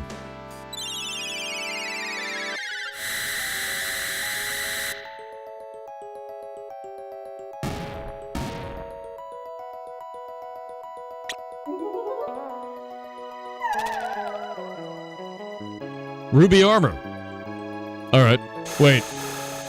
Wait, what? I thought lightning...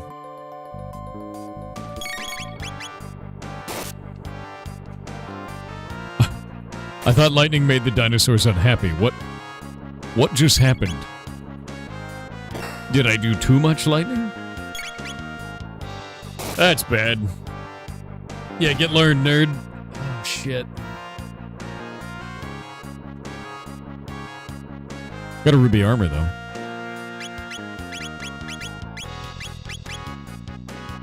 That's fire by 80%, huh?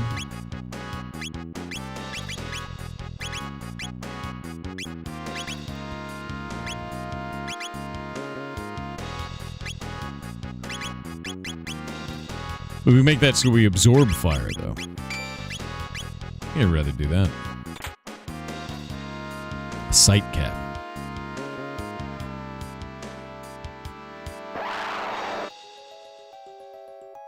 These are new and horrible.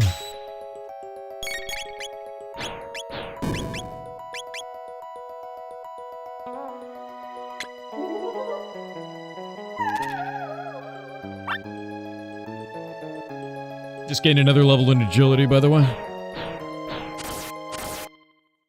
And we got ads. One moment.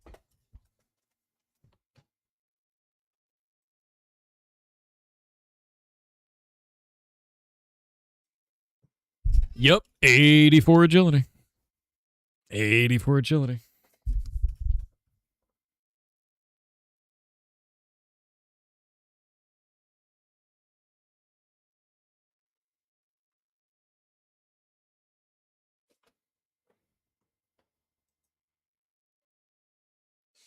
Yeah, continuous music in battles is really cool. I agree with you on that. My only agility and no quests, because I am currently doing something else. That's why. And I can play old school RuneScape with my feet, using a foot pedal. Yeah, no, I agree, Laos. I think that's the biggest thing for me, is I want to play that. You playing on this on an SNES? I'm actually playing it on an SN operator on a cartridge, on the original Chrono Trigger cartridge. So yeah, man.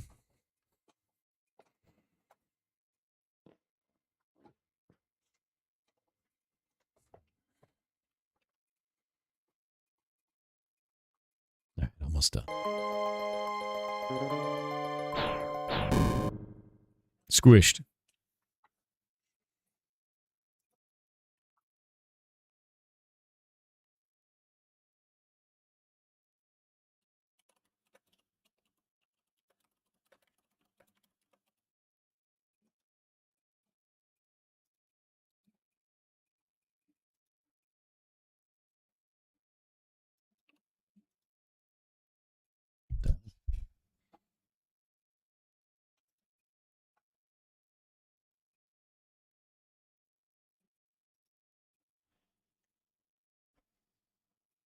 All right.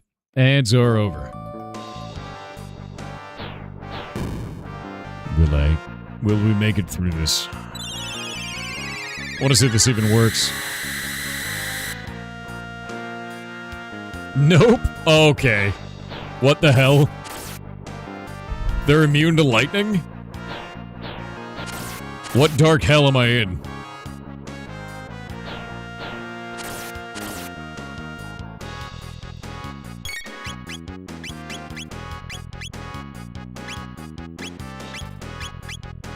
Okay.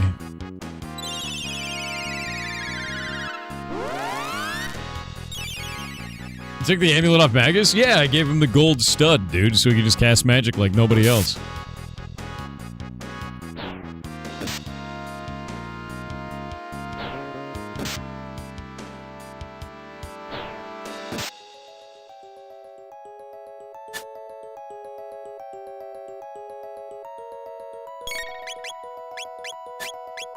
Laser spin him.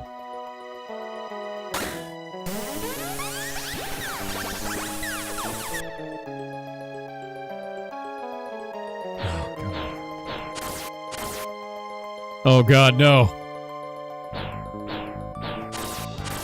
This little maneuver is going to cost us 83 years, gentlemen.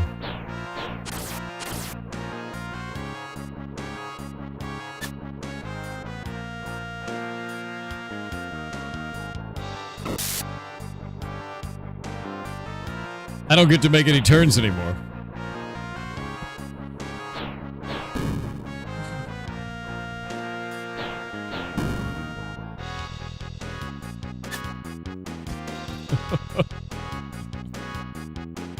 Oh, wait.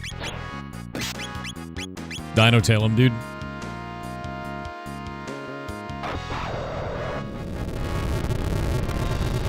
Dino tail is insane. That really? No damage?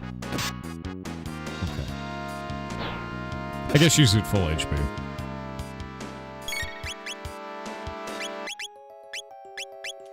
Uzi punch him. Good.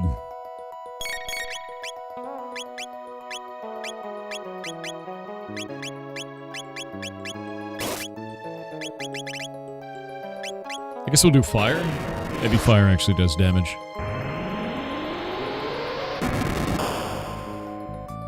Okay, fire works. They absorb lightning, but they take damage from fire.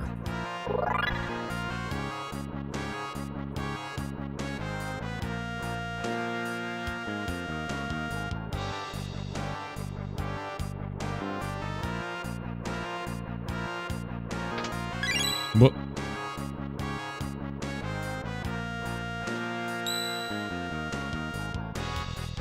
I was so worried that was bait.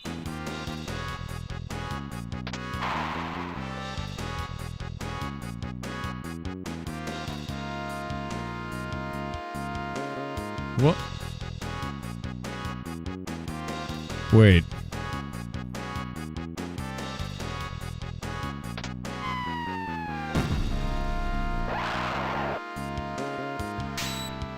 Okay.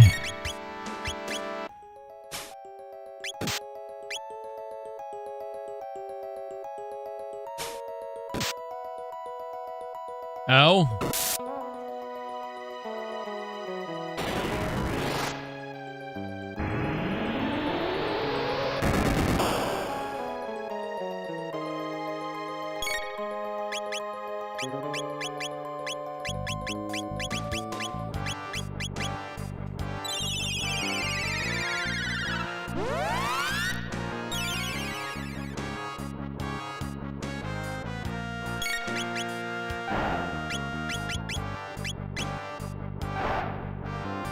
Steal. What do you got? What weird bullshit do you have?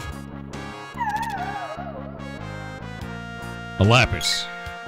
Gross. Not that interesting, you know?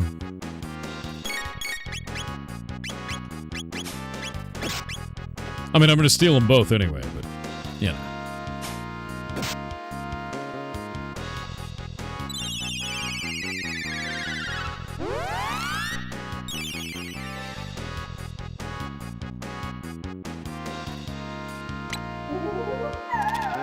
That might be the rare steal? Wait, do they have more than one item to steal?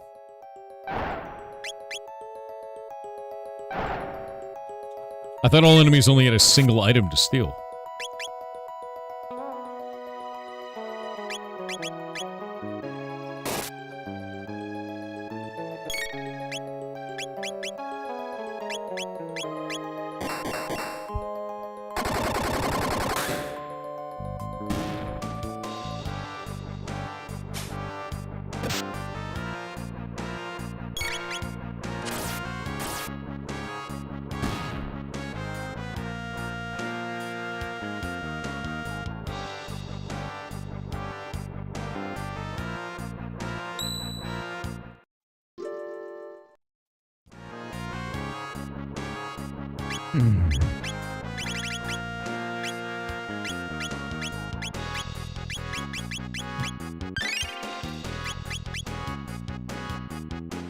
Actually, I'm gonna use a shelter. Yeah.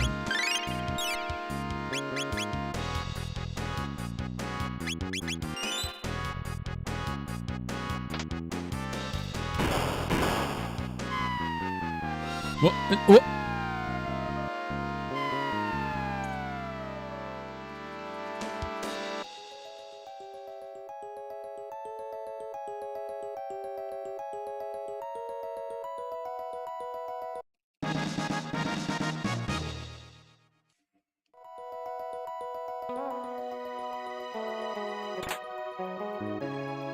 Okay.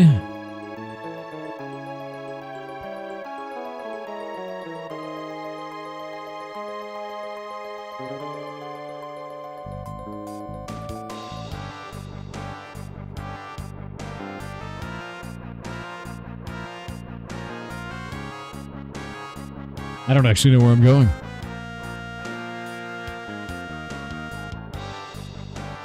Well, if I go that way, then I can't get back up.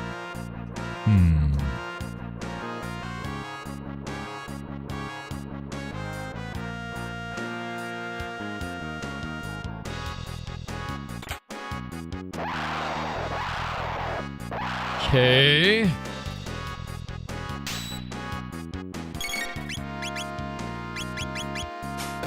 Rude.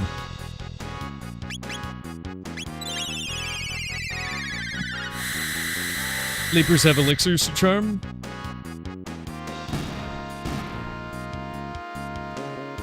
Yeah, Mega Elixirs seem insane. Full restore to the entire party.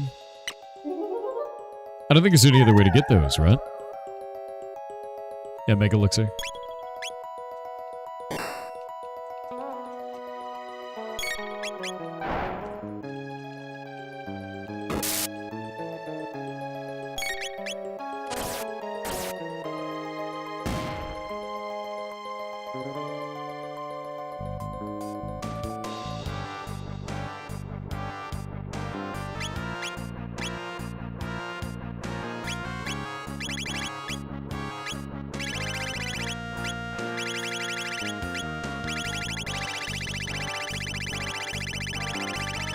So there's anything weird in here.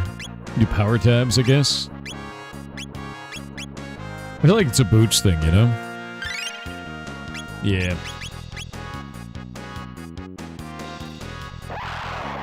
Suddenly there's a bunch of enemies in here. These didn't exist before.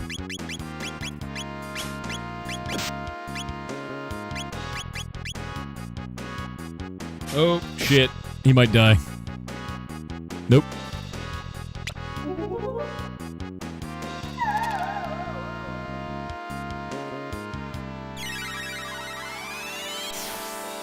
Let's try frosting him.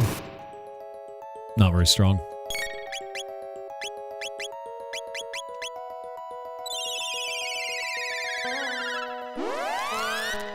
Yeah, too far away for counterattack. I think it's because there's no enemies that they can use as a weapon.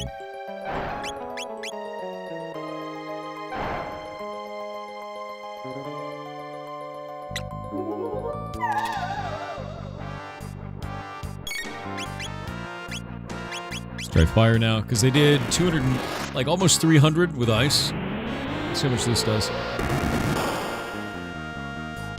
Okay, it's about the same.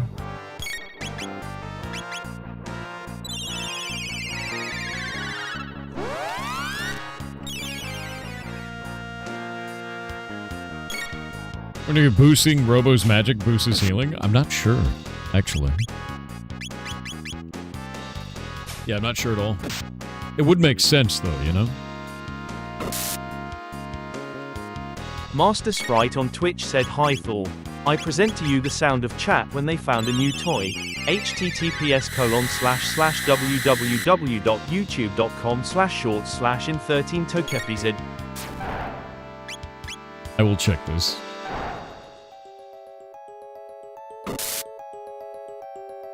Oh, let's see.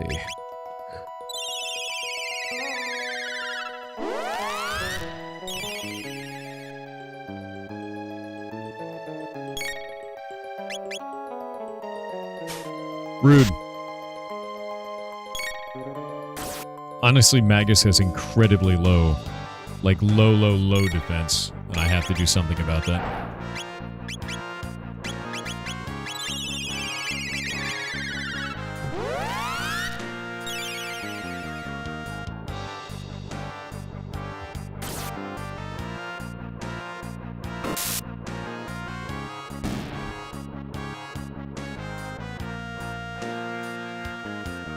That is chat, yes. You figured it out. Oh, End of End just officially hit 1,000 wish lists, by the way.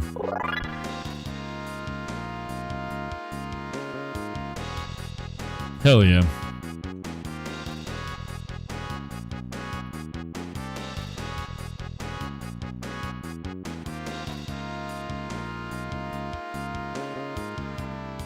Yep. As a result of the stream, you guys pushed him over the top of 1,000. That's awesome.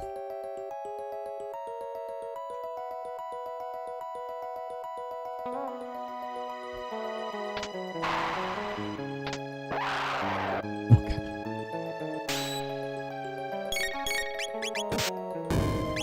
Damn, dude. I was hoping to, like, avoid the damage, but they got to me so fast.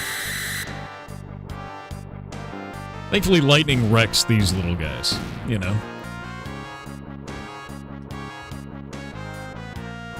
Ugh.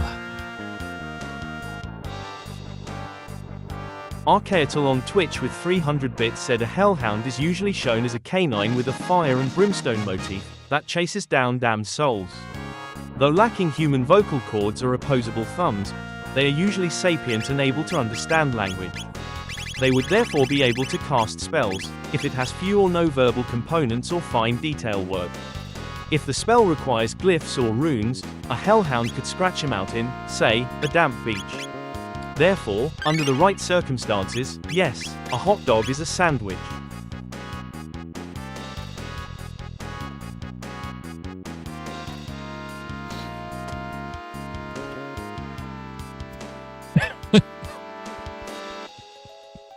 God damn it. I'm gonna go get up and move around and get a snack.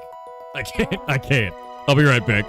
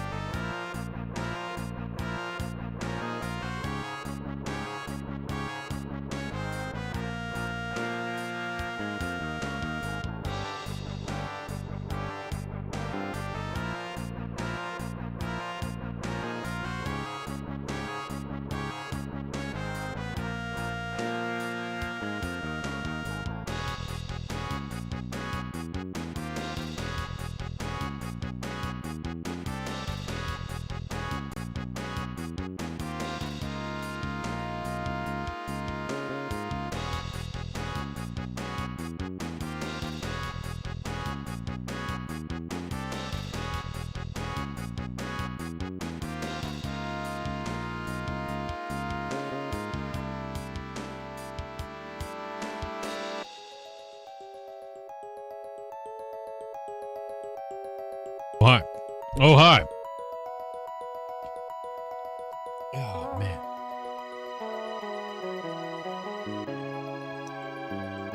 You got leftover pizza? Damn, dude.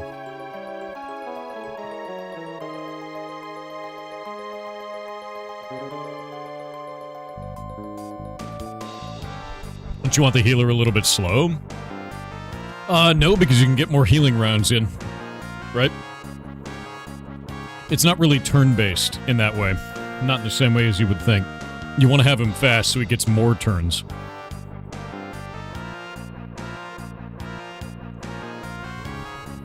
Bet he had a hot dog? Disgusting. Alright, there we go. Alright, let's see.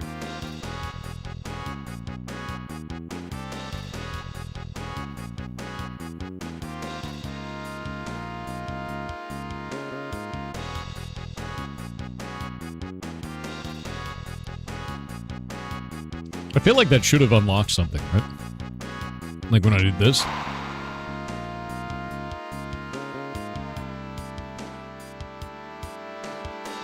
Hey, I just realized I'm trapped in this place. But I can steal mega elixirs.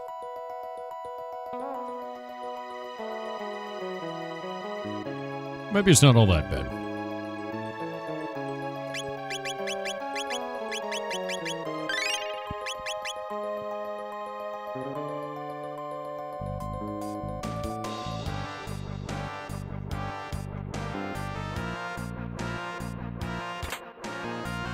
A Zodiac cape? The hell does that do?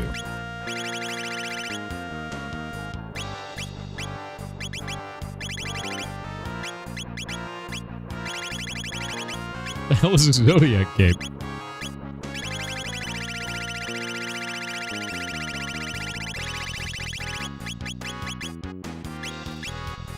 Who's this for?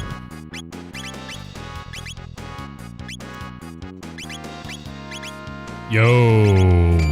Alright. That's very strong. Plus 10 magic defense on that as well.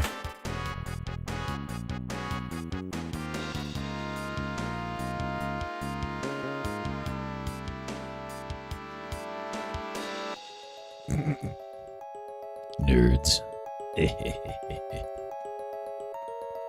Oh, there's a thing in there. Wait.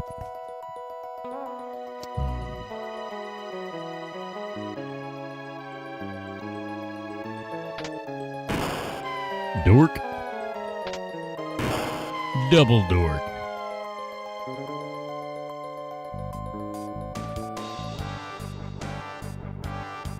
Okay. What? I've been rused.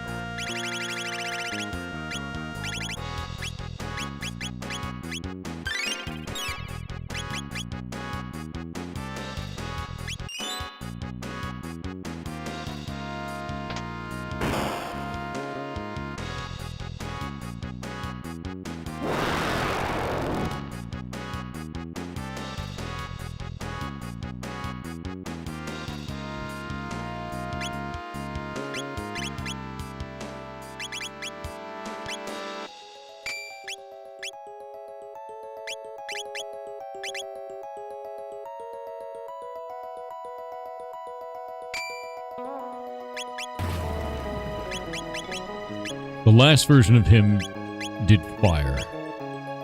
But what if this current version of him does lightning?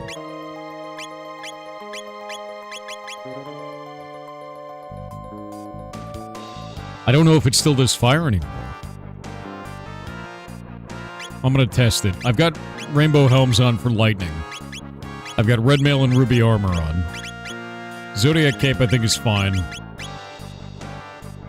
Yeah, I think that'll be fine. I'm gonna try it. There we go. I don't know if I can use lightning again, because the last one is bad. What's up, dude? Are we fighting? Oh. Are we just...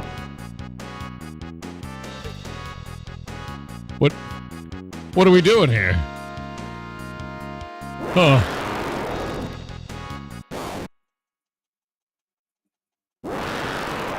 Oh, is that what we're doing? Now we're fighting?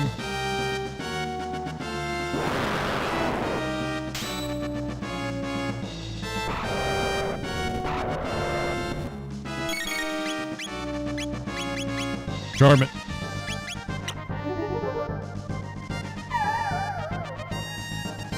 Red mail.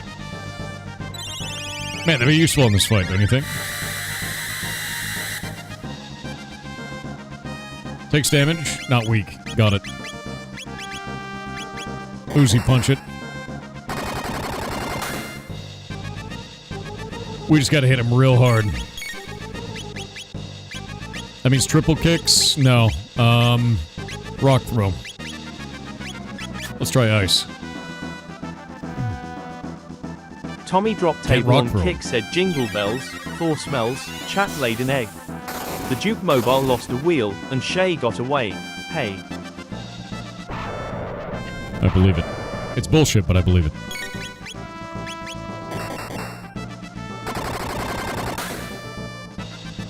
Martyrs_42 on Twitch said hi goblins, hello lord of smelly companions and master of nagging cat snakes. During the weekend, I stumbled upon some cursed knowledge. Your lost twin brother is found. He is also called Jason, has long hair, likes to eat Greggs and prefers mustard over ketchup as well. Link incoming, https:// I'll have to look at this person because that sounds like my spirit animal. Although this is probably going to turn out to be a meme. Find out.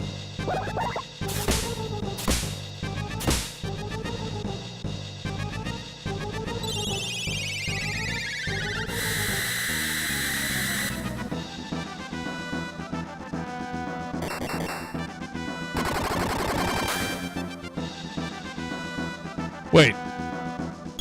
You saying he's Jason Momoa?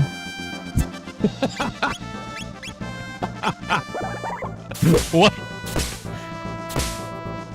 What is wrong with you?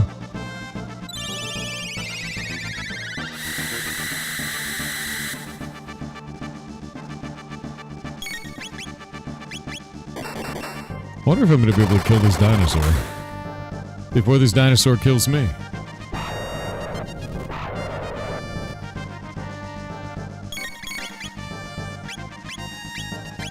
That full ether.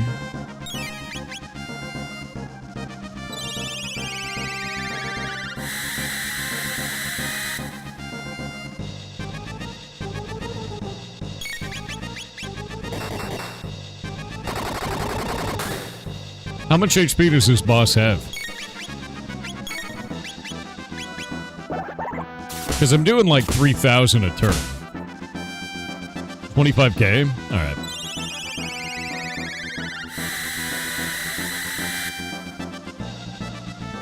What happens when he reaches 0?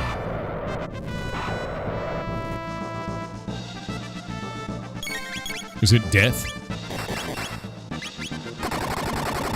You'll find out bad things.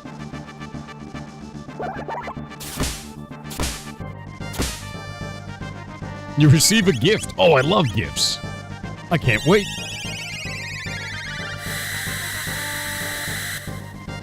Dude, I'm super ready for this gift.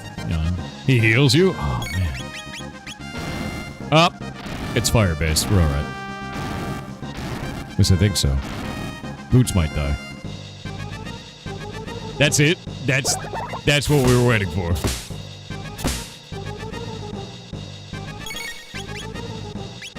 He did, in fact, heal me. Yeah, that's true. We waited for all of that. For that.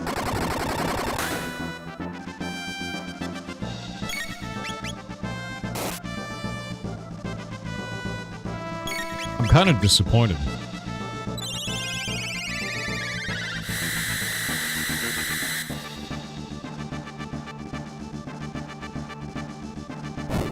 Oh God. Okay, that's way scarier, actually.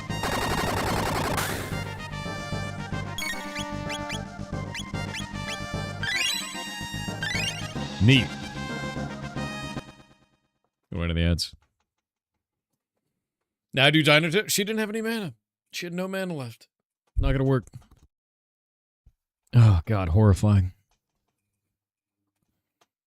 Insane Husky on Twitch with 300 bits said, "Morning, Mr. Long Hair, beef less milky man. You should take a look at actual Pirates OSRS screenshots. On a different note, lost another £4 last week. It's not much, but loss is loss, and I'm now down to 388. Only 188 to go until I'm content." You know, let me pull something up, actually, because you said something interesting there.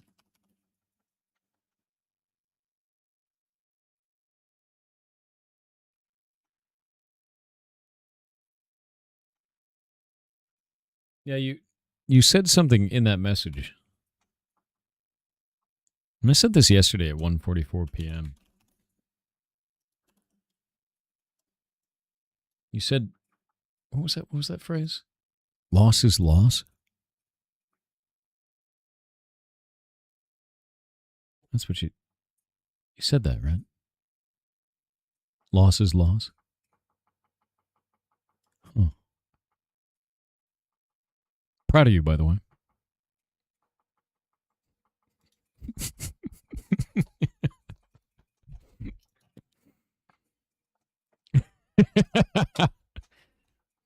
Is this lost, though? You want to see something really funny? You want to see something even funnier than that, actually?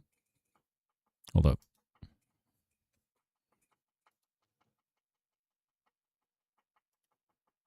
You're not ready for this, actually.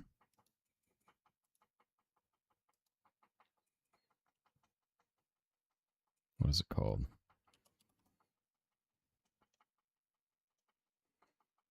So someone was saying loss is lost during the ad break, but I have something to show you. You see, a long time ago, when I was first working on Heartbound, ages and ages and ages ago, I made this room. And I made a very specific arrangement of cups on these 4 tables. Very specific.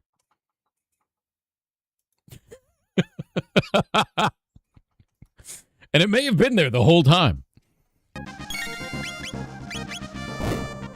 Could be. Maybe. Damn. That is kicking my ass. Is that a JoJo reference? No. I don't know that meme. Ask your grandparents.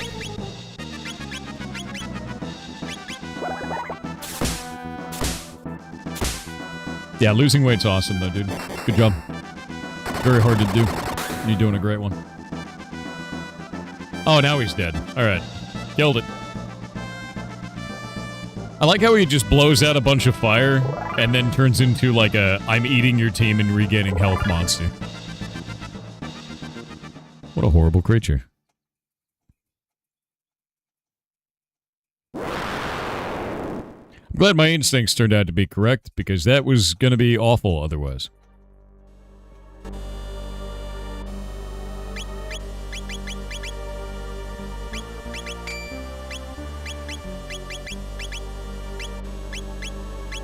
But that ruby armor is that good? Alright. Cool.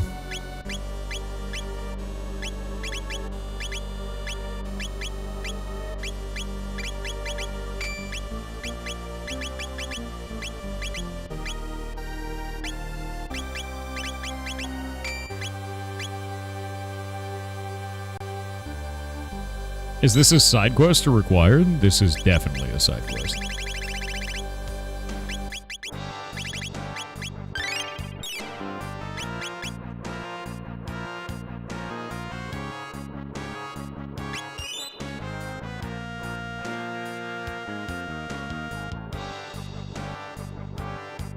You just made eggnog for the first time. You understand now? My man.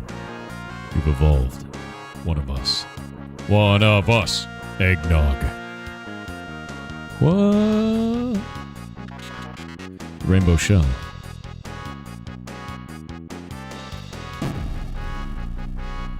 Alright. Can't carry. Castle people help?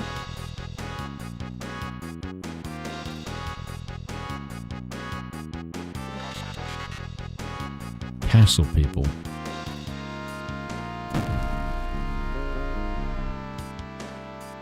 Castle people.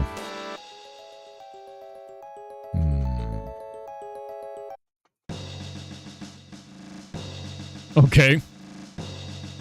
Always welcome here. What can I do for you? I'd like to ask a favor. I get it.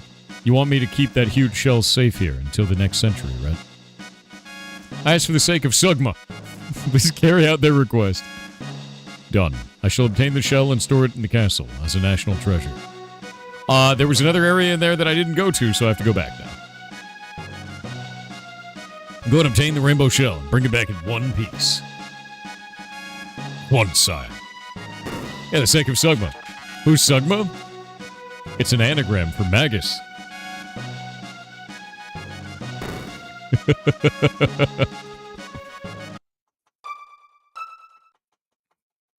Yeah, it is.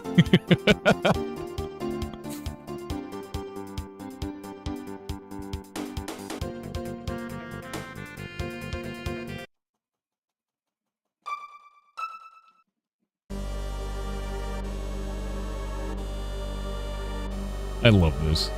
Life, finds a way. Yeah, dude. Wait. Can everyone do that? Hold up.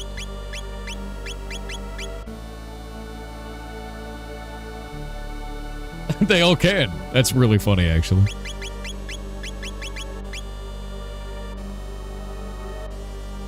But I want to see what hers is.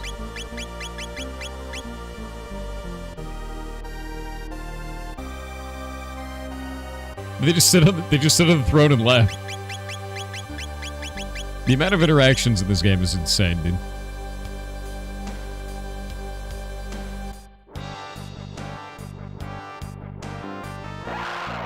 Oh, they're back. These goddamn things.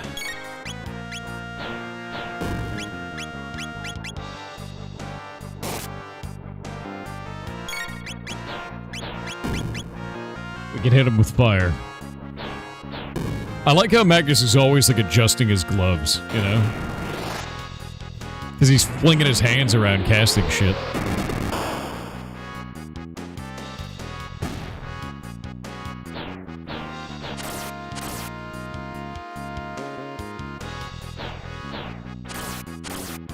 Absolutely no reason to do those animations, but they do anyway. There is a reason. The reason is whimsy. Something that so many games miss these days.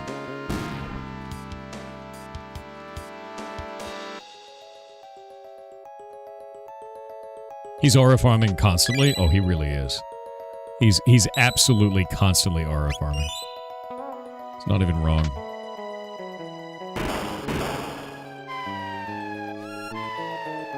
I need that cat.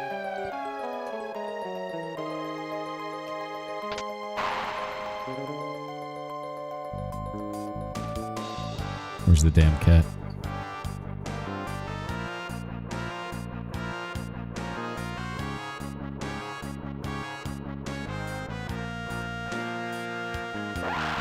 Ah! Goddamn spicy gorilla. Terrifying, actually.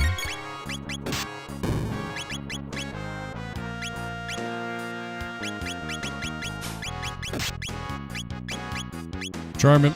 There we go. Yeah, we're charming him.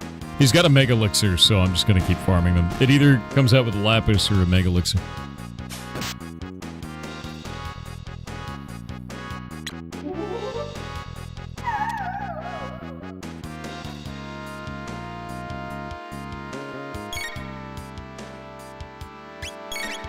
I don't know actually if they got something. I need to talk some nerds.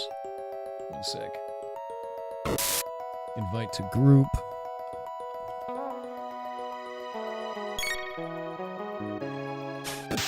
Oh god. Yes, I have to kill this thing one moment. Try to fix 5 things at once. Ed.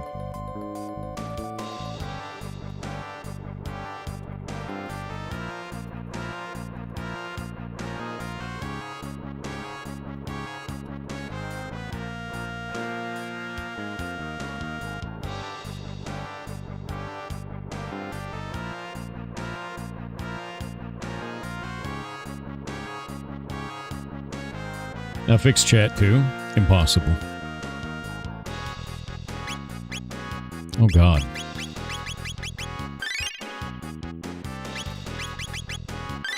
Yeah, I'm setting everything up because all the lads are coming over and we're doing barbecue.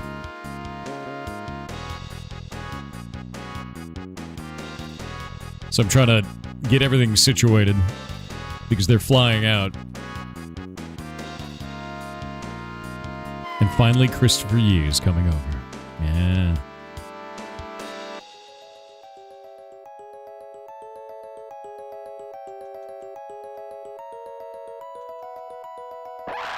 Oh, wait. This is the word? What?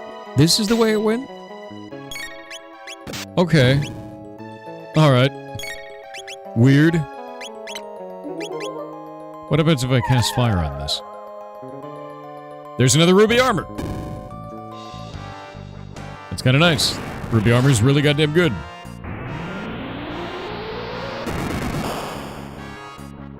Honestly, worth for the ruby armor alone. Sick.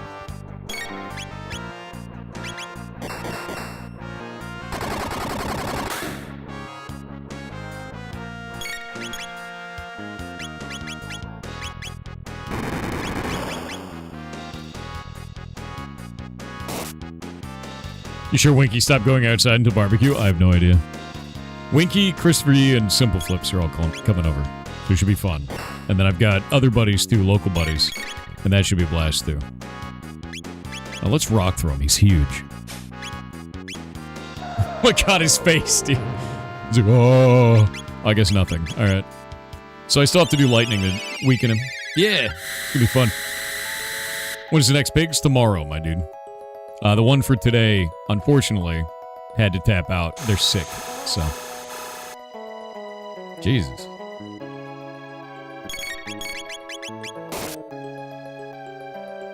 Yeah, shoutouts to Simple Flips, dude. He's a good guy.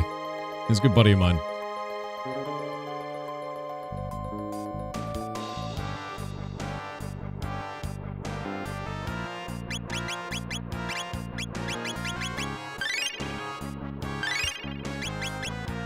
Opinion on viewbotting on Twitch? I think it's dog shit. I think it's a horrible way to defraud advertisers, and I think it does damage to both the platform and all of the streamers on it for very little to no gain for the individual streamer. I actually really like Kick's approach where they've made it so that you can hide your view count, although I don't feel like anyone's really going to do that. I think that there needs to be stricter punishments for that kind of shit beyond Twitch doing the arbitrary cap of someone's views. I just don't think it's good, dude. I think it's just as bad as it was when they allowed, like, tons of embeds, and it was, like, way worse then. Yeah, it hurts everyone in the long term. Like, I'll give you an example, right? Like, I run an animal rescue. Here, let me show you this. I run one of the largest ferret rescues in the United States, and we actually have 90 ferrets in the rescue. It's massive, and we're building the largest facility for, like, ferret rescue and sanctuary in the US. Like, we've got all of it up here, right? This is run completely by ad revenue. And I think that's the thing that really sucks complete ass, is like, with the amount of people that are viewbotting, if advertisers start to get scared, and they start to drop off of these platforms, stuff like this wouldn't be possible. And I think that's the thing that really, really sucks about it. And I think a lot of people who are doing this aren't thinking long-term. They're thinking short-term gains, get as much as they possibly can. And it's not beneficial to the whole industry. I've been streaming for like 9 years now, man. Like, I've seen it over and over again, and it's just awful. Like, our core community here gets to about 2 to 3K on any given day based on all the platforms. So, like, right now we're at 286 on Kick, 133 on YouTube, and another 1.8K here on Twitch. Around 10 a.m., it starts to fall off towards the rest of the day. And around, I would say, about 8 a.m. is where the peak is, about 2 to 2.5K, somewhere in there. And then on Kick days, because I do Thursdays, it's like 1,000. I think we just got our top on Kick for a Kick exclusive stream is like 1,600, right? But like, I think that's the thing that really bothers me about it is there's a couple things that happen in the industry right now. People who viewbot don't get punished. People who aren't viewbotting get accused of viewbotting just because I don't like Mr. Content Creator, so that guy's obviously viewbotting because I don't like him, so no one can like him. And it just creates this weird, wicked spiral where the platforms aren't actually doing enough to show what they're doing against viewbots. They're not punishing the people who are doing this shit, and then people are witch hunting content creators as a result. It's just lawless bullshit at this point. And it sucks, man. And you get a bunch of third parties that try and think, oh, I know what's going on. I know who's viewbotting based on the speed of chat or, like the metrics of like a third party tooling saying, oh, I know exactly who's viewbotting. Dude, if it was that easy, Twitch would just ban all of them.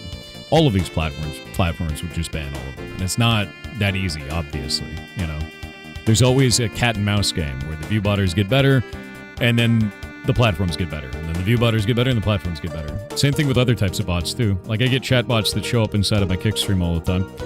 They banned them for a while. They did a really good job, and now they're slowly leaking back in and advertising shitty services. And that's kind of how it goes, man. Yeah.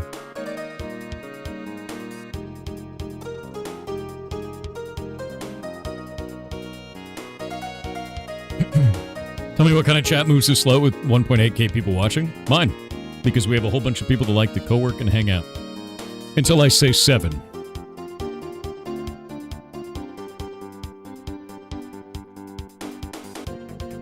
Not every chat looks like this at all times, It's really not like that always. Every community is different, and the way that people want to hang out is the way they want to hang out. You got more lurkers or less lurkers, that's up to them, man. I'm not going to treat them like shit just because they're not talking. They're here supporting me with their eyes, and that's all I care about. Right? They are helping just by being here. Oh, wait, I can't go in this place. It's horrifying in here.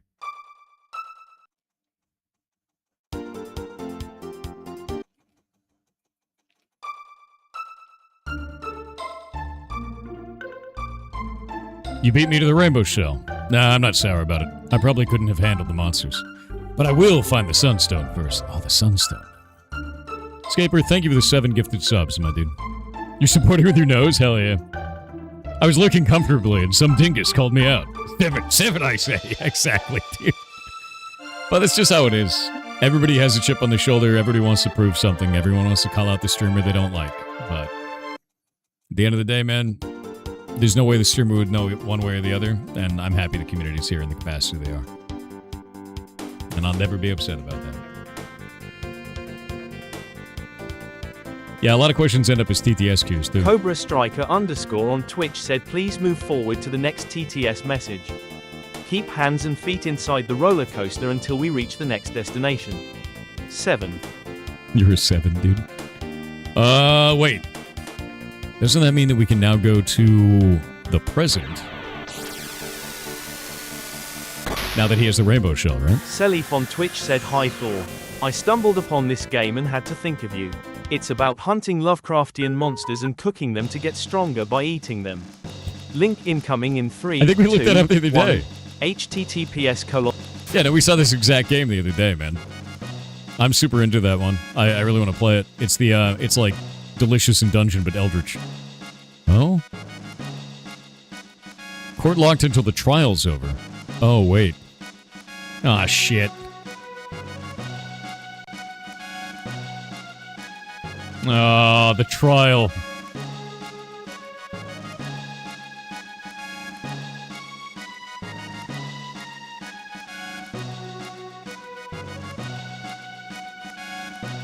Can't get anything done with you standing around. Cut the foolishness. I ain't gonna poison the Chancellor.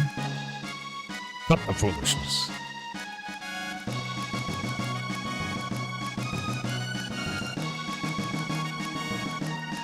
Yeah, Yakma's revenge. Oh.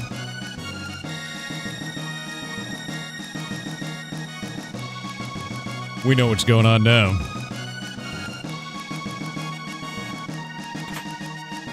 I love stealing items from the future. And the past. It's locked? It's locked.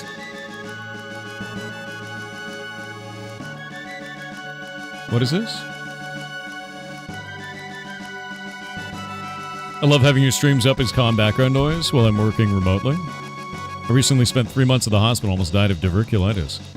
I perforated your colon, and your streams are some of what helped me get through the monotony of day-to-day testing and blood draws, etc. Jesus, dude, I'm glad you're still here. Spent weeks at home unable to do anything but lay in bed and listen. Thank you, sir. No, thank you. I hope you're doing all right now. That's terrifying, my dude. That's really terrifying, actually. I'm glad you're all right, though. And yeah, I think a lot of people like to listen to me like a podcast, to be honest with you, because I'm on for 12 hours.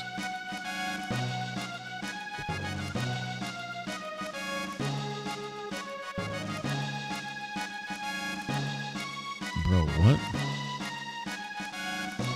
Yeah, I'm just gonna get rid of him. Dude's freaking out at this point. Yeah, nah.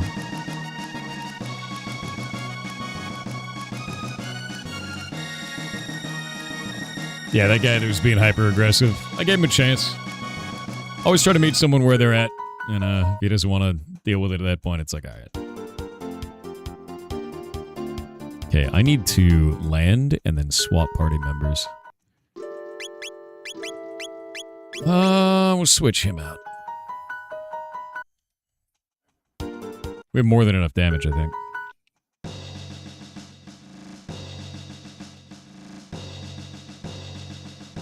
Oh, they're not even listening to her.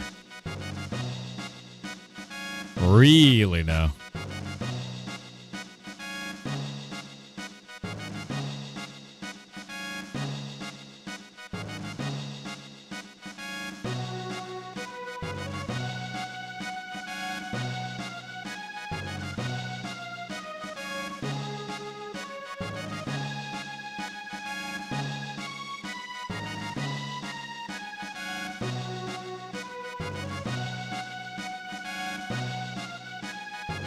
Yeah, I always think that's going to be a thing, is no matter what, the one accusation that will always happen is, I don't like that streamer, so no one should like that streamer.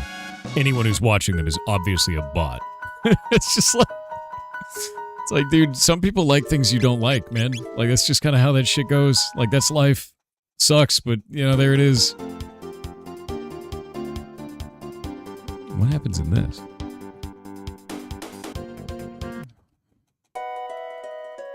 Butts' house. Hey, Butts' mom, I'm a vampire and your son is dead. Is Butts okay? Oh, no. Oh, yeah, wait. The clone. Cool clone, dude.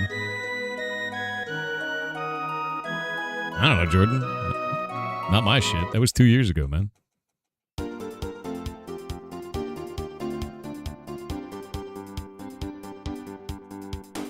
Alright. I could open this in the future. I already opened this. And I got the helmet. And the helmet was boss.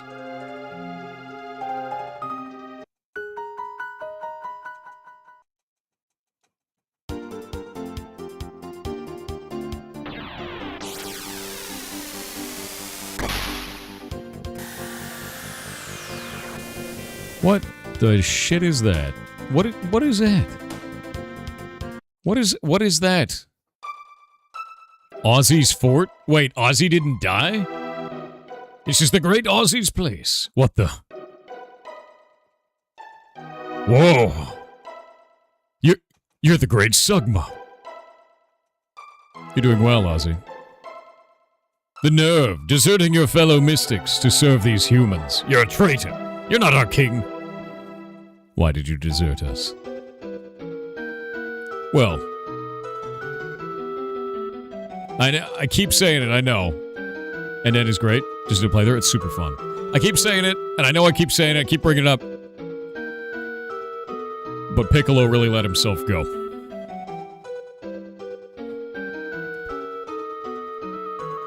Just, I mean... Fleet! Oh, here we go. Is this Flea 2?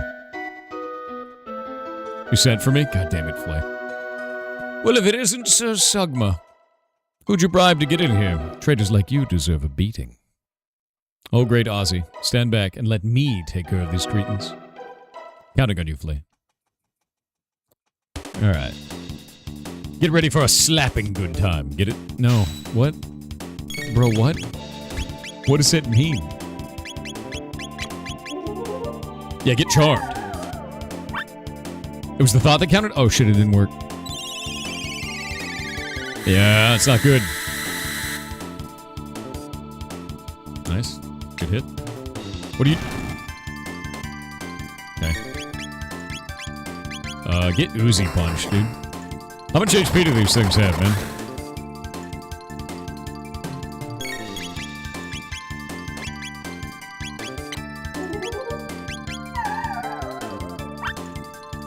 There's the thought that counted? Come on. Do you know of Grand Elder Garoon? No. Rude.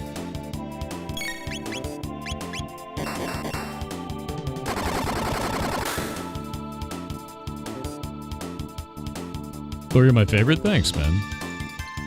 Hope you're having a wonderful day. He just died? Or he just died? That's it? Okay. That was like way easier than I thought that was gonna go. What? Ozzy, what are you doing? Ozzy, what are you... That's it? This is what you're doing? You got two guys? What, were there like budget cuts? Oh, there's a pit. Okay.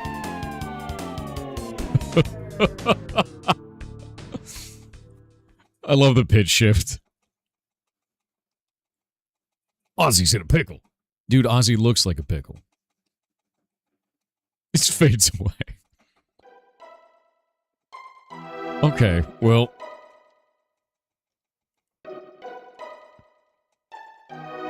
You still haven't given up? I mean, like... Should I give up? You rang. Slash, don't let me down. At first, I really didn't want to slice and dice you, but now it sounds kind of fun. He looks like an octopus somehow, or a squid. Alright, charm him. That's lightning blast him. Nothing on this one. Is there nothing on these guys? There doesn't seem to be anything here. Not this fight? Okay.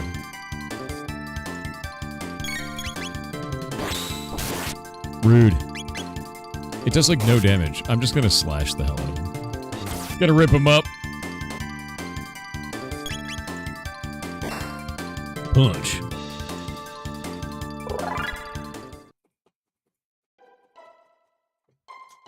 A little bit of Frieza's minions going on here. It just said ouch and then left.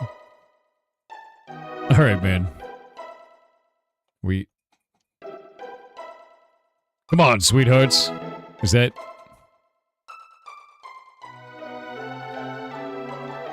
What, do you want the treasure box? No. Probably filled with goodies. Oh no. Found the treasure. Oh.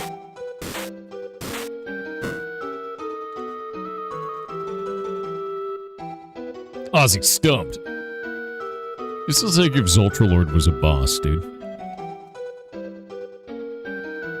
Hey, free stuff. It wasn't even good. It's just a full ether. All right, are we done? Not so fast, friends. I'm not going to make it that easy for you. Aussie pants. Wait, Aussie pants? Flea vest. Slasher 2. Oh. These unique items make us invincible. Okay, let's, I'll be having that then.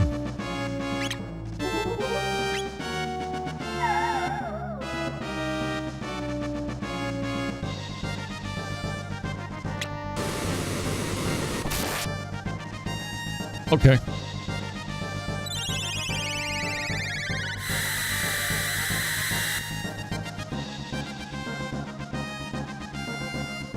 Oh, we got ads. They're using your secrets against you? Kind of a little bit, yeah. I just took his sword. FROSTYSLAYR on Twitch with 300 bits said, "Hi Thor. Do you have your eyes on any big upcoming AAA games that you'd like to main? Feel like it's kind of hard to come by that nowadays, especially in the MMORPG genre. Guild Wars 3. They're usually a flop, lol. Guild Wars 3, Guild Wars 3, Guild Wars 3. Guild Wars 3. That's the biggest one for me right now. Very excited for it.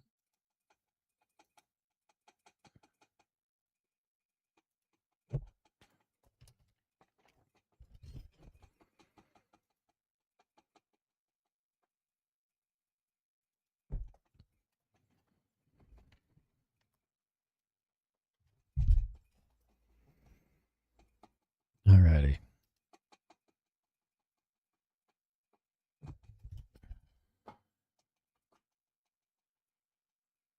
Guild Wars 3.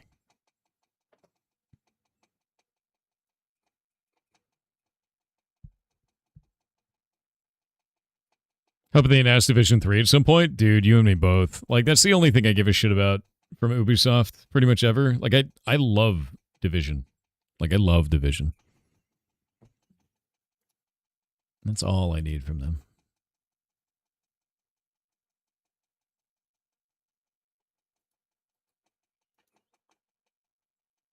You're still hesitant on Guild Wars 3? It looks weird. Yeah, so did Guild Wars 2, though. And so did Guild Wars 1, because they're all like a decade apart from each other. You know, like, they're all going to look weird, because they're on like completely different hardware in a completely different time period with totally new stuff, you know? Oh, Spacecraft now has a single-player mode? Interesting. All right, ads are over. How much damage is that going to do? Jesus. That's it? All of that for that. Sir, when is it my turn? Dear God.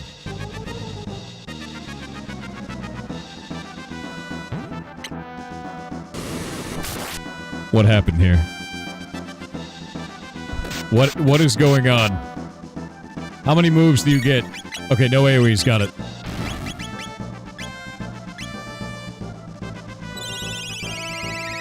It's because I did the AoE. Yeah, no AoEs.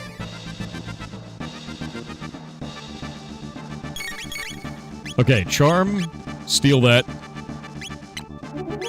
Item. Flea vest. Mega elixir. Oh my god, what are you doing, my dude? Use the item.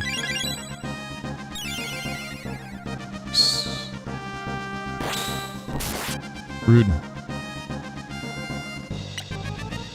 Please. They do like no damage now. Fantastic. Charm.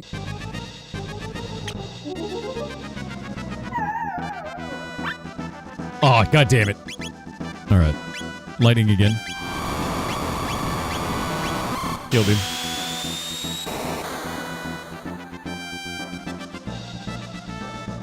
Focus one of them to make the fight easier. It's not about it being easy. I just want to get their stuff. I don't want to kill all three of them at the same time because it's funny. How much HP do they even have? Do they have a lot of HP?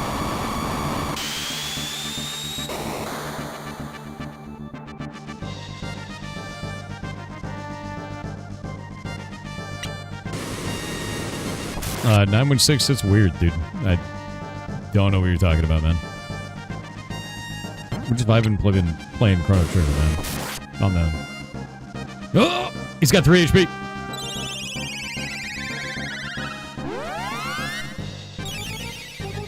No, I love Division. Dude, I have like hundreds and hundreds of hours in that game right there. There's nothing left in that game for me to play it. Like, I have played so much Division.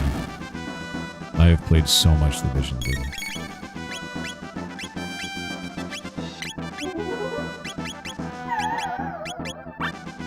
Really? Are we still not getting this?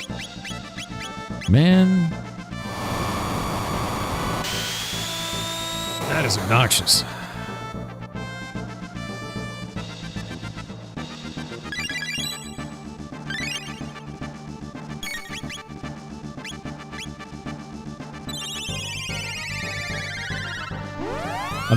I'm not after Slash, man. Slash and Flea are both done.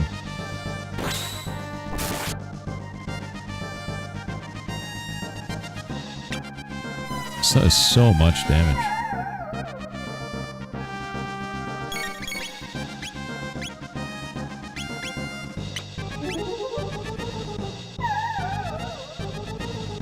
Aussie Pants, done. Burn him up!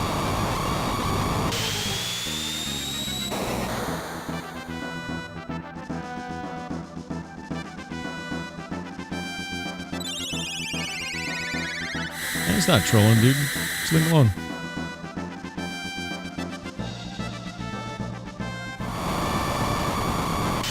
Can't believe you stole his pants. I mean, he had them, right? There's a little bit of damage going out. It's not super bad. They just do a ton of combos. Oh. Yeah, he's gonna die now.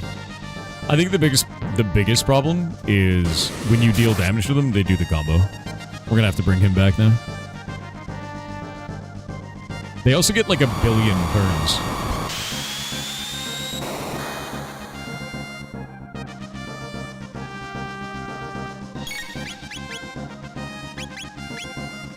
You're cool, 916. Don't worry about it, man. If you're a bit drunk, go sober up, get some water. I'm gonna use another one of these because I can just farm them. Then I'm going to go all in on damage on one of them. We're going to take out Slash, I think. Slash is where most of their damage comes from.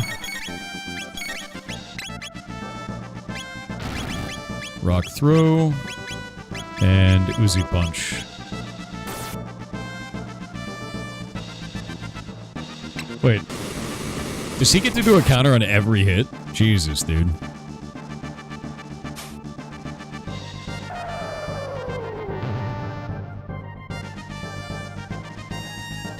Yeah, take care of yourself, man.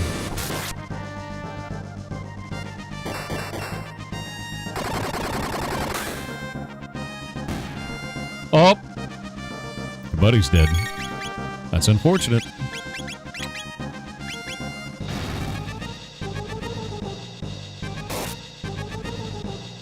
Here we go.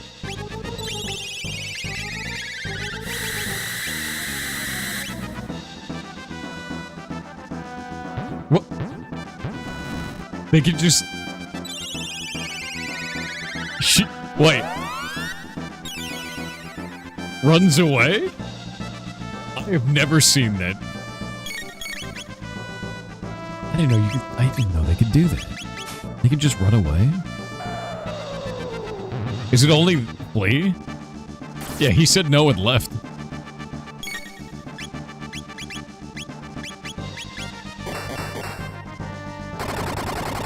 Can you actually kill Flea? Or does he always run away? Yeah, Frost. You don't need to be like that, man. He's cool. He's chill, dude. You know? They can all be killed? You just took too long? Ridiculous. That's really funny, actually.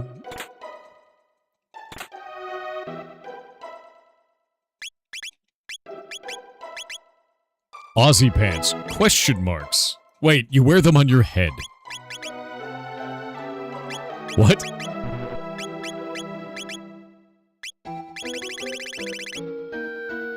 The dash ring gives 3 speed. That's crazy.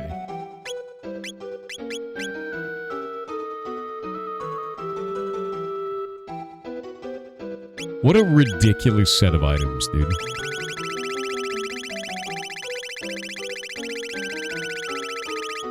Yeah, we got Slasher 2, Flea Vest, Magic Defense 12. Wait, it's a flea vest. It's a vest for a flea, so it's a ring. Aussie pants, which are a hat, and a dash ring. It's a pants on head. Why is it question marks? I mean, it's a huge amount of defense. Alright. And a sword for a dead man, yeah. Go back to the previous room and go straight down from door against the wall. Oh?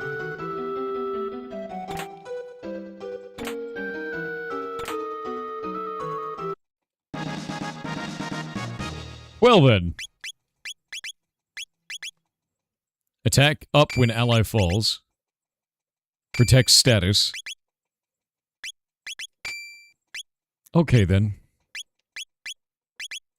I guess we'll just put pants on head on boots. I guess that's fine, you know?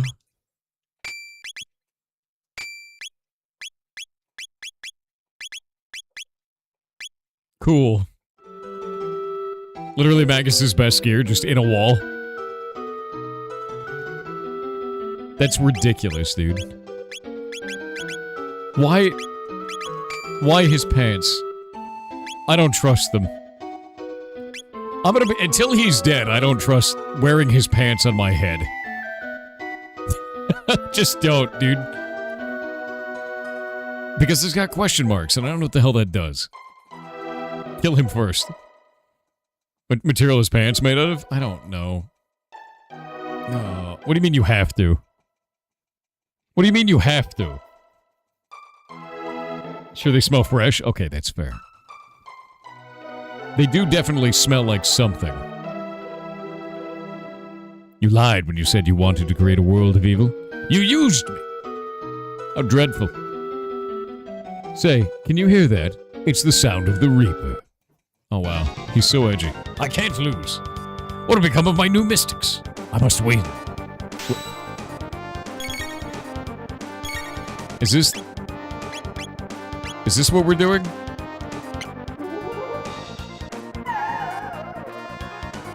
I got another pair of Aussie pants.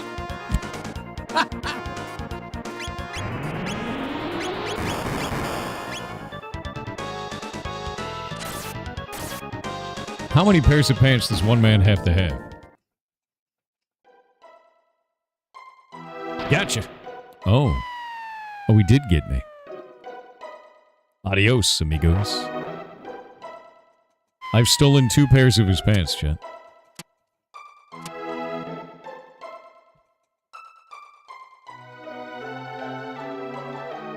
You will never defeat me. Aren't we back in this same bullshit? There's a cat. There's a cute cat. Wait.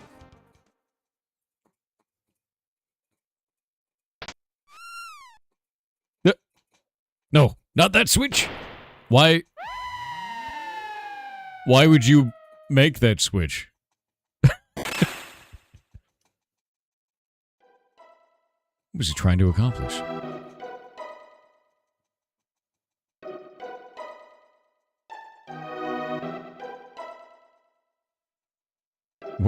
Where is he?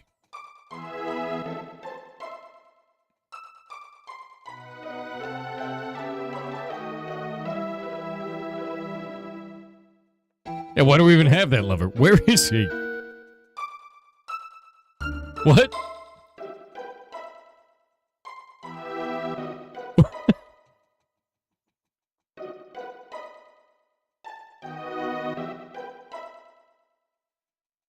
That's so unsatisfying. Where is he?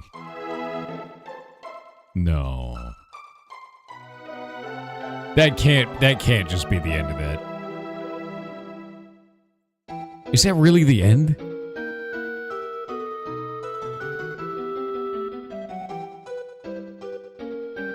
No. Wait, that means he's dead for real. That means we changed the timeline. Ooh.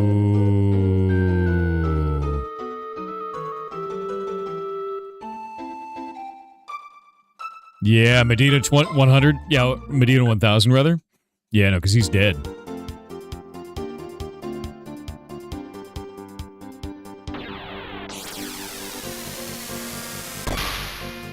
Oh, yeah, now I can wear his pants. That's true. Oh, this is where Medina actually is. Oh.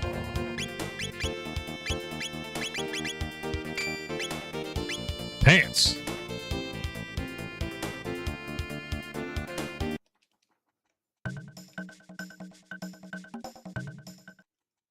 All right, let me save it.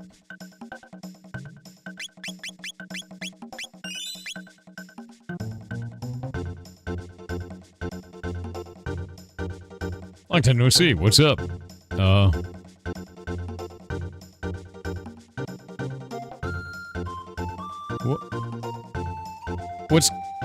What's going on here? Why do I always get stuck doing this? Oh, the Black Omen, the Black Omen. We will smile on the Black Omen. Ruben on live. I love how he's just like sliding on the wall.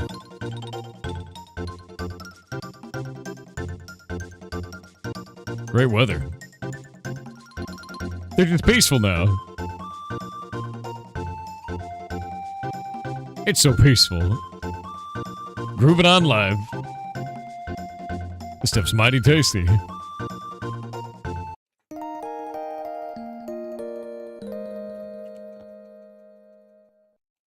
Okay, so we murdered him. And now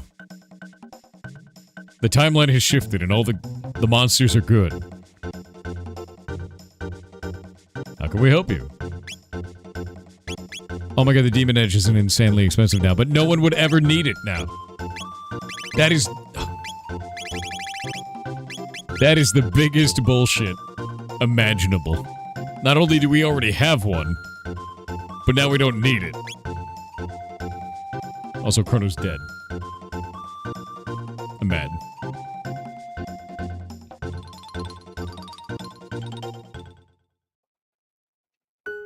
Wait, where's the mayor's house? Isn't the mayor's house in here? Yeah, Elder's house. Wait, what's going on? Ozzy the 8th. Yes, sir.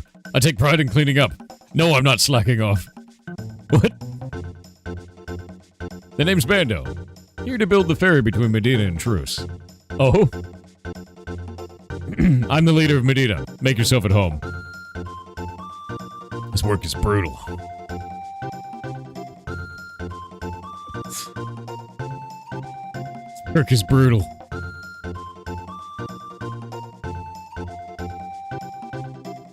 Alright. Well, that was the whole thing.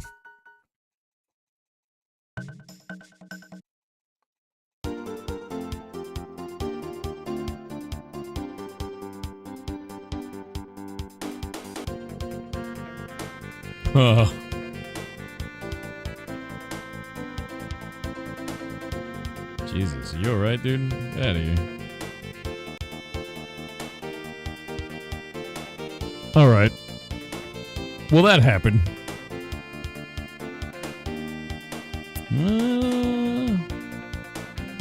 Yeah, I already got Green Dream. Yeah, I did. Okay. I'm just gonna keep messing with the timelines, I think. Yeah. Wait, that means any of the places that I opened chests in Medina, they don't have a pass. So I'm free to open them up here, yeah? Like the special chests? I saved Luca's mom? I did, and when I was a kid I didn't think you could. So chat taught me about it. It was really cool, actually.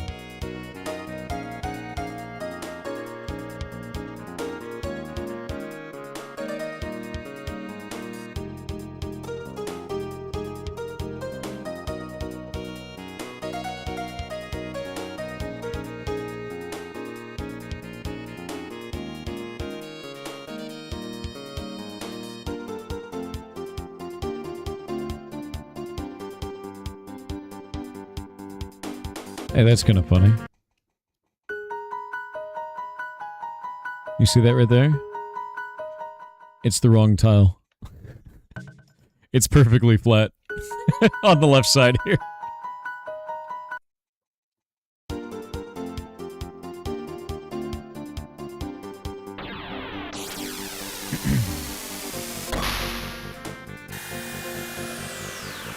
Oh yeah, no, the environment was completely different. Jesus.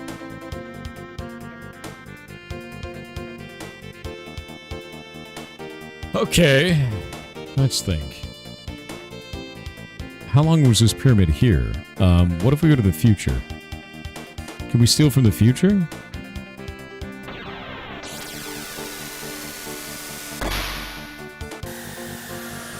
Okay, that's not here anymore.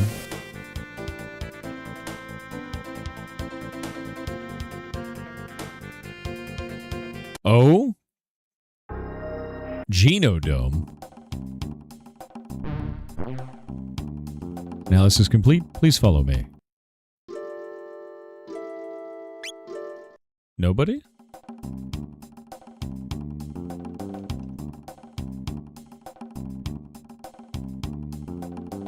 Okay. We gotta put Grok first.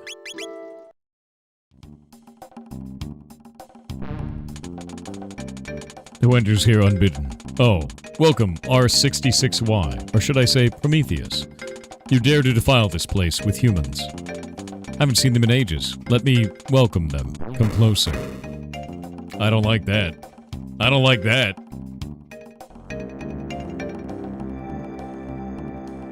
Just see what you can do.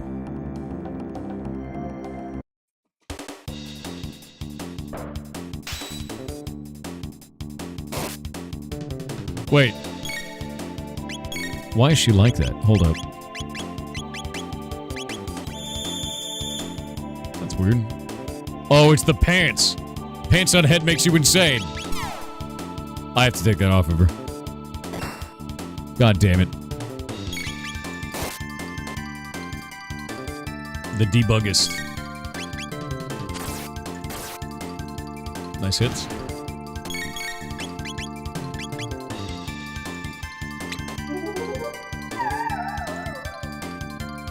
Elixir, nice.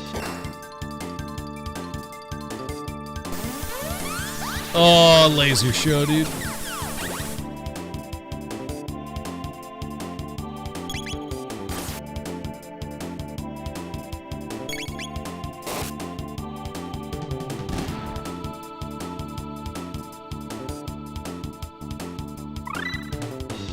Sugma learns Dark Bomb. Oh my god, she starts off confused every time. Unironically, hell.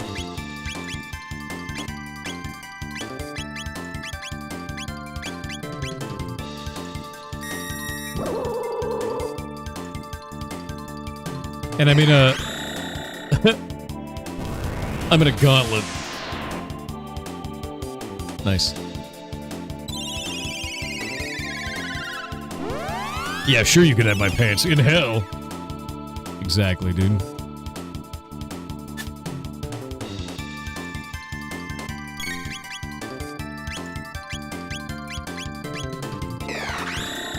I love that he can just cast it for 2 every turn.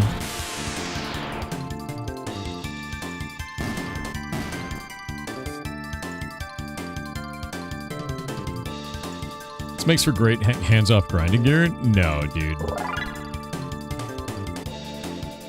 I don't think so. I think there's way better ways to do that. Just give him Berserker rings, man.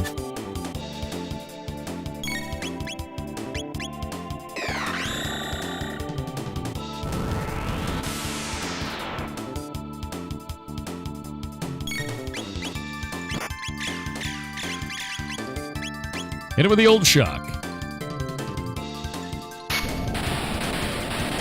I love that he gets the, like, D4 there. Just cool, you know.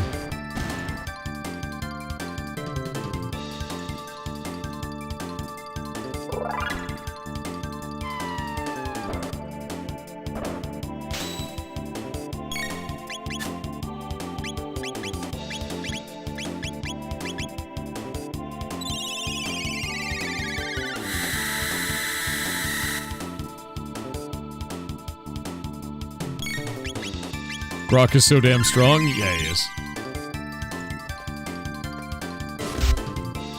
It's still a great grinding spot. Can you just keep fighting this over and over again?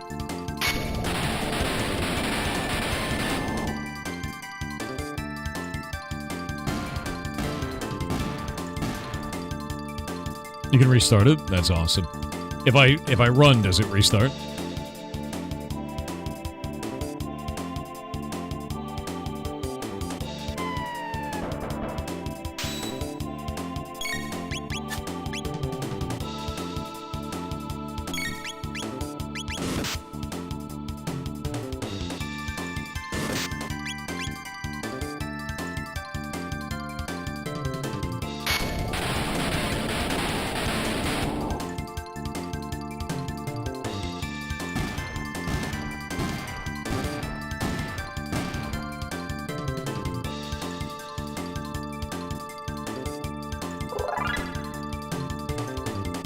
It was 3k XP at the end there. Not bad for humans, but can you find your way to me? How do I restart it? Ugh.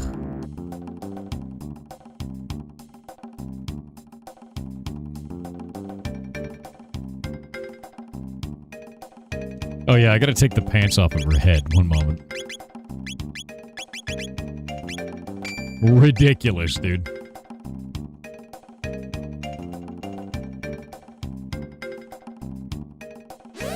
The worst pants Scientist there. on Kick said, hello Mr. Hackerman. I have Hello. found the most interesting thing while playing with ciphers. If you apply a basic numeric substitution, equals 1, to your name, then use a right Caesar shift of 2 and sum the 4 numbers, u equals 69.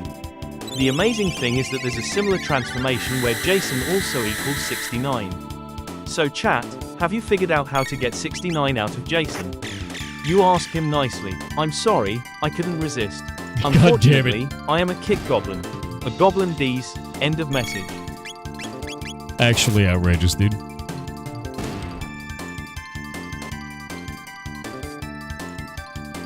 One moment. I'll be right back. One sec.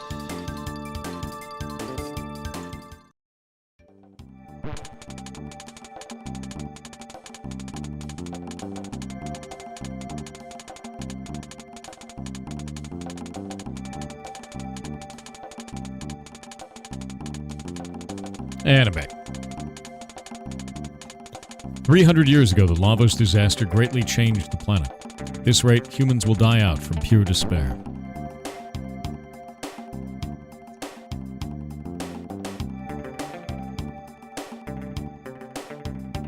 Not going to the dust chute yet. Oh. Oh, come on. Weird.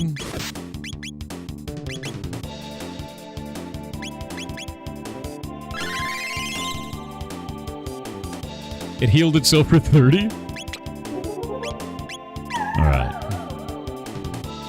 They're dropping elixirs, so...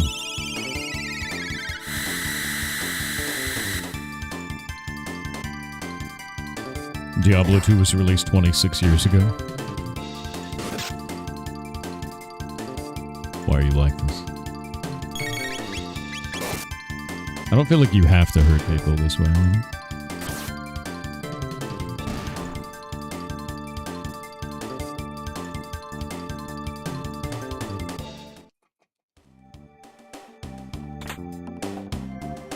Elixir?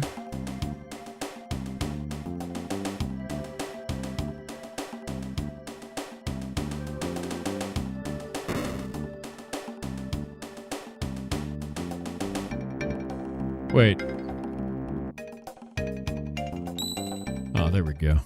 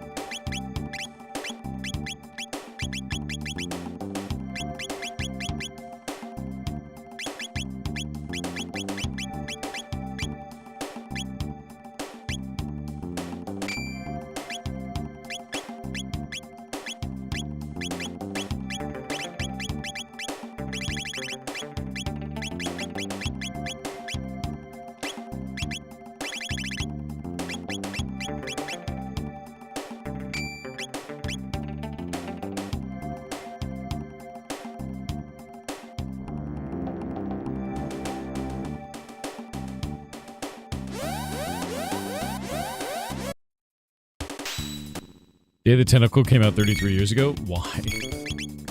Why? Why?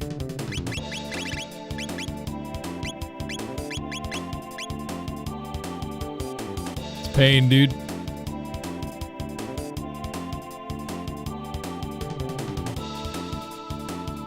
You guys are right over there?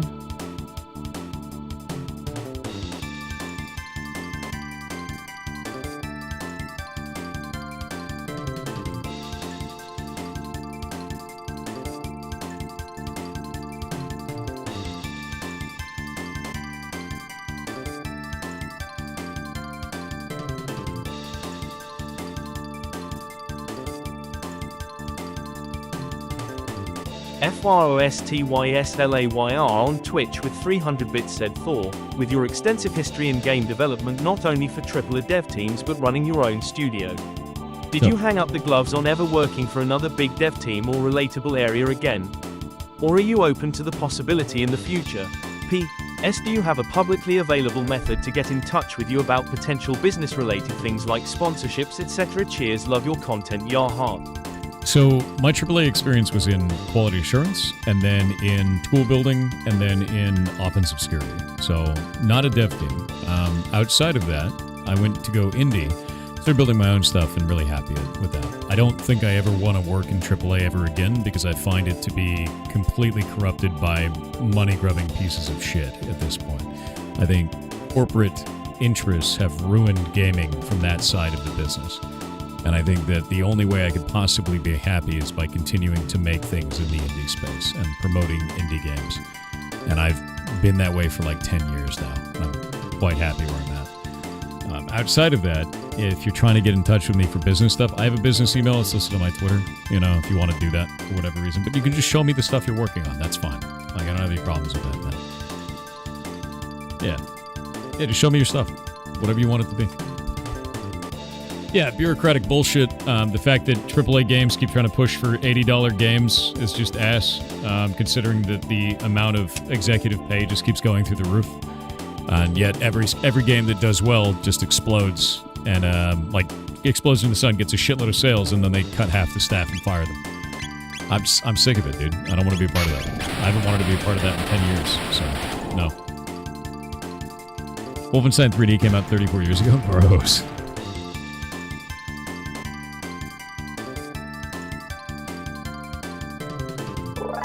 Whoop. There we go.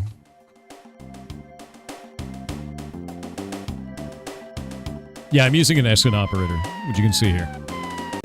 So we're using the cartridge inside of an SN operator that pulls the files down off of it, emulates it locally so we can do things like add filtering to make it look like a CRT screen, and then saves back to the cart. Without the cart, can't play the game. Oh wait, we get to do this all over again now. Oh, this is sick. Oh, this is what you guys were talking about. It's just free grinding. Yeah? And now I can just cast Shock. Because I put the golden stud on him. And now he just slaps the hell out of him.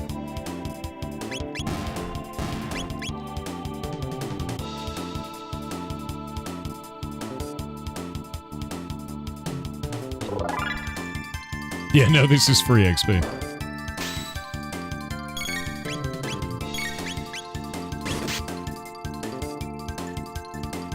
Is this on PC? No. Playing in a cart.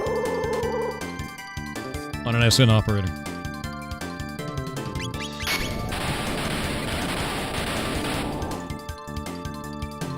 You're relatively new to watching the stream? What's up, dude? That ad pause is something new? No, I've been doing that for over 5 years. Yeah, no, I pause for stream. I pause for the ads because I don't want you to miss something if you didn't pay me money, right? Like, if you're not subbed, like, not everybody has $6, man. So I've been doing that like 5-6 years now. It's just, it feels like what I want, right? You know, as a viewer, that's what I would rather have. Yeah, it's not new. I've been doing that for years and years. Yep.